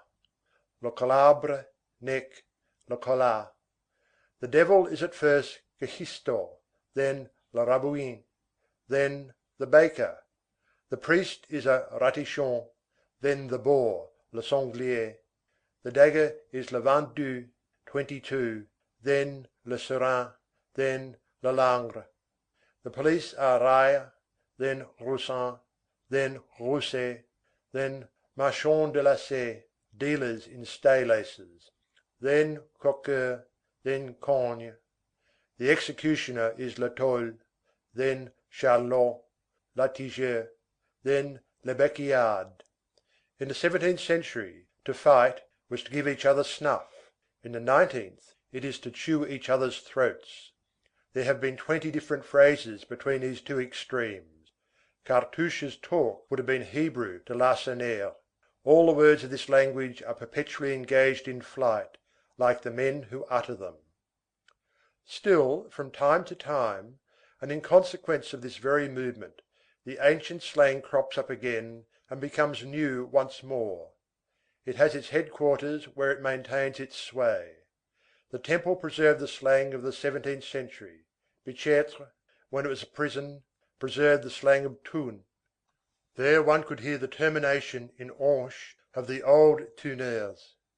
Bois-tu, bois-tu, do you drink? But perpetual movement remains its law, nevertheless.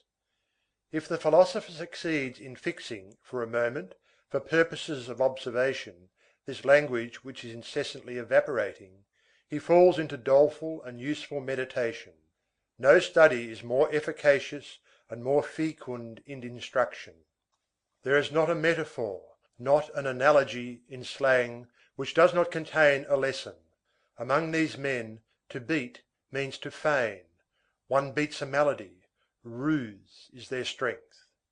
For them, the idea of the man is not separated from the idea of darkness. The night is called la sorgue, man l'orgue. Man is a derivative of the night.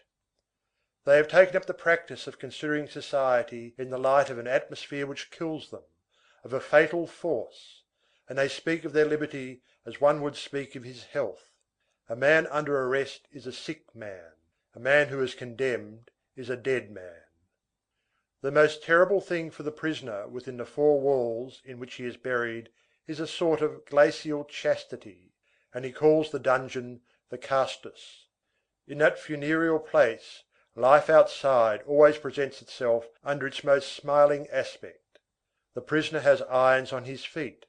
You think, perhaps, that his thought is that it is with the feet that one walks. No, he is thinking that it is with the feet that one dances. So, when he has succeeded in severing his fetters, his first idea is that now he can dance.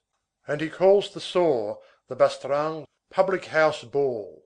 A name is a centre, profound assimilation. The ruffian has 2 heads, one of which reasons out his actions and leads him all his life long, and the other which he has upon his shoulders on the day of his death. He calls the head which counsels him in crime la sorbonne, and the head which expiates it la tronche. When a man has no longer anything but rags upon his body and vices in his heart, when he has arrived at that double moral and material degradation which the word blackguard characterizes in its 2 acceptations, he is ripe for crime. He is like a well whetted knife. He has two cutting edges, his distress and his malice. So slang does not say a blackguard, it says un réguise. What are the galleys? A brazier of damnation, a hell. The convict calls himself a fagot. And finally, what name do malefactors give to their prison? The college. A whole penitentiary system can be evolved from that word. Does the reader wish to know where the majority of the songs of the galleys, those refrains called in the special vocabulary lire en fa, have had their birth? Let him listen to what follows.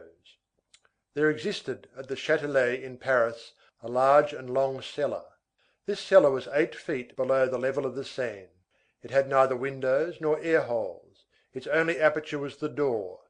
Men could enter there, air could not. This vault had for ceiling a vault of stone, and for floor 10 inches of mud.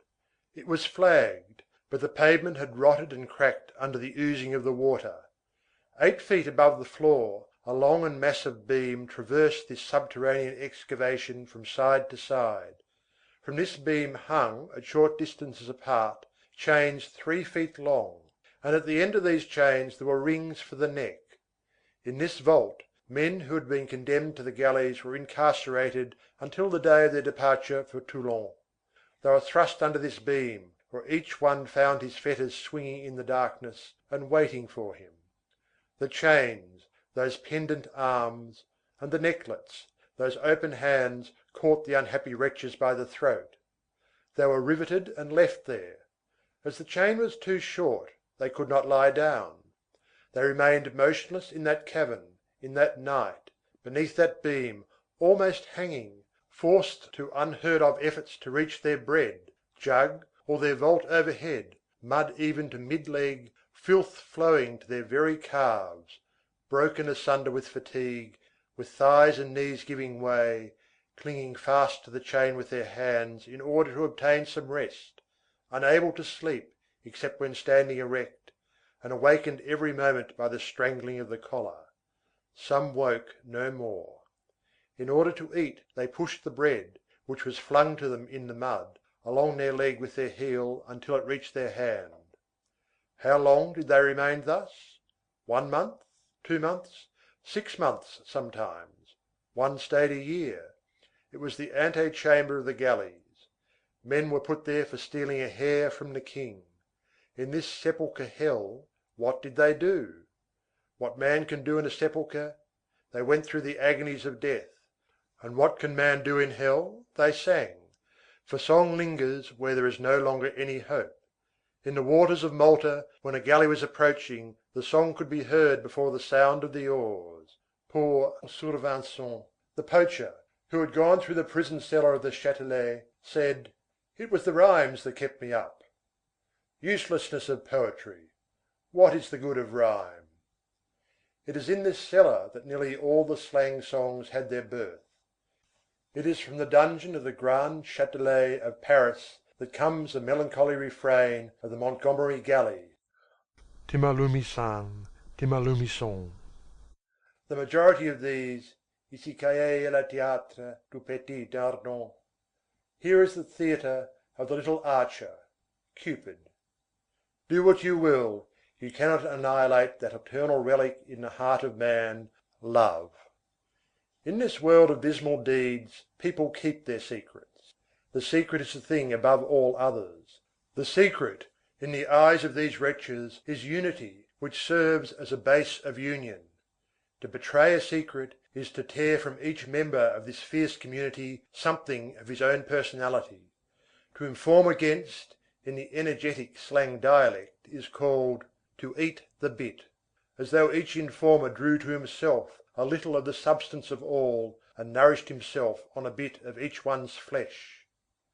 What does it signify to receive a box on the ear? Commonplace metaphor replies, it is to see 36 candles. Here slang intervenes and takes it up. Candle, camoufle. Thereupon the ordinary tongue gives camoufler as the synonym for souffler.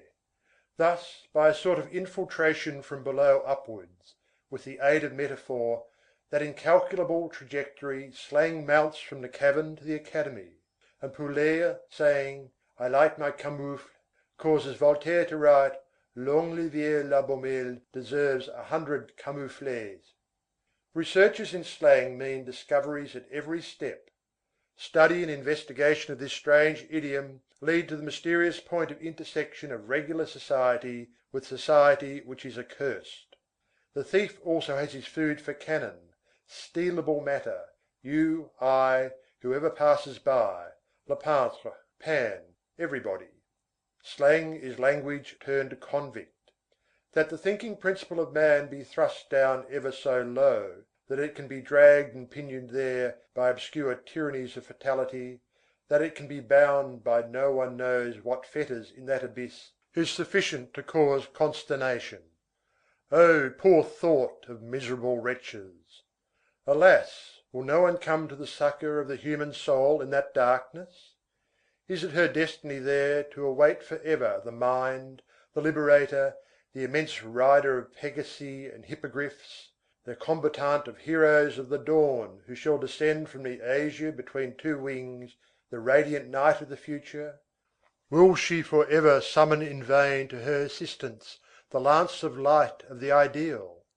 Is she condemned to hear the fearful approach of evil through the density of the gulf, and to catch glimpses, nearer and nearer at hand, beneath the hideous water of that dragon's head, that maw streaked with foam, and that writhing undulation of claws, swellings, and rings?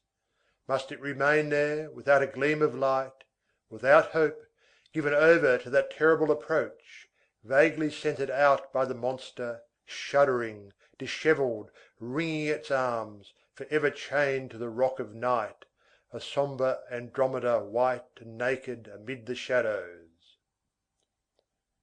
End of Book 7, Chapter 2. Les Misérables, Volume 4, by Victor Hugo, translated by Isabel Florence Hapgood. Book 7, Slang, Chapters 3 and 4.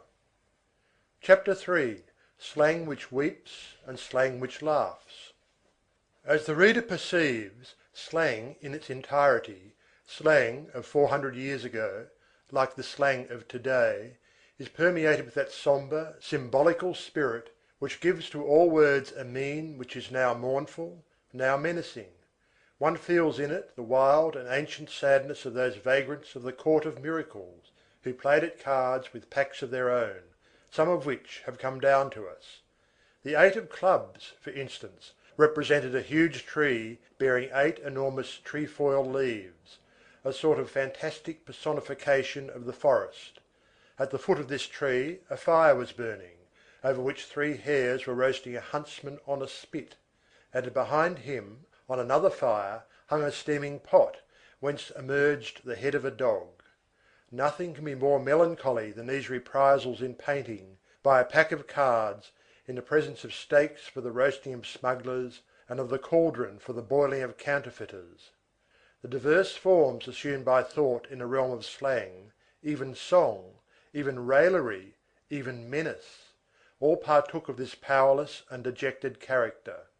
All the songs, the melodies of some of which have been collected, were humble and lamentable to the point of evoking tears. The pègre is always the poor pègre, and he is always the hare in hiding, the fugitive mouse, the flying bird. He hardly complains, he contents himself with sighing. One of his moans has come down to us: "I do not understand how God, the Father of men, can torture his children and his grandchildren and hear them cry, without himself suffering torture." The wretch, whenever he has time to think, makes himself small before the low, and frail in the presence of society. He lies down flat on his face, he entreats, he appeals to the side of compassion. We feel that he is conscious of his guilt. Towards the middle of the last century, a change took place. Prison songs and thieves' ritournelles assumed, so to speak, an insolent and jovial mien. The plaintive malour was replaced by the larifla. We find in the 18th century, in nearly all the songs of the galleys and prisons, a diabolical and enigmatical gaiety. We hear this strident and lilting refrain, which we should say had been lighted up by a phosphorescent gleam, and which seems to have been flung into the forest by a will-o'-the-wisp playing the fife. Mira la bille sous la babo, mirliton, ribon ribet, sous la babille, mire la babo, mirliton, ribon ribot. This was sung in a cellar, or in a nook of the forest, while cutting a man's throat. A serious symptom. In the 18th century, the ancient melancholy of the dejected classes vanishes. They begin to laugh. They rally the grand Meg and the grand Daube. Given Louis XV, they call the King of France le Marquis de Pantin. And behold, they are almost gay. A sort of gleam proceeds from these miserable wretches, as though their consciences were not heavy within them any more. These lamentable tribes of darkness have no longer merely the desperate audacity of actions, they possess the heedless audacity of mind. A sign that they are losing the sense of their criminality, and that they feel, even among thinkers and dreamers, some indefinable support which the latter themselves know not of. A sign that theft and pillage are beginning to filter into doctrines and sophisms in such a way as to lose somewhat of their ugliness, while communicating much of it to sophisms and doctrines.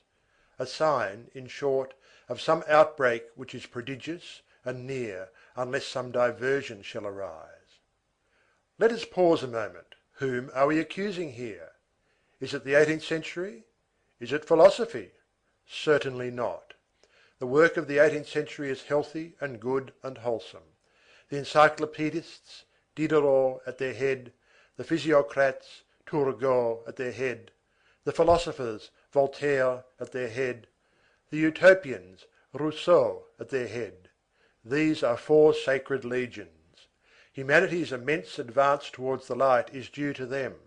They are the four vanguards of the human race, marching towards the four cardinal points of progress. Diderot towards the beautiful, Turgot towards the useful, Voltaire towards the true, Rousseau towards the just. But by the side of and above the philosophers, there were the sophists, a venomous vegetation mingled with a healthy growth, hemlock in the virgin forest. While the executioner was burning the great books of the liberators of the century on the grand staircase of the courthouse, writers now forgotten were publishing, with the king's sanction, no one knows what strangely disorganizing writings, which were eagerly read by the unfortunate. Some of these publications, odd to say, which were patronized by a prince, are to be found in the secret library. These facts, significant but unknown, were imperceptible on the surface. Sometimes, in the very obscurity of a fact lurks its danger. It is obscure because it is underhand. Of all these writers, the one who probably then excavated in the masses the most unhealthy gallery was Restif à la Bretonne. This work, peculiar to the whole of Europe, effected more ravages in Germany than anywhere else. In Germany, during a given period, summed up by Schiller in his famous drama The Robbers, theft and pillage rose up in protest against property and labour, assimilated certain specious and false elementary ideas, which, though just in appearance, were absurd in reality, enveloped themselves in these ideas, disappeared within them, after a fashion, assumed an abstract name, passed into the state of theory, and in that shape circulated among the laborious, suffering, and honest masses, unknown even to the imprudent chemists who had prepared the mixture, unknown even to the masses who accepted it. Whenever a fact of this sort presents itself, the case is grave. Suffering engenders wrath, and while the prosperous classes blind themselves or fall asleep, which is the same thing as shutting one's eyes, the hatred of the unfortunate classes lights its torch at some aggrieved or ill-made spirit which dreams in a corner and sets itself to the scrutiny of society. The scrutiny of hatred is a terrible thing. Hence, if the ill fortune of the times so wills it, those fearful commotions, which were formerly called jacqueries, beside which purely political agitations are the merest child's play, which are no longer the conflict of the oppressed and the oppressor, but the revolt of discomfort against comfort, then everything crumbles. Jacqueries are the earthquakes of the people. It is this peril, possibly imminent towards the close of the 18th century, which the French Revolution, that immense act of probity, cut short. The French Revolution, which is nothing else than the idea armed with the sword, rose erect, and with the same abrupt movement closed the door of ill and opened the door of good. It put a stop to torture, promulgated the truth, expelled miasma, rendered the century healthy, crowned the populace. It may be said of it that it created man a second time, by giving him a second soul, the right. The 19th century has inherited and profited by its work, and today the social catastrophe to which we lately alluded is simply impossible. Blind is he who announces it. Foolish is he who fears it. Revolution is the vaccine of Jacquerie. Thanks to the Revolution, social conditions have changed. Feudal and monarchical maladies no longer run in our blood. There is no more of the Middle Ages in our constitution. We no longer live in the days when terrible swarms within made irruptions, when one heard beneath his feet the obscure course of a dull rumble, when indescribable elevations from mole-like tunnels appeared on the surface of civilization, where the soil cracked open, where the roofs of caverns yawned, and where one suddenly beheld monstrous heads emerging from the earth. The revolutionary sense is a moral sense. The sentiment of right, once developed, develops the sentiment of duty. The law of all is liberty, which ends where the liberty of others begins, according to Robespierre's admirable definition. Since '89, the whole people has been dilating into a sublime individual. There is not a poor man who, possessing his right, has not his ray of sun. The die of hunger feels within him the honesty of France. The dignity of the citizen is an internal armour. He who is free is scrupulous. He who votes reigns. Hence incorruptibility. Hence the miscarriage of unhealthy lusts. Hence eyes heroically lowered before temptations. The revolutionary wholesomeness is such that on a day of deliverance, a 14th of July, a 10th of August, there is no longer any populace. The first cry of the enlightened and increasing throngs is, "Death to thieves!" Progress is an honest man. The ideal and the absolute do not filch pocket handkerchiefs. By whom were the wagons containing the wealth of the Tuileries escorted in 1848? By the rag pickers of the Faubourg Saint Antoine. Rags mounted guard over the treasure. Virtue rendered these tatterdemalions resplendent. In those wagons in chests, hardly closed, and some even half open, amid 100 dazzling caskets, was that ancient crown of France, studded with diamonds, surmounted by the carbuncle of royalty, by the regent diamond, which was worth 30 millions. Barefooted, they guarded that crown. Hence no more Jacquerie. I regret it for the sake of the skilful. The old fear has produced its last effects in that quarter, and henceforth it can no longer be employed in politics. The principal spring of the red spectre is broken. Everyone knows it now. The scarecrow scares no longer. The birds take liberty with the mannikin, foul creatures alight upon it, the bourgeois laugh at it. Chapter 4. The two duties, to watch and to hope. This being the case, is all social danger dispelled? Certainly not. There is no Jacquerie. Society may rest assured on that point. Blood will no longer rush to its head. But let society take heed to the manner in which it breathes. Apoplexy is no longer to be feared, but phthisis is there. Social phthisis is called misery. One can perish from being undermined, as well as from being struck by lightning.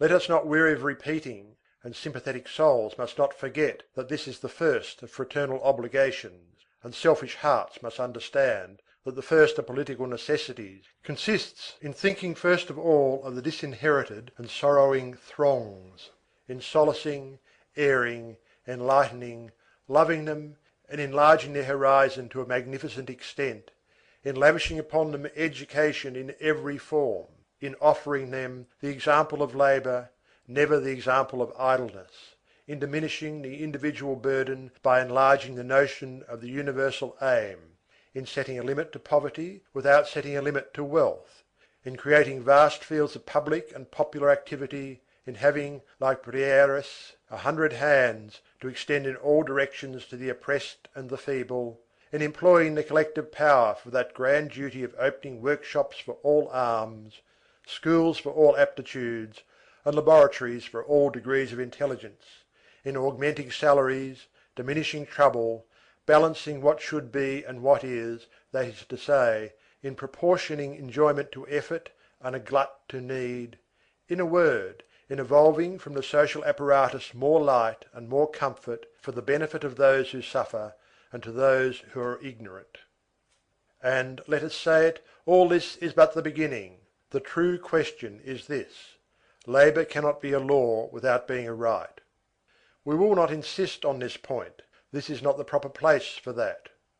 If nature calls itself providence, society should call itself foresight. Intellectual and moral growth is no less indispensable than material improvement. To know is a sacrament, to think is the prime necessity. Truth is nourishment as well as grain. A reason which fasts from science and wisdom grows thin. Let us enter equal complaint against stomachs and minds which do not eat. If there is anything more heartbreaking than a body perishing for lack of bread, it is the soul which is dying from hunger for the light. The whole progress tends in the direction of solution. Some day we shall be amazed. As the human race mounts upward, the deep layers emerge naturally from the zone of distress. The obliteration of misery will be accomplished by a simple elevation of level. We should do wrong were we to doubt this blessed consummation. The past is very strong, it is true, at the present moment. It censures. This rejuvenation of a corpse is surprising. Behold, it is walking and advancing. It seems a victor, this dead body is a conqueror. He arrives with his legions, superstitions, with his sword, despotism, with his banner, ignorance. A while ago he won 10 battles. He advances, he threatens, he laughs, he is at our doors. Let us not despair, on our side. Let us sell the field on which Hannibal is encamped. What have we to fear, we who believe? No such thing as a backflow of ideas exists any more than there exists a return of a river on its course. But let those who do not desire a future reflect on this matter. When they say "no" to progress, it is not the future but themselves that they are condemning. They are giving themselves a sad malady. They are inoculating themselves with the past. There is but one way of rejecting tomorrow, and that is to die. Now, no death, that of the body as late as possible, that of the soul never. This is what we desire. Yes, the enigma will utter its word, the sphinx will speak, the problem will be solved. Yes, the people, sketched out by the 18th century, will be finished by the 19th. He who doubts this is an idiot. The future blossoming, the near blossoming forth of universal well-being is a divinely fatal phenomenon. Immense combined propulsions direct human affairs and conduct them within a given time to a logical state, that is to say, to a state of equilibrium, that is to say, to equity. A force composed of earth and heaven results from humanity and governs it. This force is a worker of miracles.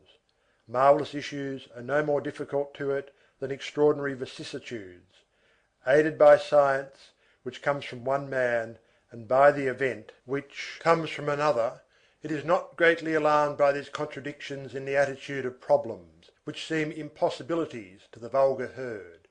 It is no less skilful at causing a solution to spring forth from the reconciliation of ideas than the lesson from the reconciliation of facts, and we may expect anything from that mysterious power of progress, which brought the Orient and the Occident face to face one fine day in the depth of a sepulchre, and made the imams converse with Bonaparte in the interior of the Great Pyramid. In the meantime, let there be no halt, no hesitation, no pause in the grandiose onward march of minds. Social philosophy consists essentially in science and peace. Its object is, and its results may be, to dissolve wrath by the study of antagonisms.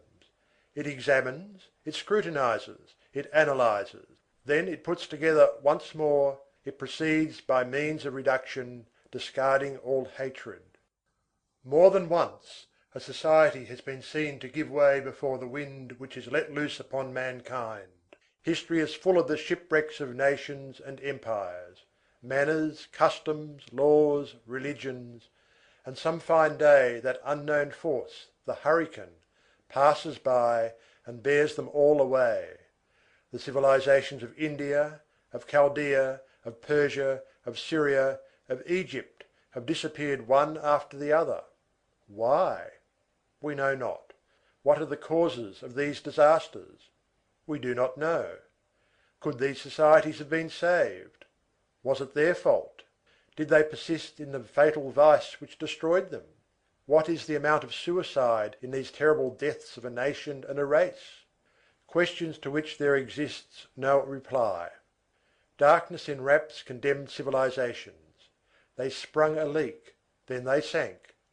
We have nothing more to say, and it is with a sort of terror that we look on at the bottom of that sea which is called the past, behind those colossal waves, at the shipwreck of those immense vessels, Babylon, Nineveh, Tarsus, Thebes, Rome, beneath the fearful gusts which emerge from all the mouths of the shadows. But shadows are there, and light is here. We are not acquainted with the maladies of these ancient civilizations. We do not know the infirmities of our own. Everywhere upon it we have the right of light. We contemplate its beauties, we lay bare its defects. Where it is ill, we probe, and the sickness once diagnosed, the study of the cause leads to the discovery of the remedy. Our civilization, the work of 20 centuries, is its law and its prodigy. It is worth the trouble of saving. It will be saved. It is already much to have solaced it. Its enlightenment is yet another point. All the labours of modern social philosophies must converge towards this point. The thinker of today has a great duty, to auscultate civilization. We repeat that this auscultation brings encouragement. It is by this persistence in encouragement that we wish to conclude these pages, an austere interlude in a mournful drama. Beneath the social mortality we feel human imperishableness. The globe does not perish because it has these wounds, craters, eruptions, sulphur pits here and there, nor because of a volcano which ejects its pus. The maladies of the people do not kill man. And yet anyone who follows the course of social clinics shakes his head at times. The strongest, the tenderest, the most logical have their hours of weakness. Will the future arrive? It seems as though we might almost put this question when we behold so much terrible darkness. Melancholy face-to-face encounter of selfish and wretched. On the part of the selfish, the prejudices, shadows of costly education, appetite increasing through intoxication, a giddiness of prosperity which dulls, a fear of suffering which, in some, goes as far as an aversion for the suffering, an implacable satisfaction, the eye so swollen that it bars the soul. On the side of the wretched, covetousness, envy, hatred of seeing others enjoy, the profound impulses of the human beast towards assuaging its desires, hearts full of mist, sadness, need, fatality, impure and simple ignorance. Shall we continue to raise our eyes to heaven? Is the luminous point which we distinguish there one of those which vanish? The ideal is frightful to behold, thus lost in the depths, small, isolated, imperceptible, brilliant, yet surrounded by those great black menaces monstrously heaped around it, yet no more in danger than a star in the maw of the clouds. End of Book 7, Chapters 3 and 4. Les Misérables, Volume 4, by Victor Hugo. Translated by Isabel Florence Hapgood. Book 8, Enchantments and Desolations. Chapter 1, Full Light.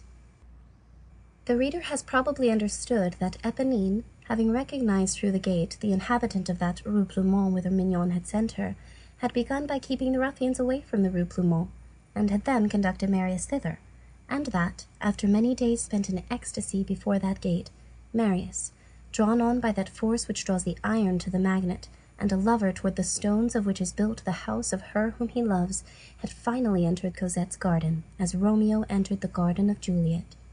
This had proved easier for him than for Romeo. Romeo was obliged to scale a wall. Marius had only to use a little force on one of the bars of the decrepit gate, which vacillated in its rusty recess after the fashion of old people's teeth. Marius was slender and readily passed through. As there was never anyone in the street, and as Marius never entered the garden except at night, he ran no risk of being seen. Beginning with that blessed and holy hour when a kiss betrothed these two souls, Marius was there every evening. If at that period of her existence Cosette had fallen in love with a man in the least unscrupulous or debauched, she would have been lost, for there are generous natures which yield themselves, and Cosette was one of them. One of woman's magnanimities is to yield. Love, at the height where it is absolute, is complicated with some indescribably celestial blindness of modesty. But what dangers you run, O noble souls! How often you give the heart and we take the body. Your heart remains with you. You gaze upon it in the gloom with a shudder. Love has no middle course. It either ruins or it saves. All human destiny lies in this dilemma. This dilemma, ruin or safety, is set forth no more inexorably by any fatality than by love. Love is life, if it is not death. Cradle, also coffin. The same sentiment says yes and no in the human heart. Of all the things that God has made, the human heart is the one which sheds the most light, alas, and the most darkness. God willed that Cosette's love should encounter one of the loves which save. Throughout the whole of the month of May of that year 1832, there were there, in every night, in that poor neglected garden, beneath that thicket which grew thicker and more fragrant day by day, two beings composed of all chastity, all innocence, overflowing with all the felicity of heaven, nearer to the archangels than to mankind, pure, honest, intoxicated, radiant, who shone for each other amid the shadows. It seemed to Cosette that Marius had a crown, and to Marius that Cosette had a nimbus. They touched each other, they gazed at each other, they clasped each other's hands, they pressed close to each other, but there was a distance which they did not pass. Not that they respected it, they did not know of its existence. Marius was conscious of a barrier, Cosette's innocence, and Cosette of a support, Marius's loyalty. The first kiss had also been the last. Marius, since that time, had not gone further than to touch Cosette's hand, or her kerchief, or a lock of hair with his lips. For him, Cosette was a perfume and not a woman. He inhaled her. She refused nothing, and he asked nothing. Cosette was happy, and Marius was satisfied. They lived in this ecstatic state, which can be described as the dazzling of one soul by another soul. It was the ineffable first embrace of two maiden souls in the ideal, two swans meeting on the Jungfrau. At that hour of love, an hour when voluptuousness is absolutely mute, beneath the omnipotence of ecstasy, Marius, the pure and seraphic Marius, would rather have gone to a woman of the town than have raised Cosette's robe to the height of her ankle. Once, in the moonlight, Cosette stooped to pick up something on the ground. Her bodice fell apart and permitted a glimpse of the beginning of her throat. Marius turned away his eyes. What took place between these two beings? Nothing. They adored each other. At night, when they were there, that garden seemed a living and sacred spot. All flowers unfolded around them and sent them incense, and they opened their souls and scattered them over the flowers. The wanton and vigorous vegetation quivered, full of strength and intoxication around these two innocents, and they uttered words of love which set the trees to trembling. What words were these? Breaths, nothing more. These breaths sufficed to trouble and to touch all nature round about.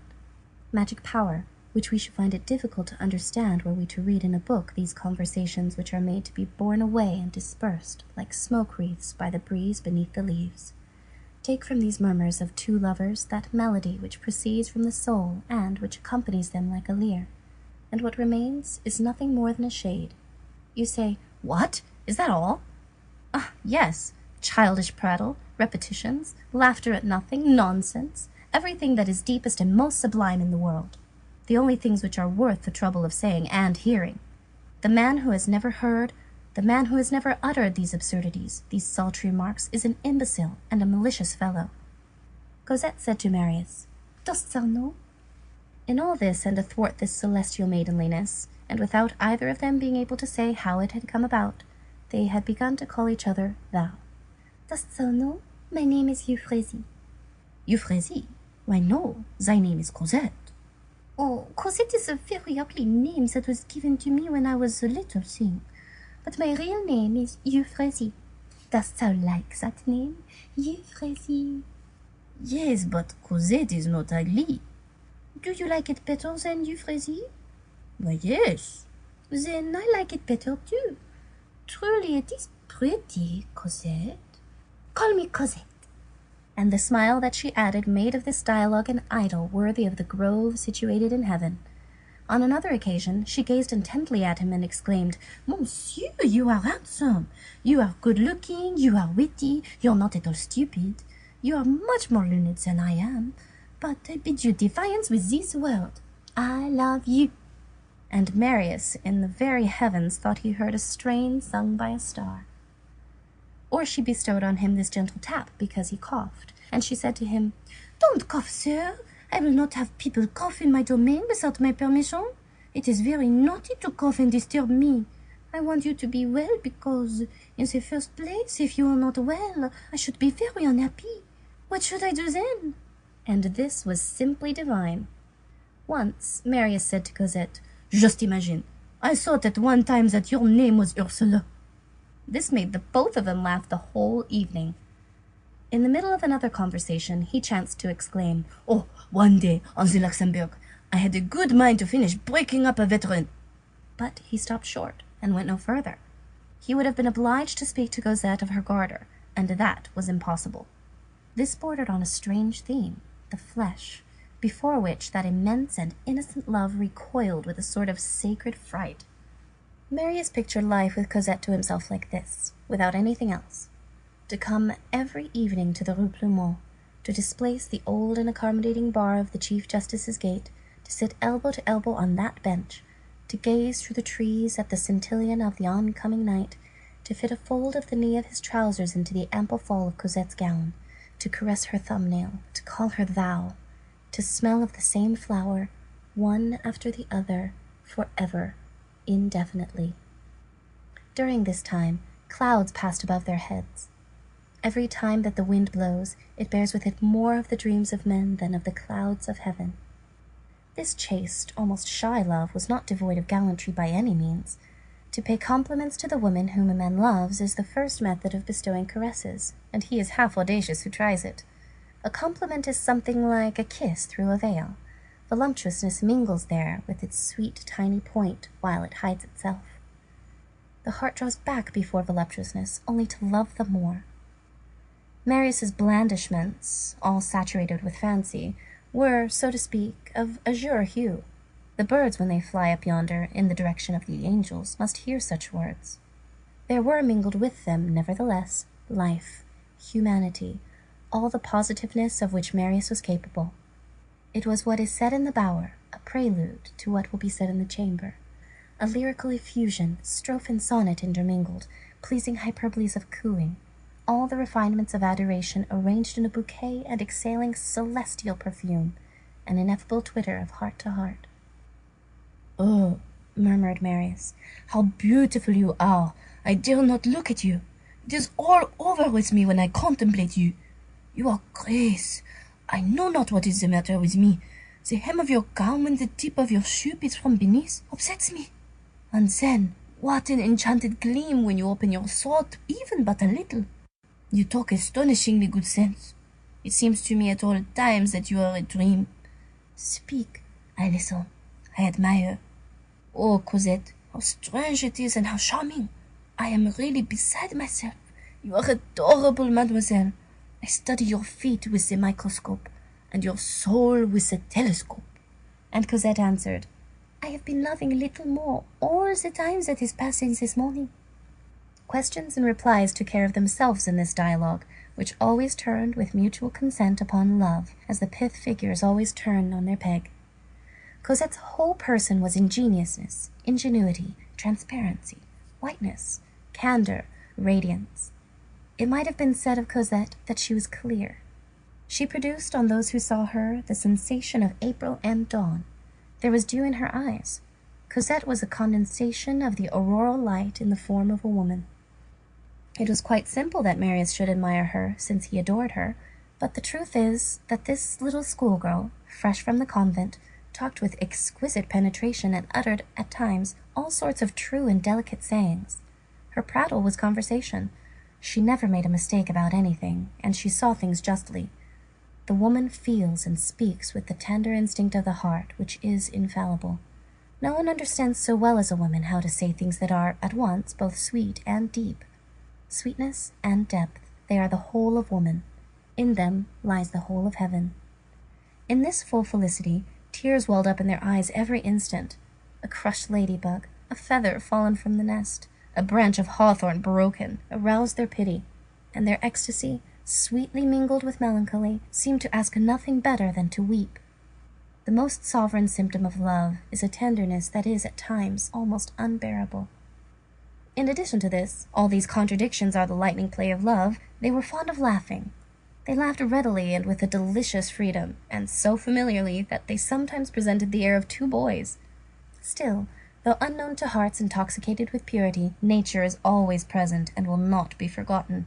She is there with her brutal and sublime object, and however great may be the innocence of souls, one feels in the most modest private interview the adorable and mysterious shade which separates a couple of lovers from a pair of friends.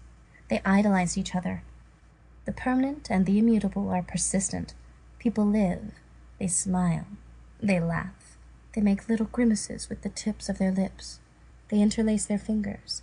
They call each other thou, and that does not prevent eternity. Two lovers hide themselves in the evening, in the twilight, in the invisible, with the birds, with the roses. They fascinate each other in the darkness with their hearts, which they throw into their eyes. They murmur, they whisper, and in the meantime, immense librations of the planets fill the infinite universe. End of Book 8, Chapter 1. Les Misérables, Volume 4, by Victor Hugo. Translated by Isabel Florence Hapgood. Book 8, Chapter 2. The Bewilderment of Perfect Happiness. They existed vaguely, frightened at their happiness. They did not notice the cholera which decimated Paris precisely during that very month. They had confided in each other as far as possible, but this had not extended much further than their names. Marius had told Cosette that he was an orphan, that his name was Marius Pontmercy, that he was a lawyer, that he lived by writing things for publishers, that his father had been a colonel, that the latter had been a hero, and that he, Marius, was on bad terms with his grandfather, who was rich. He had also hinted at being a baron, but this had produced no effect on Cosette. She did not know the meaning of the word. Marius was Marius. On her side, she had confided to him that she had been brought up at the Petit Picpus convent, that her mother, like his own, was dead, that her father's name was Monsieur Fauchelevent, that he was very good, that he gave a great deal to the poor, but that he was poor himself, and that he denied himself everything, though he denied her nothing. Strange to say, in the sort of symphony which Marius had lived since he had been in the habit of seeing Cosette, the past, even the most recent past, had become so confused and distant to him, that what Cosette had told him satisfied him completely. It did not even occur to him to tell her about the nocturnal adventure in the hovel, about Thénardier, about the burn, and about the strange attitude and singular flight of her father. Marius had momentarily forgotten all this. In the evening, he did not even know that there had been a morning, what he had done, where he had breakfasted, nor who had spoken to him. He had songs in his ears, which rendered him deaf to every other thought. He only existed at the hours when he saw Cosette. Then, as he was in heaven, it was quite natural that he should forget earth. Both bore languidly the indefinable burden of immaterial pleasures. Thus lived these somnambulists who are called lovers. Alas! Who is there who has not felt all these things? Why does there come an hour when one emerges from this azure, and why does life go on afterwards? Love almost takes the place of thinking. Love is an ardent forgetfulness of all the rest. Then ask logic of passion if you will. There is no more absolute logical sequence in the human heart than there is a perfect geometrical figure in the celestial mechanism. For Cosette and Marius nothing existed except Marius and Cosette. The universe around them had fallen into a hole. They lived in a golden minute. There was nothing before them, nothing behind. It hardly occurred to Marius that Cosette had a father. His brain was dazzled and obliterated. Of what did these lovers talk then? We have seen of the flowers and the swallows, the setting sun and the rising moon, and all sorts of important things. They had told each other everything except everything. The everything of lovers is nothing. But the father, the realities, that lair, the ruffians, that adventure, to what purpose? And was he very sure that this nightmare had actually existed? They were two, and they adored each other, and beyond that there was nothing. Nothing else existed. It is probable that this vanishing of hell in our rear is inherent to the arrival of paradise. Have we beheld demons? Are there any? Have we trembled? Have we suffered? We no longer know. A rosy cloud hangs over it. So these two beings lived in this manner, high aloft, with all that improbability which is in nature, neither at the nadir nor at the zenith, between man and seraphim, above the mire, below the ether, in the clouds, hardly flesh and blood, soul and ecstasy, from head to foot.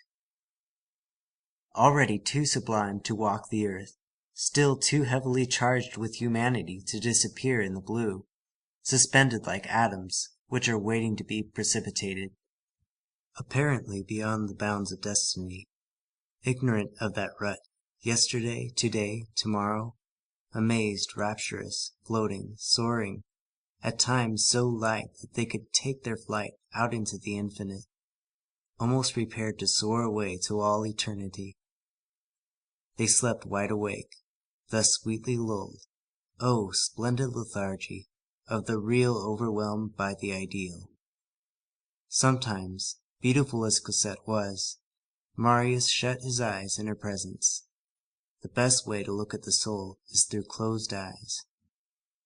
Marius and Cosette never asked themselves whither this was to lead them. They considered that they had already arrived. It is a strange claim on man's part to wish that love should lead to something. End of Chapter 2. Book 8, Chapter 3, The Beginning of Shadow. Jean Valjean suspected nothing. Cosette, who was rather less dreamy than Marius, was gay, and that sufficed for Jean Valjean's happiness. The thoughts which Cosette cherished, her tender preoccupations, Marius's image which filled her heart, took away nothing from the incomparable purity of her beautiful, chaste, and smiling brow. She was at the age when the Virgin bears her love as the angel his lily. So Jean Valjean was at ease. And then, when two lovers have come to an understanding, things always go well. The third party who might disturb their love is kept in a state of perfect blindness by a restricted number of precautions, which are always the same in the case of all lovers. Thus Cosette never objected to any of Jean Valjean's proposals. Did she want to take a walk? Yes, dear little father. Did she want to stay at home? Very good. Did he wish to pass the evening with Cosette? She was delighted. As he always went to bed at 10 o'clock, Marius did not come to the garden on such occasions until after that hour, when from the street he heard Cosette open the long glass door on the veranda. Of course, no one ever met Marius in the daytime. Jean Valjean never even dreamed any longer that Marius was in existence. Only once, one morning, he chanced to say to Cosette, "Why, you have whitewash on your back." On the previous evening, Marius, in a transport, had pushed Cosette against the wall. Old Toussaint, who retired early, thought of nothing but her sleep, and was as ignorant as the whole matter as Jean Valjean. Marius never set foot in the house. When he was with Cosette, they hid themselves in a recess near the steps, in order that they might neither be seen nor heard from the street, and there they sat, frequently contenting themselves, by way of conversation, with pressing each other's hands 20 times a minute as they gazed at the branches of the trees. At such times a thunderbolt might have fallen 30 paces from them, and they would not have noticed it. So deeply was the reverie of one absorbed and sunk in the reverie of the other. Limpid purity, ours wholly white, almost all alike. This sort of love is a recollection of lily petals and the plunge of the dove. The whole extent of the garden lay between them and the street. Every time that Marius entered and left, he carefully adjusted the bar of the gate in such a manner that no displacement was visible. He usually went away about midnight, and returned to Courfeyrac's lodgings. Courfeyrac said to Bahorel, "Would you believe it? Marius comes home nowadays at 1 o'clock in the morning." Bahorel replied, "What do you expect? There's always a petard in a seminary fellow." At times, Courfeyrac folded his arms, assumed a serious air, and said to Marius, "You are getting irregular in your habits, young man." Courfeyrac, being a practical man, did not take in good part this reflection of an invisible paradise upon Marius. He was not much in the light of concealed passions. It made him impatient. And now and then he called upon Marius to come back to reality. One morning he threw him this admonition: "My dear fellow, you produce upon me the effect of being located in the moon. The realm of dreams, the province of illusions, capital, soap bubble. Come, be a good boy. What's her name?" But nothing could induce Marius to talk. They might have torn out his nails before one of the 2 sacred syllables of which that ineffable name, Cosette, was composed. True love is as luminous as the dawn and as silent as the tomb. Only Courfeyrac saw this change in Marius, that his taciturnity was of the beaming order. During this sweet month of May, Marius and Cosette learned to know these immense delights, to dispute and to say you for thou, simply that they might say thou the better afterwards, to talk at great length with very minute details, of persons in whom they took not the slightest interest in the world. Another proof that in that ravishing opera called love, the libretto counts for almost nothing. For Marius to listen to Cosette discussing finery, for Cosette to listen to Marius talk in politics, to listen, knee pressed to knee, to the carriages rolling along the Rue des Babylone, to gaze upon the same planet in space, or at the same glowworm gleaming in the grass, to hold their peace together, a still greater delight than conversation, etc., etc. In the meantime, divers complications were approaching. One evening, Marius was on his way to the rendezvous, by way of the Boulevard des Invalides. He habitually walked with drooping head. As he was on the point of turning the corner of the Rue Plumet, he heard someone quite close to him say, "Good evening, Monsieur Marius." He raised his head and recognized Éponine. This produced a singular effect upon him.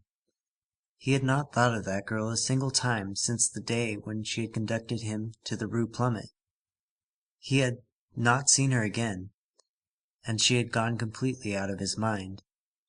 He had no reasons for anything but gratitude towards her. He owed her his happiness, and yet it was embarrassing to him to meet her. It is an error to think that passion, when it is pure and happy, leads man to a state of perfection. It simply leads him, as we have noted, to a state of oblivion. In this situation, man forgets to be bad, but he also forgets to be good. Gratitude, duty, matters essential and important to be remembered, vanish. At any other time, Marius would have behaved quite differently to Éponine. Absorbed in Cosette, he had not even clearly put it to himself that this Éponine was named Éponine Thénardier, and that she bore the name inscribed in his father's will, that name for which, but a few months before, he would have so ardently sacrificed himself. We show Marius as he was. His father himself was fading out of his soul, to some extent, under the splendor of his love. He replied with some embarrassment, "Ah, so it's you, Éponine? Why do you call me you?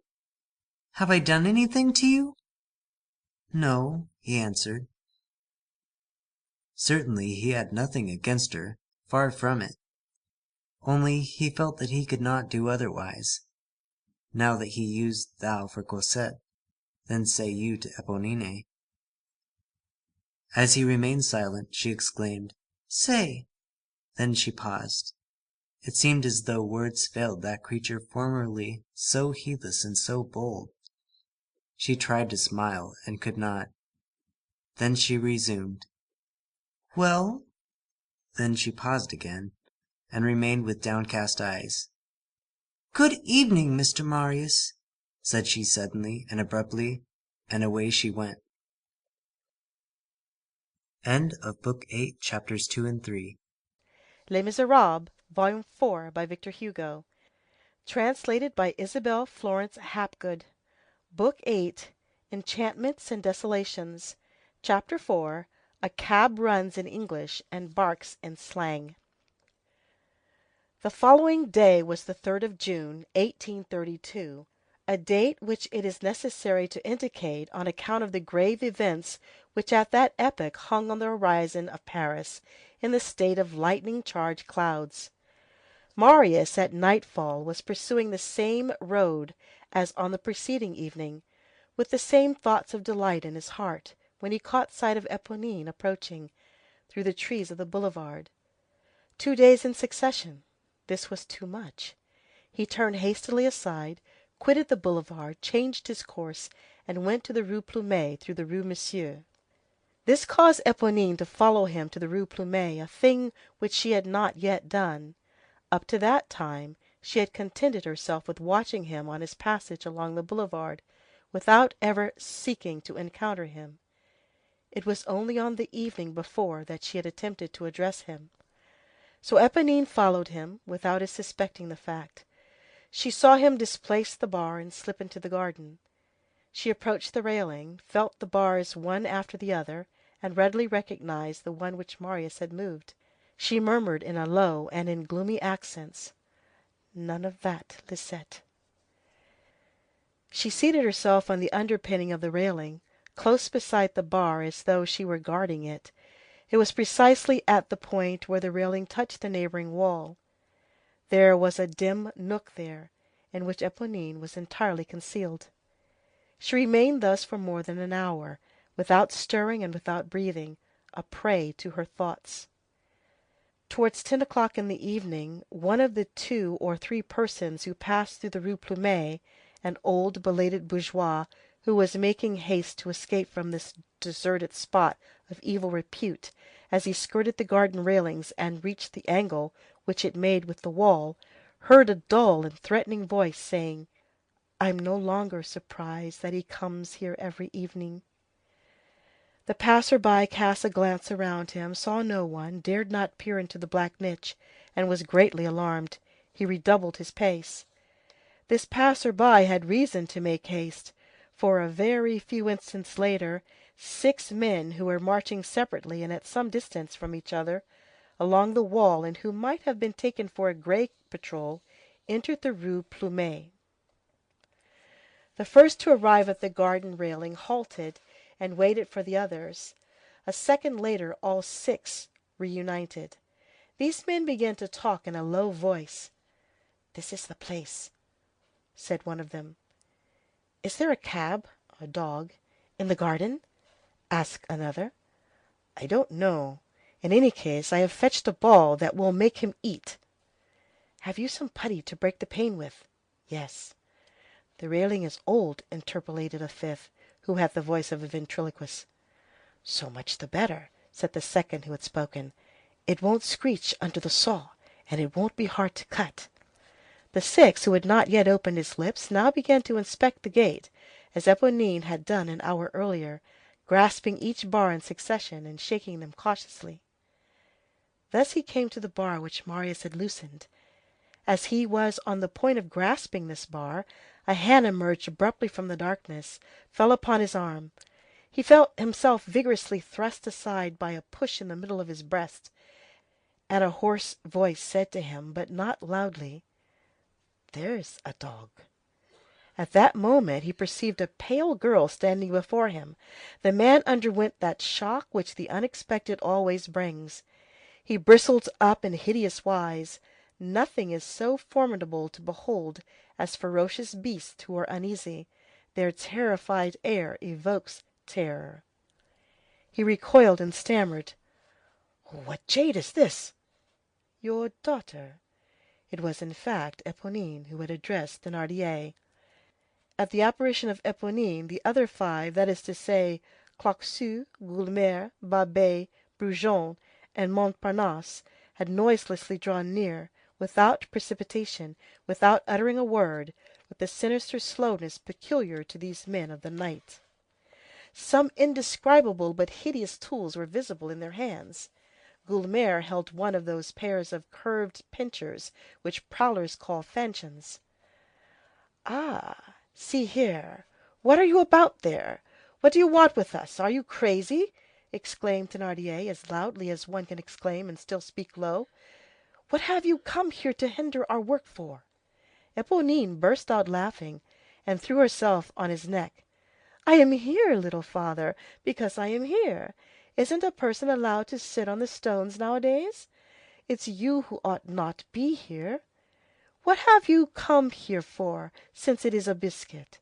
I told Magnon so. There's nothing to be done here. But embrace me, my good little father. It's a long time since I've seen you. So you're out?" Thénardier tried to disentangle himself from Éponine's arms, and grumbled, "That's good. You've embraced me. Yes, I'm out. I'm not in. Now get away with you." But Éponine did not release her hold, and redoubled her caresses. "But how did you manage it, little pa? You have been very clever to get out of that. Tell me about it. And my mother? Where is mother? Tell me about mamma." Thénardier replied, "She's well, I don't know. Let me alone and be off, I tell you." "I won't go." "So there now," pouted Éponine like a spoiled child. "You send me off, and it's 4 months since I saw you, and I've hardly had time to kiss you." And she caught her father around the neck. "Come now, this is stupid," said Babet. "Make haste," said Guelemer. "The cops may pass." The ventriloquist's voice repeated his distich. "Nous ne sommes pas le jour de l'an." This isn't New Year's Day. "À bécoter papa, maman, to peck at pa and ma." Éponine turned to the 5 ruffians. "Why, it's Monsieur Brujon! Good day, Monsieur Babet! Good day, Monsieur Claquesous! Don't you know me, Monsieur Guelemer? How goes it, Montparnasse?" "Yes, they know you," ejaculated Thénardier. "But good day, good evening, sheer off, leave us alone." "It's the hour for foxes, not chickens," said Montparnasse. "You see the job we have on hand here," added Babet. Éponine caught Montparnasse's hand. "Take care," he said. "You'll cut yourself. I've a knife open." "My little Montparnasse," responded Éponine very gently, "you must have confidence in people. I am the daughter of my father, perhaps. Monsieur Babet, Monsieur Guelemer, I am the person who is charged to investigate this matter." It is remarkable that Éponine did not talk slang. That frightful tongue had become impossible to her since she had known Marius. She pressed in her hand, small, bony, and feeble as that of a skeleton, Guelemer's huge, coarse fingers, and continued:— "You know well that I am no fool. Ordinarily I am believed. I have rendered you service on various occasions. Well, I have made inquiries. You will expose yourselves to no purpose. You see, I swear to you that there is nothing in this house." "There are lone women," said Guelemer. "No persons have moved away." "The candles haven't, anyway," ejaculated Babet. And he pointed out to Éponine across the tops of the trees a light which was wandering about in the mansard roof of the pavilion. It was Toussaint, who had stayed up to spread out some linen to dry. Éponine made a final effort. "Well," said she, "they're very poor folks, and it's a hovel where there isn't a sou." "Go to the devil!" cried Thénardier. "When we've turned the house upside down and put the cellar at the top and the attic below, we'll tell you what there is inside, and whether it's francs or sous or half farthings." And he pushed her aside with the intention of entering. "My good friend, Mr. Montparnasse," said Éponine, "I entreat you, you are a good fellow, don't enter." "Take care, you'll cut yourself," replied Montparnasse. Thénardier resumed in his decided tone:— "Decamp, my girl, and leave men to their own affairs." Éponine released Montparnasse's hand, which she had grasped again, and said:— "So you mean to enter this house?" "Rather," grinned the ventriloquist. Then she set her back against the gate, faced the 6 ruffians who were armed to the teeth, and to whom the night lent the visages of demons, and said in a firm, low voice:— "Well, I don't mean that you shall." They halted in amazement. The ventriloquist, however, finished his grin. She went on:— "Friends, listen well. This is not what you want. Now I am talking. In the first place, if you enter this garden, if you lay a hand on this gate, I'll scream, I'll beat on the door, I'll rouse everybody, I'll have the whole 6 of you seized, I'll call the police." "She'd do it too," said Thénardier in a low tone to Brujon and the ventriloquist. She shook her head and added:— "Beginning with my father." Thénardier stepped near. "Not so close, my good man," said she. He retreated, growling between his teeth:— "Why, what's the matter with her?" And he added:— "Bitch." She began to laugh in a terrible way. "As you like. But you shall not enter here. I am not the daughter of a dog, since I am the daughter of a wolf. There are 6 of you. What matters that to me? You are men, while I am woman. You don't frighten me. I tell you that you shan't enter this house because it doesn't suit me. If you approach, I'll bark. I told you, I'm the dog, and I don't care a straw for you. Go your way, you bore me. Go where you please, but don't come here. I forbid it. You can use your knives. I'll use kicks. It's all the same to me. Come on." She advanced a pace nearer the ruffians. She was terrible. She burst out laughing. "Pardine, I am not afraid. I shall be hungry this summer, and I shall be cold this winter. Aren't they ridiculous, these ninnies of men, who think they can scare a girl? What? Scare?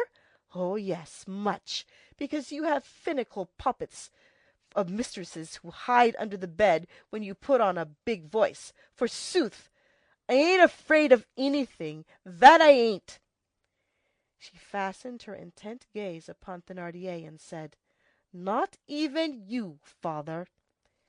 Then she continued, as she cast her bloodshot, spectre-like eyes upon the ruffians in turn:— "What do I care if I'm picked up to-morrow morning on the pavement of the Rue Plumet, killed by the blows of my father's club, or whether I'm found a year from now in the nets at Saint Cloud, or the Isle of Swan, in the midst of rotten old corks and drowned dogs?"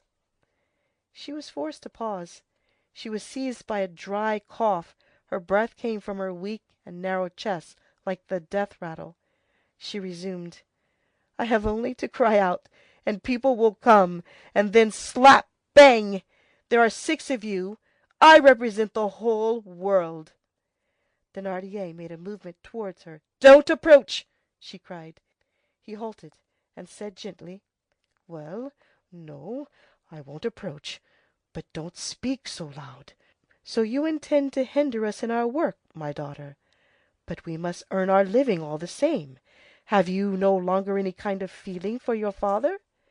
"You bother me," said Éponine. "We must live, we must eat. Burst!" So saying, she seated herself on the underpinning of the fence and hummed: "Mon bras si dodu, my arm so plump, ma jambe bien faite, my leg well formed, et le temps perdu, and time wasted." She had set her elbow on her knee and her chin in her hand, and she swung her foot with an air of indifference. Her tattered gown permitted a view of her thin shoulder blades. The neighboring street lantern illuminated her profile and her attitude. Nothing more resolute and more surprising could be seen. The 6 rascals, speechless and gloomy at being held in check by a girl, retreated beneath the shadow cast by the lantern, and held counsel with furious and humiliated shrugs. In the meantime, she stared at them with a stern but peaceful air. "There's something the matter with her," said Babet. "A reason. Is she in love with the dog? It's a shame to miss this, anyway. 2 women, an old fellow who lodges in the back yard, and curtains that ain't so bad at the windows. The old cove must be a Jew. I think the job's a good one." "Well, go in, then, the rest of you," exclaimed Montparnasse. "Do the job. I'll stay here with the girl, and if she fails us—" He flashed the knife, which he held open in his hand, in the light of the lantern. Thénardier said not a word, and seemed ready for whatever the rest pleased.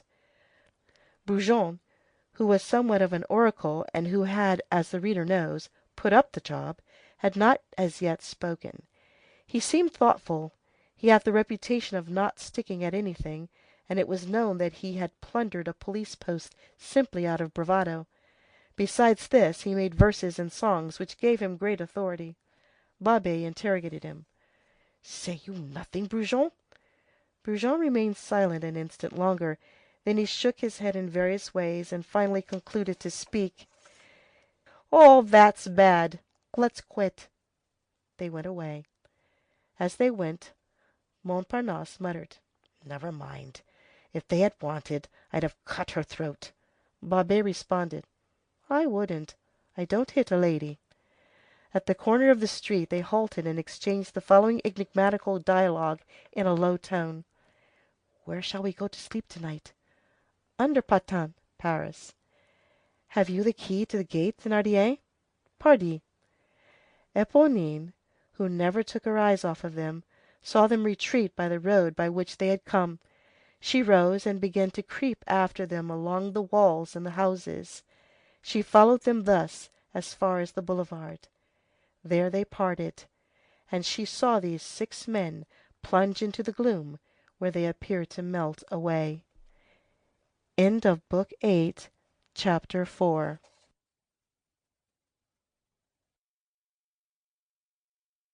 Les Misérables, Volume 4, by Victor Hugo, translated by Isabel Florence Hapgood.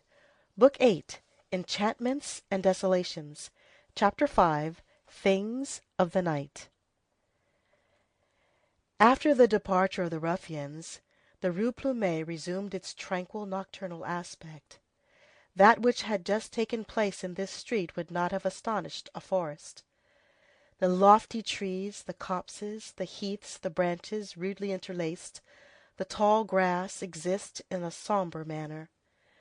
The savage swarming there catches glimpses of sudden apparitions of the invisible. That which is below man distinguishes, through the mist, that which is beyond man. And the things of which we living beings are ignorant there meet face to face in the night. Nature, bristling and wild, takes alarm at certain approaches in which she fancies that she feels the supernatural. The forces of the gloom know each other and are strangely balanced by each other. Teeth and claws fear what they cannot grasp. blood-drinking bestiality, voracious appetites, hunger in search of prey, the armed instincts of nails and jaws which have for source and aim the belly, glare and smell out uneasily the impassive spectral forms straying beneath the shroud, erect in its vague and shuddering robe, and which seem to them to live with the dead and terrible life. These brutalities, which are only matter, entertain a confused fear of having to deal with the immense obscurity condensed into an unknown being. A black figure barring the way stops the wild beast short. That which emerges from the cemetery intimidates and disconcerts that which emerges from the cave. The ferocious fear the sinister. Wolves recoil when they encounter a ghoul. End of chapter 5. Chapter 6. Marius becomes practical once more to the extent of giving Cosette his address. While this sort of a dog with a human face was mounting guard over the gate, and while the 6 ruffians were yielding to a girl, Marius was by Cosette's side. Never had the sky been more studded with stars and more charming, the trees more trembling, the odor of the grass more penetrating. Never had the birds fallen asleep among the leaves with a sweeter noise. Never had all the harmonies of universal serenity responded more thoroughly to the inward music of love. Never had Marius been more captivated, more happy, more ecstatic. But he had found Cosette sad. Cosette had been weeping. Her eyes were red. This was the first cloud in that wonderful dream. Marius's first word had been, "What is the matter?" And she had replied, "This." Then she had seated herself on the bench near the steps, and while he tremblingly took his place beside her, she had continued, "My father told me this morning to hold myself in readiness, because he has business, and we may go away from here." Marius shivered from head to foot. When one is at the end of one's life, to die means to go away. When one is at the beginning of it, to go away means to die. For the last 6 weeks, Marius had little by little, slowly by degrees, taken possession of Cosette each day. As we have already explained, in the case of first love, the soul is taken long before the body. Later on, one takes the body long before the soul. Sometimes one does not take the soul at all. The Faublas and the Prudhommes add, because there is none. But the sarcasm is, fortunately, a blasphemy. So Marius possessed Cosette, as spirits possess, but he enveloped her with all his soul, and seized her jealously with incredible conviction. He possessed her smile, her breath, her perfume, the profound radiance of her blue eyes, the sweetness of her skin when he touched her hand, the charming mark which she had on her neck, all her thoughts. Therefore, he possessed all Cosette's dreams. He incessantly gazed at, and he sometimes touched lightly with his breath the short locks on the nape of her neck, and he declared to himself that there was not one of those short hairs which did not belong to him, Marius. He gazed upon and adored the things that she wore, her knot of ribbon, her gloves, her sleeves, her shoes, her cuffs, as sacred objects of which he was the master. He dreamed that he was the lord of those pretty shell combs which she wore in her hair. And he even said to himself, in confused and suppressed stammerings of voluptuousness which did not make their way to the light, that there was not a ribbon of her gown, not a mesh in her stockings, not a fold in her bodice, which was not his. Beside Cosette, he felt himself beside his own property, his own thing, his own despot and his slave. It seemed as though they had so intermingled their souls that it would have been impossible to tell them apart had they wished to take them back again. This is mine. No, it is mine. I assure you that you are mistaken. This is my property. What you are taking as your own is myself. Marius was something that made a part of Cosette, and Cosette was something which made a part of Marius. Marius felt Cosette within him. To have Cosette, to possess Cosette, this to him was not to be distinguished from breathing. It was in the midst of this faith, of this intoxication, of this virgin possession, unprecedented and absolute, of this sovereignty, that these words, "We are going away," fell suddenly at a blow, and that the harsh voice of reality cried to him, "Cosette is not yours." Marius awoke. For 6 weeks Marius had been living, as we have said, outside of life. Those words, "going away," caused him to re-enter it harshly. He found not a word to say. Cosette merely felt that his hand was very cold. She said to him in her turn, "What is the matter?" He replied in so low a tone that Cosette hardly heard him, "I did not understand what you said." She began again. "This morning my father told me to settle all my little affairs and to hold myself in readiness, that he would give me his linen to put in a trunk, that he was obliged to go on a journey, that we were to go away, that it is necessary to have a large trunk for me and a small one for him, and that all is to be ready in a week from now, and that we might go to England." "But this is outrageous!" exclaimed Marius. It is certain that, at that moment, no abuse of power, no violence, not one of the abominations of the worst tyrants, no action of Busiris, of Tiberius, or of Henry VIII, could have equalled this in atrocity, in the opinion of Marius. Monsieur Fauchelevent taking his daughter off to England because he had business there. He demanded in a weak voice, "When do you start?" He did not say when. "And when shall you return?" He did not say when. Marius rose and said coldly, "Cosette, shall you go?" Cosette turned toward him her beautiful eyes, all filled with anguish, and replied in a sort of bewilderment, "Where?" "To England. Shall you go?" "Why do you say you to me? I ask you whether you will go." "What do you expect me to do?" she said, clasping her hands. "So you will go? If my father goes, so you will go?" Cosette took Marius' hand and pressed it without replying. "Very well," said Marius. "Then I will go elsewhere." Cosette felt rather than understood the meaning of these words. She turned so pale that her face shone white through the gloom. She stammered, "What do you mean?" Marius looked at her, then raised his eyes to heaven, and answered, "Nothing." When his eyes fell again, he saw Cosette smiling at him, the smile of a woman whom one loves possesses a visible radiance, even at night. "How silly we are! Marius, I have an idea." "What is it?" "If we go away, do you go too. I will tell you where. Come and join me wherever I am." Marius was now a thoroughly roused man. He had fallen back into reality. He cried to Cosette, "Go away with you? Are you mad? Why, I have to have money, and I have none. Go to England?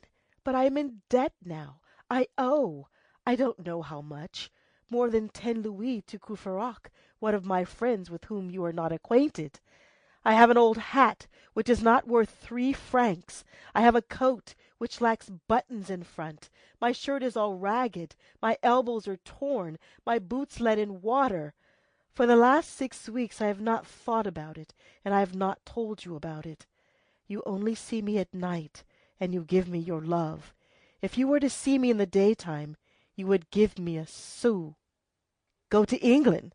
Ah! I haven't enough money to pay for a passport." He threw himself against a tree which was close at hand, erect, his brow pressed close to the bark, feeling neither the wood which flayed his skin nor the fever which was throbbing in his temples, and there he stood motionless, on the point of falling, like the statue of despair. He remained a long time thus. One could remain for eternity in such abysses. At last he turned around. He heard behind him a faint stifled noise, which was sweet yet sad. It was Cosette sobbing. She had been weeping for more than 2 hours beside Marius as he meditated. He came to her, fell at her knees, and slowly prostrating himself, he took the tip of her foot, which peeped out from beneath her robe, and kissed it. She let him have his way in silence. There are moments when a woman accepts, like a sombre and resigned goddess, the religion of love. "Do not weep," he said. She murmured, "Not when I may be going away, and you cannot come." He went on, "Do you love me?" She replied, sobbing, by that word from paradise, which is never more charming than amid tears, "I adore you." Marius resumed. He continued in a tone which was an indescribable caress, "Do not weep. Tell me, will you do this for me, and cease to weep?" "Do you love me?" said she. He took her hand. "Cosette, I have never given my word of honor to any one, because my word of honor terrifies me. I feel that my father is by my side. Well, I give you my most sacred word of honor, that if you go away, I shall die." In the tone with which he uttered these words there lay a melancholy so solemn and so tranquil that Cosette trembled. She felt that chill which is produced by a true and gloomy thing as it passes by. The shock made her cease weeping. "Now listen," said he. "Do not expect me tomorrow." "Why?" "Do not expect me until the day after tomorrow." "Oh, why?" "You will see." "A day without seeing you? But that is impossible." "Let us sacrifice one day in order to gain our whole lives, perhaps." And Marius added in a low tone and in an aside, "He is a man who never changes his habits, and he has never received any one except in the evening." "Of what man are you speaking?" asked Cosette. "I said nothing." "What do you hope, then?" "Wait until the day after tomorrow." "You wish it?" "Yes, Cosette." She took his hand in both her hands, raising herself on tiptoe in order to be on a level with him, and tried to read his hope in his eyes. Marius resumed, "Now that I think of it, you ought to know my address. Something might happen. One never knows. I live with that friend named Courfeyrac, Rue de la Verrerie, number 16. He searched in his pocket, pulled out his penknife, and with the blade he wrote on the plaster of the wall, 16 Rue de la Verrerie. In the meantime, Cosette had begun to gaze into his eyes once more. "Tell me your thought, Marius. You have some idea. Tell it to me. Oh, tell me, so I may pass a pleasant night." "This is my idea, that it is impossible that God should mean to part us. Wait. Expect me the day after tomorrow." "What shall I do until then?" said Cosette. "You are outside, you go and come. How happy men are! I shall remain entirely alone. Oh, how sad I shall be! What is it that you are going to do tomorrow evening? Tell me." "I am going to try something." "Then I will pray to God, and I will think of you here, so that you may be successful. I will question you no further, since you do not wish it. You are my master. I shall pass the evening tomorrow in singing that music from Euryanthe that you love, and that you came one evening to listen to outside my shutters. But day after tomorrow you will come early. I shall expect you at dusk, at 9 o'clock precisely, I warn you. Mon Dieu! How sad it is that these days are so long! On the stroke of 9, do you understand, I shall be in the garden." "And I also."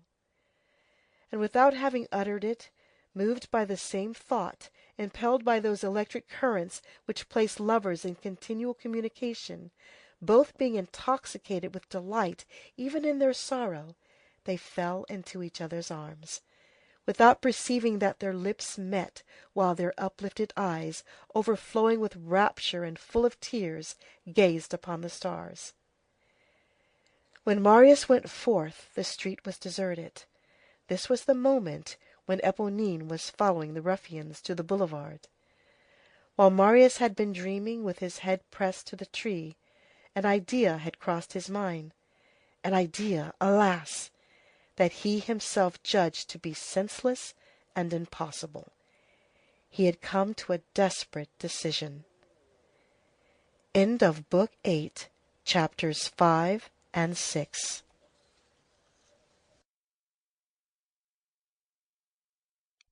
Les Misérables, Volume 4 by Victor Hugo, translated by Elizabeth Florence Hapgood, Book 8, Enchantments and Desolations.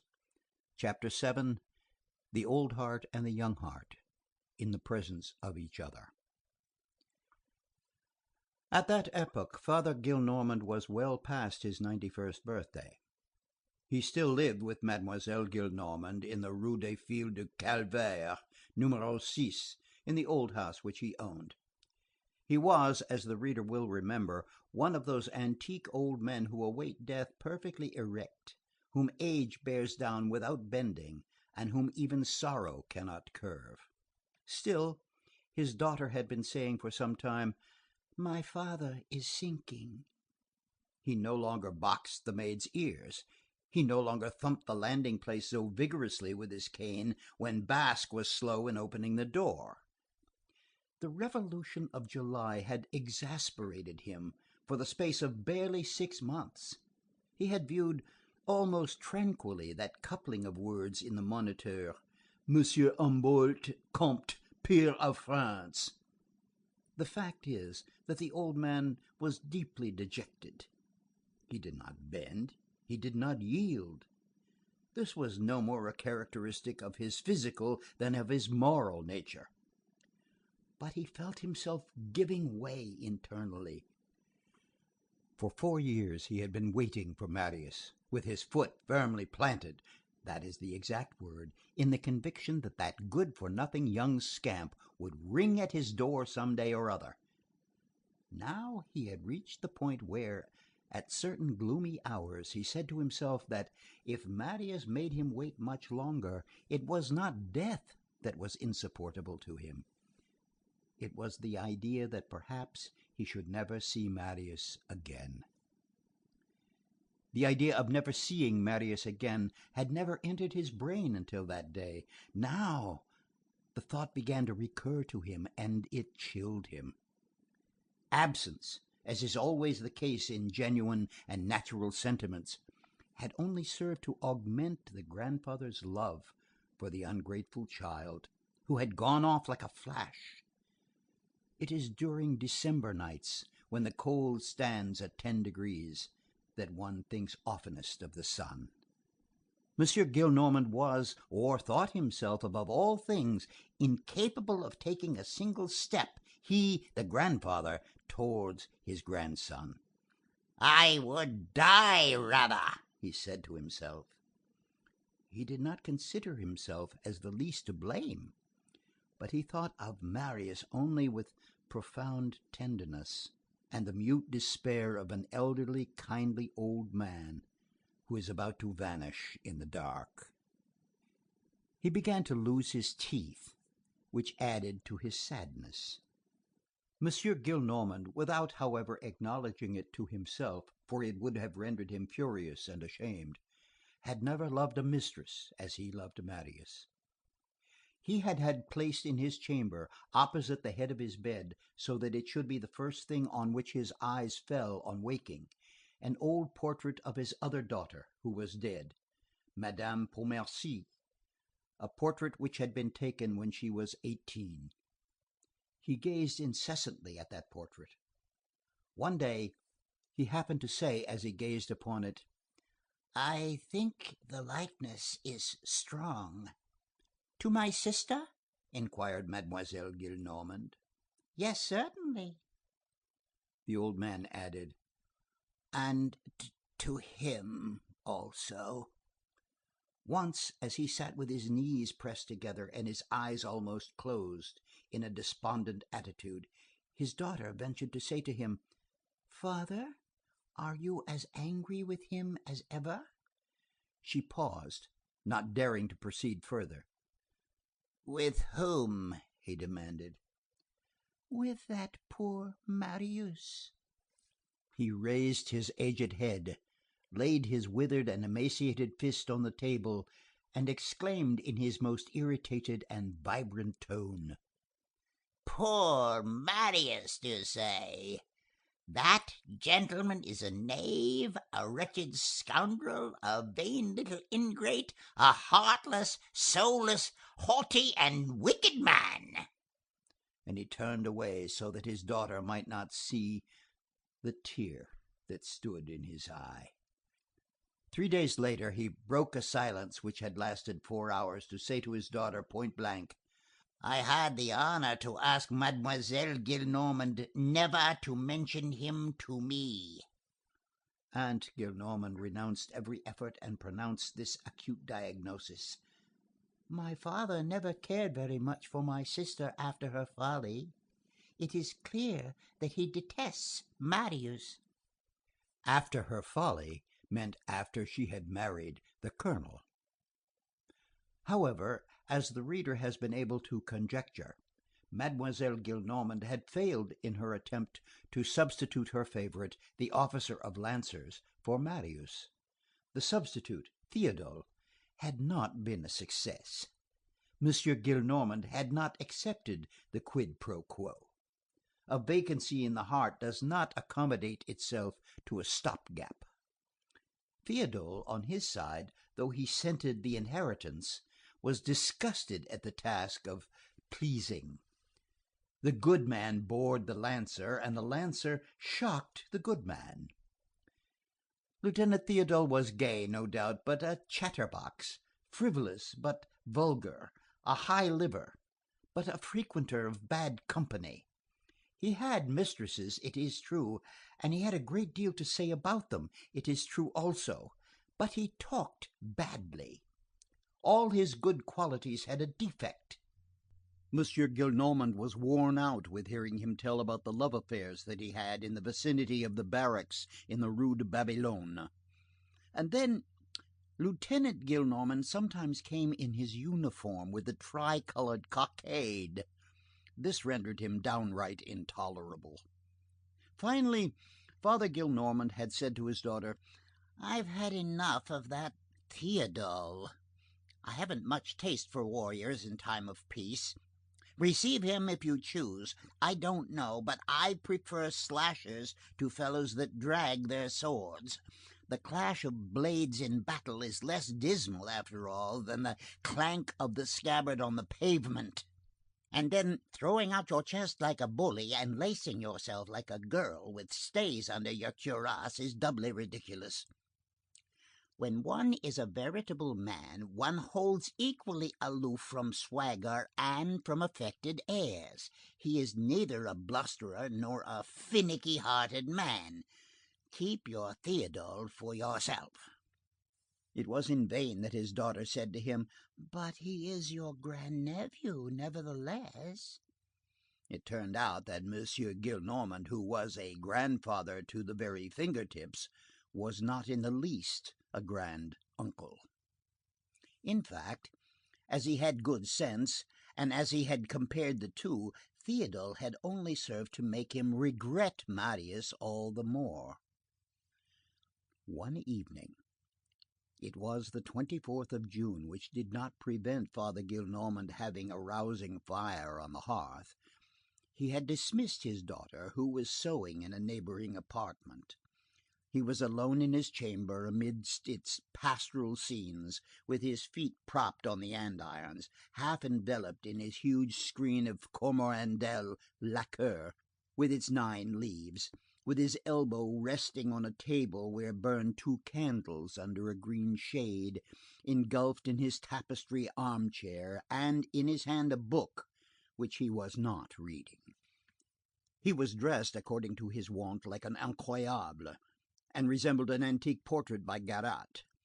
This would have made people run after him in the street had not his daughter covered him up whenever he went out in a vast bishop's wadded cloak, which concealed his attire. At home he never wore a dressing gown, except when he rose and retired. It gives one a look of age," said he. Father Gillenormand was thinking of Marius lovingly and bitterly, and, as usual, bitterness predominated. His tenderness, once soured, always ended by boiling and turning to indignation. He had reached the point where a man tries to make up his mind and to accept that which rends his heart.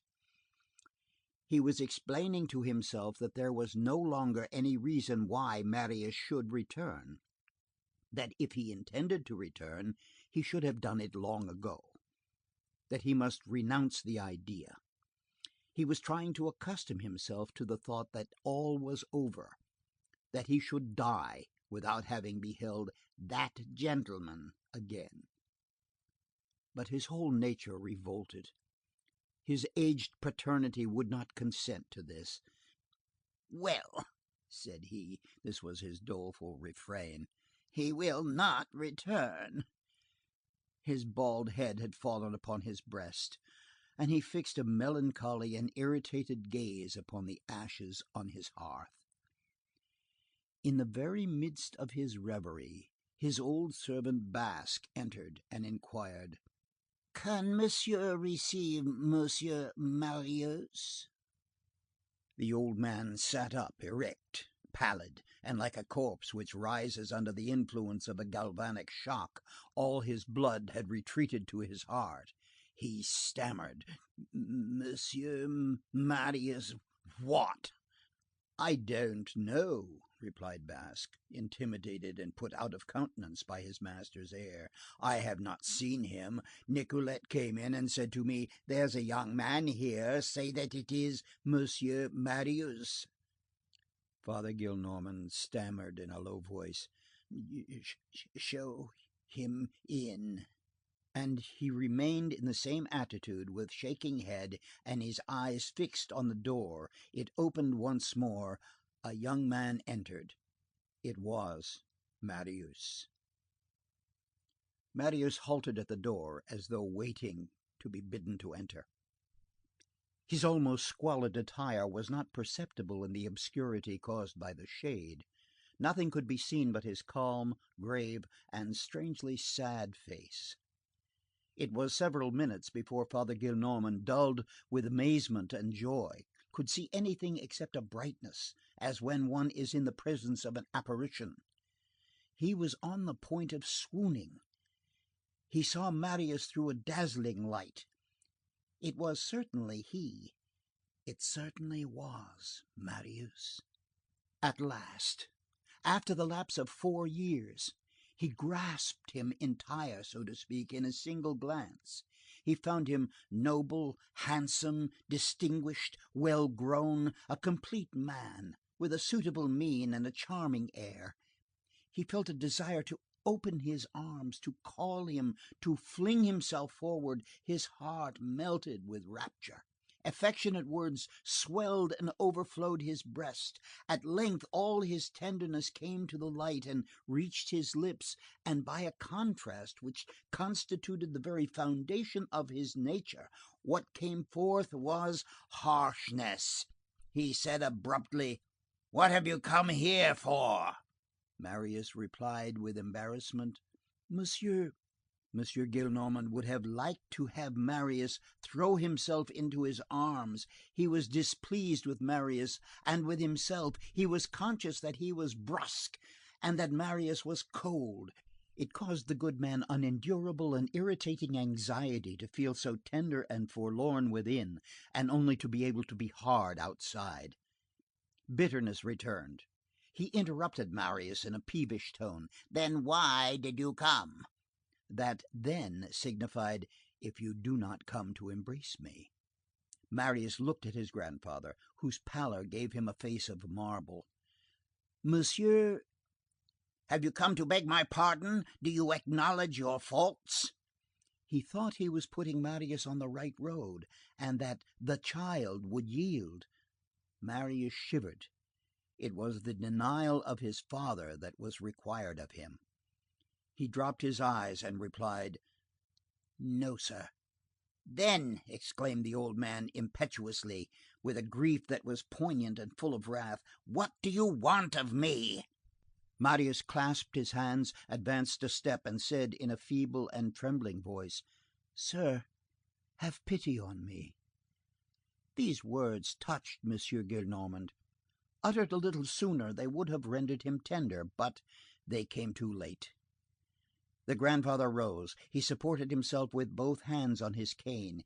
His lips were white, his brow wavered, but his lofty form towered above Marius as he bowed. Pity on you, sir. It is youth demanding pity of the old man of 91. You are entering into life, I am leaving it. You go to the play, to balls, to the café, to the billiard hall. You have wit, you please the women, you are a handsome fellow. As for me, I spit on my brands in the heart of summer. You are rich with the only riches that are really such. I possess all the poverty of age, infirmity, isolation. You have your 32 teeth, a good digestion, bright eyes, strength, appetite, health, gaiety, a forest of black hair. I have no longer even white hair. I have lost my teeth. I am losing my legs. I am losing my memory.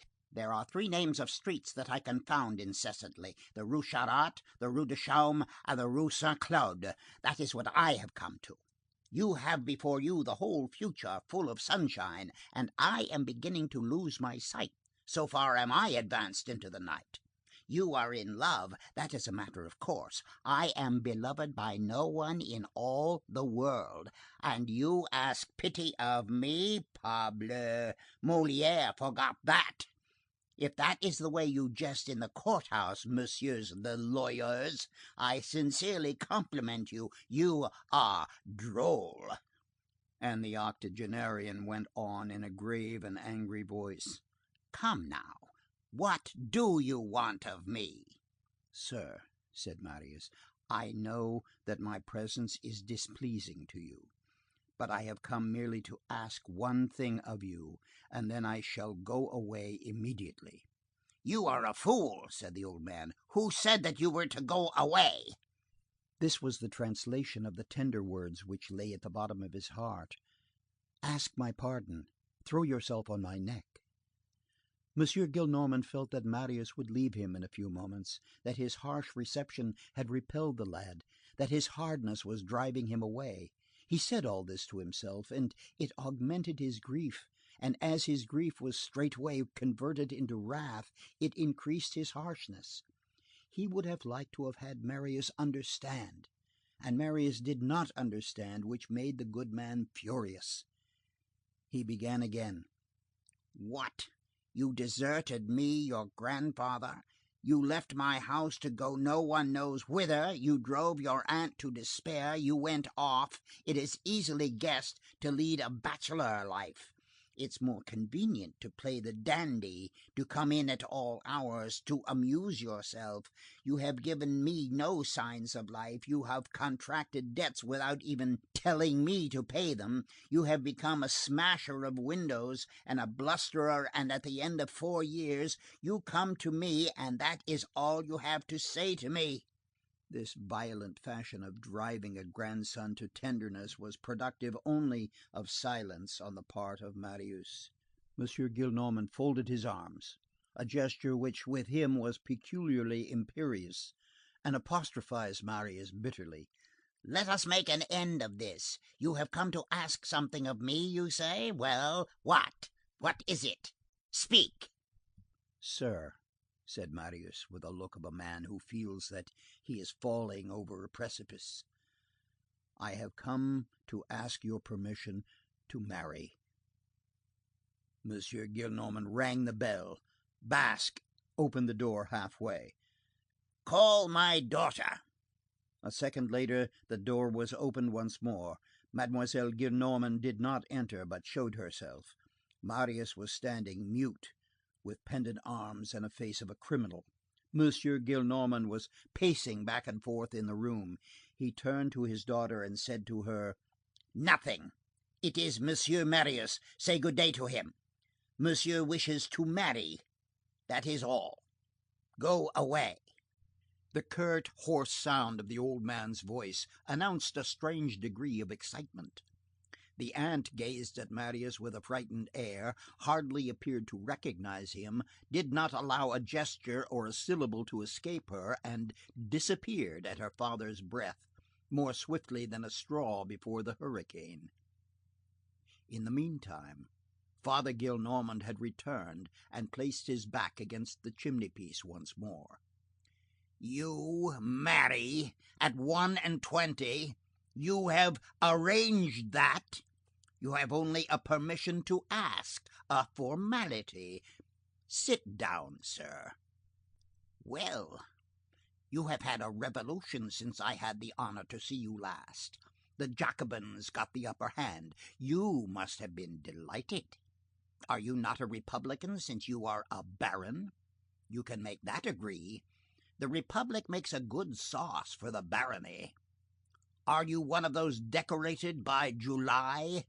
Have you taken the Louvre at all, sir?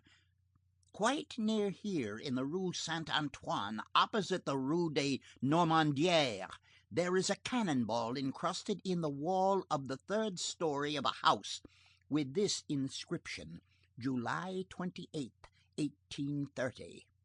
Go, take a look at that. It produces a good effect.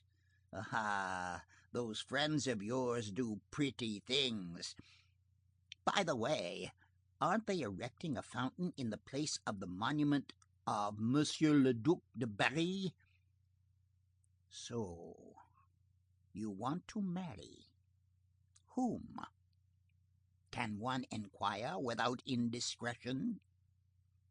He paused, and before Marius had time to answer, he added violently, "Come now! You have a profession, a fortune made. How much do you earn at your trade of lawyer?" "Nothing," said Marius, with a sort of firmness and resolution that was almost fierce. "Nothing? Then all you have to live upon is the 1,200 livres that I allow you?" Marius did not reply. Monsieur Gillenormand continued. "Then I understand the girl is rich?" "As rich as I am." "What? No dowry?" "No." "Expectations?" "I think not." "Utterly naked. What's the father?" "I don't know." "And what's her name?" "Mademoiselle Fauchelevent." "Fauche what?" "Fauchelevent." "Pft!" ejaculated the old gentleman. "Sir!" exclaimed Marius. Monsieur Gillenormand interrupted him with the tone of a man who is speaking to himself. "That's right, 21 years, no profession, 1,200 livres a year. Madame la Baronne de Pontmercy will go and purchase a couple of sous' worth of parsley from the fruitière." "Sir," repeated Marius, in the despair of the last hope, which was vanishing, "I entreat you, I conjure you in the name of heaven, with clasped hands, sir, I throw myself at your feet, permit me to marry her." The old man burst into a shout of strident and mournful laughter, coughing and laughing at the same time. You said to yourself, "Pardine, I'll go hunt up that old blockhead, that absurd numbskull. What a shame that I'm not 25, how I'd treat him to a nice, respectful summons. How nicely I'd get along without him. It's nothing to me. I'd say to him, 'You're only too happy to see me, you old idiot. I want to marry. I desire to wed Mademoiselle no matter whom, daughter of Monsieur no matter what. I have no shoes, she has no chemise. That just suits. I want to throw my career, my future, my youth, my life to the dogs. I wish to take a plunge into wretchedness with a woman around my neck. That's an idea, and you must consent to it. And the old fossil will consent. Go, my lad, do as you like. Attach your paving stone. Marry your Pousselivant, your Coupelivant. Never, sir, never!" "Father!" "Never!" At the tone in which that never was uttered, Marius lost all hope. He traversed the chamber with slow steps, with bowed head, tottering and more like a dying man than like one merely taking his departure. M. Gillenormand followed him with his eyes, and at the moment when the door opened and Marius was on the point of going out, he advanced 4 paces with the senile vivacity of impetuous and spoiled old gentlemen, seized Marius by the collar, brought him back energetically into the room, flung him into an armchair, and said to him: "Tell me all about it." It was that single word, father, which had effected this revolution. Marius stared at him in bewilderment. M. Gillenormand's mobile face was no longer expressive of anything but rough and ineffable good nature. The grandsire had given way before the grandfather. "Come, see here, speak. Tell me about your love affairs. Jabber, tell me everything. Sapristi, how stupid young folks are." "Father," repeated Marius. The old man's entire countenance lighted up with indescribable radiance. "Yes, that's right. Call me father, and you'll see." There was now something so kind, so gentle, so open-hearted, and so paternal in this brusqueness, that Marius, in the sudden transition from discouragement to hope, was stunned and intoxicated by it, as it were. He was seated near the table.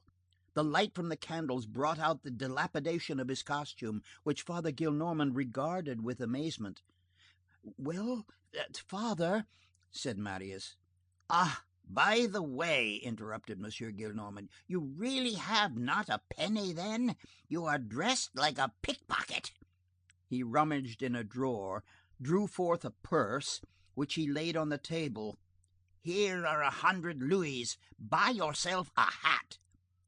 "Father," pursued Marius, "my good father, if you only knew, I love her. You cannot imagine it. The first time I saw her was at the Luxembourg. She came there.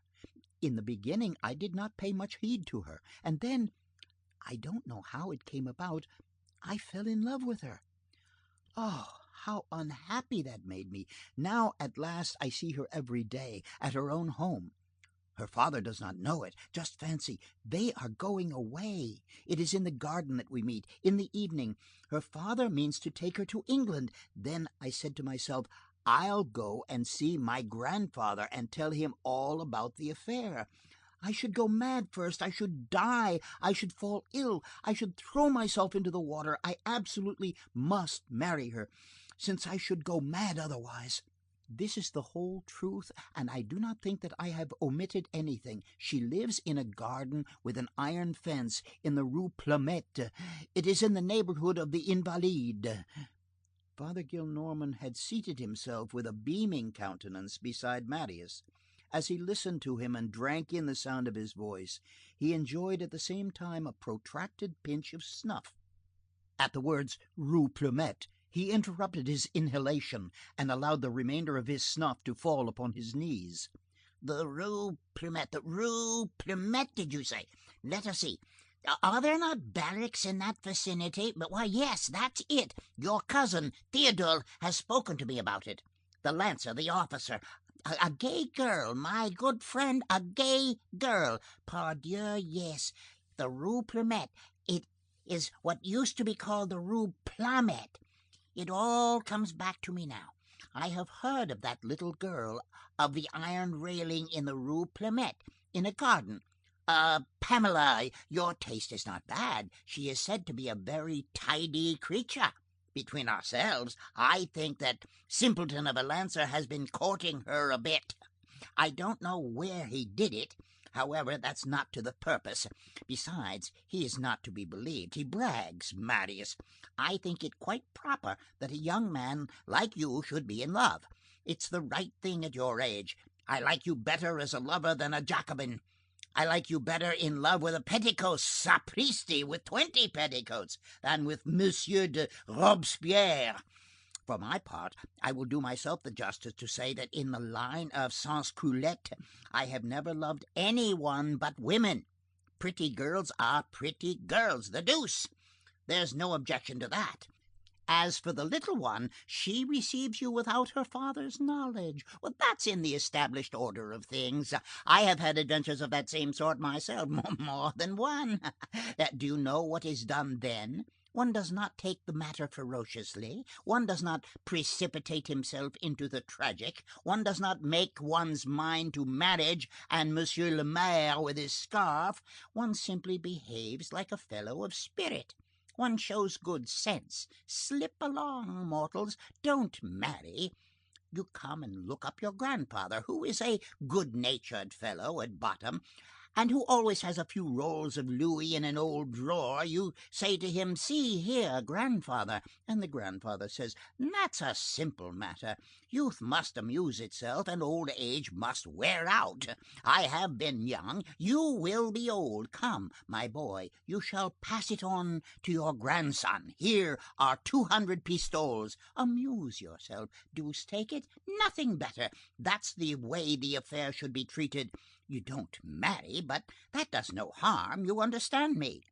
Marius, petrified and incapable of uttering a syllable, made a sign with his head that he did not.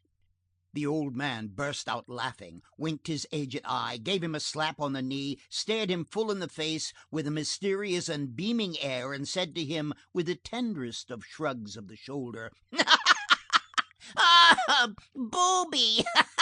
Make her your mistress." Marius turned pale. He had understood nothing of what his grandfather had just said. This twaddle about the Rue Plumet, Pamela, the barracks, the lancer, had passed before Marius like a dissolving view. Nothing of all that could bear any reference to Cosette, who was a lily. The good man was wandering in his mind, but this wandering terminated in words which Marius did understand, and which were a mortal insult to Cosette. Those words, "Make her your mistress," entered the heart of the strict young man like a sword. He rose, picked up his hat, which lay on the floor, and walked to the door with a firm, assured step. There he turned round, bowed deeply to his grandfather, raised his head erect again, and said, "5 years ago you insulted my father. Today you have insulted my wife. I ask nothing more of you, sir. Farewell." Father Gillenormand, utterly confounded, opened his mouth, extended his arms, tried to rise, and before he could utter a word, the door closed once more, and Marius had disappeared. The old man remained for several minutes motionless, and as though struck by lightning, without the power to speak or breathe, as though a clenched fist grasped his throat. At last he tore himself from his armchair, ran, so far as a man can run at 91, to the door, opened it, and cried, "Help! Help!" His daughter made her appearance, then the domestics. He began again with a pitiful rattle, "Run after him, bring him back. What have I done to him? He is mad, he is going away. Ah, my God! Ah, my God! This time he will not come back." He went to the window which looked out on the street, threw it open with his aged and palsied hands, leaned out more than halfway, while Basque and Nicolette held him behind and shouted, "Marius! Marius! Marius! Marius!" But Marius could no longer hear him, for at that moment he was turning the corner of the Rue Saint Louis. The octogenarian raised his hands to his temples 2 or 3 times.